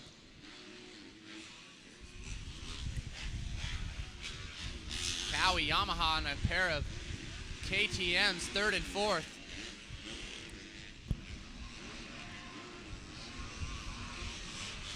Yeah, and Mashburn making Brown go the long way through that turn, giving him a face full of roost off the back of that KTM. Get Brown on the gas on the outside, using every bit of track.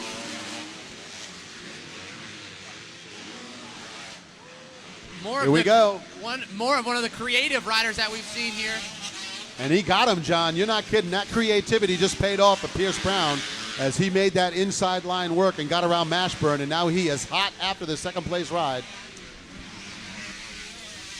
I think it's just a matter of a few turns and he's going to be in that number 2 spot, but unfortunately the ship has sailed, and Mashburn being that guy, I don't think he's not in a dinghy by any means. He is. Oh no, definitely not. And here comes goes Pierce Pierce Brown up. right up the inside, and he is going to make the pass on Giardina. And looks like he wants to ruin the party here for Marchbanks, trying to get up and take a moto win. But you know what? There's a lot of real estate to cover. That was 7 seconds the last time across between first and second.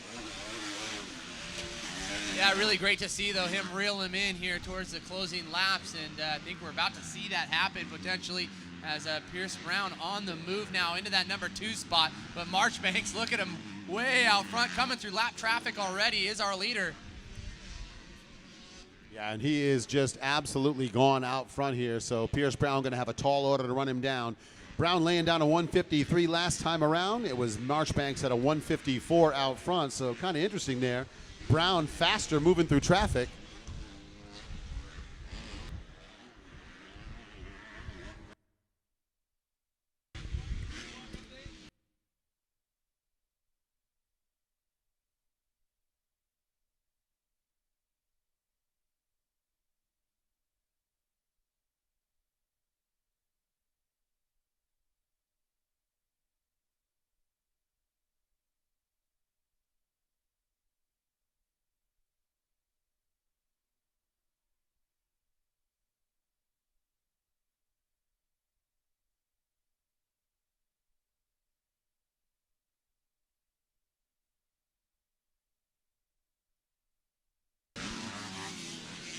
So both these riders in our front matching one another here this last lap around. And again, you see very similar riding style and physique, kind of same body build between those 2 top riders. Oh, absolutely. You look at Marchbanks, he's a big, tall kid on the bike. Pierce Brown got a lot of body mass. He fits that bike well. Oh, Brown putting a foot off the side, though, there. Yeah, very much so. Same stature for our 2 front runners. And you know the other thing, John, is you can count on neither of these guys are going to get tired in this moto. They are going to have plenty of energy to charge all the way through. Fitness, not a problem.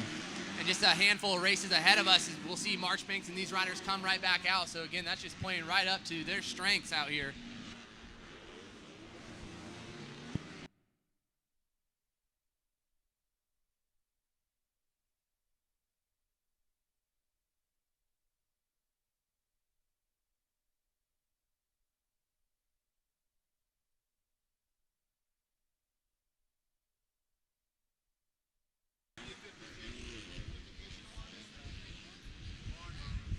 So Marchbanks getting a little bit loose out here over that triple, trying to shake out maybe a little bit of arm pump. Just trying to stay loose out on that bike as a white flag is out here. Don, 1 lap left to go for your leader. You know, a lot of guys say it's tougher when you're out front. There's nobody near you. You don't really have any reason to get challenged to push yourself. So it's all about that concentration. And that's where that practice lap and all that discipline comes into play. Marchbanks is a very well-disciplined rider. He knows what he needs to do. So Pierce Brown best in that last lap around, a 152 over Marchbanks 153. So just not enough time, though, unfortunately. No, he's chipped away at the lead, but like you said, with the white flag out, it's going to look a little bit inevitable here. Yeah, 8 seconds. Wow, that's quite the run for your leader.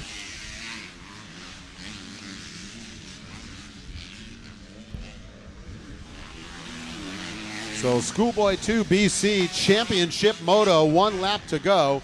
65, 10, 11 next off the gate. And then we need riders in the Vet Group Moto 1, or Vet Group 1, Moto 2, right after the 65s.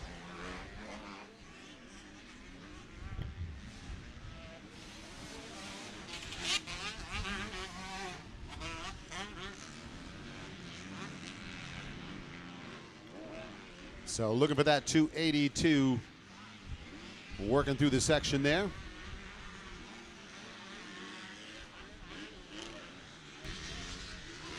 So looking like the 282, playing it safe here this last lap around. Yeah, he's definitely backed it down to some of those sections, but again, with that big gap he had, there's no reason for him to take chances. Pierce Brown is closing, but he is going to run out of time. But you know what? It's not going to make any difference because it is going to be the 1-2-1 score. Garrett Marchbanks bringing home the championship here, the first of our FMF California Classic champions. And there it is. The Monster Energy Team Green Ride. The man-child, Garrett Marchbanks, with the win. He's a little pumped, don't you think there, John? Looking happy? I would say so. Pierce Brown, the Troy Lee Designs Red Bull KTM rider, across the line in second. And here comes Parker Mashburn. Great run for Mashburn. He's going to put himself second in the overall picture. And it looks like Pierce Brown will be third. That's a good recovery after that 9th place finish in Moto 1. So Brown's got to be happy about that. Probably be happier if he was the champion. But, hey, wouldn't we all be? Taking home the big check. So, yeah, great run out of our schoolboy, too. BC, 13 to 17 years of age. It's so hard to believe at the higher end is 17 years of age. It's so crazy. Just learned how to drive a car last year. They're already whooping it out on these kids big probably don't bikes. even have a license. Why would you need one? Ride your dirt bike everywhere. And right now, it is all about the championship, and we're going to send it down to Nicole from Lucas Pro Motorsports and Wes Kane with the winner.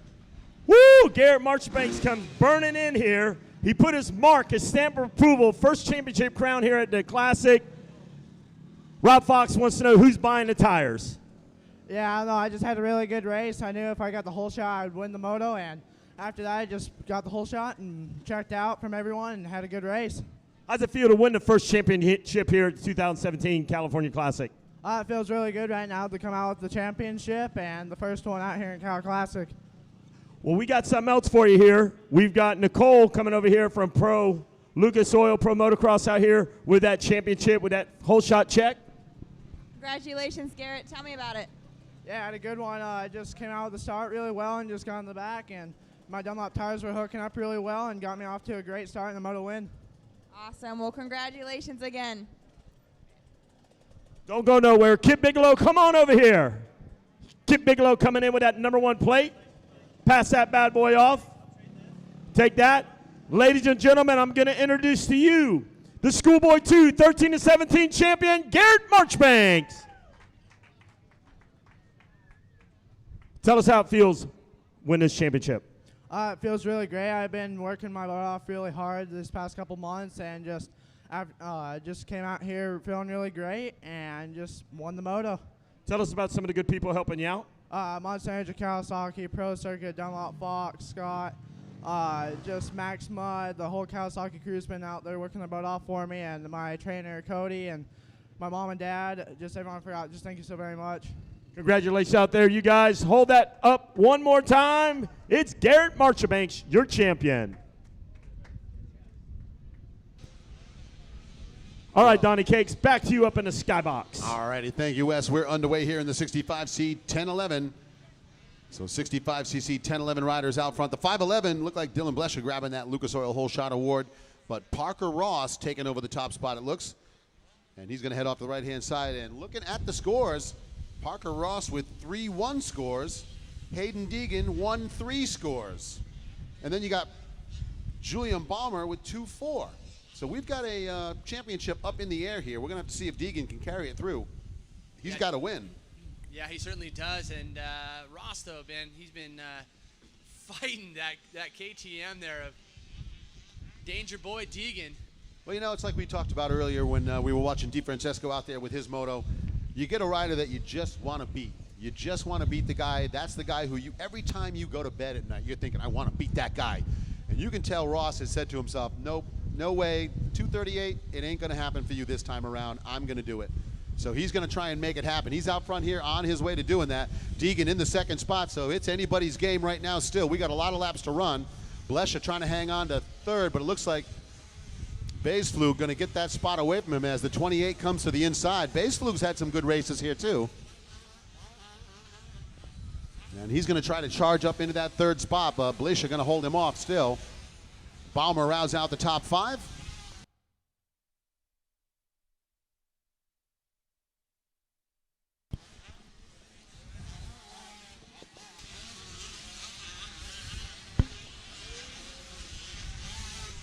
And folks, just want to let you know we are racing today through race number 13 in the order. 85, 9 to 11. Race 13 in the order will be the last race in the moto order. We will then run the championship moto for the 50cc shaft drive. We're going to have the PW50 riders come out directly after race 13, and they're going to run their championship race because we want to make sure we get them taken care of today. But again, race 13 in the order will be the final championship moto today, followed by the PW50s doing their championship round. So already a battle for the lead up front here, Don, as Parker Ross have a little bit of company right there in the way of Hayden Deegan here in that number 238 machine. Well, he knows what's at stake too. This is not the first time Deegan's been here. He knows what it takes to win a championship, and what it's going to take right now is a big W. And here we go. We're going to see him duke it out. This has been great. We have seen battles for the championship here. Even if it wasn't for a championship, definitely some great battles nonetheless. And between these two, man. Oh, yeah. And like I say, Ross wants this one. You can tell. But Deegan going to try and take that away if they come back down the hill.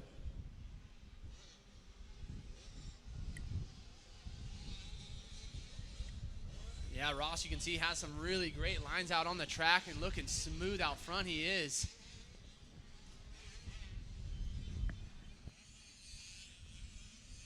So carrying speed through these rollers here just before the finish line is Parker Ross. And both these riders have just kind of been in a field of their own all race or even all week long. Yeah, these have been the two guys that have been battling towards the front. But like I said, second place there in Moto 1 for Julian Balmer, and then a second place in Moto 2 for Preston Bassflug. So a lot of those riders can win a moto. They can all run up towards the front. Bassflug now going to battle with Balmer for that third spot. But look at the gap back between second and third there as, like you said, John, those two riders are on a charge for the championship.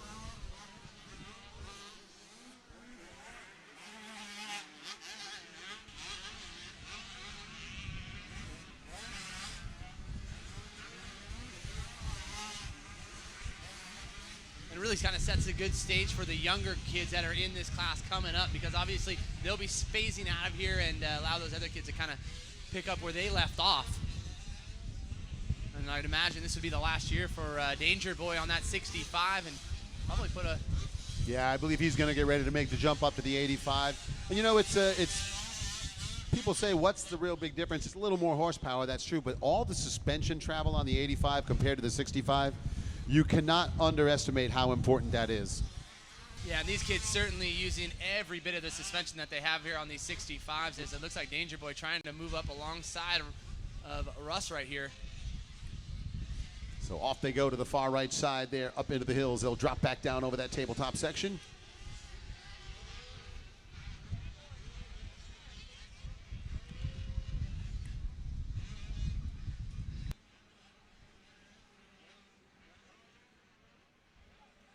For those of you listening at home, the whistling wind that you hear, that is the slight breeze blowing through Pala here.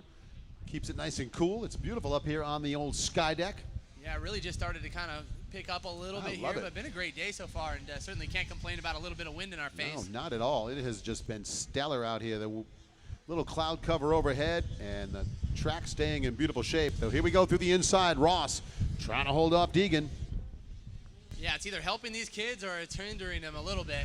You're into the headwind, you got a tailwind. It's kind of like a plane.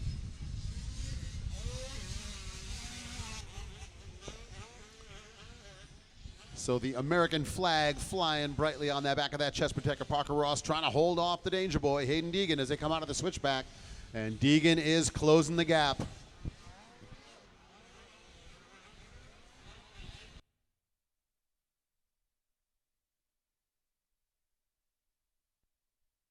You can see Ross really good at maintaining and carrying that speed through these corners.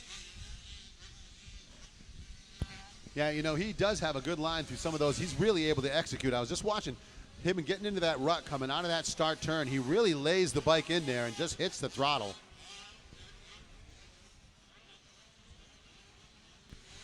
Great to see such a big talent out of such little guys. Yeah, it really is. I Got a didn't think camera guy down there in the mechanics area just shooting the sky. The race is going on out there, man. Look around the other side. Yeah, I think anybody could really come up to the side of the track in any of these given races and watch these guys and learn something, you know, really. Absolutely. You know, it's funny. I've said that before. You watch the younger riders, they sometimes do a better job of changing their lines and not following riders than some of the guys you see on the big bikes, and especially the vet riders. Oh, they can't really bulldog it through a lot of those bigger, rougher sections, so they have to find those smoother parts, and with that, a lot of speed gains are found.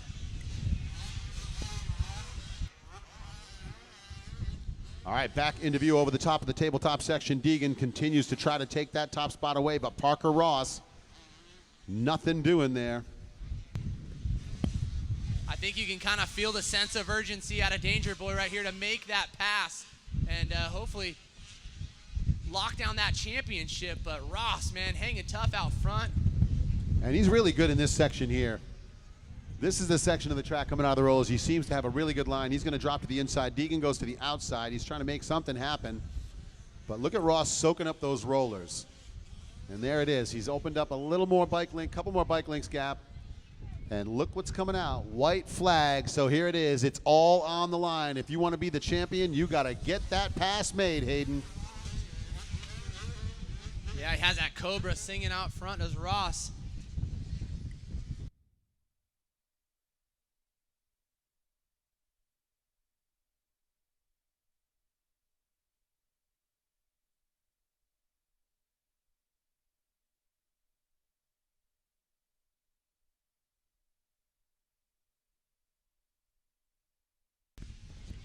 All right, once again out of that start turn section, and Deegan going to try the outside line to try to sweep some speed around.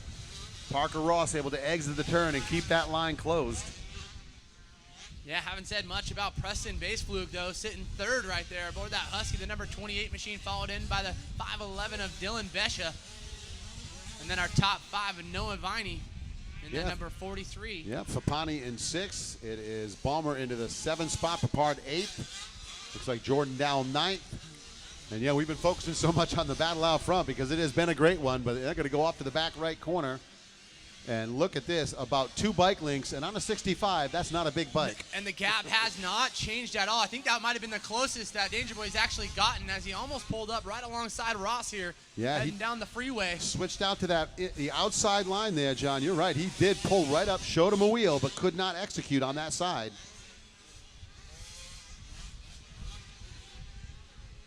And here we go. It is all down to the downhill section now. There is Ross. There's Deegan. A championship awaits right here just beyond this checkered flag with 2 corners left to go. And here's where you start to wonder, is this the point where you just say, all right, it is time to just hammer it in there. If I got to knock somebody down, I will. I think we could see it right here. We've seen Danger Boy go outside there and yeah, a little feet off the pegs, though. He looked like he got his foot pulled off by that rut, so that might have cost him a shot at setting up a good turn on the inside. And here we go. Ross is going to sweep the outside, hammer that throttle, and there's the win. And that is the championship on the number 2 Cobra as Parker Ross takes the win, and he is going to be your champion. Hayden Deegan across the line second. He's going to sit second overall. Preston Baseflug on that 28 Husqvarna ride, looking to hang on a third, and he is going to be third in the overall picture. So good race there, front of the pack. Deegan closed up on him. good level of consistency for all of our top 3 riders right there, and valiant effort for all these classes. And man, there's a champion in a wake right out of any one of these guys. Oh, absolutely. There's Baseflug right there.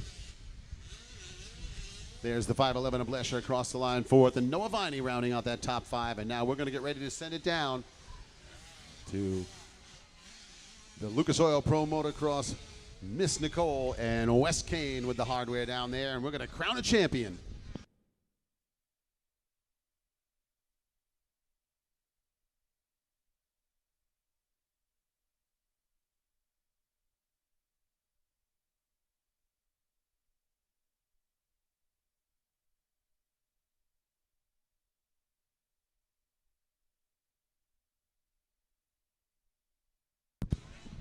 Nicole.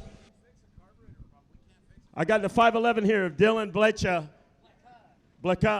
for your whole shot. Yep, I got him right here. We'll talk to him, and then we'll crown our champion.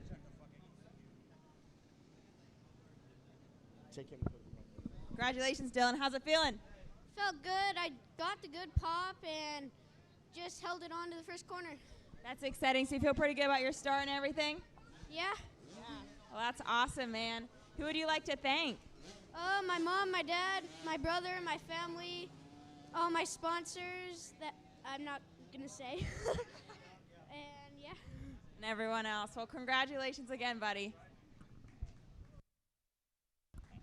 All right, congratulations on that Lucas Oil's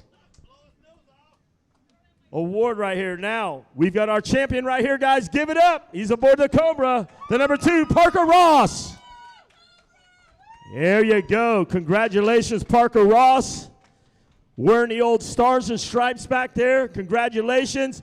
Got a big crowd down here. Tell me, are you excited? You winning a championship here at the California Classic.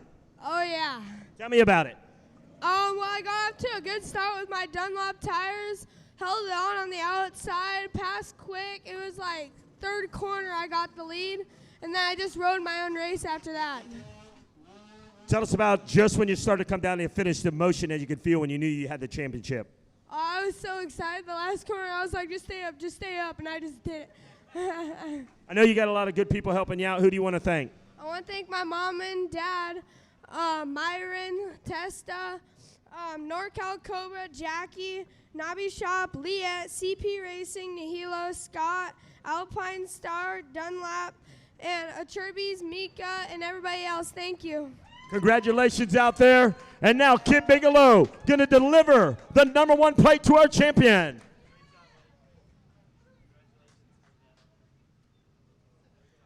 And your 65-11 champ, Parker Ross.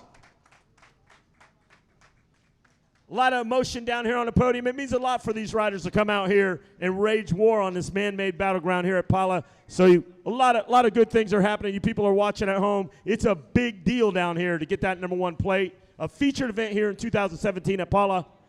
Donnie, you got more bikes on the track. Take it away up there, Donnie Cakes. All righty, thanks, Wes. Indeed, the big old AMA number 1 plate, an honor for sure, and that's a very happy Parker Ross. We're underway with the vet class. This is Group 1. Moto 2 for the vets, so this is 40 plus A, 25 plus A, B, C, 40 plus BC, and 50 plus A, B, and C. Double gate drop. It looked like it was the 184 Stapleton, just edging out the 111 of Sleater for the whole shot in the first gate drop. And then Aaron Matson on the 100 Husqvarna with the whole shot in that second one for the Lucas Oil Whole Shot Award.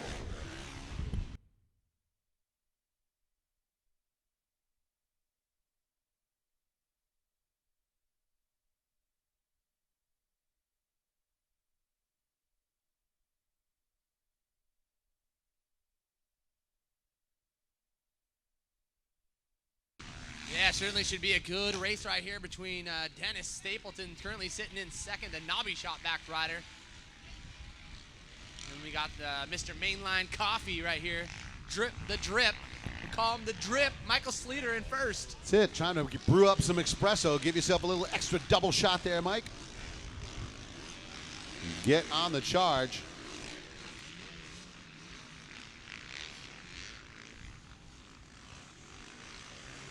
Sure, these guys have waged battle a number of times throughout their young and now more senior careers.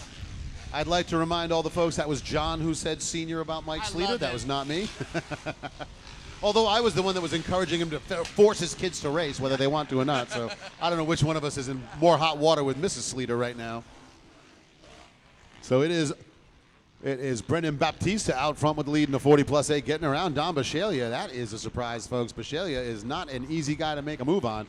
We'll have to follow that battle. Sleater with the lead over Stapleton right now in the 25 plus, followed by Carter, Camerata, and Vicky Golden rounding out the top 5 for 25 plus. So KTM, man, just in dominating fashion in pretty much every race we've seen, and no different here in our event class of 25 plus A. Riders as Sleater, Stapleton in second. We've talked about this before. It becomes a game of R&D. You know, the folks at KTM about 4 years ago, they decided they were going to invest in a ton of R&D. They really improved their bikes. They addressed a lot of the two-stroke crowd. Hey, let's face it, when you bring the man in to be your team manager, you're doing something right.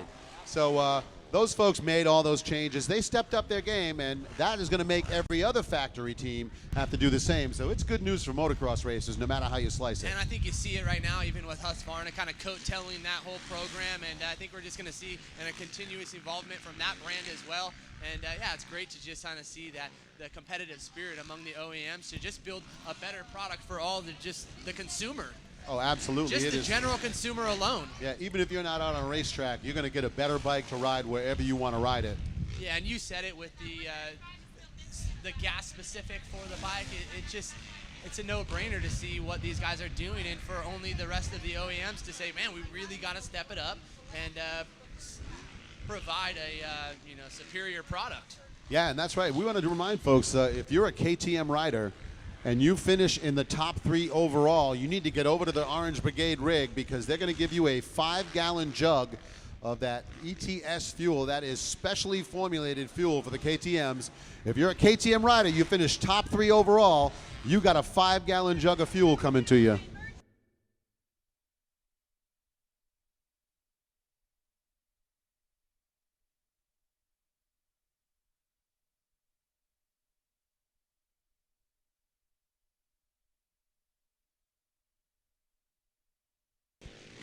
A little game of cat and mouse from among our leaders right here. They really haven't separated themselves very much between our 2 front leaders, with Sleater in the 111 machine, followed in by Dennis Stapleton in that number 2 spot.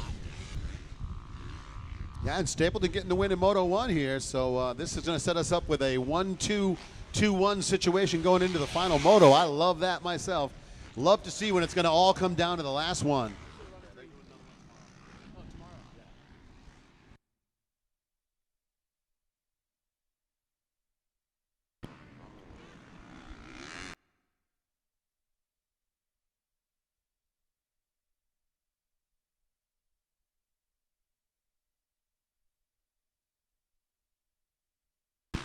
And it looks like the 96, Don Bisceglia, the Terminator, getting around to take the lead in the 40 plus A. Brennan Baptista going to drop back to second. So Bisceglia, a little trouble off the gate there, but once he got himself going, my friends, there is no stopping him.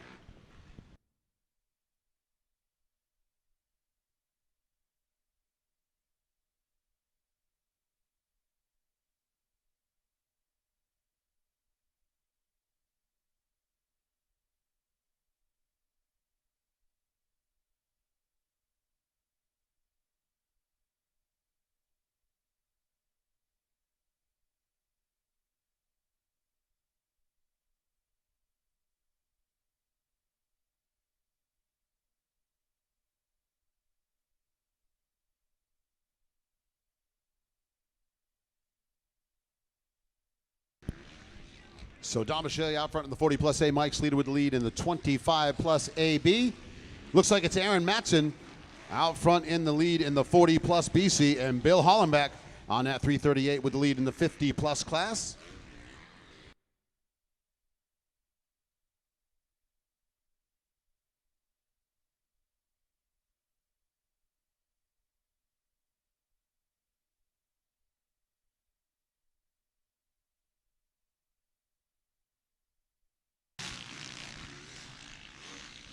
So Sleater looking at the white flag and actually separated himself by quite a few seconds here over Stapleton in that number 2 spot. Yeah, it looked like Stapleton got a little bit hung up with some of those lap riders they just worked through, and Sleater a little bit quicker through that section. So I think that's where you're seeing that gap come up, because Stapleton got hung up in that downhill section a little.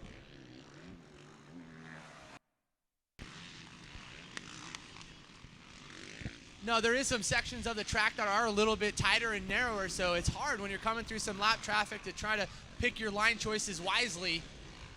And right now, there's not a lot of smooth lines on this track, so these guys are going to have to find whatever they can to deal with.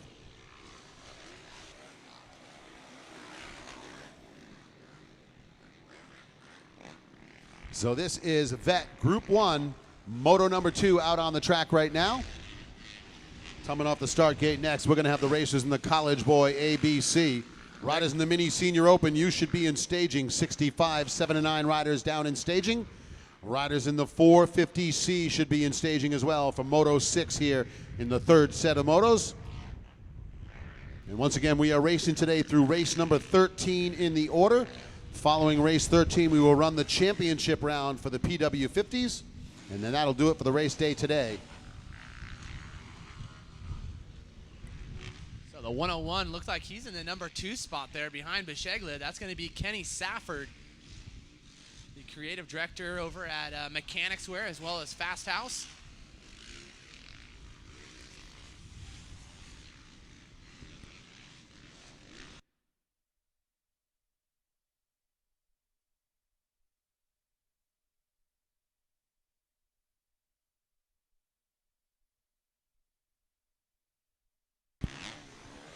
You know, the thing I always like to remind folks when you see these vet riders out here, these 40-plus, 50-plus guys airing out those big doubles, they got to go to work on Monday. So it ain't like the little kids where if something goes wrong, oh, well, I'll just stay home and play Xbox. No, they got to pay bills, and right now Mike Sleater pays the bills with a checkered flag and a race win. Stapleton across the line second, so it set us up with a 1-2 situation going into that final moto for them tomorrow.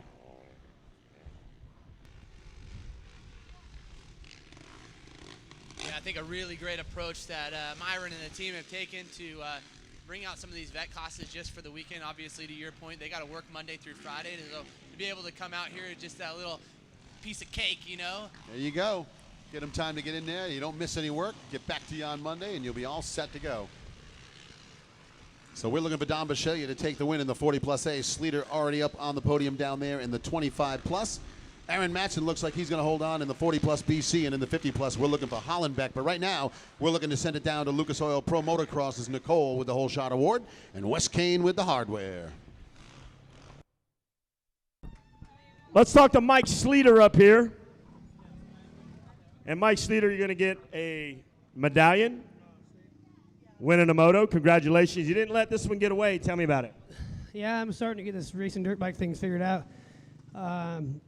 Got a good start. Dennis, I was a little placid off the line, didn't want to spin. Dennis got a good jump, and we kind of drag raced into the turn.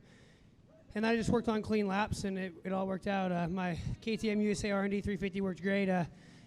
Jamie Ellis and Brian over at Twisted Development gave me a rocket ship of a power plant. So it's just, I'm having a blast riding, and WP, can't thank him enough for just getting this thing set up. It's handling good for as rough as the track is. Congratulations, Michael Sleater with the neckwear, got a moto win. And now, here we got Nicole coming in from Lucas Oil Pro Motocross with that Whole Shot Award. Congratulations on the second hole shot, right? Yeah, I guess. You know, it's a tough one. We didn't really know where the line was. I was entering the turn first, and Michael got me exiting the turn through the whoop, so it was definitely a close hole shot. Track's awesome. X2 Promotions, and the guys have done a great job. Michael's riding awesome. Gets a little sketchy when we get in some traffic later in the moto, so just excited to keep it on two wheels. Awesome. Well, congratulations again. We're excited to have you up here.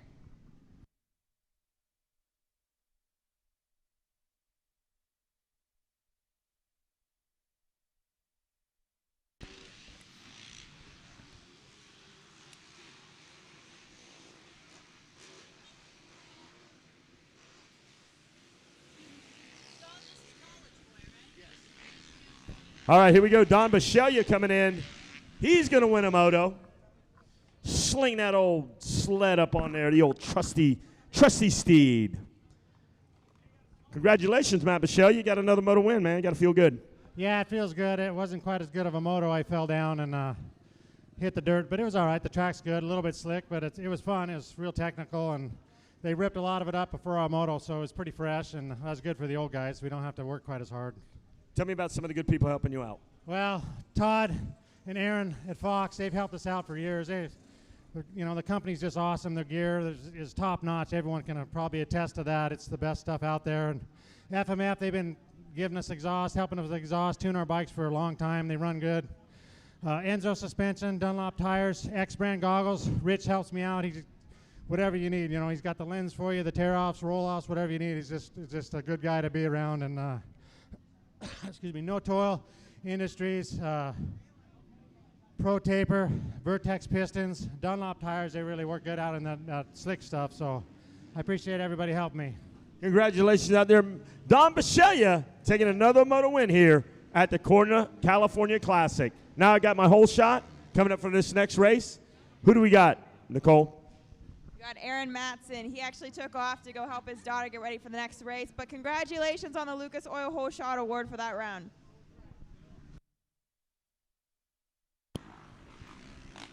And hey, quick update here on the College ABC. We've got Cody Nelson out front in the lead. Sean Fromelt with the Lucas Oil Whole Shot, but he drops back to second. Trevor Hooton third, Slater Colby fourth, Kyle Drennan fifth, Ward sixth, Joey Dominguez seventh, Mason Olson in eighth. It's Mike Witcher ninth, and Frankie Martini rounds out the top 10. And right now, Trevor Hooton sitting on 1-1-3 scores. He would be the champion.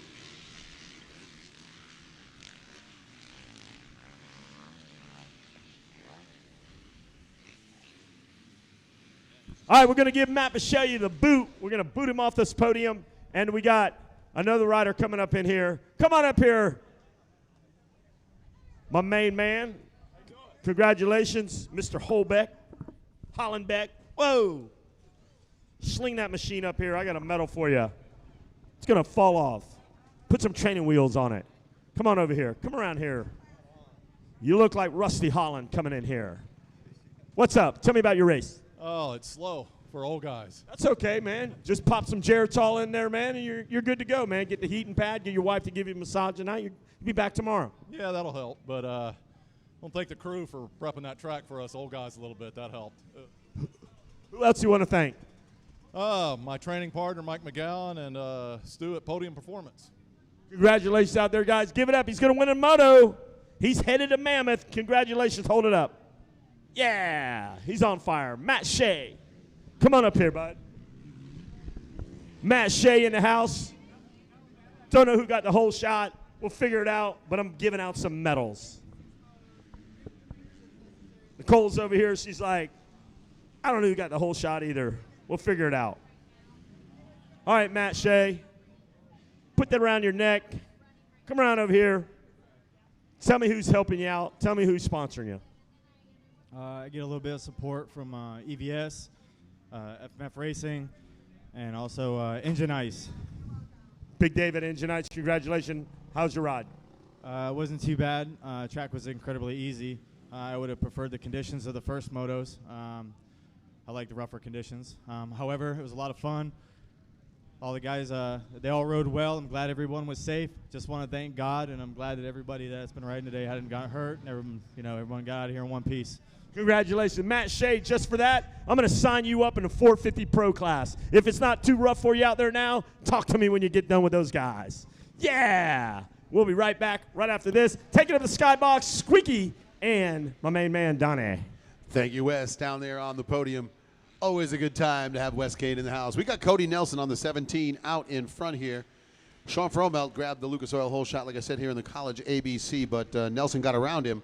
Fromelt sits second. Right now, the rider in the driver's seat for the championship with 1-1 scores coming into this race is Trevor Hooton. He sat in third, first time across the stripe, and that is going to be good enough to take the championship, but he cannot fall back because if he goes back one position, that's going to change hands because Cody Nelson sitting on 2-3 scores, and he is only a point behind that. And so right now, Hooton needs to get around Fromelt to cement that championship. He's going to go around the outside in that switchback section, but can't make it happen there.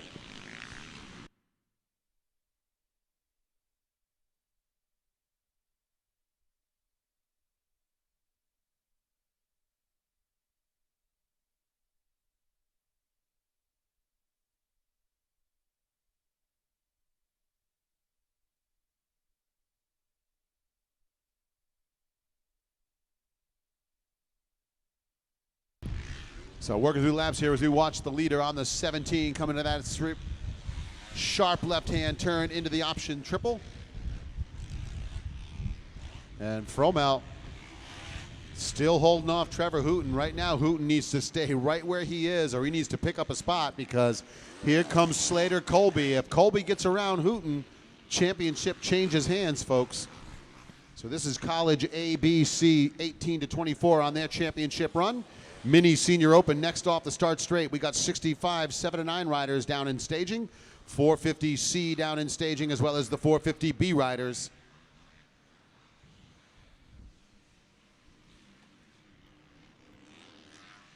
Man, so easy just to keep a look at the ground or the track ahead of you, but if you take a look into the distance, man, what a beautiful location we have here at lovely Paula Raceway, and man, just a few steps away, Paula Casino. Yeah, huh? Head down there. If you run the table on the track, go down, try your luck down on the craps tables.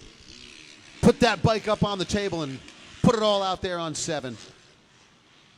And it looks like Hooten rolling the dice a little there, trying to get on the inside of the 32 of Fromelt. And Cody Nelson, he just wants to win this moto. He's like, you know what? Coming into this, I got 2-3 scores. I'm going to win this moto and see what I can do. And Hooten needs to be careful here, John. He was really close to the back end there of Fromelt. All he needs to do is go down, and that's going to cost him big time. Yeah, you're right. And it looked like Fromelt kind of, unfortunately, not riding ahead, kind of looking back. And unfortunately for Hooten, that could lead to something bad if depending on what he decided he wanted to do. Oh, absolutely. And then I look at, like I say, Slater Colby is right on the back tire of both of those riders. And I'm sure Colby would like to get in there and ruin the party.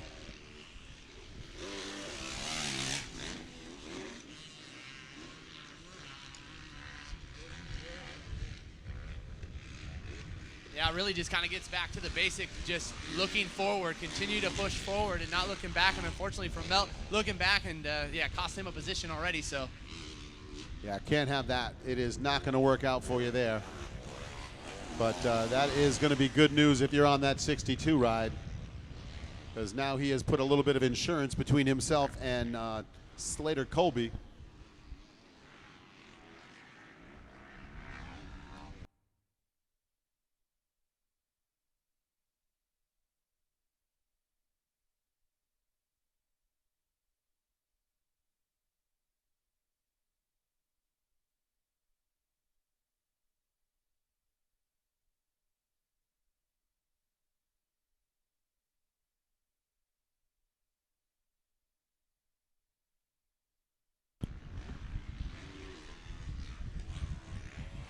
So Trevor Hooten making that pass into second, and that is what he needed to do to try to cement this championship.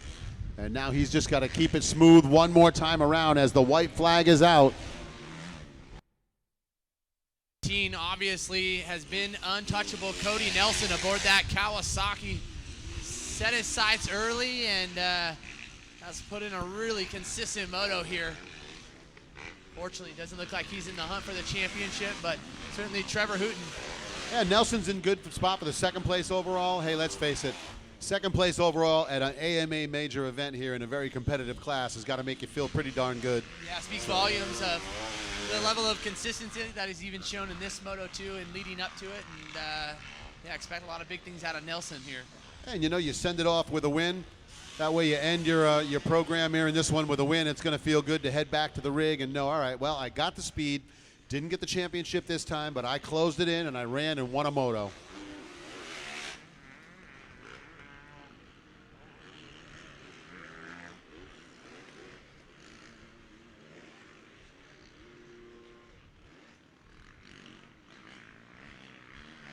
Yeah, especially against a guy like Trevor Hooten. He definitely spun a number of laps around this track, kind of being a local boy here.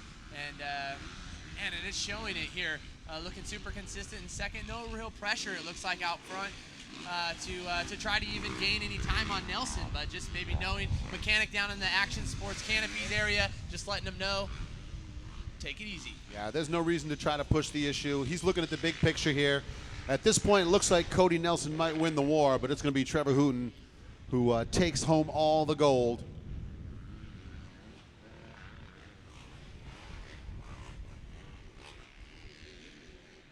So there you have it. Nelson going to come through the rollers one final time. He'll win the battle.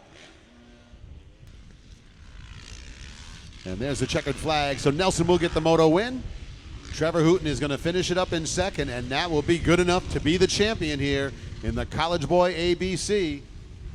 And you know he's done the math in his head. I'm pretty sure he knows what's up. Number one, baby. Showing that big number one. And Hooten gets it done. Fromelt comes across the line in third. It's going to be Slater Colby fourth. And there's the 36, Kyle Drennan. He will round out the top 5. We're looking for Dominguez 6th, Olson 7th, Martini 8th, Quinn 9th, and Bradley Ward to round out the top 10. And that is going to do it for the riders in the College Boy ABC. We'll let those riders head down to the victory podium there.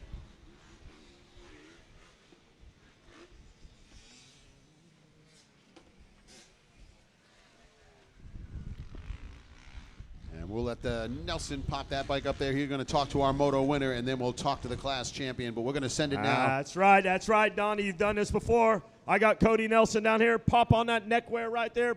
Pop that collar. Congratulations, a moto winner here. Yeah, dude, the track's gnarly, but I held on for the win, so that was good. A lot of good people helping you out. Who do you want to thank? I want to thank my dad, mostly, and Jay Whipple, my trainer, Motorsport, 100% FMF, Answer, FC Suspension, and everybody else that helps me. Thank you. What's it mean for you to win a moto down here at Paula at the California Classic? It means a lot. I haven't won a moto yet, so that's pretty cool. Congratulations out there. Take the picture. Hold up that medallion, guys. There he is. Cody Nelson with a moto win. All right, now, Nicole, we're going to have you talk to our Whole Shot Award winner. Yes, Sean Fromelt. Congratulations on the whole shot. Tell me a little bit about it. I just spun my tire real good and got good grip off the concrete and kind of moved my weight forward off the start and ended up pinching everyone off for the start. Awesome. Well, congratulations on that. And who helped you out today? Thor, Yamaha, Bell, Scott Goggles, Dunlop, my mom, my grandma, my grandpa, and everyone else I forgot to thank. Thank you. Yep. Awesome. Thanks again.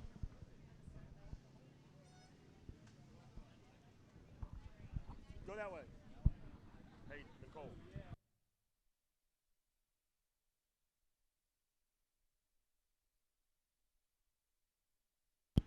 So we're going to let them reshuffle the deck down there on the podium and get ready to go again. But right now we are looking at the Mini Senior Open on their first lap. We got Trevor Wooten down here. You're taking him a championship in the College Boy. Congratulations out there. How about that? It's a little bit of hardware coming your way. Got to make you feel good. Tell us about your ride.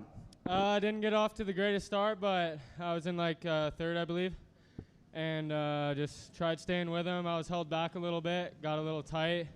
Couldn't really focus on my lines, but got past him and started riding smooth and felt like I was starting to reel him in, but it's all good. I won the first 2 motos, and I'm stoked to be up here and glad I just rode it out safe and did what I had to do. So this is the College Boy class, so you are in college. What kind of grade average are you holding, like a 3.8, a 4.0? I actually haven't checked within the past week, but it's funny you say that because I actually do go to college. What kind of grade average you got? Let's hear it. I don't know. I haven't checked yet. Well, I'm going to give you a 4.0 for a moto win, and also we're going to throw you down that #1 plate. Come on in here, Kid Bigelow. Congratulations, your College Boy 16 to 24 champion, Mr. Wooten.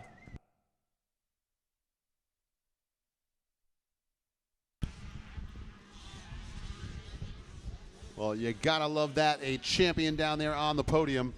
And we have got another championship in the making out here on the track. As it is the 7-Eleven. That is the Red Bull Orange Brigade KTM ride. That is Max Voland out in front. Looked like he had the Lucas Oil Whole Shot Award. DeFrancesco was close behind him, but we're gonna wait for the official call on that. 79 of Jet Reynolds shuffles into that second spot. It is the 552 Larry Reyes into third. Josh Faries, the Orange Brigade rider, fourth. Ryder DeFrancesco rounds out the top 5 first time across.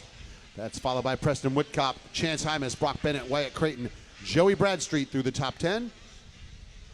Yeah, a little redemption, I think, right here out of Maxim as he sits in that top spot.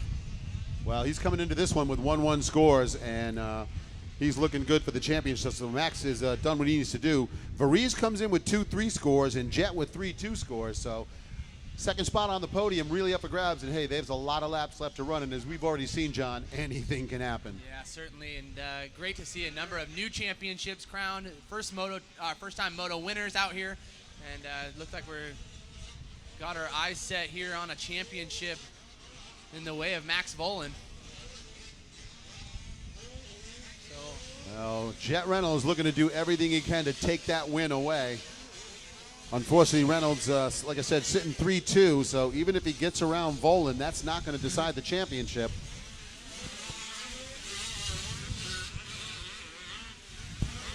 But you know as well as I do, John, there is not a motocross racer in the world that says, oh, just let this guy go by. That's not going to happen.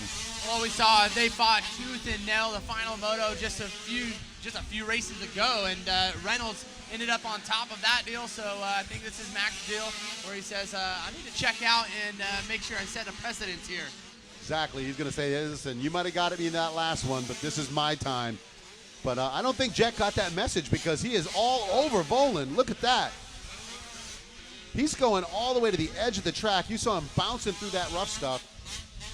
Jet Reynolds has said, you know what? And look at that. Volan did pull up a little bit there. He saw him coming to that inside line and didn't want to push the issue. There's no reason to get put on the ground because Jet was not going to let off on that one.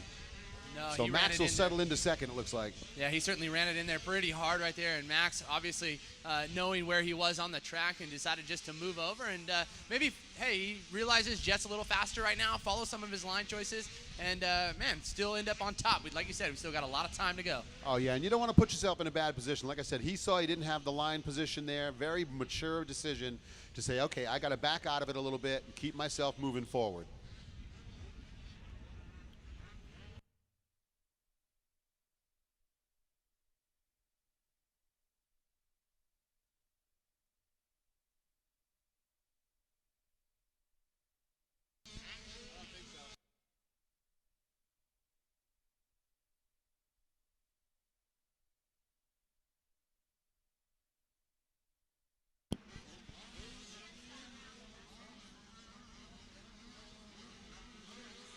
So here we go to the roller section. There's Reynolds. And there is Volan. Josh Faries, I got to tell you, very impressed with the 24 KTM. Josh Faries just kind of stepping up into the mini senior class here. He's a rider that's run at the front of the pack on the 65s. And you know what? He's getting it done. The folks at the Orange Brigade with a good pickup there with Josh Faries. Solid performance. Very technical rider, too. Obviously, growing up around Milestone, a supercross track right at his hands. And he shows it, man. He's very technical and, man, has a good sense of style, too. Yeah, really, really well-committed, well-conditioned rider. So good to see Josh getting up towards the front there. Yeah, you're right. One of those guys that can come out here right at that national level, but also go to Energy Cup and really put it down, or even in Florida, too, for some of the SX stuff. Yeah, he's raced all over the country. There, you can't find a track you didn't see him do well on. So good to see him, like I say, stepping up into this mini senior. It's a very competitive class.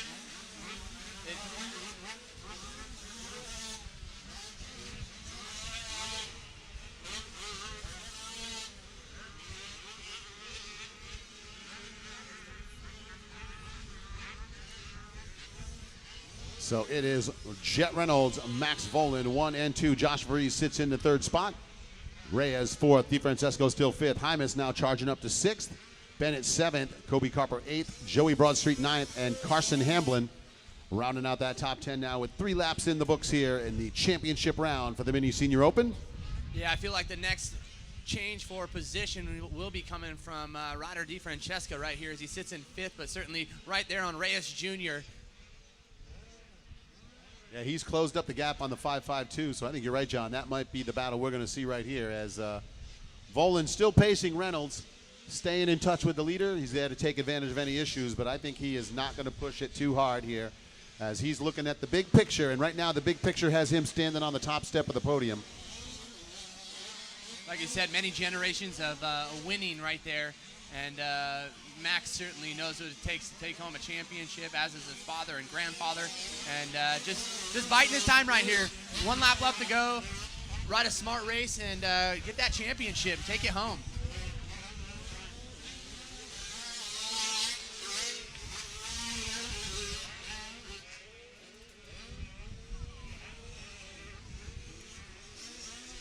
So there's Reynolds going by the start turn section. And there's Volan on that 711 Red Bull KTM, hanging on to that second spot, going through the start turn.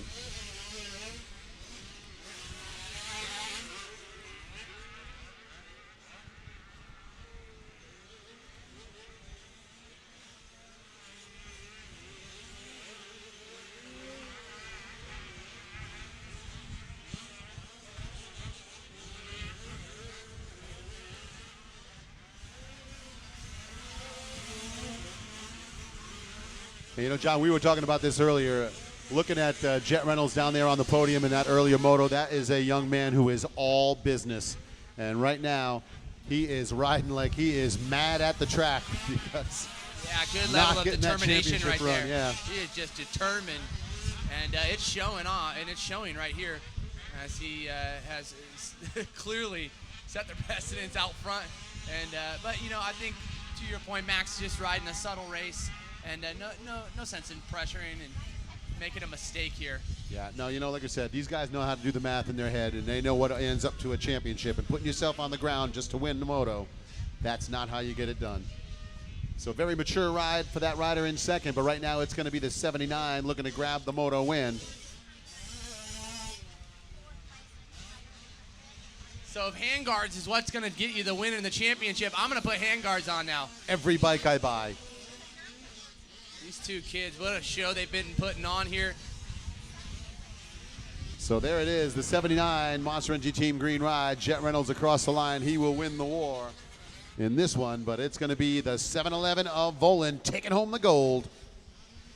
So Volan with the second spot here, but he'll be the champion.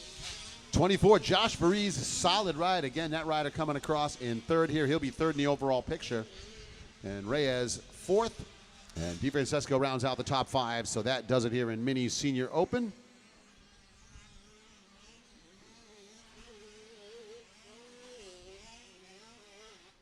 And you see Jets Mechanic going to pop that bike up on the stand there. We're going to talk to our moto winner here and send it down to Wes Kane. Hey, Jet Reynolds coming in with a moto win, putting it together. Congratulations out there, Jet Reynolds. I know you want to be up on the top spot, but a moto win keeps Ryan Holiday happy. Congratulations out there. Tell me about your race. Oh, yeah, I got a good start and just got passed by Reyes and just got him back. And I knew I couldn't win the championship, but I just wanted to get the moto win, and I got that done, and I got one more race to go today. Congratulations. So you do have other championships on the line, so all is not lost. Who do you want to thank? I'd like to thank Monster Energy, Pro Circuit Kawasaki, my brother, N-Style, Renthought, Henson Racing, Alpine Star, Bell Helmets, Oakley Goggles, and my mom and dad, and just everybody forgot. Thank you. Congratulations, Jet Reynolds with a moto win here. And now we're going to get our champion up here, the 711 machine of Maximus Volan. Got the big trophy here lined up. Yep. We're going to put you right up on the, we're going to put you on the main.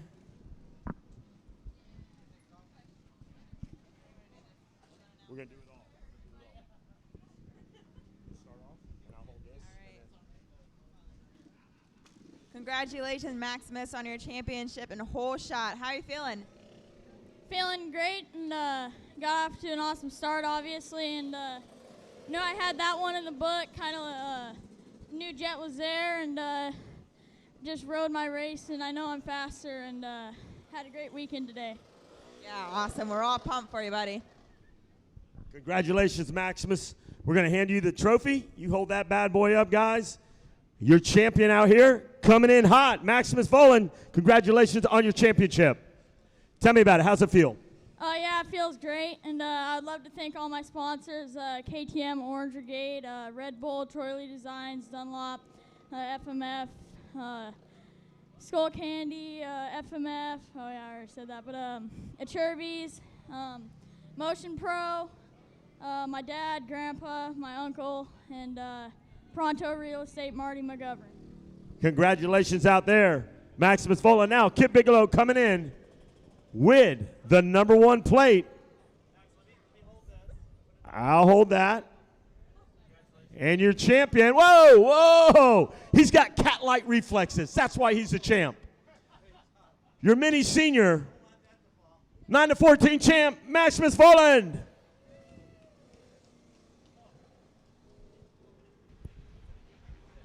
So big smiles down there, Wes. That kid has got some quick reflexes. He's got cat-like reflexes. Grab that helmet. You know what? Grab the helmet. Grab the sip of Gatorade. Got the #1 plate. Got to catch a bullet with that Got reflex. the trophy. Got a kiss. He just snatched a kiss off Nicole. Just reached over, gave her a kiss on the cheek so fast you guys didn't even see it. So he's kissing the trophy girl. He snuck it in. You missed it. It was so fast. Did you see him grab that helmet? Choom, just like that. That's how he got the whole shot. Kid Bigelow, you missed it. The trophy's falling apart. Well, it looks Well, like. hold on, I got Myron down here. Things are getting confusing. You got to fix things down there, Wes. Don't be messing up the trophy. So we got race number 5 on the track doing their sight lap, and races 5 through 10, it looks like, are going to follow through and do their sight lap. So we've got sight laps underway here. Race 5, the 65-79, going to be the next championship moto coming out onto the track.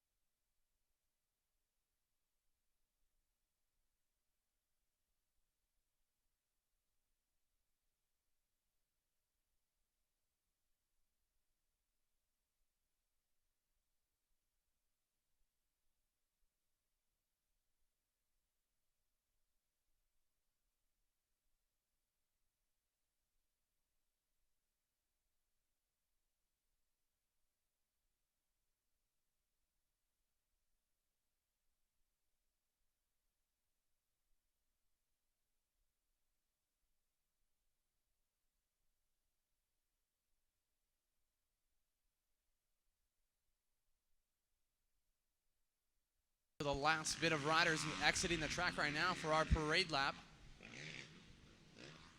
And down the line right now will be race number 5, the 65cc 7 to 9. Tyson McFeeters, Alvin Hill, and Chase Carr, Storm Hawk, Ryuki Hakushimo, Enzo Temmerman, Miles Monty, Jace Williams, Jesse Furtada, Jace Coy, Brock Smith, Andrew Schultz, Caden Salvadori. Right alongside him will be Cade Johnson, Sammy McCord, Landon Gordon, Gunnar Townsend, Cole Timbo, Cooper Horzen, Gabrielle Mahoney, and Crew Ketton. The 624, we're going to round out the field right here for our 65, 7 to 9, as the championship will be decided here. Certainly a rider to keep an eye on will be the number 21 of Enzo Temmerman. Chase Carr also coming off some good motos here earlier in the week. Also picking up a couple hole shots, I believe, too. So we should be seeing the gate drop here. Again, this is race number 5, the 65, 7 to 9.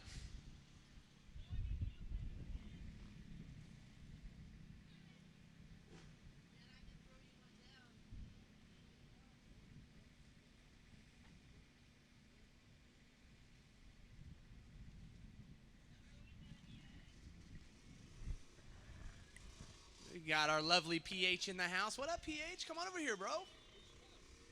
Where's Wes? Is down there. Camo Kane down there. Down on the podium. Go hit him.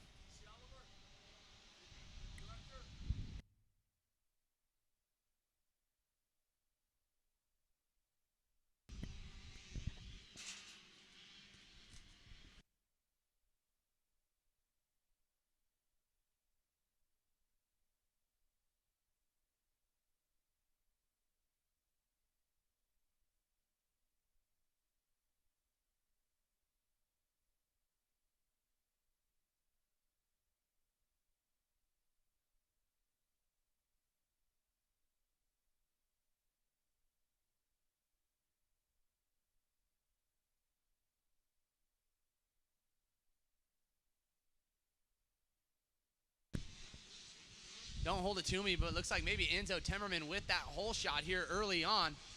But obviously Nicole will let it be known when they come down to the podium here a little bit later on, courtesy of Lucas Oil, as Temmerman setting sail out front right here.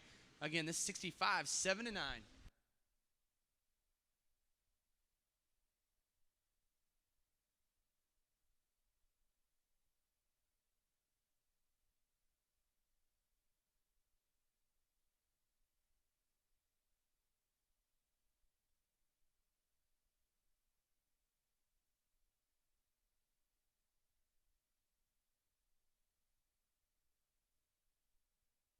See him at all?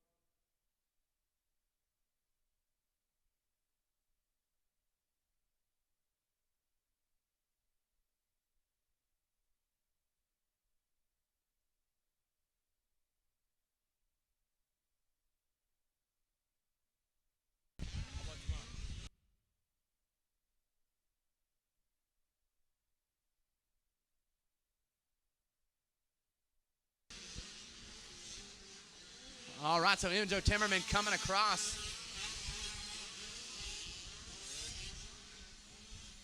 Followed in by Cade Johnson, the 177 machine. About 2 seconds off the pace right there from our leader, the Mika Metal DT1 backed rider, Fox. Also coming on board with that machine here this year. His dad and brother, man, they're those guys know how to twist the throttle too. Oh, absolutely. You know, say most of the time motocross is a family thing, and generally you get it from your dad or your mom, and it passes down through the generations. So we're seeing more of that here. Yeah, we're down here with PH2, and I know his son obviously didn't get the speed from him, so it must have come from his mother, huh, PH? I come from watching you guys. Oh, okay, perfect. We talk real fast. That is it. That's the first start. We're off the start gate with all them talking. So Temmerman trying to take this win here, and he is in command for the championship. 2-1-1 scores as he sits right now. Kay Johnson 1-2-2 in the overall right now.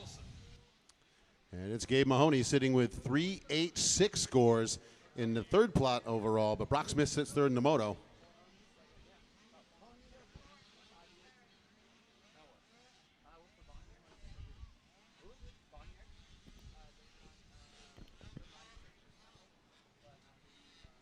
So here comes Temmerman on the 21 KTM back to the inside.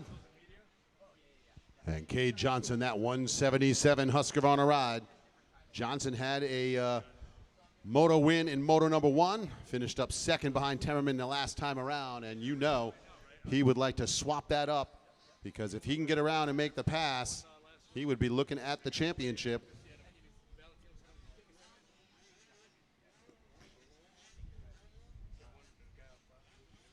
So coming in with 2-1 scores and 1-2 scores, the winner in this one is going to take all the marbles. So Cade Johnson has got to get around Temmerman if he wants to be the champion here.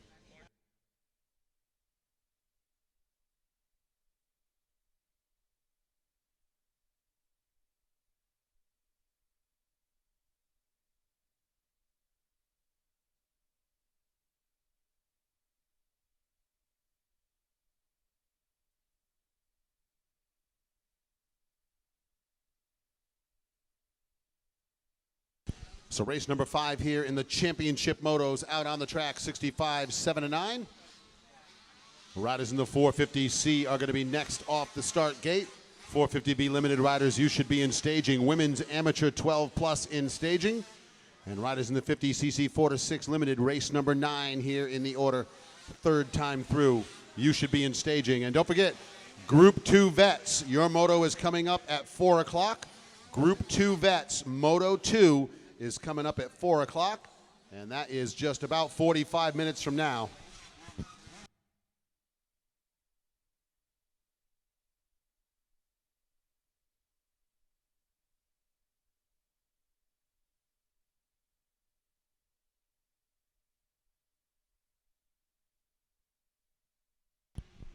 Over the big tabletop, back to the inside, there is your leader going to air out that option jump right to the double section in the middle.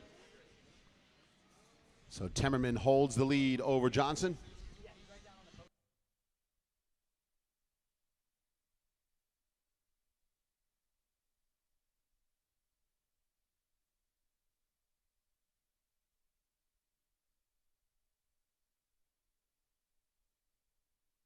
And here they come back into this section here, right into the downhill rhythm section towards the inside. And it looks like the 177 chopping into the lead a little bit. It was 2.4 the last time over the finish line. And it looks like it's less than that now as Cade Johnson closes the gap on Temmerman. These two just trading wins like they're trading paint right now. Yeah, Enzo was in a good position in the very first moto and unfortunately had that little spill. But man, obviously rebounded in that second moto with the number 1. And but Cade Johnson, man, not relinquishing that lead. He wants to hang right there and certainly going to take him all the way down to the checkered. Yeah, he's been at the front of the pack in most. Oh, and down goes the leader. Temmerman goes down. And that's the championship. Temmerman has just given up the lead, and right now, that would mean that Cade Johnson would have 1-2-1 scores, and he would be your champion. So he has just got to execute a couple more laps, and look at the gap he has now over Temmerman. That's got to be 15 or 20 seconds at this point. Yeah, it'd be pretty catastrophic for something to happen to Cade for that to turn back around in Enzo. And just like that, see, we call that the announcer's curse. As soon as we say how well somebody's doing, boom, they crash. We're sorry about that. So to Enzo's parents, I apologize. All your ancestors, your grandparents, everybody, we're sorry about that. Yeah, Yuri, his mom, and Paul, his dad, I know, probably gutted by that. But hey, still quite a few laps left to go, Well, so anything could happen. Let's face it, exactly. Now, you know, Johnson has to execute 2 more laps, and if Temmerman can tip over, so can Johnson. Yep. And we're not done with this one yet. Some of the closest points, though, coming into the championship that we've seen all day and even out through the weekend. So, yeah, unfortunate circumstances there. So we'll see if Cade can hold on or Enzo can put in a charge and maybe see a mistake out of our leader. And you know, Johnson had to have seen that as he went by and done that math immediately in his head and said, okay, I've got to execute some quick laps here and make myself the champion. That internal fist pump, maybe. Come around that turn, and that guy's laying on the ground. You're like, oh, my. His eyes just open up so big. So here he comes down the downhill roller section. And for a lot of these guys, man, the trophy, the championship trophy that they're going to walk away with bigger than them, probably a little tough to carry that thing out of there.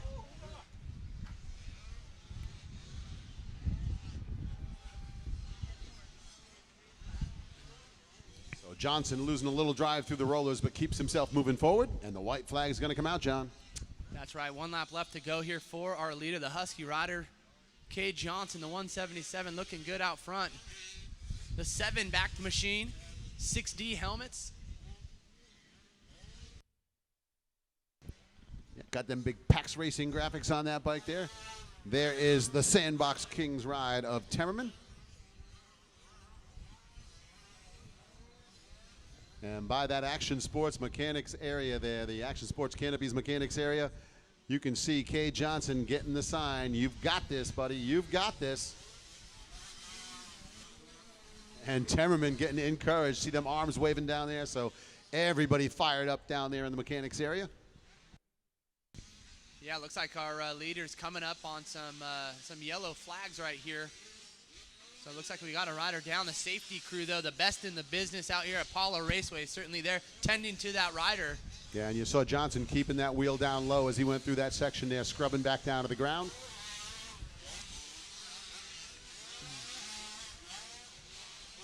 You know, it's one of those things where you look at that situation and sometimes people say, hey, you know, he didn't keep his wheels on the ground. Well, you know, the yellow flag is not a wheels on the ground flag. It means you got to use caution, and you can't hit the brakes on the face of a jump. That is going to be bad news all the way around. So both those riders doing exactly what they needed to do to get the bike back down to the ground quickly and get through there safely. And easy to make those mistakes, especially while in the moment and the heat of the battle. Easy to kind of make those, like you said, a little brake check off the lip, and that could just do it for him. And we could see a new leader. But, man, Cade is seasoned right here and knows what it takes to get those championship and moto wins, and he's doing it right now. Yeah, it's kind of funny when you talk about a rider in the 7-9 class as a seasoned veteran, but you're right. They've been here. He knows. They've spun many of laps, and not just here, but all across the nation. So. Oh, yeah. So a couple more lapped riders to work through, but it looks like Johnson going to get through there cleanly and come through the downhill roller section.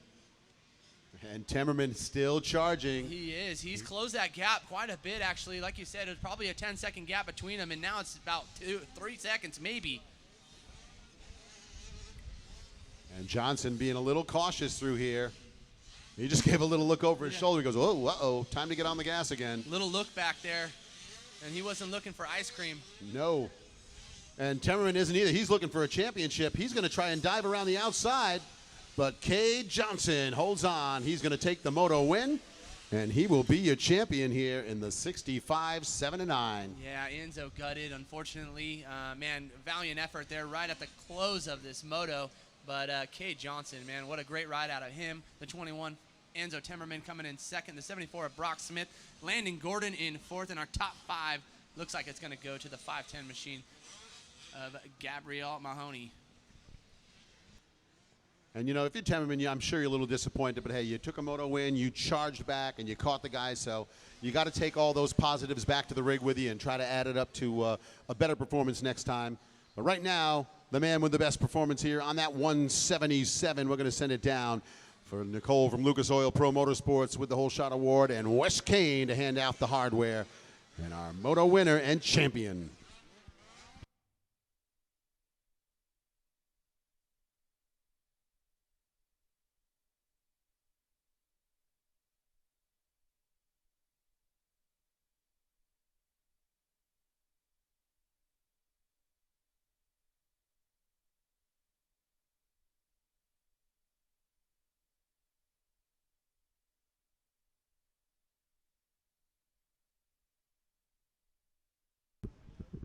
Hey, take your helmet off. There you go.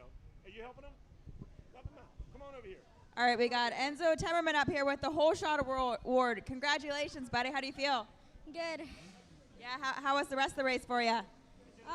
Pretty good. I got the whole shot, then pulled a little gap. Cade caught me, and then I had a little tip over. I got back up and caught him, but wasn't close enough to make a pass. Yeah, we're almost right there. Well, congratulations again. We're excited to have you up here. Thank you.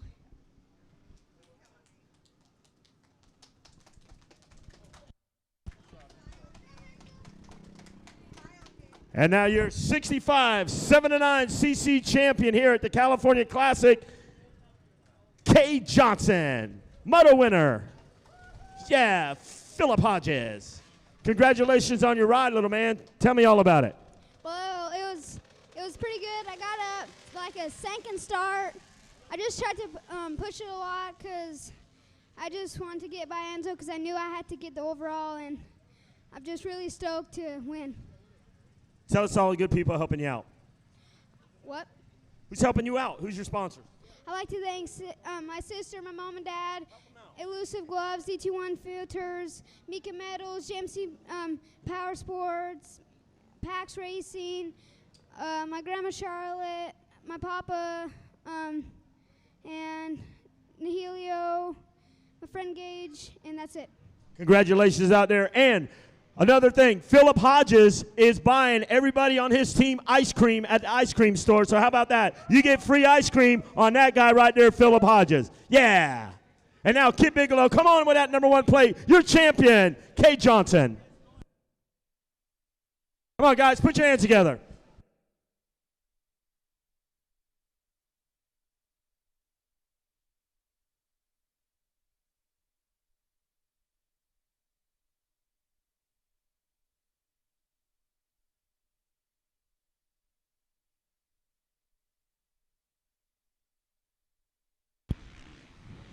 All right, so we're underway down here. 450 C Riders on their championship run out front with the Lucas Oil hole shot. Looked like that was a 110 Husqvarna ride of Devin Bates. So Bates coming out of Las Vegas, Nevada, running the table here at Pala.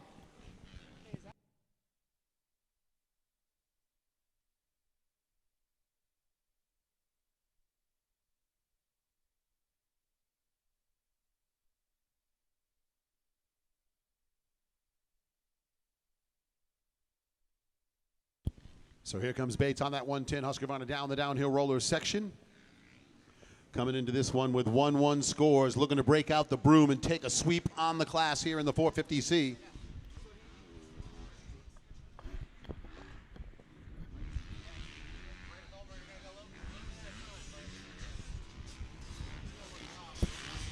On the 31, that's Blake Machado into the second spot. Looks like the 222 up into third, the Yamaha ride of Bailey Breen.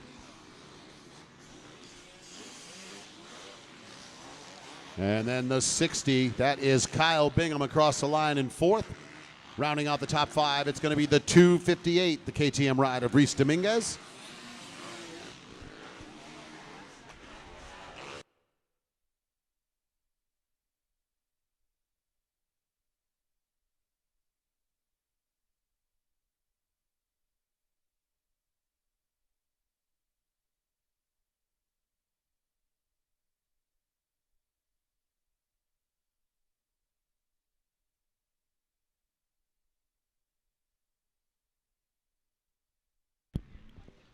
So Bates with that lead, Machado second, Breen third, Bingham fourth, and Reese Dominguez rounding out the top 5. You got Justin Johnson, the 72 Honda, up into 6th. Justin Richards in 7th.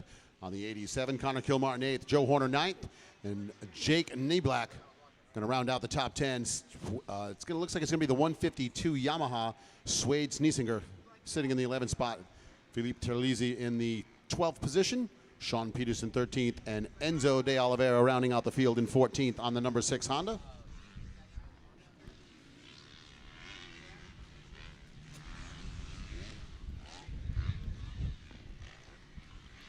So this is race 6 here in the 3rd set of motos.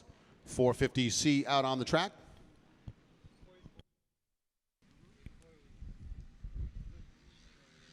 So Bates nailing those hole shots and, man, setting himself apart, obviously, from the gate drop. Yeah, you can't miss how important it is to get that hole shot, because look at this. Bates has got clear track and about an 8-second gap back to second. And you do yourself a huge favor by getting out there first, not to deal with all the other things going on that you can end up dealing with in the middle of the pack in the C class here.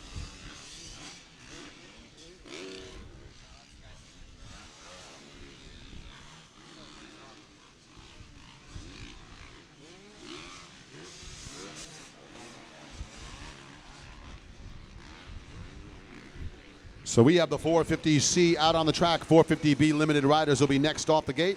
Riders in the women's amateur 12 plus, you should be in staging. Riders in the vet class, Group 2, Moto 2, you should be in staging. Your race is at 4 o'clock. That is 1/2 hour from now.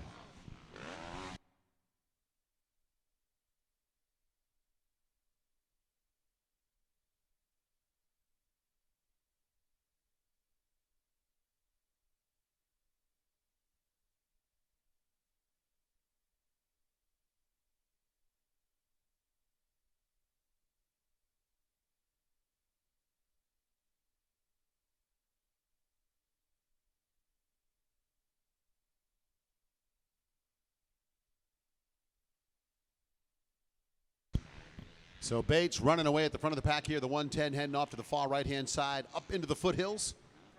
Machado and Breen still battling over that second spot. There is the Honda rider, Kyle Bingham, coming through the rhythm section in 4th. Looks like Reese Dominguez is going to try to take that spot away. Looking at the overall, well, it's not hard to tell who's in the driver's seat. Devin Bates coming in with 1-1 scores. Breen sitting on 2-2 scores, and Machado with 4-3 scores coming in. So as they sit right now, that would be top 3 in the podium. But lots of things can happen before we throw that checkered flag. A helicopter could fly overhead and take somebody out. You never know. There's a lot of helicopter traffic at this place. I've got to tell you right now, I have seen more choppers at this track than I have seen at a bike rally.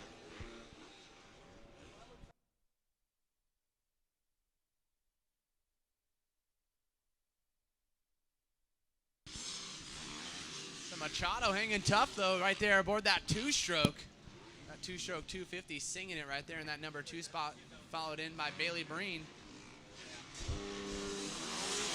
Oh, Breen going to power by the outside. It looked like Machado got a little hung up in that rut for the finish, and it cost him a little time, and there was no problems there for the 222 of Breen as he powered right through the outside. Yeah, how about that? Our leader already 11 seconds up right now. Yeah, no, you really cannot say enough about those hole shots. Devin Bates executing the start, and that is the key right there, my friends. The 110 heading into that big tabletop section.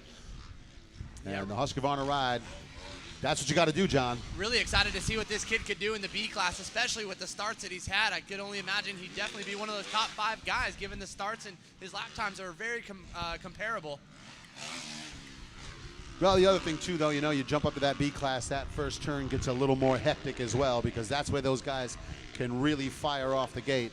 And it'll be interesting to see. I really am going to be very curious to see once we get past Loretta's. We've got a few riders we're looking at that are in the C class right now, and they look like they're kind of reaching the top of that, getting ready to make the jump. But as we know, everybody wants to kind of keep themselves in the right spot for the overall, for the national. So it's an interesting game you see people play there. You really got to be careful about how you do that. But you don't want to move up when you're not ready either. Well, and it, you know, makes it an easy challenge when you place yourself, you know, 10 to 13 seconds ahead of the rest of the field. Oh, yeah. You know, so throws up some flags, obviously, but he's doing what he needs to do to take home a championship, and obviously the king of hole shots here, courtesy of Lucas Oil. He's killing it. He is getting that Husqvarna off the line quickly every time.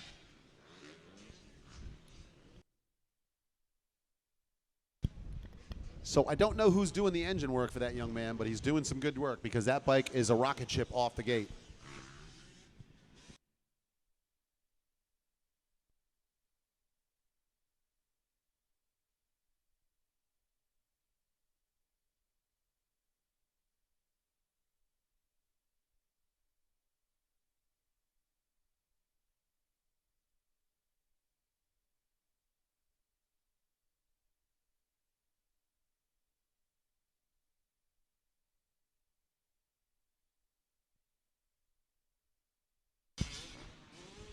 So Blake Machado continues to hold off Bailey Breen there. They have swapped that position up a couple times. Machado back around him. Breen was able to execute. Oh, off the side there, and it looked like he jumped over those hay bales. So Bailey Breen way off the side in that one. Almost put him on the ground. He's got to smooth it out.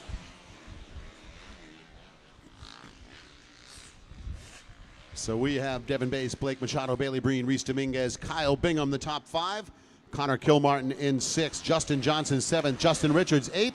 Enzo de Oliveira in the 9th spot. And it's Swade Sneeksinger rounding out the top 10 on the 152 Yamaha.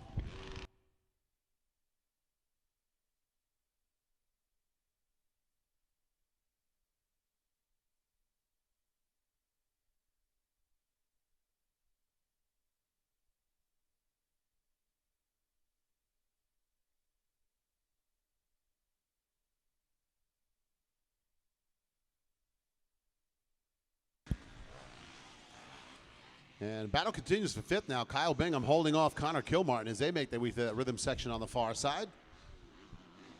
Those guys have been duking it out for the past couple of laps. No change in position. Yeah, really kind of a back and forth a little bit between these two riders here in 2nd and 3rd. But, man, you got to think it's at least a 20-second lead right here that Devin Bates has with 1 lap left to go. And there it is, the white flag. So Bates putting this one out front early on, laid the hammer down, and he has got himself a big gap on the way to the championship. 1-1-1 scores. Oh, here we go. Machado going to give up that inside line to Bailey Breen, but he's going to have to move back over. And he holds him off again.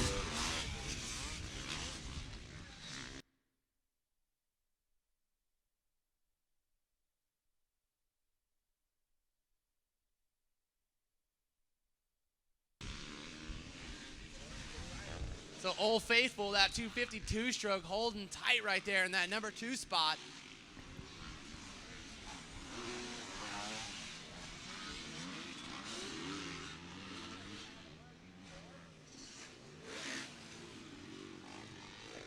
Yeah, you know, you do see people all the time. You hear a lot of that controversy. What about a 252 stroke versus a 454 stroke?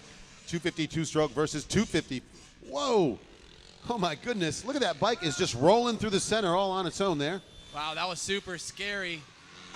Uncle Ronnie out on the track right now. If you folks here were watching that one, that was the craziest crash I think I ever saw in my life. His hands came off the bars, and he basically rode the bike down the hill just sort of Evel Knievel style, and then right off the back, the bike kept going without him. He's back up, all good. As fast as he was going, it was almost slow motion. It really was. So, gotta tell you, we love that. That was a 211 there. Kawasaki at Joe Horner. He gets the Crash of the Week award. Man, walks away from that. Best part, he got right up, and look at him, spring chicken right here. I don't even think nothing's wrong with that bike. No, right now he's thinking, did anybody see that? Did anybody see ego. that? His ego is a little bit more bruised. So here comes your leader through the middle, but the battle between the Yamaha riders not done yet. We're going to show the checkered flag here, and the race win will go to Devin Bates, and he will be your champion. But the battle for second continues. Here comes Bailey Breen. He's going to try one more shot.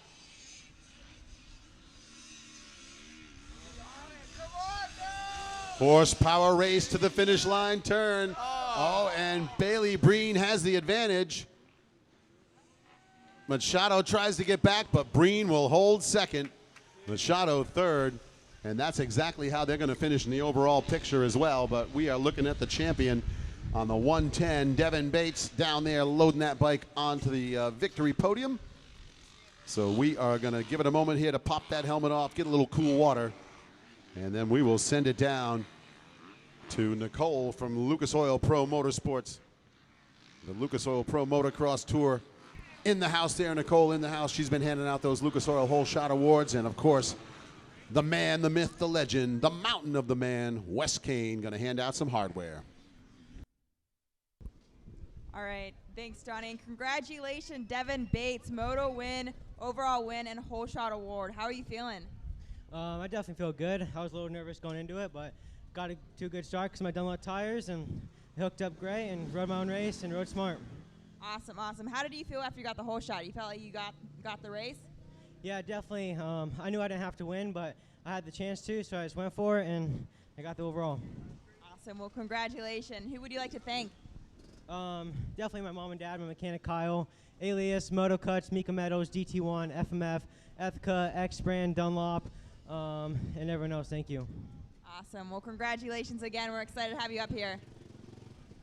Congratulations. Good job. Now we're going to give you the neck wear.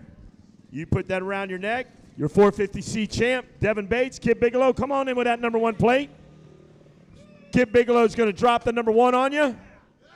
There's your champ, 450C champ, guys. Give it up for Devin Bates. Woo! That's how we do it down here. We're crowning champions at the 2017 California Classic. Devin Bates, your champ. Donnie Case, you got more bikes out on the track. Let's get into it. All right, thanks, Wes. We are underway here with 450B Limited, and that looked like it was the 32 of Sean Fromelt grabbing that Lucas Oil Hole Shot Award, and he had a little company at the turn, but I believe it was him getting away with it. We'll get the official word on that.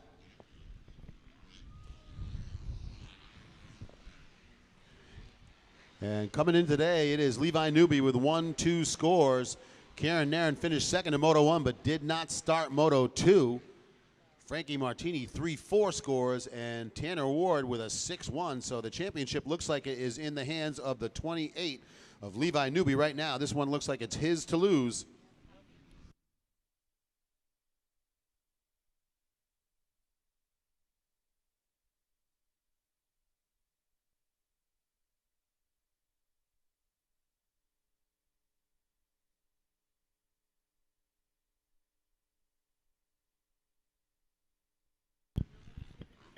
So 450B Limited riders working through their first lap here. Once again, Group 2 of the vets, Moto 2 is at 4 o'clock. Group 2 vets, you should be in staging right now.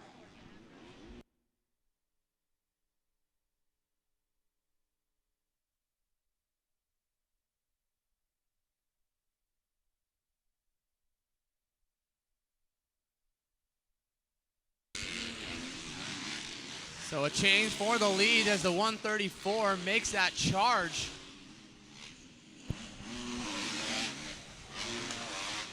Yeah, that is the 134 ride. It looks like charging through the field. So Tanner Ward on that 184 KTM. Sean Fromelt back to second. Newby, he's in third. He's got to move forward a little bit because he's in contention for the championship, but he's got to watch out. Tanner Ward is out front, and he could possibly be the champion if Levi Newby makes a mistake. Seibel sits fourth. Matt Hubert in the fifth spot, followed by Zach Redding, TJ Taylor, Austin Kozad, Brandon Sussman, and Michael King. That's the top 10 here. Well, good start for Fromelt, but unfortunately a little tip over right here in the front section now is going to drop him back to that 4th place position. So from a whole shot back to 4th. Let's see if he can remount and put a charge up towards the front, though, as it looks like the 28 of Noobs, Levi Newby. Yeah, he's in the driver's seat right now. Like I said, coming in with 1-2 scores. He's done what he needs to do to put himself on that top step of the podium. So this is the 450B Limited. Women's Amateur 12 Plus next off the gate. That'll be followed by Group 2 Vets, Moto 2. So Vet, Group 2, that is the 30 Plus A and 30 Plus BC. You should be in staging right now. You are the next moto after Women's Amateur 12 Plus.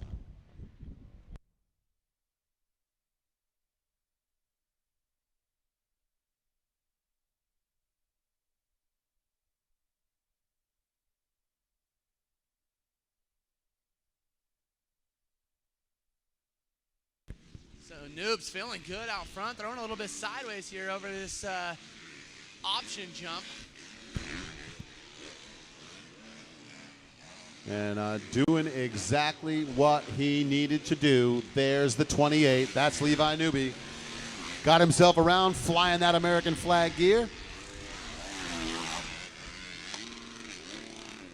Ward sitting in second. And man, Todd Seibel coming through this section by the tower, bouncing all over the place. That is getting rough. Oh, another rider going down. Got his bike hooked up on the back. That was Matt Hubert, it looked like, who got hooked up on the back of Sean Fromelt, and his bike took off without him. Well, you said it, super rough section, and claimed another victim right there. Yeah, they're bouncing through there. I saw a couple guys not even able to get that back tire back down to the ground. They just kind of prayed and grabbed a little front brake. So bad news there for the 47 of Matt Hubert.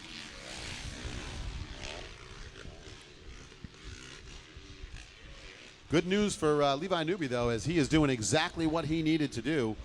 Didn't get the lead right away. Worked himself into it by the end of lap 1. On his way to try to grab the championship here.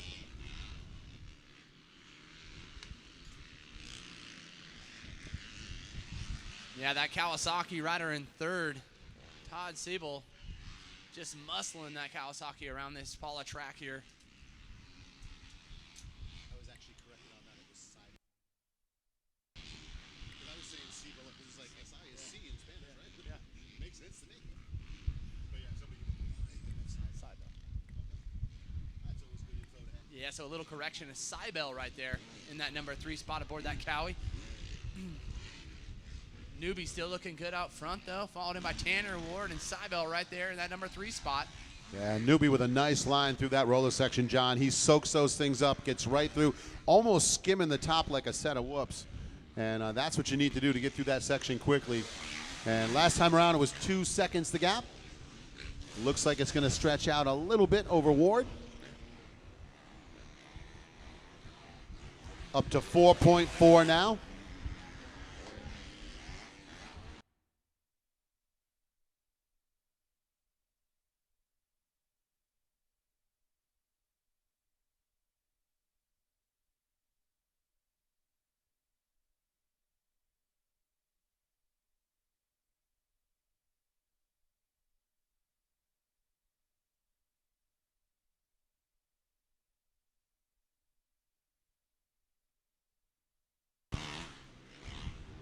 So looking at your leaders working through the inside, looking for the 28 of Newbie. Coming on that far side of the rhythm section there. Working through that little switchback. It's that nice long rhythm lane on the far side of the track there, directly opposite the announcing tower.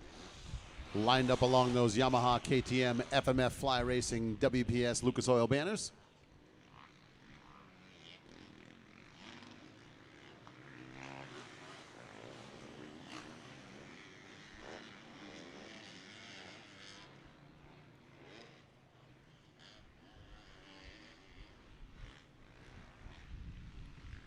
So wearing the red, white, and blue there, coming down through the downhill roller section, that is Levi Newbie.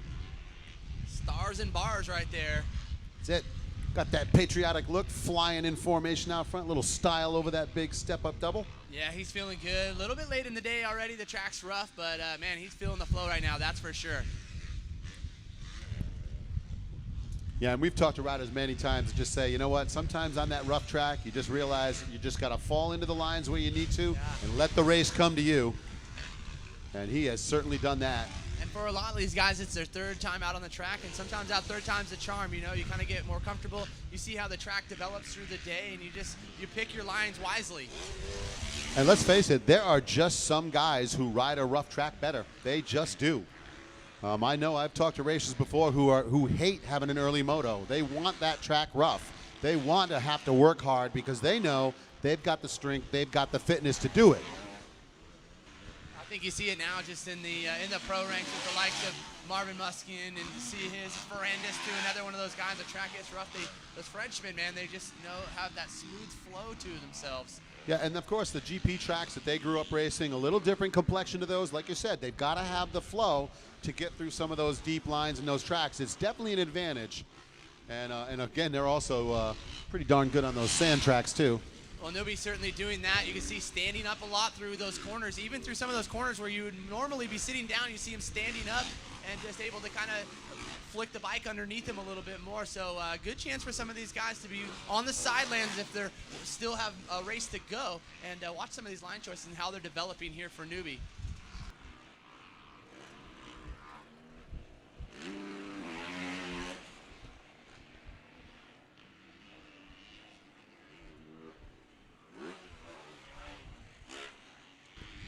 So Levi Newbie. Pierce Brown up here, obviously he knows what it takes. He's watching the line choices, still got some races to come. It's good for him. He knows. That's what I tell people. You watch what some of these bigger guys do. They know what they need to do throughout the day to keep track of what's going on out there, what they need to know when they're going to head out for their motos. And like I said, up here in the tower, getting a good look at things, seeing how lines develop. This is the 450B, so some of these guys are going to be using some of those similar lines. And right now, there's the white flag. Well, a little kick to the side for Levi Newbie there as he gets through that deep section. Look at some of the holes in that rhythm section now right ahead of us here. Yeah, that Thunder KTM underneath him is working good right now, and with one lap off to go, you can see he's got a smile on his helmet right now, that's for sure. Oh, yeah. Yep, big smiles you can see from underneath that helmet for a mile away, I'm sure. You're right there, John. So it's Levi Newby, Tanner Ward, Todd Seibel, Sean Fromelt, Zach Redding, the top 5. Then you got Austin Kozad in 6th, Brandon Sussman 7th, TJ Taylor 8th, Matt Hubert 9th, and John Ruggiero going to round out the top 10 as we work through the final lap here in the 450B Limited. Well, and you think that the lap times would drop off now later in the moto. He's like 1 second off of what he's done best in the whole race, and is 156 that last lap around. So continually growing and getting faster as the race is winding down. So Newby's been doing his homework, and he's out here to win championship. Yeah, that's where the training pays off. That's where that time alone, when you can continue to push yourself and meet the mark on those lap times. And you can see, like you said, John, he is keeping it within a second every single lap. And that's going to add up to a championship for the man on the 28.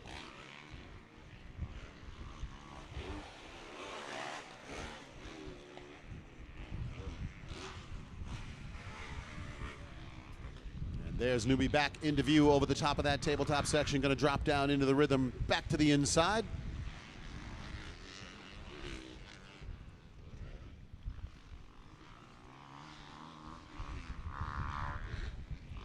Little off-axis whip there as he came through that big step-up double. Got to feel a little style. He had the camera guy right there. He knew he was there. That was for the cameras right there, folks. And here's one to put in the camera as well. Take a picture of this because you're going to be looking at the champion, the 28, Levi Newby, on that Troy Lee Designs KTM ride. And the folks are pumped down in the mechanics area. Yeah, dominating fashion right there for Newby, and for good reason. Has him, looks like some really great people in his corner, and doing it for the home team. There you go. Tanner Ward's going to bring it across. He's going to hang on a second. That will put him second overall. And there's Todd Seibel, the 829 Kawasaki, the Answer Racing backed rider. He'll finish third. That's going to be third for the overall picture. And that's going to do it in the 450B as we look at Redding and Kozad coming across to round out the top 5.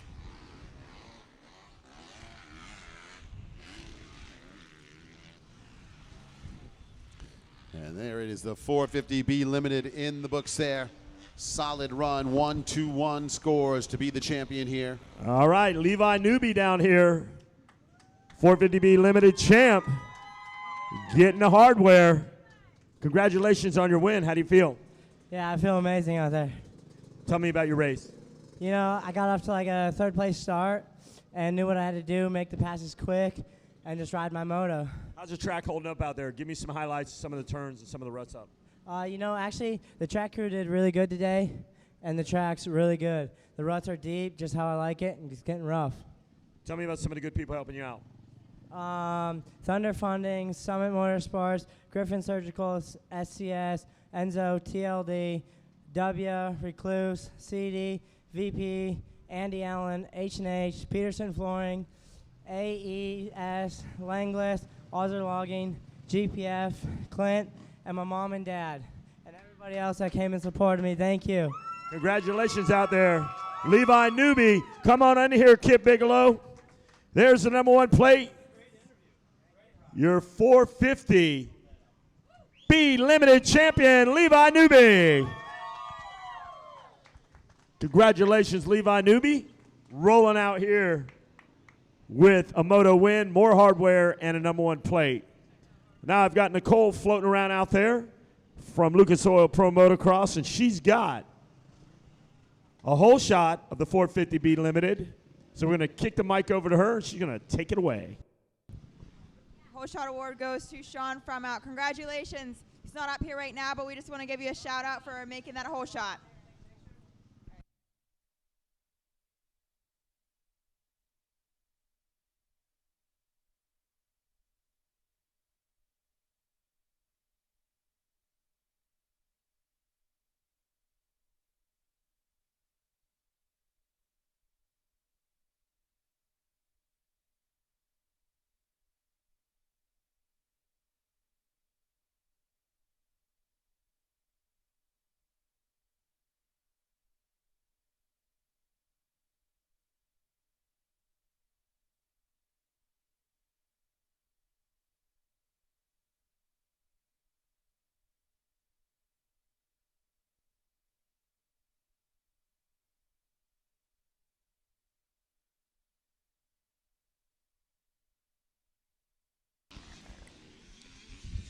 side. So Taylor Allred out in front right now, continuing in her winning ways.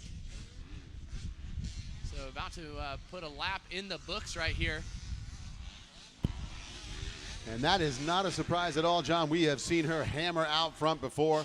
She is on her way again. The Western Power Sports Fly Racing KTM rider, man, you can't say enough about that. She is on her game. Well, you got to feel that she's got to be at a level of disadvantage here among these big bikes, but certainly doesn't look to be that way.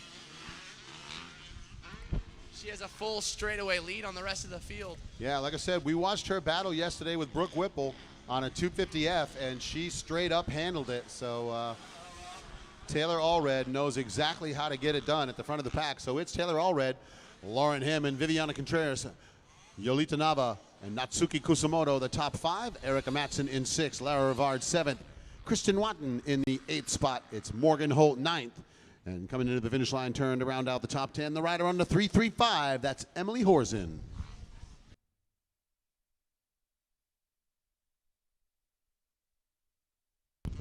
And a little trouble for the 16 of Watine. She's going to lose that spot there, as it looks like here comes the 335. Morgan Holt gets around her. Emily Horzen going to get around. It looks like Elizabeth Barr will make the pass as well, as the 16 trying to fire back up. There she goes. So tough break for the Yamaha rider. Going to have to go back to work there. And no problems at all for Allred, though. She is out front going to the far right-hand side. Yeah, really on a field of her own right now, and it feels nice. That's probably got to be a great feeling just to stay up front and know what an advantage you have over the rest of the field here, and she's certainly doing it.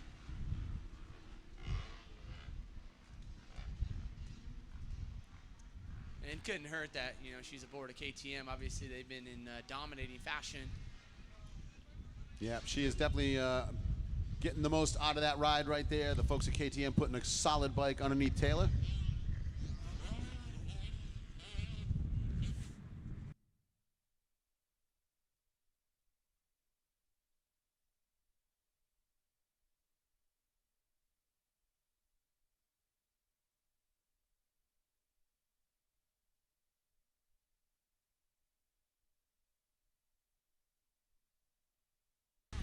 So there you have it, fly racing ride of Taylor Allred on cruise control out front. She's coming in with 1-1 scores. And I'm going to say, barring that bike exploding underneath her, she's on her way to a championship.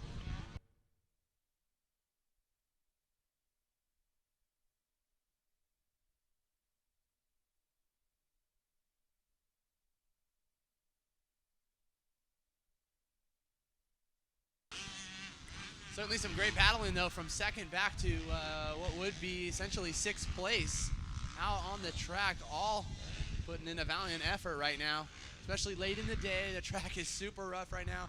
And, man, actually been great to see, even considering all the wind, the sun that's been coming out, the track, there's really not a dry spot on the track. The moisture has retained so well. I was going to say, you know, we've seen clouds overhead. We've seen some wind blow through. You know what we haven't seen? We haven't seen dust. Not a speck of it, folks, and that is a testament to the work the track crew has done to put in the time here on this facility. As, like I said, it's getting rough, it's getting rutted, but with all this sun and wind, we still have not seen any dust blowing around on this track, so hats off to the track crew there.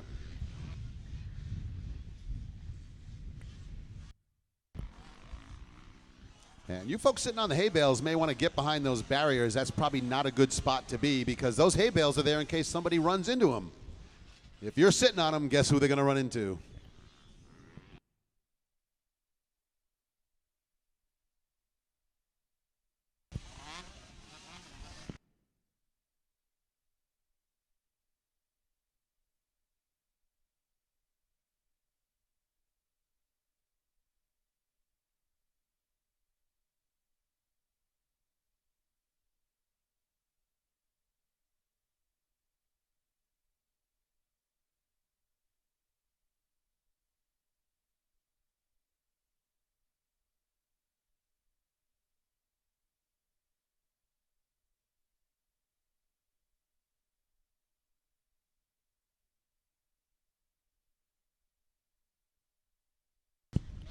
So there's the 34, once again up and over the finish line jump, that Western Power Sports fly racing ride. Taylor Allred, absolutely flawless. The battle continues.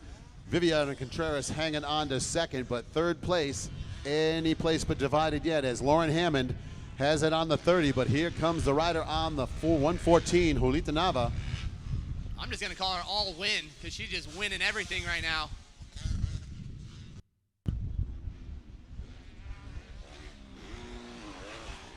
So Allred with the lead. Contreras second, Hammond third. There is Nava fourth, and there goes the 44, the KTM of Natsuki Kusamoto, rounding out the top 5.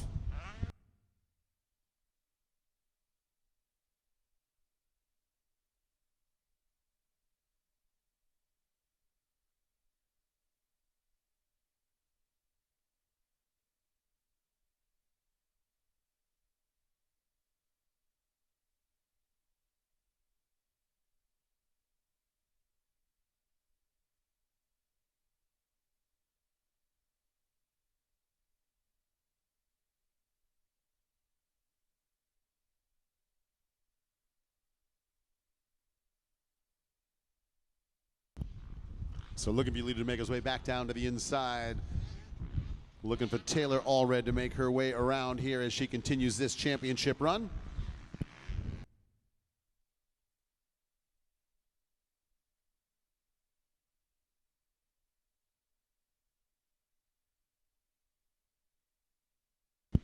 So this is women's amateur 12 plus. We're going to have the vet group 2 Moto 2 next off the gate. And then race 9, the 50cc 4 to 6 limited. Those riders should be in staging. 250C riders down in staging.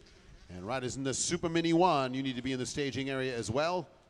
As we work through the race program here. Once again, going to race 13 in the program. Then we will put the 50cc PW shaft drive third moto into the program.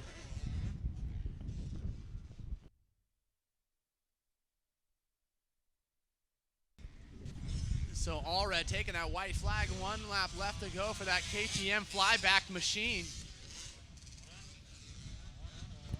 Yeah, and you'll notice, John, she is not trying to find smooth lines. She's riding right through the rough, no problems at all. She knows that she's got to ride the track that she's got to ride, and it's good for her to get out there and get through that rough stuff, and she doesn't even have any problems with it at all. Yeah, that bike's really working for her right now, and that's the difference, you know, from first to last is, you know, getting that bike to work for you. Yeah, you don't get that suspension fade. It doesn't start kicking you around. So the folks at KTM, Western Power Sports, putting a solid ride underneath that young lady. Yeah, even then it's suspension, but it's, you know, riding up a gear a little bit, free up the motor, and it really is working for her. And she's clearly on her way to a championship right here. And Hammond on that 38 is under pressure. That's the 114 of Nava. They're going to go up the step up and buy the Action Sports Canopy Mechanics area, and that battle for that third spot really starting to tighten up now. Contreras has given herself a little bit of room in second, but Hammond and Nava battling over third. And right behind them in that 5th spot, looking to maybe take advantage of that battle, is the 44 of Kusamoto.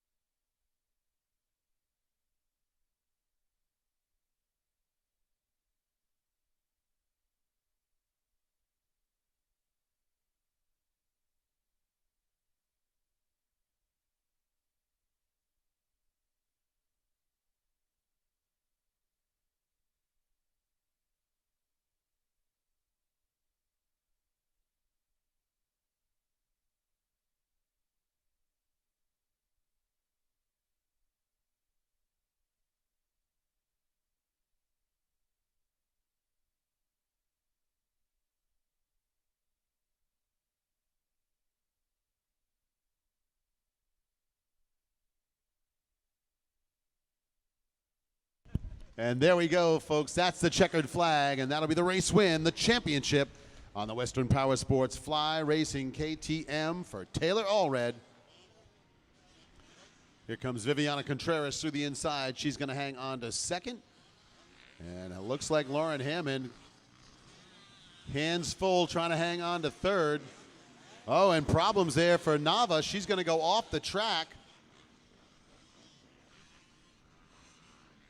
Nava powers down the outside there, comes from off the track. So she's going to hang on to fourth, but it doesn't look like she's going to get Hammond. And right now, we're going to send it down to Lucas Oil Pro Motorsports ride with that whole shot award. Nicole down there, the Lucas Oil Pro Motocross. And Wes Kane down there with the hardware. And we'll send it down to you, Wes. Hey, Donna Cakes, all right. 12 and up, your champion, moto winner. We're going to dress up Taylor Aldred right here. We're going to give her a little more hardware. Got the trophy you're going to pick up later. Congratulations on your championship. Thank you. How does it make you feel to come out here and ride so hard, and then at the end of the day, you're the champ? Feels great. I just tried to ride smart, smooth, and consistent to try and get the championship. Tell me about some of the good people helping you out. My mom, my dad, Fly, Scott, RMX, SGMX, Nihilo, Maxima, Recluse, Lynx Racing, W, Flow, Dunlop, and anyone else. Thank you. Congratulations out there, Kip Bigelow. Come on in here. You got the number 1 plate. And your 12 up champion at 2017 California Classic. Get up for Taylor Aldred. Woo! Yeah! And now from Pro Motocross, Lucas Oils, Nicole coming in with our Whole Shot Award recipient. Yes, thanks, Wes. We have Lauren Hammond here with the Whole Shot. How's it going? Pretty good. I got the same gate pick as last moto because I whole shotted that too. So Dunlop tires hooked up great. Just nailed that start and tried to ride my best for third. Awesome, awesome. Well, you did fantastic out there. Who would you like to thank? All my sponsors, MMR Racing, Dunlop, Scott Motorsports, Alias MX, and everyone else, Mom, Dad, everyone, thank you. Awesome. Thanks, Lauren.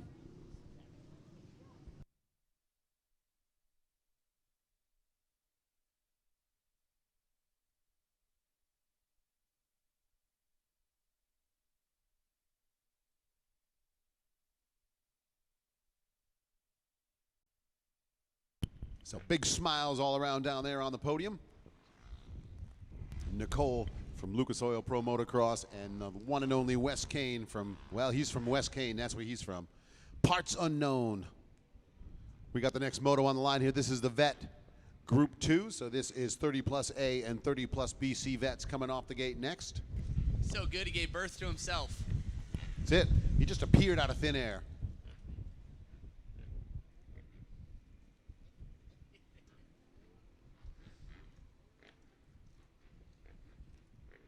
All right, here we go, pounding them down the line here. We're going to get ready with a little bit of vet racing. See if Sleater is going to be able to get another moto win here.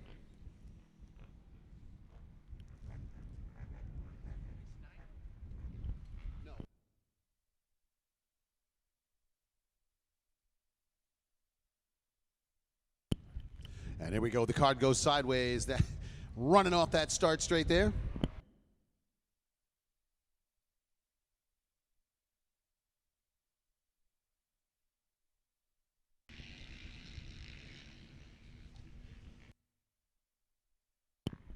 And it looked like that was Sleater with that Lucas Oil Whole Shot Award. Too close to call him up here. We'll wait for the official word.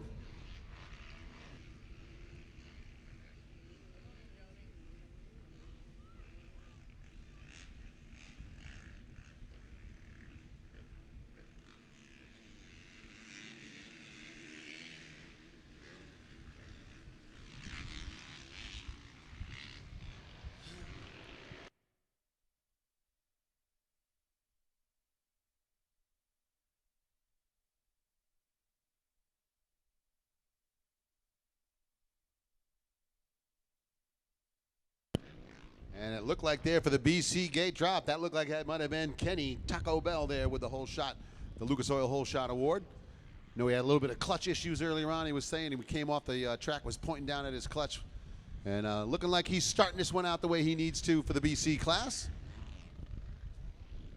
And here comes your leaders down the hill through that rhythm section out front into 30 plus A. That is the 111 of Mike Sleater. Yeah, I know Potter was over there at Race Tech getting the finely tuned machine for this moto, and looks like it's working for him right now as he's right on the tail end here of Mike Sleater with Stapleton in third.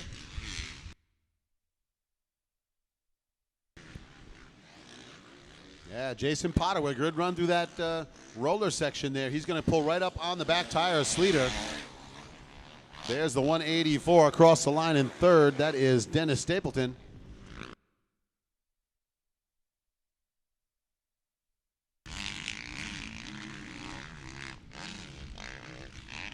Potter certainly challenging for that lead. I think all the pressure that Sleater's seen all day. Yeah, and you know what? This is an example when we see these guys, you can't let the guy get away early. If you're going to strike, you got to strike early. So Potter clearly trying to make that happen. He wants to get around Sleater and look at some clear track ahead of him. He's going to pull alongside coming up this big tabletop. Really slick corner right there too, and high speed coming into that right-hander for these riders. So Potter trying to make some moves. Oh, little dog leg there off the back end of the bike. As Kenny Bell coming across, going to be leading him over the 474. I think that's Brian Gordon.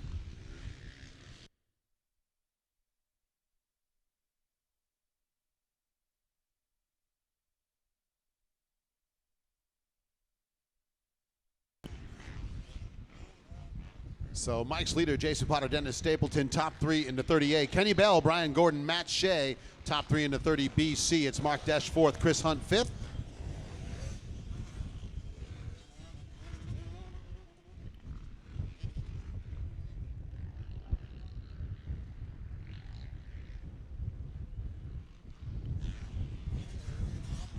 Watching the battle out front into 38. Here comes Sleater on the 111 back to the inside. Looks like he's gained a little ground on Jason Potter.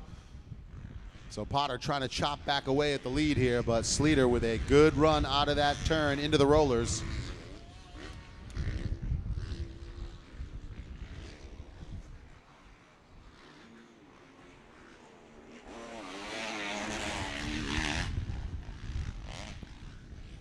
So Mike Sleater through that section right in front of the tower, drop into the switchback. Potter staying right on him there. Stapleton in third. John Camerata had fourth first time across. There's the 274. He's got that spot. And the 108 of Mike Carter rounding out the top five. Lucas Fry, the 164, sits in sixth for the 30A.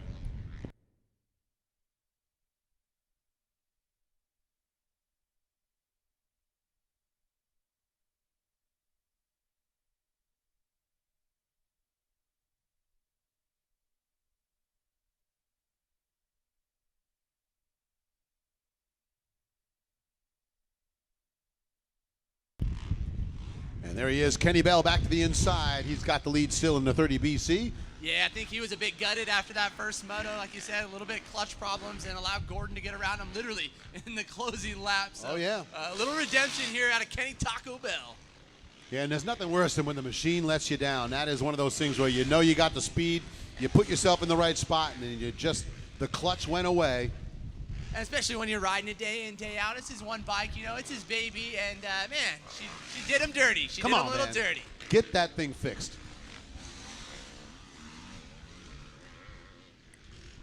Maybe it was Vicky. Maybe she was trying to sabotage. She's like, Oh, I'm going yeah. for it. Yeah, I'm was it going here? for it. Little subterfuge. Yep. It's like a thumb war. Gone real bad. So we've got the riders in the vet class out here on the track right now. This is vet 30A and 38BC. 50cc 4 to 6 limited next off the gate. 250C, you should be in staging. Super Mini 1 in staging.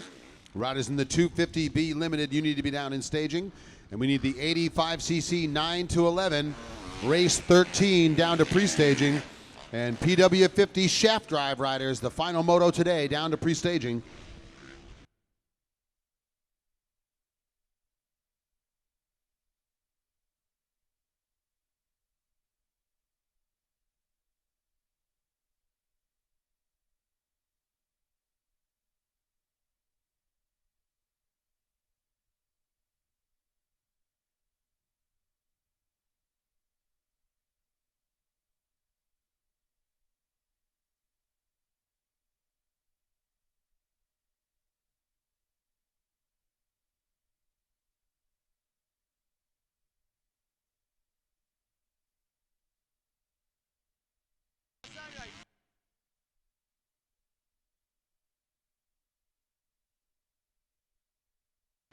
All right, your leader in the BC back through the inside rhythm section, and he's definitely stretching out that lead. So safe to say that it was definitely the clutch that took him out of that one, because Kenny Bell on his way through here, and he is looking strong out front.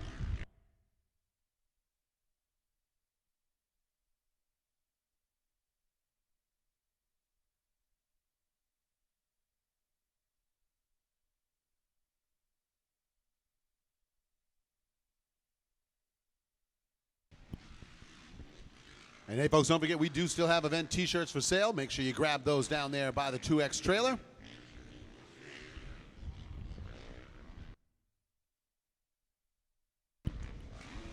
And look at this. Jason Potter starting to close the gap back up on Sleater. Looks like some of that traffic they've been working through, Potter able to get clean. Oh, and just as I say that, he almost goes over the bars in the rollers. So there's the white flag. One more time around here. Sleater trying to hang on to the win. Potter's trying to go around the outside. I figured Potter thought it was the checkered flag right there.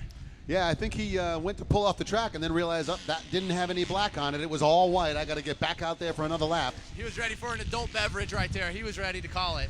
That's what you get to do in the vet class. I was going to say, you know, that's how you know the difference between the vet riders and the kids. The kids are mad when that checkered flag comes out. They want more laps. The vet riders are looking for it.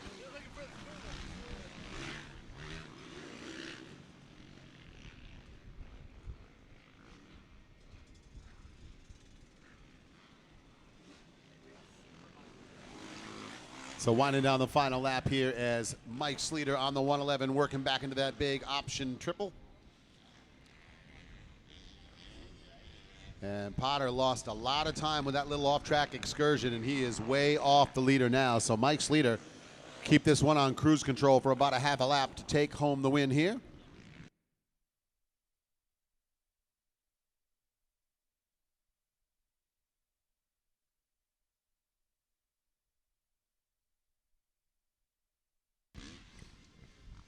Give credit where credit is due right here for Kenny Taco Bell, man. Putting it down. Yeah, you were dogging him in that first moto. Before you knew there was clutch, you were giving him a hard time. I love Kenny. He's Well, a great guy. the more you like somebody, the more you got to give him a hard time. That's the way it goes. Absolutely. No, he puts in work, and I know a few years ago he had a very, very scary incident. Yeah, that's true. North He of is. the border in Canada, and man, without the grace and the help of just the industry alone, man, Yep. to get him back and just back into the States to get the right medical attention he needed. Kenny, man, he's a great guy.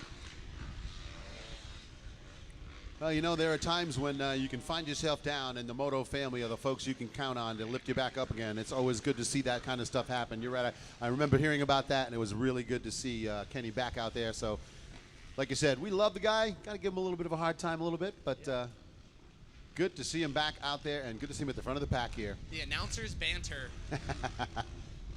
See, and now he gets to go back to the ring and go, yeah, I won my Moto. What's up, babe? Or he's going to look at us and be like, hey, dude, like, where are you at?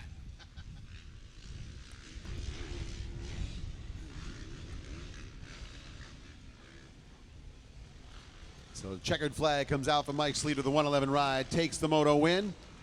He is down on that victory podium.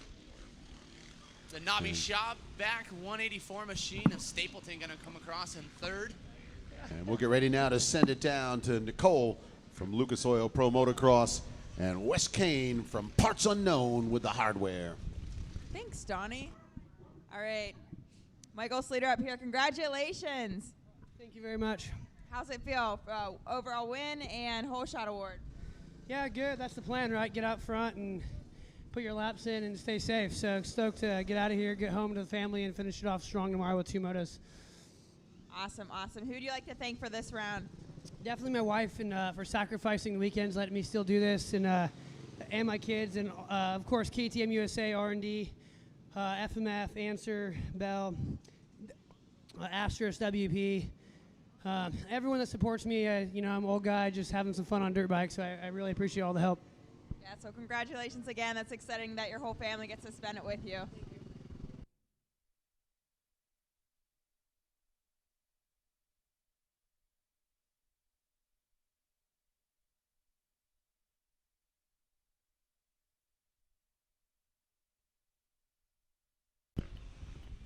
Kenny Bell coming across the line, taking the win in the 30 BC. We're going to send him down to the podium.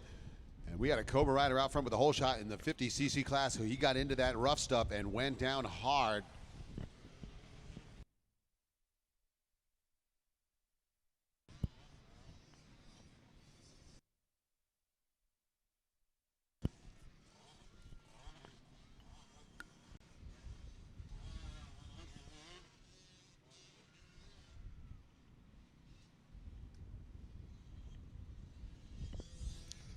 So it looks like the 247 Wyatt Thurman going to take the lead here in the 50cc 4-6. Here we're ready to go down on the podium with the next of our moto winners.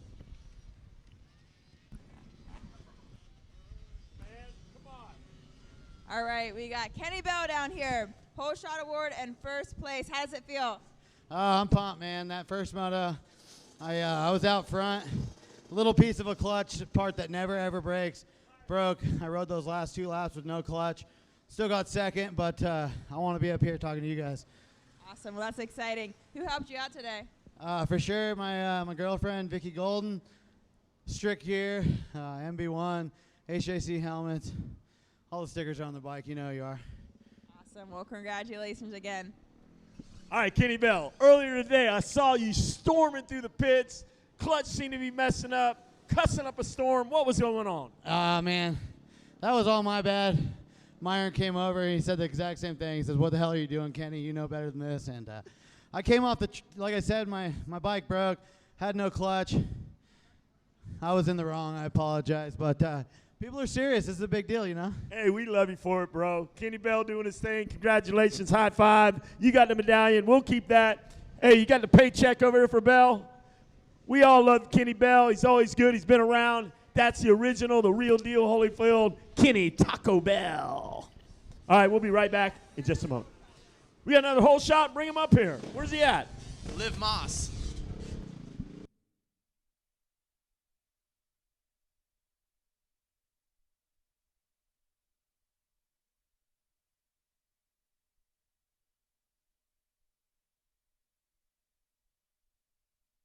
We have Chris Hunt up here with another hole shot award. How's it going?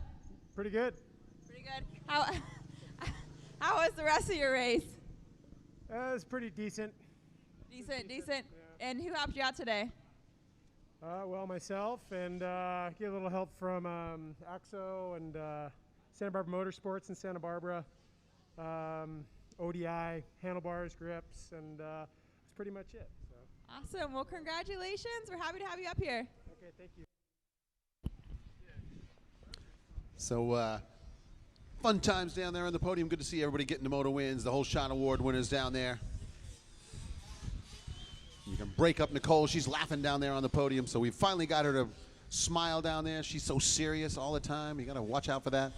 She's down there writing her thesis for her master's degree while she's in between motos. We're underway here at the 50cc 4-6 limited. Like I said, we had a whole shot out in front there, but I didn't see that rider before he went down, and he went down hard, so I'm not sure who that was. I'm sure they'll get the official call on that, but Wyatt Thurman, no question about who is out in front. He's got the lead, the 88 of Dorico in second, Matt Nerano running third, Ryder Ellis in fourth on the 877.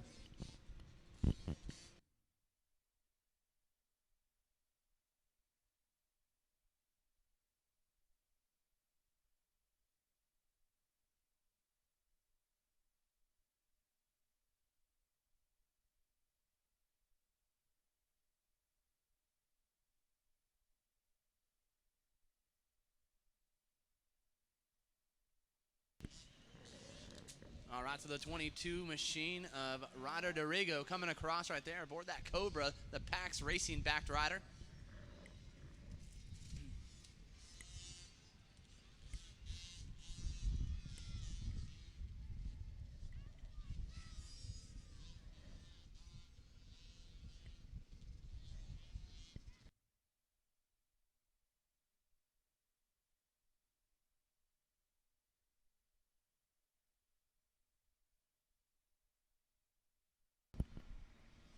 Does so good out here in the dust. Oh, I know. That is bad for that stuff. And your leader coming back through the inside there, the rhythm section on the 247, carving through that deep line right through the middle. So Wyatt Thurman coming in with 1-1 scores, and he is looking to sweep the class here in the 50cc 4-6 limited. coming into that finish line turn looking strong.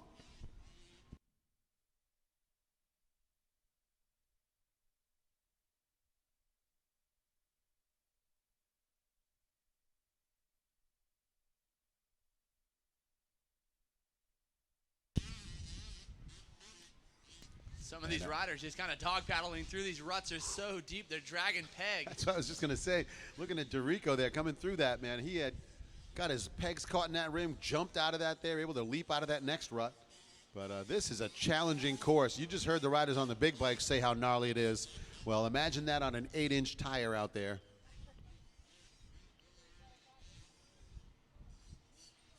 So great job for all these 50cc 4-6 riders. Thurman holds the lead. Dorico in second. It looks like here comes Matt Narano, your third place rider. So 50cc 4-6 underway. 250C is next off the gate. Riders in the Super Mini 1, you should be in staging. 250B limited riders in staging, as well as 85 9 to 11. And we need the riders in the PW50 shaft drive class. Final moto today, down into staging.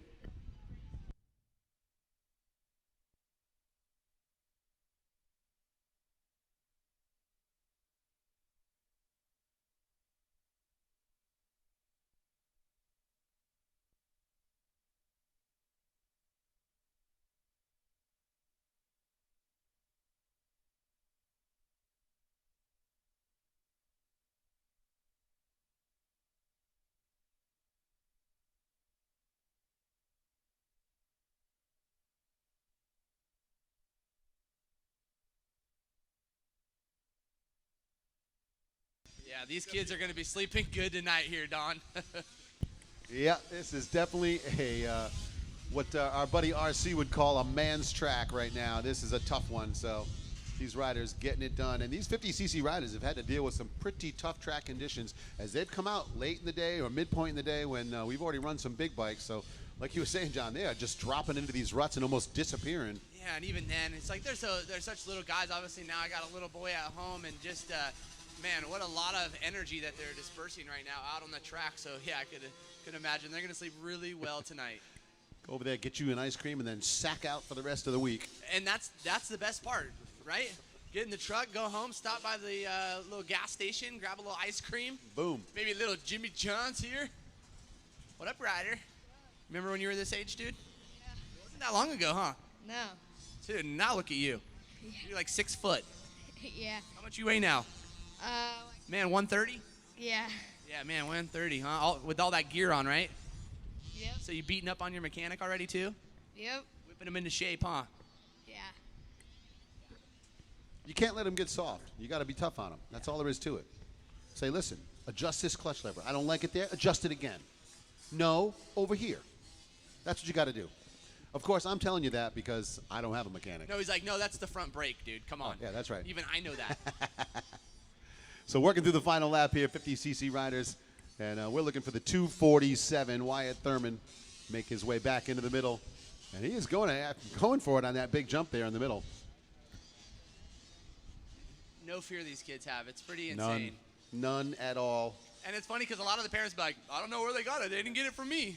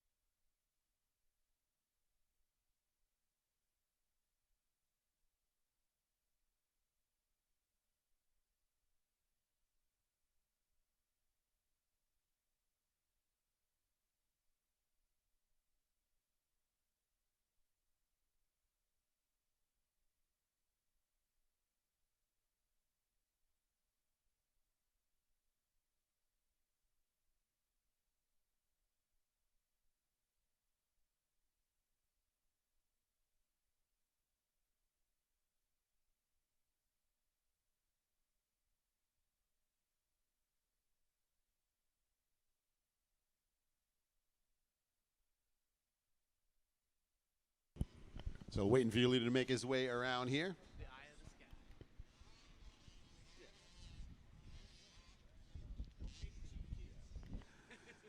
So working through the laps here, Wyatt Thurman solid out in front. He has got a 30-second gap, and that, my friends, is how you get a championship won.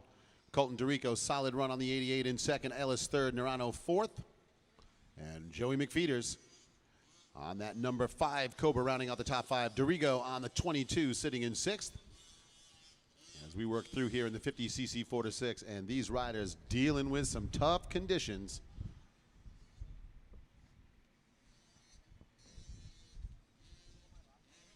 And here comes your leader.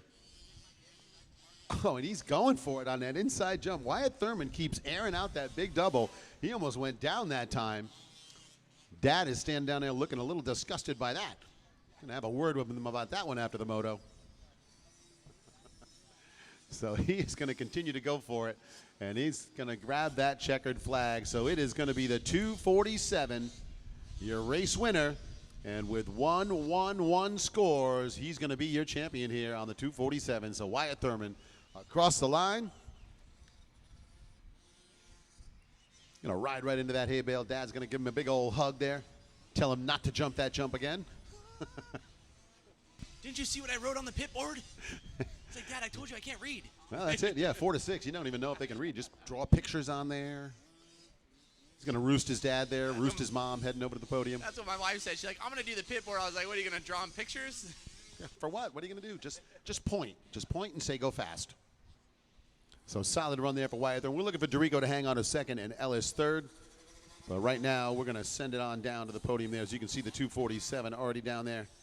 He's waiting for somebody to come on down there and grab that big old bike, put it up on the bike stand for him. So we'll send it down in just a moment there, with Nicole from Lucas Oil Pro Motocross and Wes Kane down there with all the hardware to be the moto win.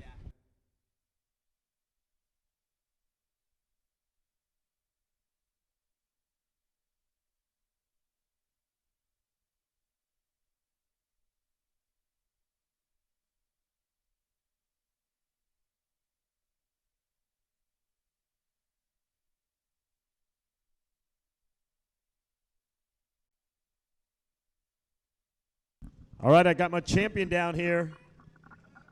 51cc 4-6 limited. Come around here, little man. Get that around your neck. Wyatt Thurman, your champ and moto winner. Congratulations, Wyatt Thurman. Tell us about your ride. Huh? Tell me about your race. Good. I crashed in one of the corners, and that lost some of my time. How's the track holding up out there? Good. A lot of deep ruts? Yeah. Tell us about some of the good people helping you out. Who's your sponsors? My mom and dad, Shift, Scott, Louiette, BTO, Factory Backing, Mika, Nobby Shop, Not Suspension,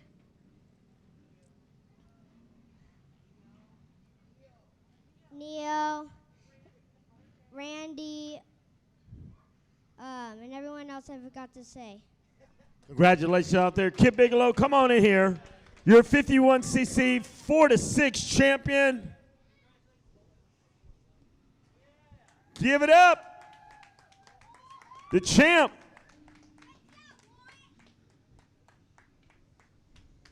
Yeah. Now, from Pro Motocross, Lucas Oils, Miss Nicole, come on up here. And let's talk about the whole shot recipient. All right, we got Ryder Ellis right here.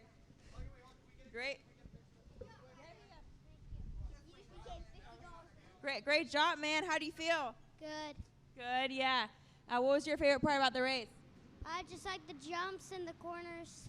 Jumps in the corners. And who was helping you out today? Mom and Dad. Mom and Dad. Anyone else? Yeah, Mika Meadows, Spy, DT1, Alias, North Cal Cobra, Bell Helmets, and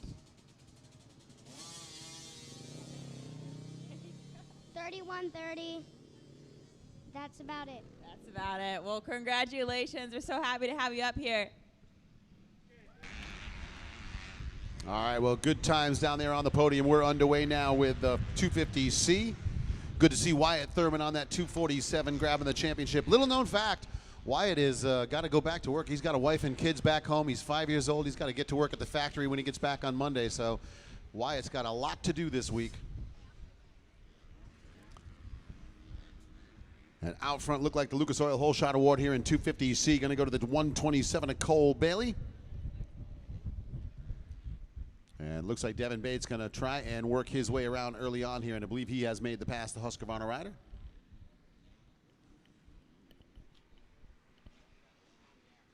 Oh, no, that is still Bailey out in front. And now the 111 of Rodriguez moves to second. So losing touch there with Bates. Looks like he's fallen back into fourth. Macias on the 78 looks like he's moved to third. So I expected Bates had gotten around Bailey. But the 127 holds him off, and there goes the 111 ride of Rene Rodriguez.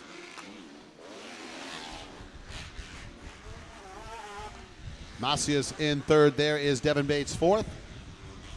258 rounding out the top five. That is Reese Dominguez.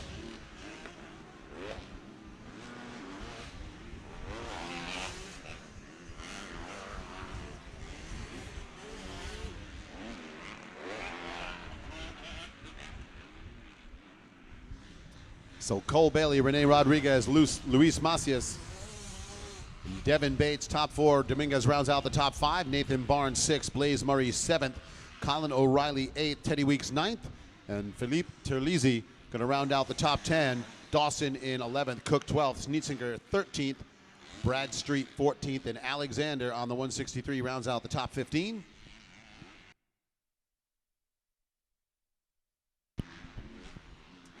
So the 110 Husqvarna, Bates getting shuffled back to fourth there. We'll see if he can get to work.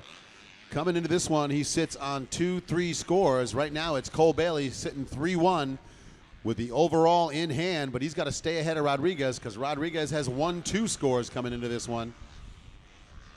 But sitting in second right now, that is not going to do it for the championship.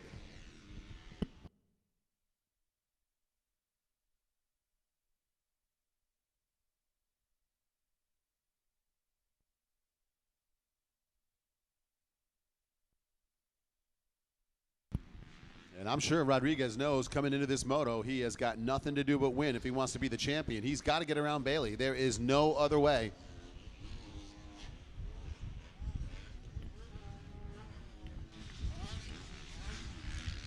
Yeah, unfamiliar position out there for Bates as well, sitting in that fourth place position, trying to make some moves here on that number 3 machine of Macias aboard that TM machine. The pair of Yamahas out front. And now it's how you know you're looking at the C-Class. Rene Rodriguez's front plate all jacked up there off the side. Looks like they just duct taped it back on the front. Get out on the gate and get it done, man. By all means necessary. A little more aerodynamic if you got the plate on there. That's what it is. It cuts the wind a little. And you just want to be out front anyway so you can just see the back of your jersey. That's the only number they should be seeing. That's the only number you want people to see is the back of your jersey. You are right, John. But right now, Cole Bailey executing the lead. They're coming out of that right-hand turn by the start.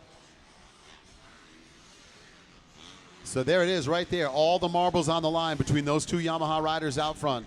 Yeah, this is a great run for both of those riders and really positioned themselves well here in the final moto here for the 250C race.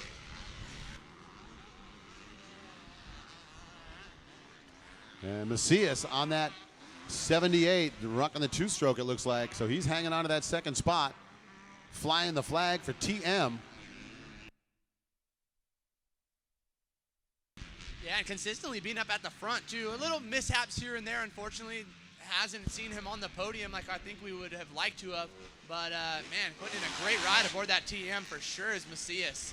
Yeah, and again, that's another company coming back. We watched Balmer running the 85 TM down in Texas. He's rolling some of them here. And as you said, Rodriguez rocking, or Macias rocking that 78 TM here. So again, great to see more manufacturers coming back into the picture. Well, next year we'll probably just see some plug-ins over here, you know, get that Alta Motors out here. With those charging stations like they have for the Teslas. Yep, little charging station. That's a very interesting development, I've got to tell you. Watching those bikes, it's a little freaky how quiet it is. But everybody that rides them says the acceleration on those is unbelievable. It is. And I think you see it a lot. Even I've seen some tests like drag racing, and it's just instant power to the ground, Yeah. Flick that switch and she's on. Yep. All right, Bates trying to push the issue on Macias. He's going to get him, but Macias is going to get him back on the exit of the turn, and down goes Devin Bates.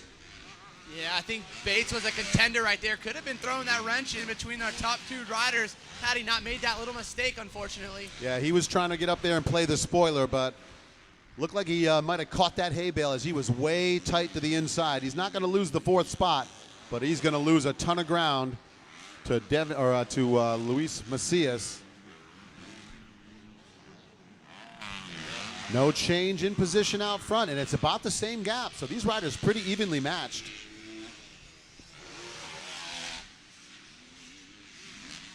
Yeah, both these riders clearly got those Yamahas working for them here, especially late in the day. Always tough to kind of set your bike up, and very limited track time. Obviously, as everybody knows, we've just been doing the parade lap, little sight lap for these guys, so really hard to kind of get that set up, know where you are, even for yourself to keep yourself loose, Oh, yeah, it's tough. It almost becomes a guessing game, and that's what you talk to, you hear some of the pros talking about. They go out and practice, they go out, and they know that by the time they get out there, the track's going to be different. So they make the changes that they think are going to need, and then either it pays off or it doesn't. Most of the time, they're pretty good at that. And like you said, I think that's what we see going on here. They had to do a little bit of get that crystal ball out and see what they could do for suspension. And, and even some of these guys are so comfortable with maybe what the setup they had in there, so they're running what they've been maybe running all week long, where maybe it's working for them and maybe it's not, though. It's kind of individual to the rider, too, because we've heard there's been interviews with Roger DeCosta where he talks about sometimes Ryan Dungey gets too involved in making changes in setup, and he chases after all those settings, whereas you'll have a guy like Marvin Musquin who says, I'm going to go ride it, and I'm just going to do whatever it has to do.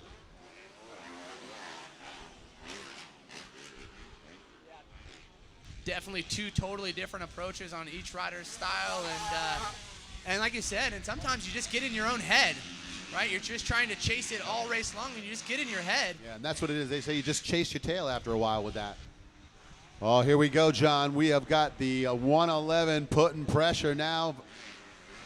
Your leader has everything he can handle. Cole Bailey, that championship is getting heavy. Yeah, I think that's been the story of the day. We've always been seeing these challenges come up in the closing laps, and no different here for our 250C class. And it looks like Rodriguez got a little wide on the exit out of that turn. I saw him get into some of that soft stuff on the side, and he's going to lose a little time to Bailey now. So Cole Bailey, Rene Rodriguez continue their battle out front. Macias on the 78 sits in third, and he has got no one challenging him now. Bates back and forth, and Nathan Barnes on the 828 Honda still rounding out that top 5.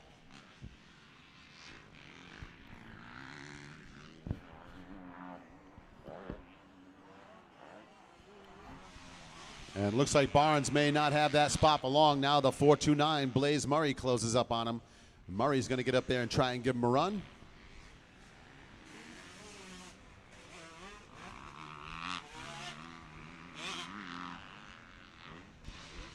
Yeah, and looking back to fourth, it looks like Bates just kind of settled into that position, obviously already coming off of a championship here.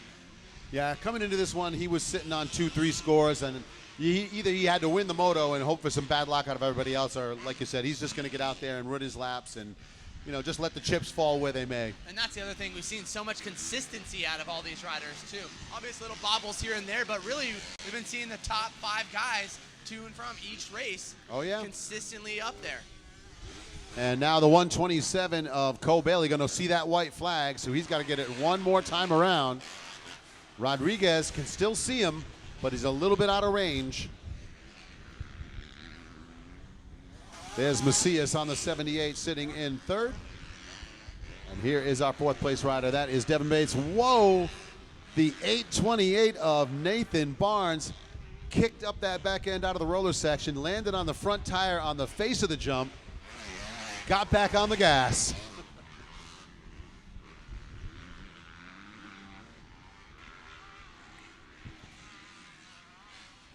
Really kind kind of weird to see not too many Hondas actually in the field.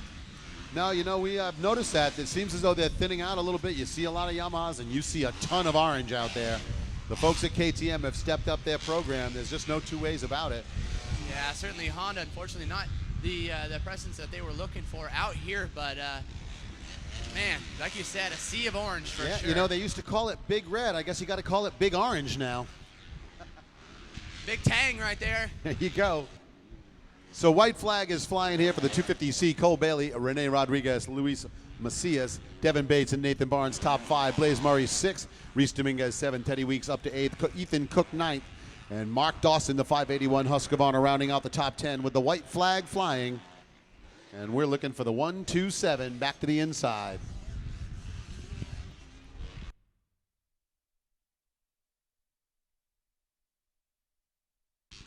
Rodriguez did pull in, though, this last lap. Yeah, oh, definitely. He has made a final lap push here. Well, he lost the front number plate, so a little less drag, I think. That was the key. He should have just left that thing at the start gate.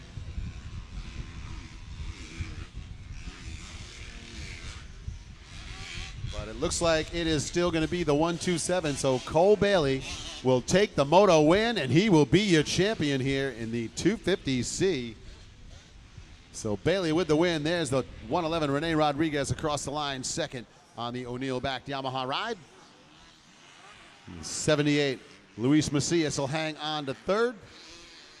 It is going to be the rider on the 110. Devin Bates coming through the round in fourth. And Nathan Barnes trying to hold off Blaze Murray on the final turn here to hang on to the fifth spot. Murray goes around the outside, but Barnes is going to hold it. And that is going to be your top 5. That'll do it for 250C. And you got to think Cole Bailey on the 127 going to be mighty pumped right now. So in just a few moments, we'll get ready to send it down to Nicole from Lucas Oil Pro Motocross and Wes Kane, the man, the myth, the mountain, the legend. We'll send it down to the podium here in just a moment. Looking empty down there. They're still checking those bike frame numbers and getting everybody all set up. There's Bailey. So he is going to kick it up on that stand, and we'll send it down to the podium.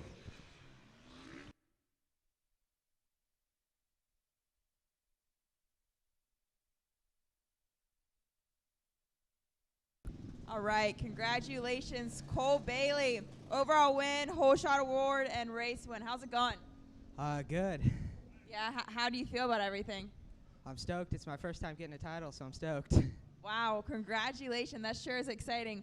What was your favorite part about the track? I like the rollers. Cool, cool. And who's been helping you out this weekend?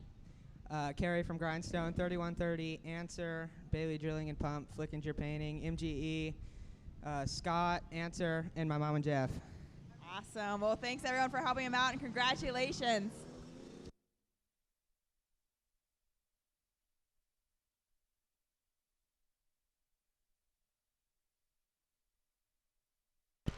All right, here we go. Looks like we're underway. All right, with down here on the CP1. podium, Kid Bigelow coming in with the #1 plate. Congratulations. Don't let me stand on you, Cole Bailey. Congratulations. You are the champ. Yeah, Kid Bigelow. Put that hardware on your neck. Congratulations, my man. You are the champ.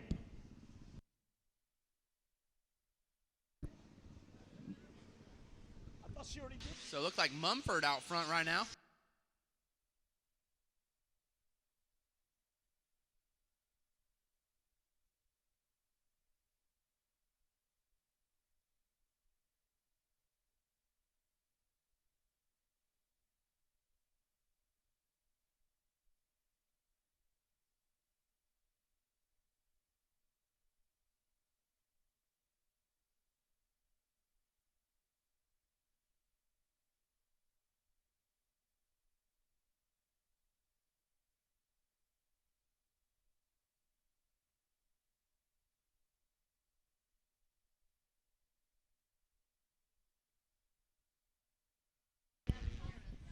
So Super Mini 1 riders underway. As I said, that is the 1-2-2. Carson Mumford out in front here, coming down to the inside. Yeah, I haven't really seen much of Mumford out in front, so good position for him to start off or end off his final moto of the day. Yeah, definitely. And, you know, he's been dealing with Jarrett Fry all week long. And I don't know that Fry is in this race here, so this may be the one where Mumford finally gets a break, get away out at the front of the pack here. So there it is, the 122 AMSOIL Factory Connection Honda ride. Carson Mumford out front. Levi Kitchen in second on the 147. In third on the Orange Brigade KTM, that is Josh Varese. Hey, Donnie. Yeah, Hey, Wes. Donnie Cakes. Hey, I need Wyatt Thurman's parents to bring that trophy back up to the podium. 247. Wyatt Thurman, you're going to get that trophy at the awards at the end of the event. That was our trophy for the prop for the podium. So I need Wyatt Thurman. Go ahead and bring that trophy back down to the podium. So Wyatt Thurman was so pumped he took that podium trophy with him. We need that back down there on the podium. So Wyatt Thurman's parents, please bring that podium trophy back. So Carson Mumford, Levi Kitchen, Josh Varese, Deegan Palmer, and Larry Reyes, top 5. Jarrett Fry in 6th. The 34 KTM is indeed out there, and he is going to work. Brandon Ray 7th, Cade Nipping 8th, Jeremy Ryan 9th, and Matthew LeBlanc on the KTM Orange Brigade ride will round out the top 10. Right now, Mumford's sitting on 3-1-1 scores, and he would be the champ, but Jarrett Fry has 1-1 scores coming into this, and I'm pretty sure Fry is going to try to run down the 122. He's had his number all week long.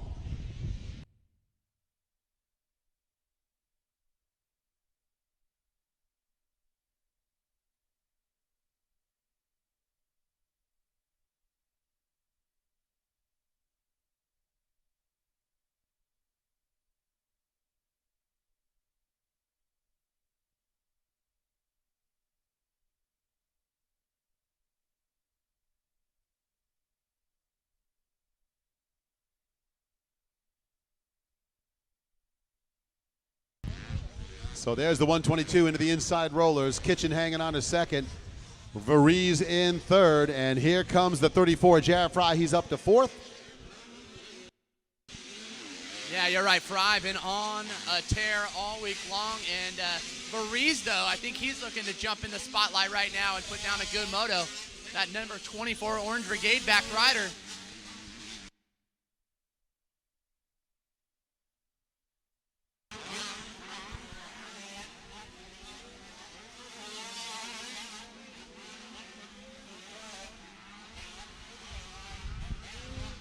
And this is where you start to do the math in your head. If you're Jarrett Fry's mechanic, you got to figure out how many guys you need to pass in order to be the champion.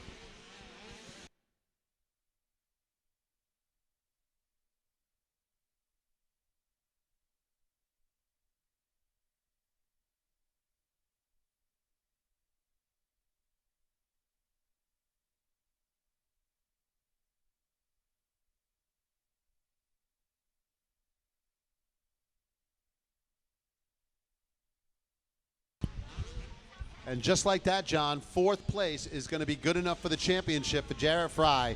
So 1-1-4 scores are going to beat 3-3-1 scores every single time. Yeah, I don't think Fry's done, though. I think he's going to be trying to pull up right alongside Varese here and still put a charge to the front. Not sure he's going to have maybe the time to catch Mumford, as Mumford's on a tear right now. Looking good here, even as the day gets rough. Yeah, he is definitely trying to charge out front, wants to grab himself a moto win. Like I said, he's been stuck in third, both of these motos ahead of this one, so I'm sure he would like to get up there and take a win, but right now, he might win the battle, but it looks like Jarrett Fry is putting himself in position to win the war. Yeah, and Kitchen looking good, too. Obviously coming off those 4-4 scores, not what he would wanted probably to start off the week, but, man, turning it around right here in the final moto. Well, you know what? He's in a stacked class here, so 4-4 scores against some of these riders, that is not a bad way to go. Really impressed with Josh Varese. We talked about him earlier on. He's handled some pressure. Now he's got Fry working on him, and Varese is just running his own race, keeping his eyes forward. And here comes Fry on the inside. And he's going to make the pass. Right through the rough stuff. Didn't even try to go around it. Just went straight through the middle and made the pass. Yep, and Fry trying to get back. Varese is going to try to get back after him here, but looks like Fry will make it stick. That was a nice move, John. Like I said, just He just said, all right, if I got to get into the rough stuff, so much the better. I'm going to make the pass somehow. Yeah, the most direct way the crow flies was what Fry put together right there, right to the corner, and made it stick. And look at the gap he's already opened up over Varize as he is now closing on Levi Kitchen. So it looks like the 34 going to try and take that second spot away as well.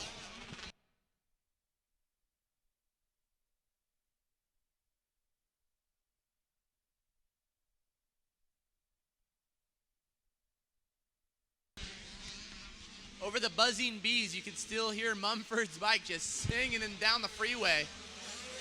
Yep, that lone four-stroke out there here in the Super Mini 1. Carrying the flag for AmSoil Factory Connection Honda. He's got the thumper thumping right now. And of course, we all remember those I Want to Ride Honda commercials. It was Justin Barsha that premiered that 154 stroke there, but Mumford continues to rock that one.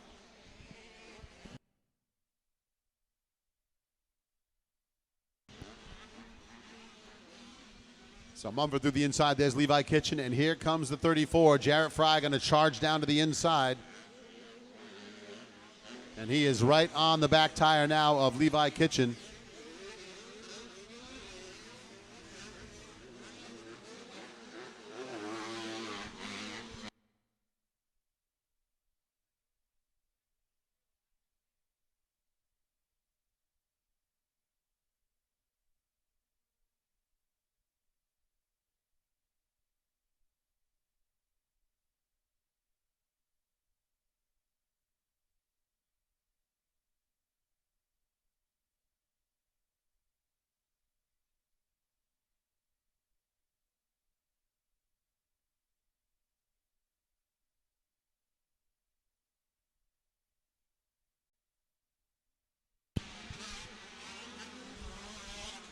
So working through the final lap here, and it is Carson Mumford out in front here on the 122, but Jarrett Fry has put himself in position to be the champion. Hey, weird to say, but he's doing what he's getting paid to do right now, and that's be out front. That's it. Yeah, I mean, Mumford wants to get a win. That's going to be something he wants to take out of this class. Like I said, I know he's been frustrated getting third in those first two motos, so good chance to redeem himself here, get a little confidence builder coming out of this. Look at Fry pulling right up alongside our number 2 rider right there of Kitchen. Yeah, and that might be the pass right there, John. About to throw the sink at him. Oh, yeah. Kitchen sink, the bathroom sink. Going to go outside and grab a tub and throw it at him. And there it is. That's the pass into second. So with that pass, Jarrett Fry cements the championship. Yeah, I think if we just had a couple more laps to go, I think we would see a challenge for that number 1 spot on the track. But Mumford, man, seamless out front and styling to a win here. And a very much so deserved win to close out our Super Mini 1 12-15 division.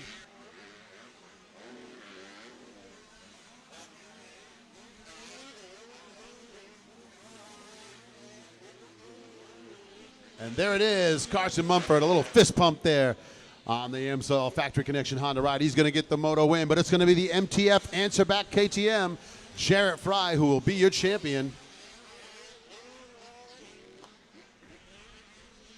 Levi Kitchen finishes third, Josh Varize fourth, and Jeremy Ryan will round out the top 5 here.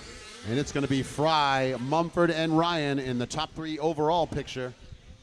So solid run there. And it looks like trouble there for Jet Reynolds right near the finish.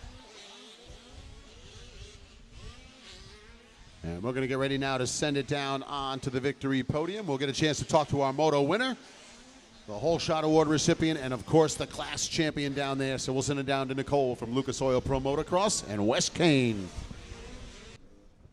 Thanks, Donnie. We got Carson Mumford down here with the Moto Win and Whole Shot Award. Congratulations, man. How's it feel? It feels awesome. It's my 5th day back on the bike after taking 4 weeks off. So it feels really good. A lot of people had really doubts. They said I shouldn't probably come back, but we proved them wrong and came out and got a moto win for us. And it feels great. We've been working really hard, and my whole team, AmSoil Factory Connection Honda, has been putting in the hours at the shop, and it just feels really good to come back out on top. Wow, it sure does. Well, congratulations. We're all excited to have you up here.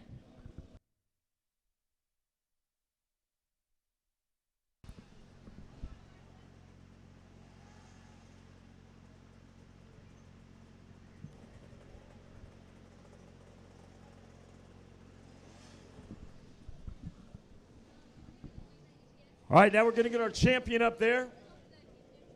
Jarrett Fry, the 34 ride. Our Super Mini 1 to 12 to 15. Coming from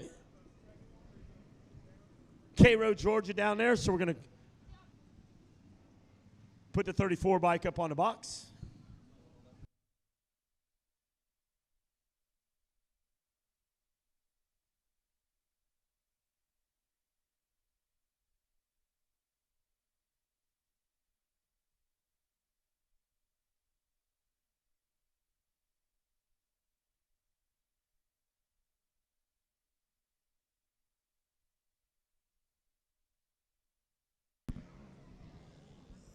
Your Super Mini 1, 12 to 15 champ.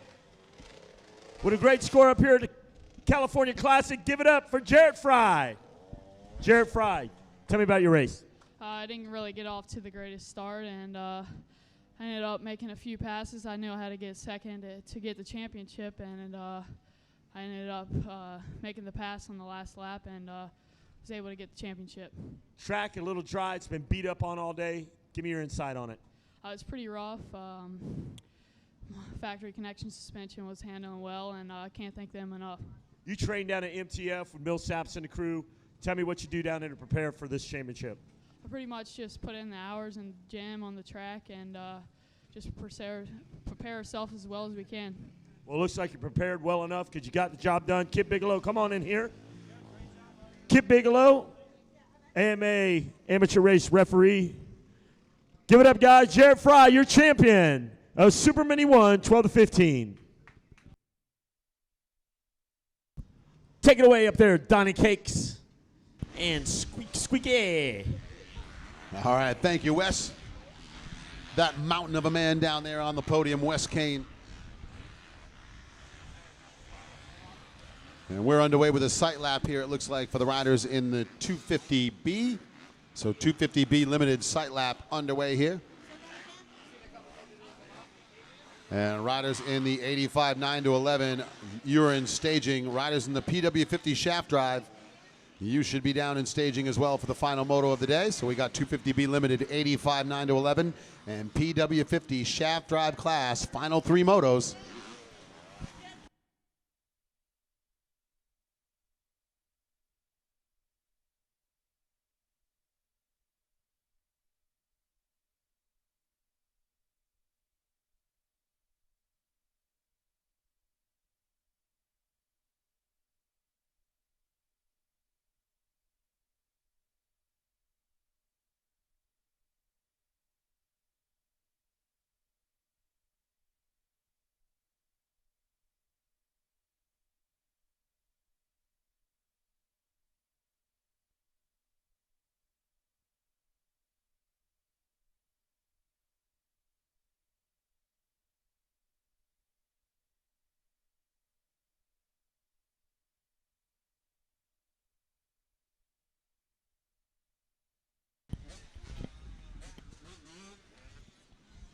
So we are down to just 3 races left in the program here today. Our riders in the 250B limited going to be coming off the gate next. 85 9 to 11 limited riders will follow that, and then it'll be the PW50 shaft drive class to wrap up the final race today.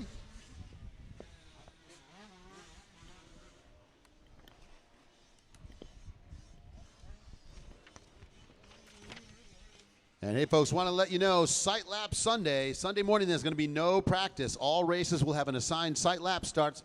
Staging is going to start at 7:30, and at 7:45 a.m., race 14 is going to be on the line. So tomorrow morning, Sight Lap. There will be no practice tomorrow morning. We're just going to do a Sight Lap. So the 7:45 a.m., race 14 will be on the line. They're going to be released first for a Sight Lap. Races 14 through 20 will get that one Sight Lap. But we are going to be moving into the race program earlier tomorrow than we have during the previous days, so be ready for it.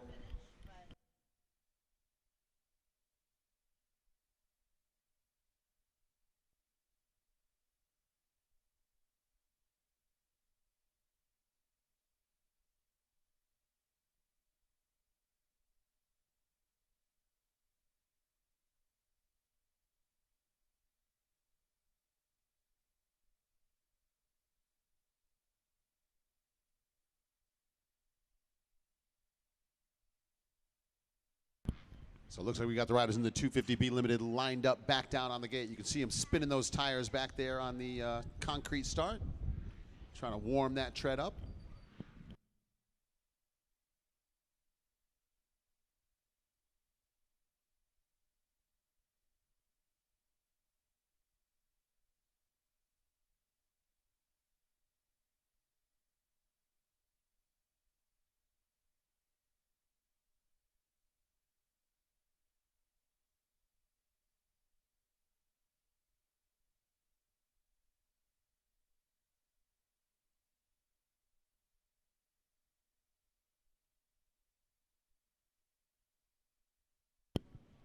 All right, here we go. Cart is sideways, and the revs come up down on the gate.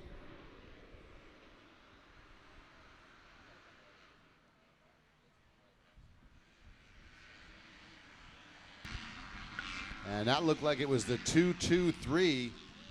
I believe that was Mashburn with the whole shot there, the Lucas Oil Whole Shot Award. And they're going to come through that inside into that big tabletop.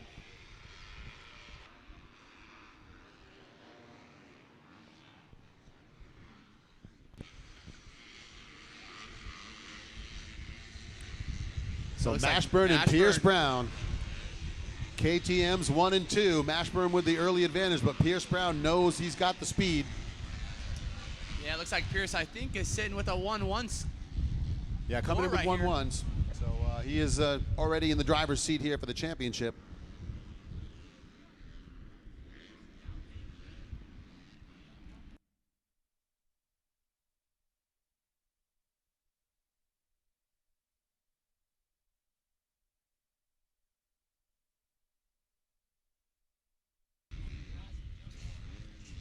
Yeah, good-looking pair of KTMs out front right now. Mashburn.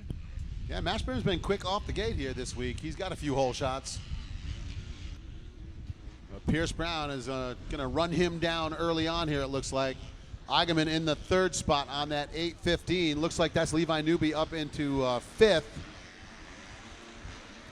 Yeah, I think you're right. I think Pierce ain't going to play no games. I think he's going to try to make a move here early on and just sail and ride his own race instead of taking on Roost, which is totally unnecessary at this point in time.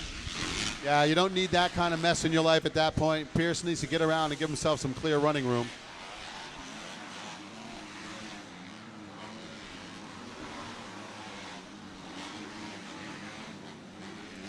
So Parker Mashburn, Pierce Brown, Colton Eigenmann, Zane Merritt, and Levi Newby top 5. Jonah Britton's in the 6th spot. Grant Wall 7th. Connor Mullinex in 9th, and Connor Mullinex 8th. Kyle Drinnan 9th. And rounding out the top 10 here, first time across the finish line jump, it's the 17 of Cody Nelson. Slater Colby in 11th. Arrington Ward in 12th. TJ Taylor 13th. Brandon Sussman 9th and 14th. And Austin Kozad, the 138 Factory Connection Suzuki ride, rounding out the top 15.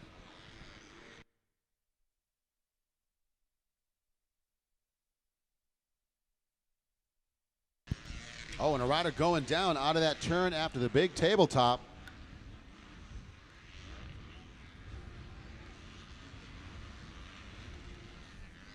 Can't quite get a look at that number. I'm not sure if that is Zane Merritt or not.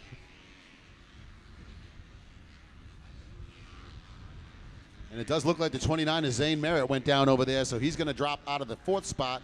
Newby will move up. And here comes the battle for the lead. It's already taken place as Pierce There it Brown is. already taken over that number 1 spot with a blink of an eye. Yeah, as soon as I was looking at that accident over there, as quick as that, Pierce Brown makes the move around. So don't take your eyes off the 63.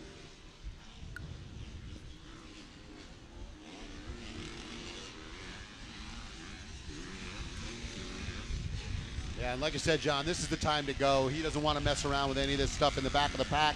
Doesn't want to fool around with Dyson with a guy. You got to set sail out front. Yeah, too many variables, especially with the track and the time that we're in the day and how rough it is right now. It's better just to kind of look forward and ride his own race, and it looks like he's doing that right now. Yeah, absolutely. So Brown going to lay down a heater lap here.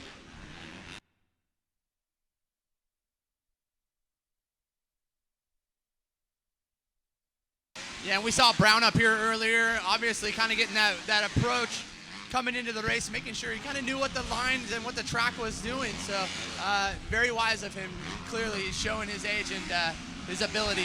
Yeah, he knew exactly what to expect when he hit the track this time. That sight lap was a big help, but he already picked out some lines, and especially this section right here, you get an overview of what everyone has been doing through there. And, yep, racecraft. That's what they call that, my friend, racecraft. I think they've done a really great job, especially with this, like I said, the perch up here, the track really is kind of built around this area right here, so you can really kind of see what's going on, aside from way in the back section. But again, that's the freeway really is what we've kind of coined it. Yep. Heading on up into the hills there.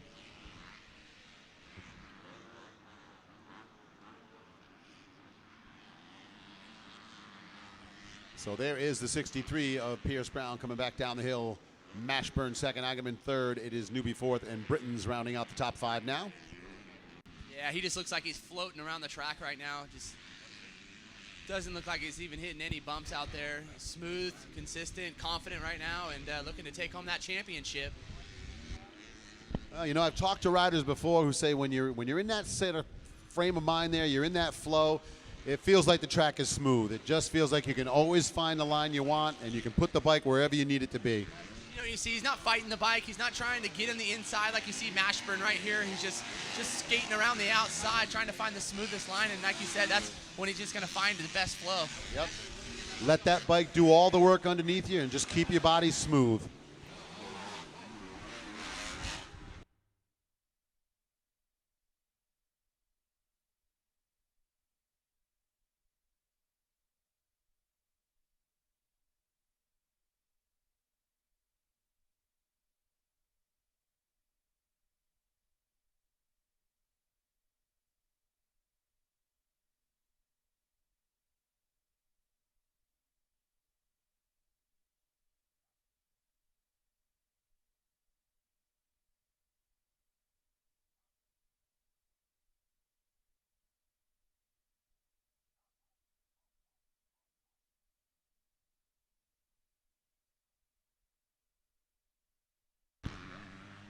That mini Jack Russell up here, he's going to ready take us all on, take us down, and gnaw your ankles right off.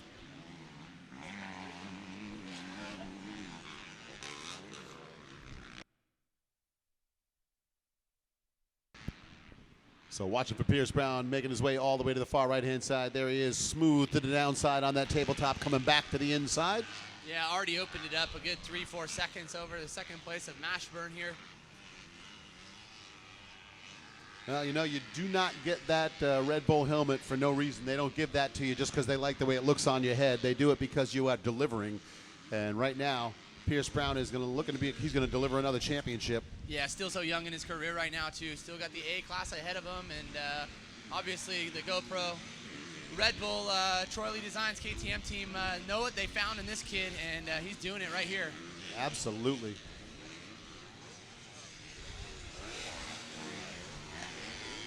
Lifting that front tire through the rough stuff here as he goes back down to the switchback.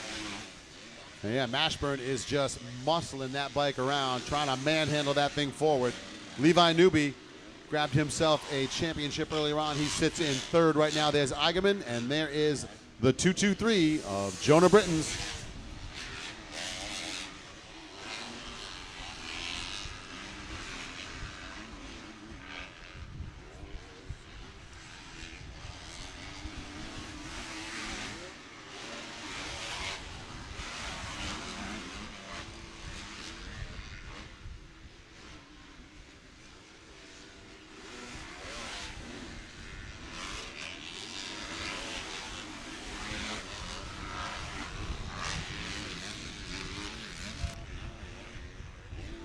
So it is Pierce Brown, Parker Mashburn, Levi Newby, Colton Eigenman, Jonah Britton's top 5. Wall still 6th. Connor Mullinek's going to move up to 7th. Slater Colby in the 8th spot. Drennan 9th. And Cody Nelson on the 17 now going to round out that top 10 here. Clicking off the laps in 250B Limited, race 12 in the program. We've got the riders in the 85 9-11 next off the gate. And PW50 Shaft Drive, final moto of the day today. You should be in staging.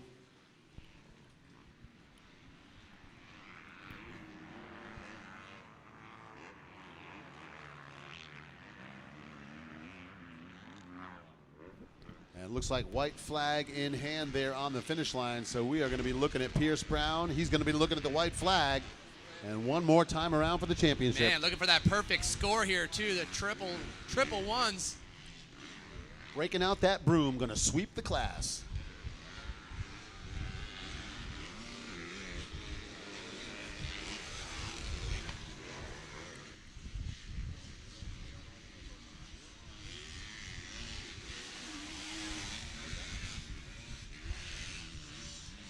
Yeah, he seems really well grounded and got a good head on his shoulders. And, man, it's rewarding right now to see him out front.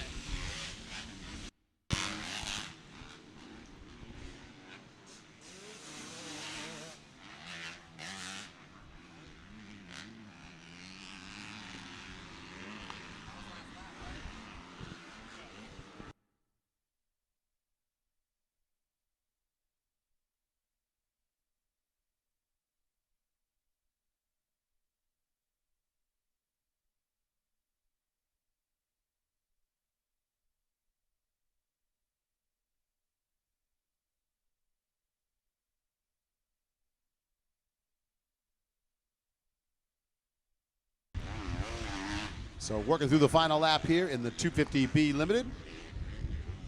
Looking for that 63 ride through the inside. There he is, going all the way down that rhythm section on the far side of the track. A little sweep to the right, and we'll watch the 63 of Brown come back to the inside.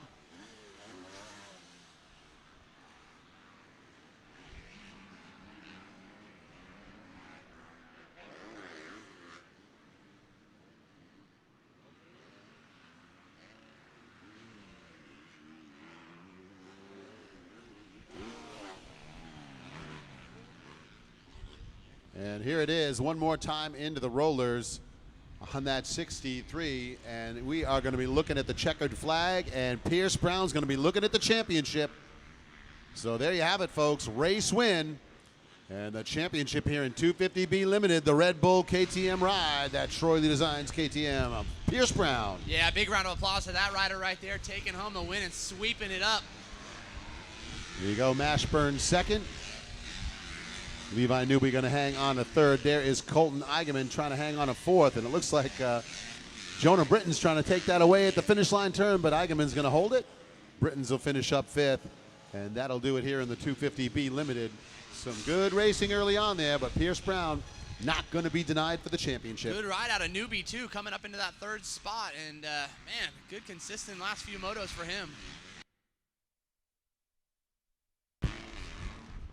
But there you see it, big old whip over the finish line for the 63 of Brown. And we're going to get ready now to send it down to Nicole from Lucas Oil Pro Motocross, and Wes Kane down there with our winner and champion down on the podium.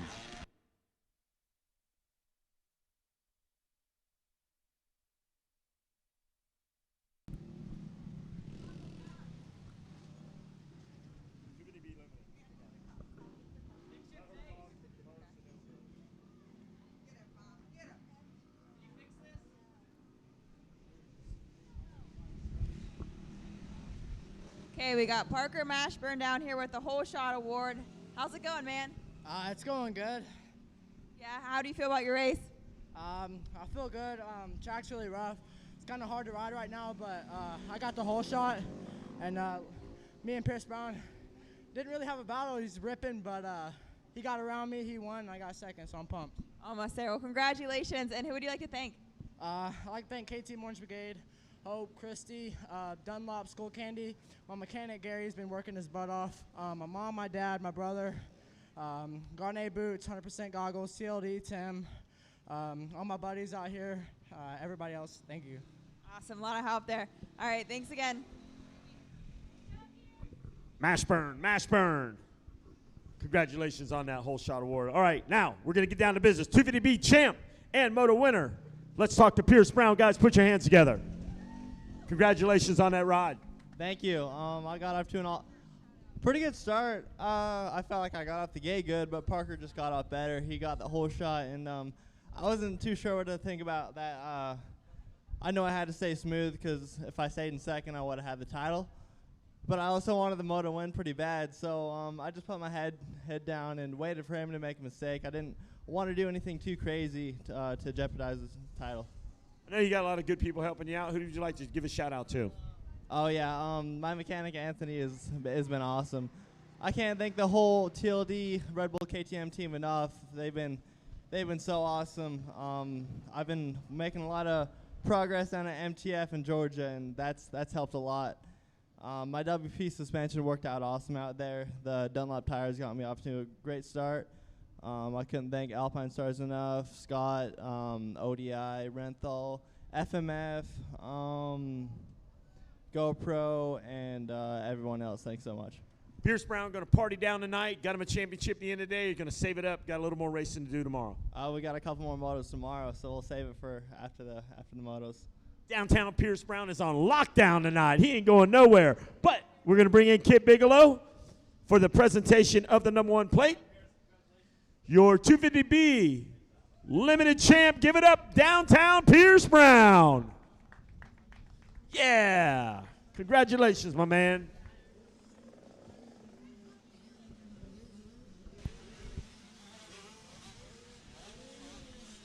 So Pierce Brown, a well-earned championship there.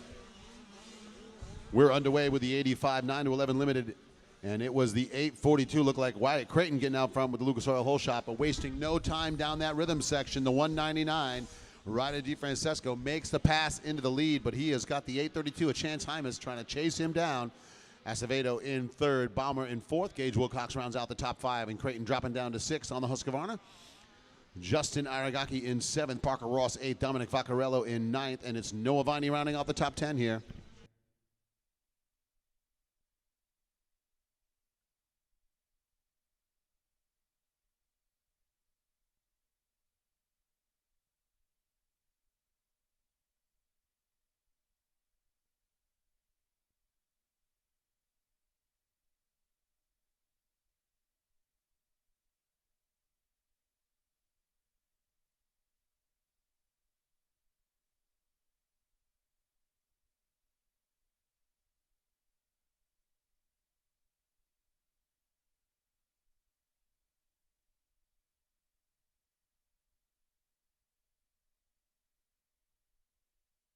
All right, so coming back into sight over that right-hand side, down to the downhill rollers, the 199 trying to hold the advantage, and it is Chance Hymas trying to chop away at that lead here.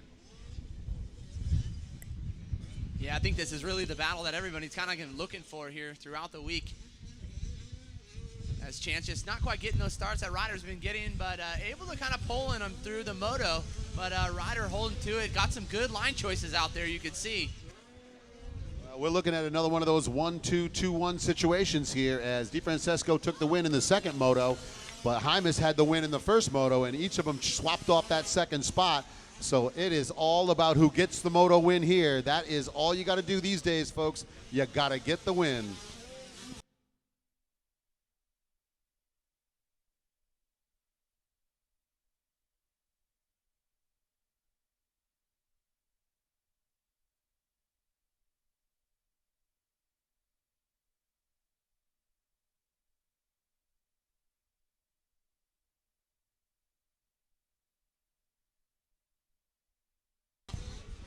All right, coming out of the start turn section, back down that long rhythm into the big tabletop, and here comes the 832. He is on the move.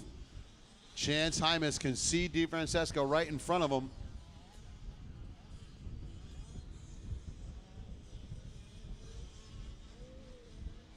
And you can see him trying to push that bike back to the ground. Yeah, you see Ryder kind of going wide there. I think kind of giving him some line choices here for Chance, so we'll see how this is going to play out. Yeah, getting out of that back section, they are definitely using different lines coming through there. And you get the feeling at this point that Hymas is going to want this win so bad, he is just going to put that bike wherever he has to, whether it's rough or not. Yeah, and you said a championship on the line right now. Yeah, it all comes down to who wins this moto. Julian Balmer in the 3rd spot for the overall right now, sitting in the 5th position. We'll see if he can move himself up. In the moto right now, though, it is DiFrancesco, Hymas, Wilcox, Acevedo, and Balmer, the top 5. And here Here we go. The 832 continues to charge. Can DeFrancesco hold him off?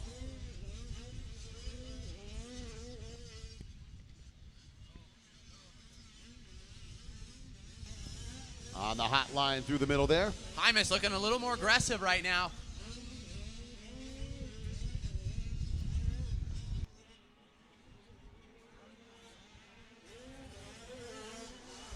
And, you know, that's the risk you run sometimes out in front there. You're trying to kind of maintain and manage the race. You're trying not to override, but then you got this guy behind you who doesn't care. He's going to go for it. And there you see feet off the pegs there. He's going to go. That's all there is to it. Chance Hymas is in it to win it, folks. Yeah, perfect example right there. Just kind of letting his feet and the bike work underneath him. And that's what you have to really do on a rough track like this. Sometimes waste more energy trying to fight the bike, and you can see Hymas certainly not doing that. Oh, yeah, nope. He does not care. This is their last moto today. It is all in, folks. Yeah, him and his bike are doing a little dance together right now. Oh, yeah. And here we go. This is another section where Hymas picks up the pace as we watch him come to the inside. Really rough through that section there.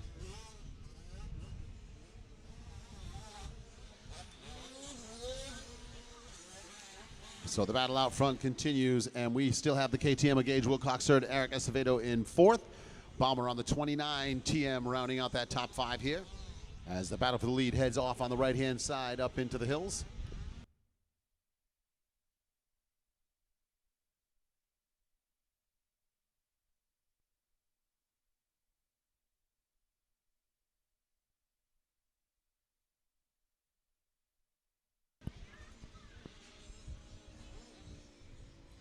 So back to the inside. Looked like Hymas a little bit of a mistake coming over that tabletop there. That might let DeFrancesco open the gap a little.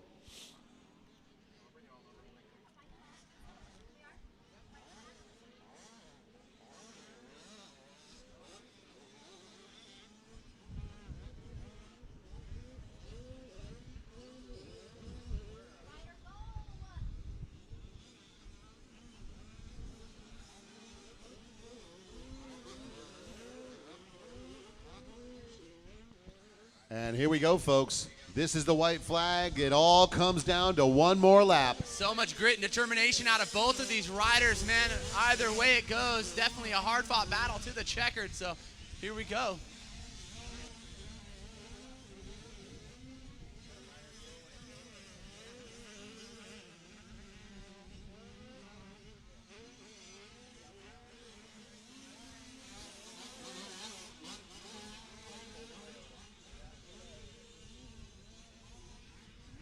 And DeFrancesco feeling that sense of urgency. He has picked up the pace.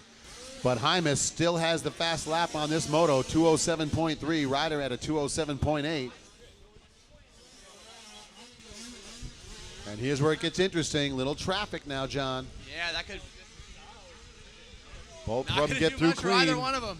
Nope, both of them going to get through there clean. And looking ahead of them, they've got a lot of clear track. So I think we're just going to see a straight up one-on-one, mano-a-mano battle here. The duel of the Cowies out front right now, man. They're putting it to the rest of the field. Man, 20 seconds nearly over the third place rider there. Yeah, they are gone from the rest of the field. Well, again, lap times don't lie. Your top two riders at a 207, everybody else 212 or above. And here we go. Hymas is going to feel the sense of urgency. Let's watch for a dive on this section right here. He's going to come down that little left-hander. Both look really smooth through that section there, Don. It's tightening up, John. Tightening up. As Hymas airs it out to the flat, he says, the heck with it, I'm going for it. Yeah, Hymas made a little bit of a mistake right there through that little option line. So let's see if a mistake-free rider, DeFrancesco, can take home the win. Nice run through the rollers for the 199. Yeah, nearly a wire-to-wire right here for Ryder. The Jimmy John's Team Green Kawasaki rider going to take home the win with a fist pump. Yeah, and he earned that one. That was a battle all the way through. Chance Hymas gave him every bit he wanted. Man, we've seen it for the big bikes to the little bikes, and these guys certainly put on a show here. Love it. Love it like that. That is what it's all about, folks. That is motocross right there. Yeah, and these guys still so young in their age, and man, I can't wait to see them jump up and do even that like 13, 14, you know. Going to be scary fast. Never it's mind gonna be freaky insane. fast. All right, so it looks like that is going to be Wilcox third, Acevedo fourth, and it will be Baumer looking to hang on to the 5th place spot here. And we're going to get ready now to send it down onto the podium. See Rob Fox from Dunlop showing up down there. Rob, you looking good? We're going to send it down to Nicole from Lucas Oil Pro Motocross and Wes Kane to hand out the hardware down there.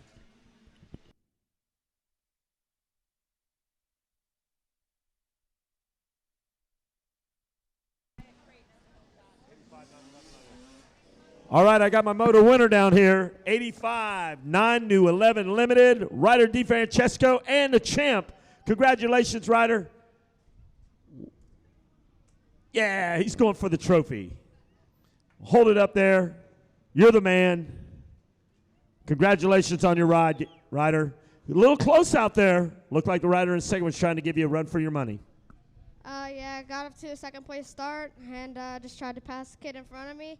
And first 2 laps, I kind of pulled away, but last 3 laps were tough. He came on strong the last 2 laps. I just had to drive my own race and not think about him behind me.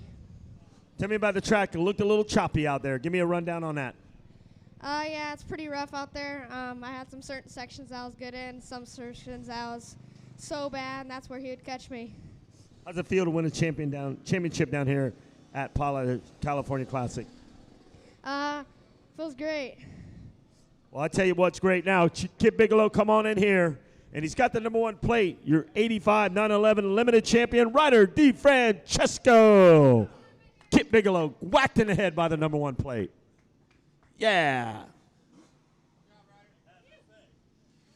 Hey, just for that championship, your dad is going to take you down to Temecula for an all-expense paid pizza party. It's on Randy.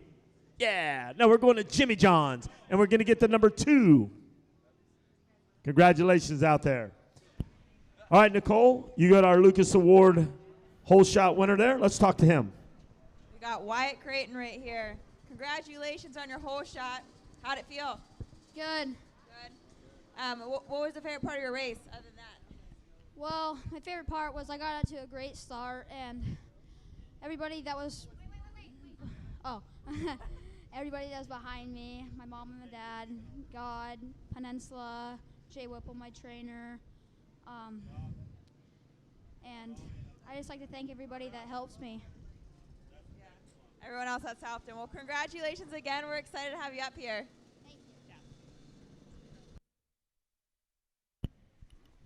So good times down there on the podium. Wes Kane tossing out those Jimmy Johns to everybody that can listen to him. Those folks are going to, that stock's going to be rising on that Jimmy Johns down there as Wes Kane continues to pump them up. We're underway here with the PW50 Shaft Drive. This is the final moto today. And out front there is the rider on that number 80. So Colton Dorico coming in with 6-1 scores. He's out front here. There's the 55 across the line, second. So Matt Nerano in that second spot here. And actually, I'm sorry, I was looking at the wrong one there. That is Dorico coming in 1-1 scores. Nerano sitting on 2-2 scores.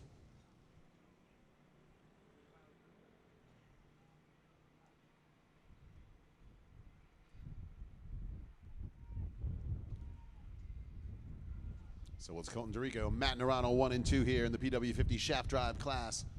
Third place rider coming through.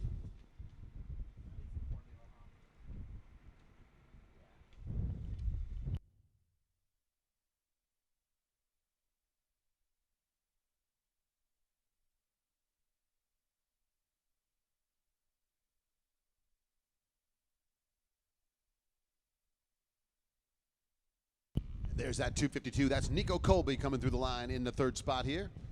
Leaders making their way on the far right-hand side, or the far left-hand side there. It's so late in the day, I don't know left from right anymore. And hey, folks, want to remind you, tomorrow morning there will be no practice. All races will have an assigned sight lap. Staging starts at 7:30. 7:45 a.m. Race 14 will be on the line. We'll be letting them go out for a sight lap. Racers 14 through 20 will get that sight lap. When race 22 is on the line, racers 22 through 28 will get their sight lap, and race 29 will be on the line, and the rest of the riders will get the sight lap with them again. So again, no practice tomorrow morning. We're going to have sight laps assigned when you're in staging, so you need to start the stage up at 7:30, a little bit earlier. We're going to have the racing going on the track at 7:45.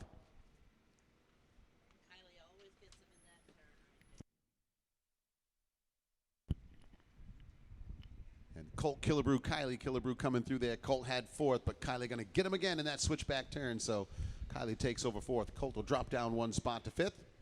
Yeah, these guys setting a blistering pace right now. Again, running an abbreviated portion of the track, not going the full distance. Oh, I think we'd lose him if we sent him out in that back section there at this point, John. I have a feeling. They'd go off there, never to be heard from again. Disappear into the hills like the legends. So there is the 8, and he is kicking some serious tail here, coming through some of those rough sections. I got to tell you, Colton Dorico getting it done out front here. Good pace for that 5.56 in Arano as well. Yeah, just got the legs kind of flailing and just pin it. That's it. Stand up on them pegs. That Euro style.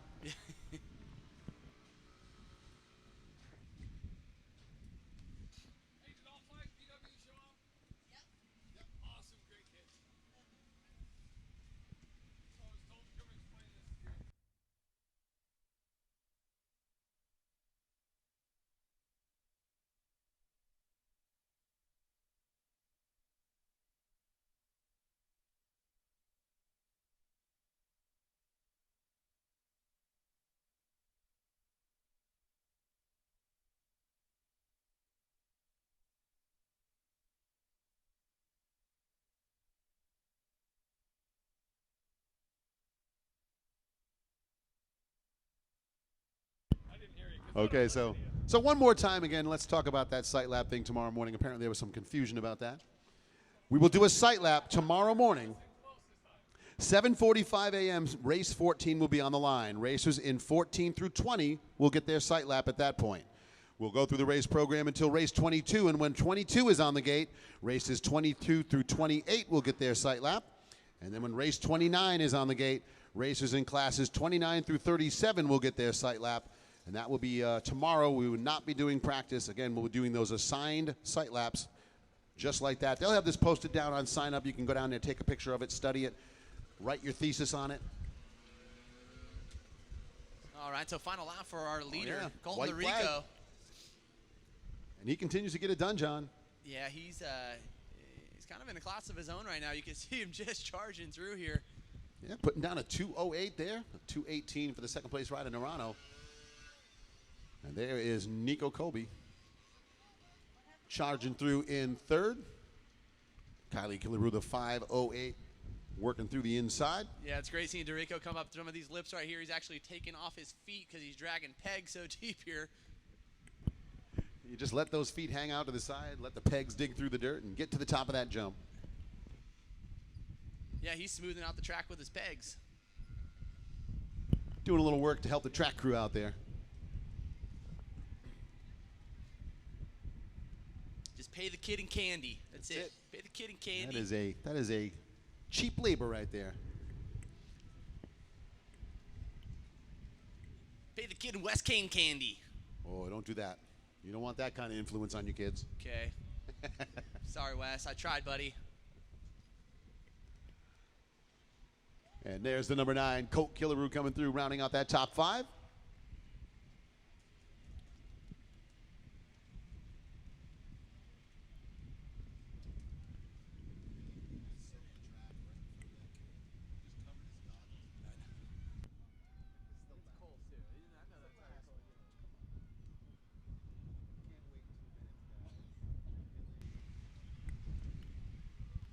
All right, so a couple corners left to go here for our leader, Dorico, aboard the number 80 machine.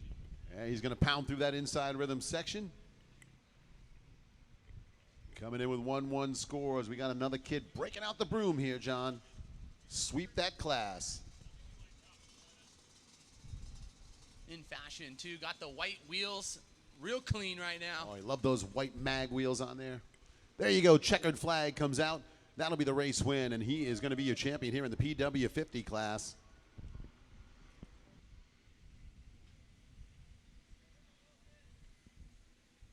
So a few more buzzing bees out there still to come across. Looks like here comes Matt Nerano. Again, Nerano on a good pace there on the 5.56. Hang on to second.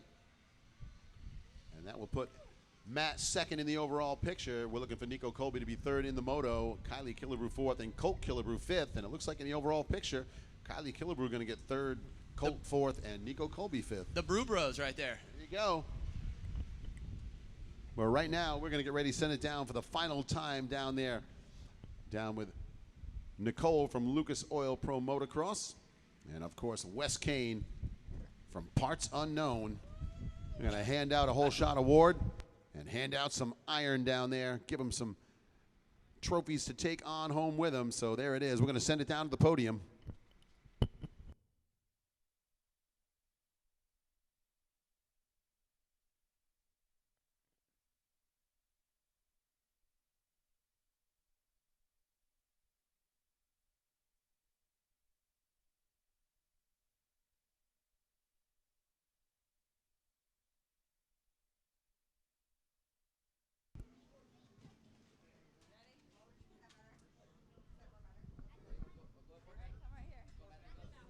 Okay, we got Matthew Nerano here with the Whole Shot Award. How's it going, man? Good. Good. How do you feel about your race? Good. Good, good. What was your favorite part besides the whole shot? It feels good. Feels good. And who's helped you out today? I want to thank my mom, my dad, my grandpa, my sister, my friend, and Making Metals, DT1, Pro Taper, X Brand, and that's it. And that's it. Well, awesome, man. Congratulations. We're so excited for you. Now to Wes Kane with the winner here. All right, great job. This little guy's good right here. And how about Colton DeRico, your champion Yamaha shaft drive class? Put your hands together. Great job out there, little man. Tell me about your race. It was good. How's the track out there working for you? Rough. Who do you want to thank? My mom, my dad, Blue Crew.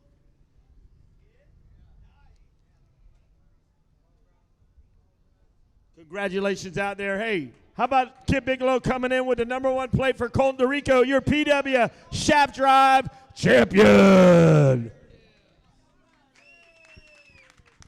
He hails from Parts Unknown. He comes to Pala with a PW50 in the back of a '67 Pontiac. And they're the champs. All right, great job. Can't wait. Donnie Cakes did a great job up there with John on the mic. Nicole down here handling business down here for Lucas Oil with the Whole Shot Awards. And we're going to do it again all over tomorrow, Championship Sunday. It's Sunday here at the Palo Raceway at the 2017 California Classic. Yeah. And who's buying dinner? Phil. Where's Phil Hodges at? Hey, Phil Hodges, 1980 called back and they need their hair. Billy Idol said, I need my hair back in 1982. Come on down here, Phil Hodges. Bring that hair back. I need it back. 1982 called. They said, get out of the camo, get out of the zipper-up jump boots, and come on back. Bring the hairdo back because I need it back. I'm going on tour, and I need my hair back. And you're the ice cream guy. $20. Don't be cheap. Don't be cheap on it. Creep on it. Go pay the ice cream man. Hey, let's roast Phil Hodges. It's the roast. Let's roast him up right now. Yeah. He's got a shirt they used to change oil. And he took a little Monster insignia, put it on there, and here I go. Yeah, he got that shirt for $4.99 at Baby Gap. Phil Hodges. Yeah. Hey, that's my son. Yeah, my son. He's running all the show right here. Yeah, my son. I'm Phil. You know me? Yeah. Hey, can you let me in for free?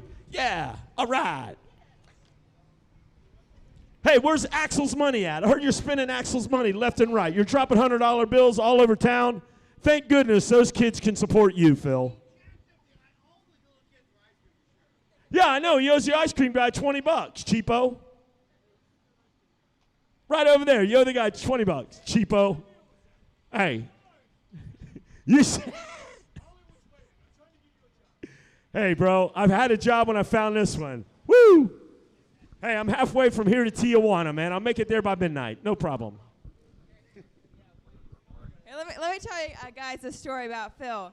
Phil and I went to spring break last weekend in Mexico and down in Rosarito, and he wore his Ugg boots. And these Ugg boots, man, they got him so many fans. He had more fans hitting him up than Axel did that weekend. It was crazy.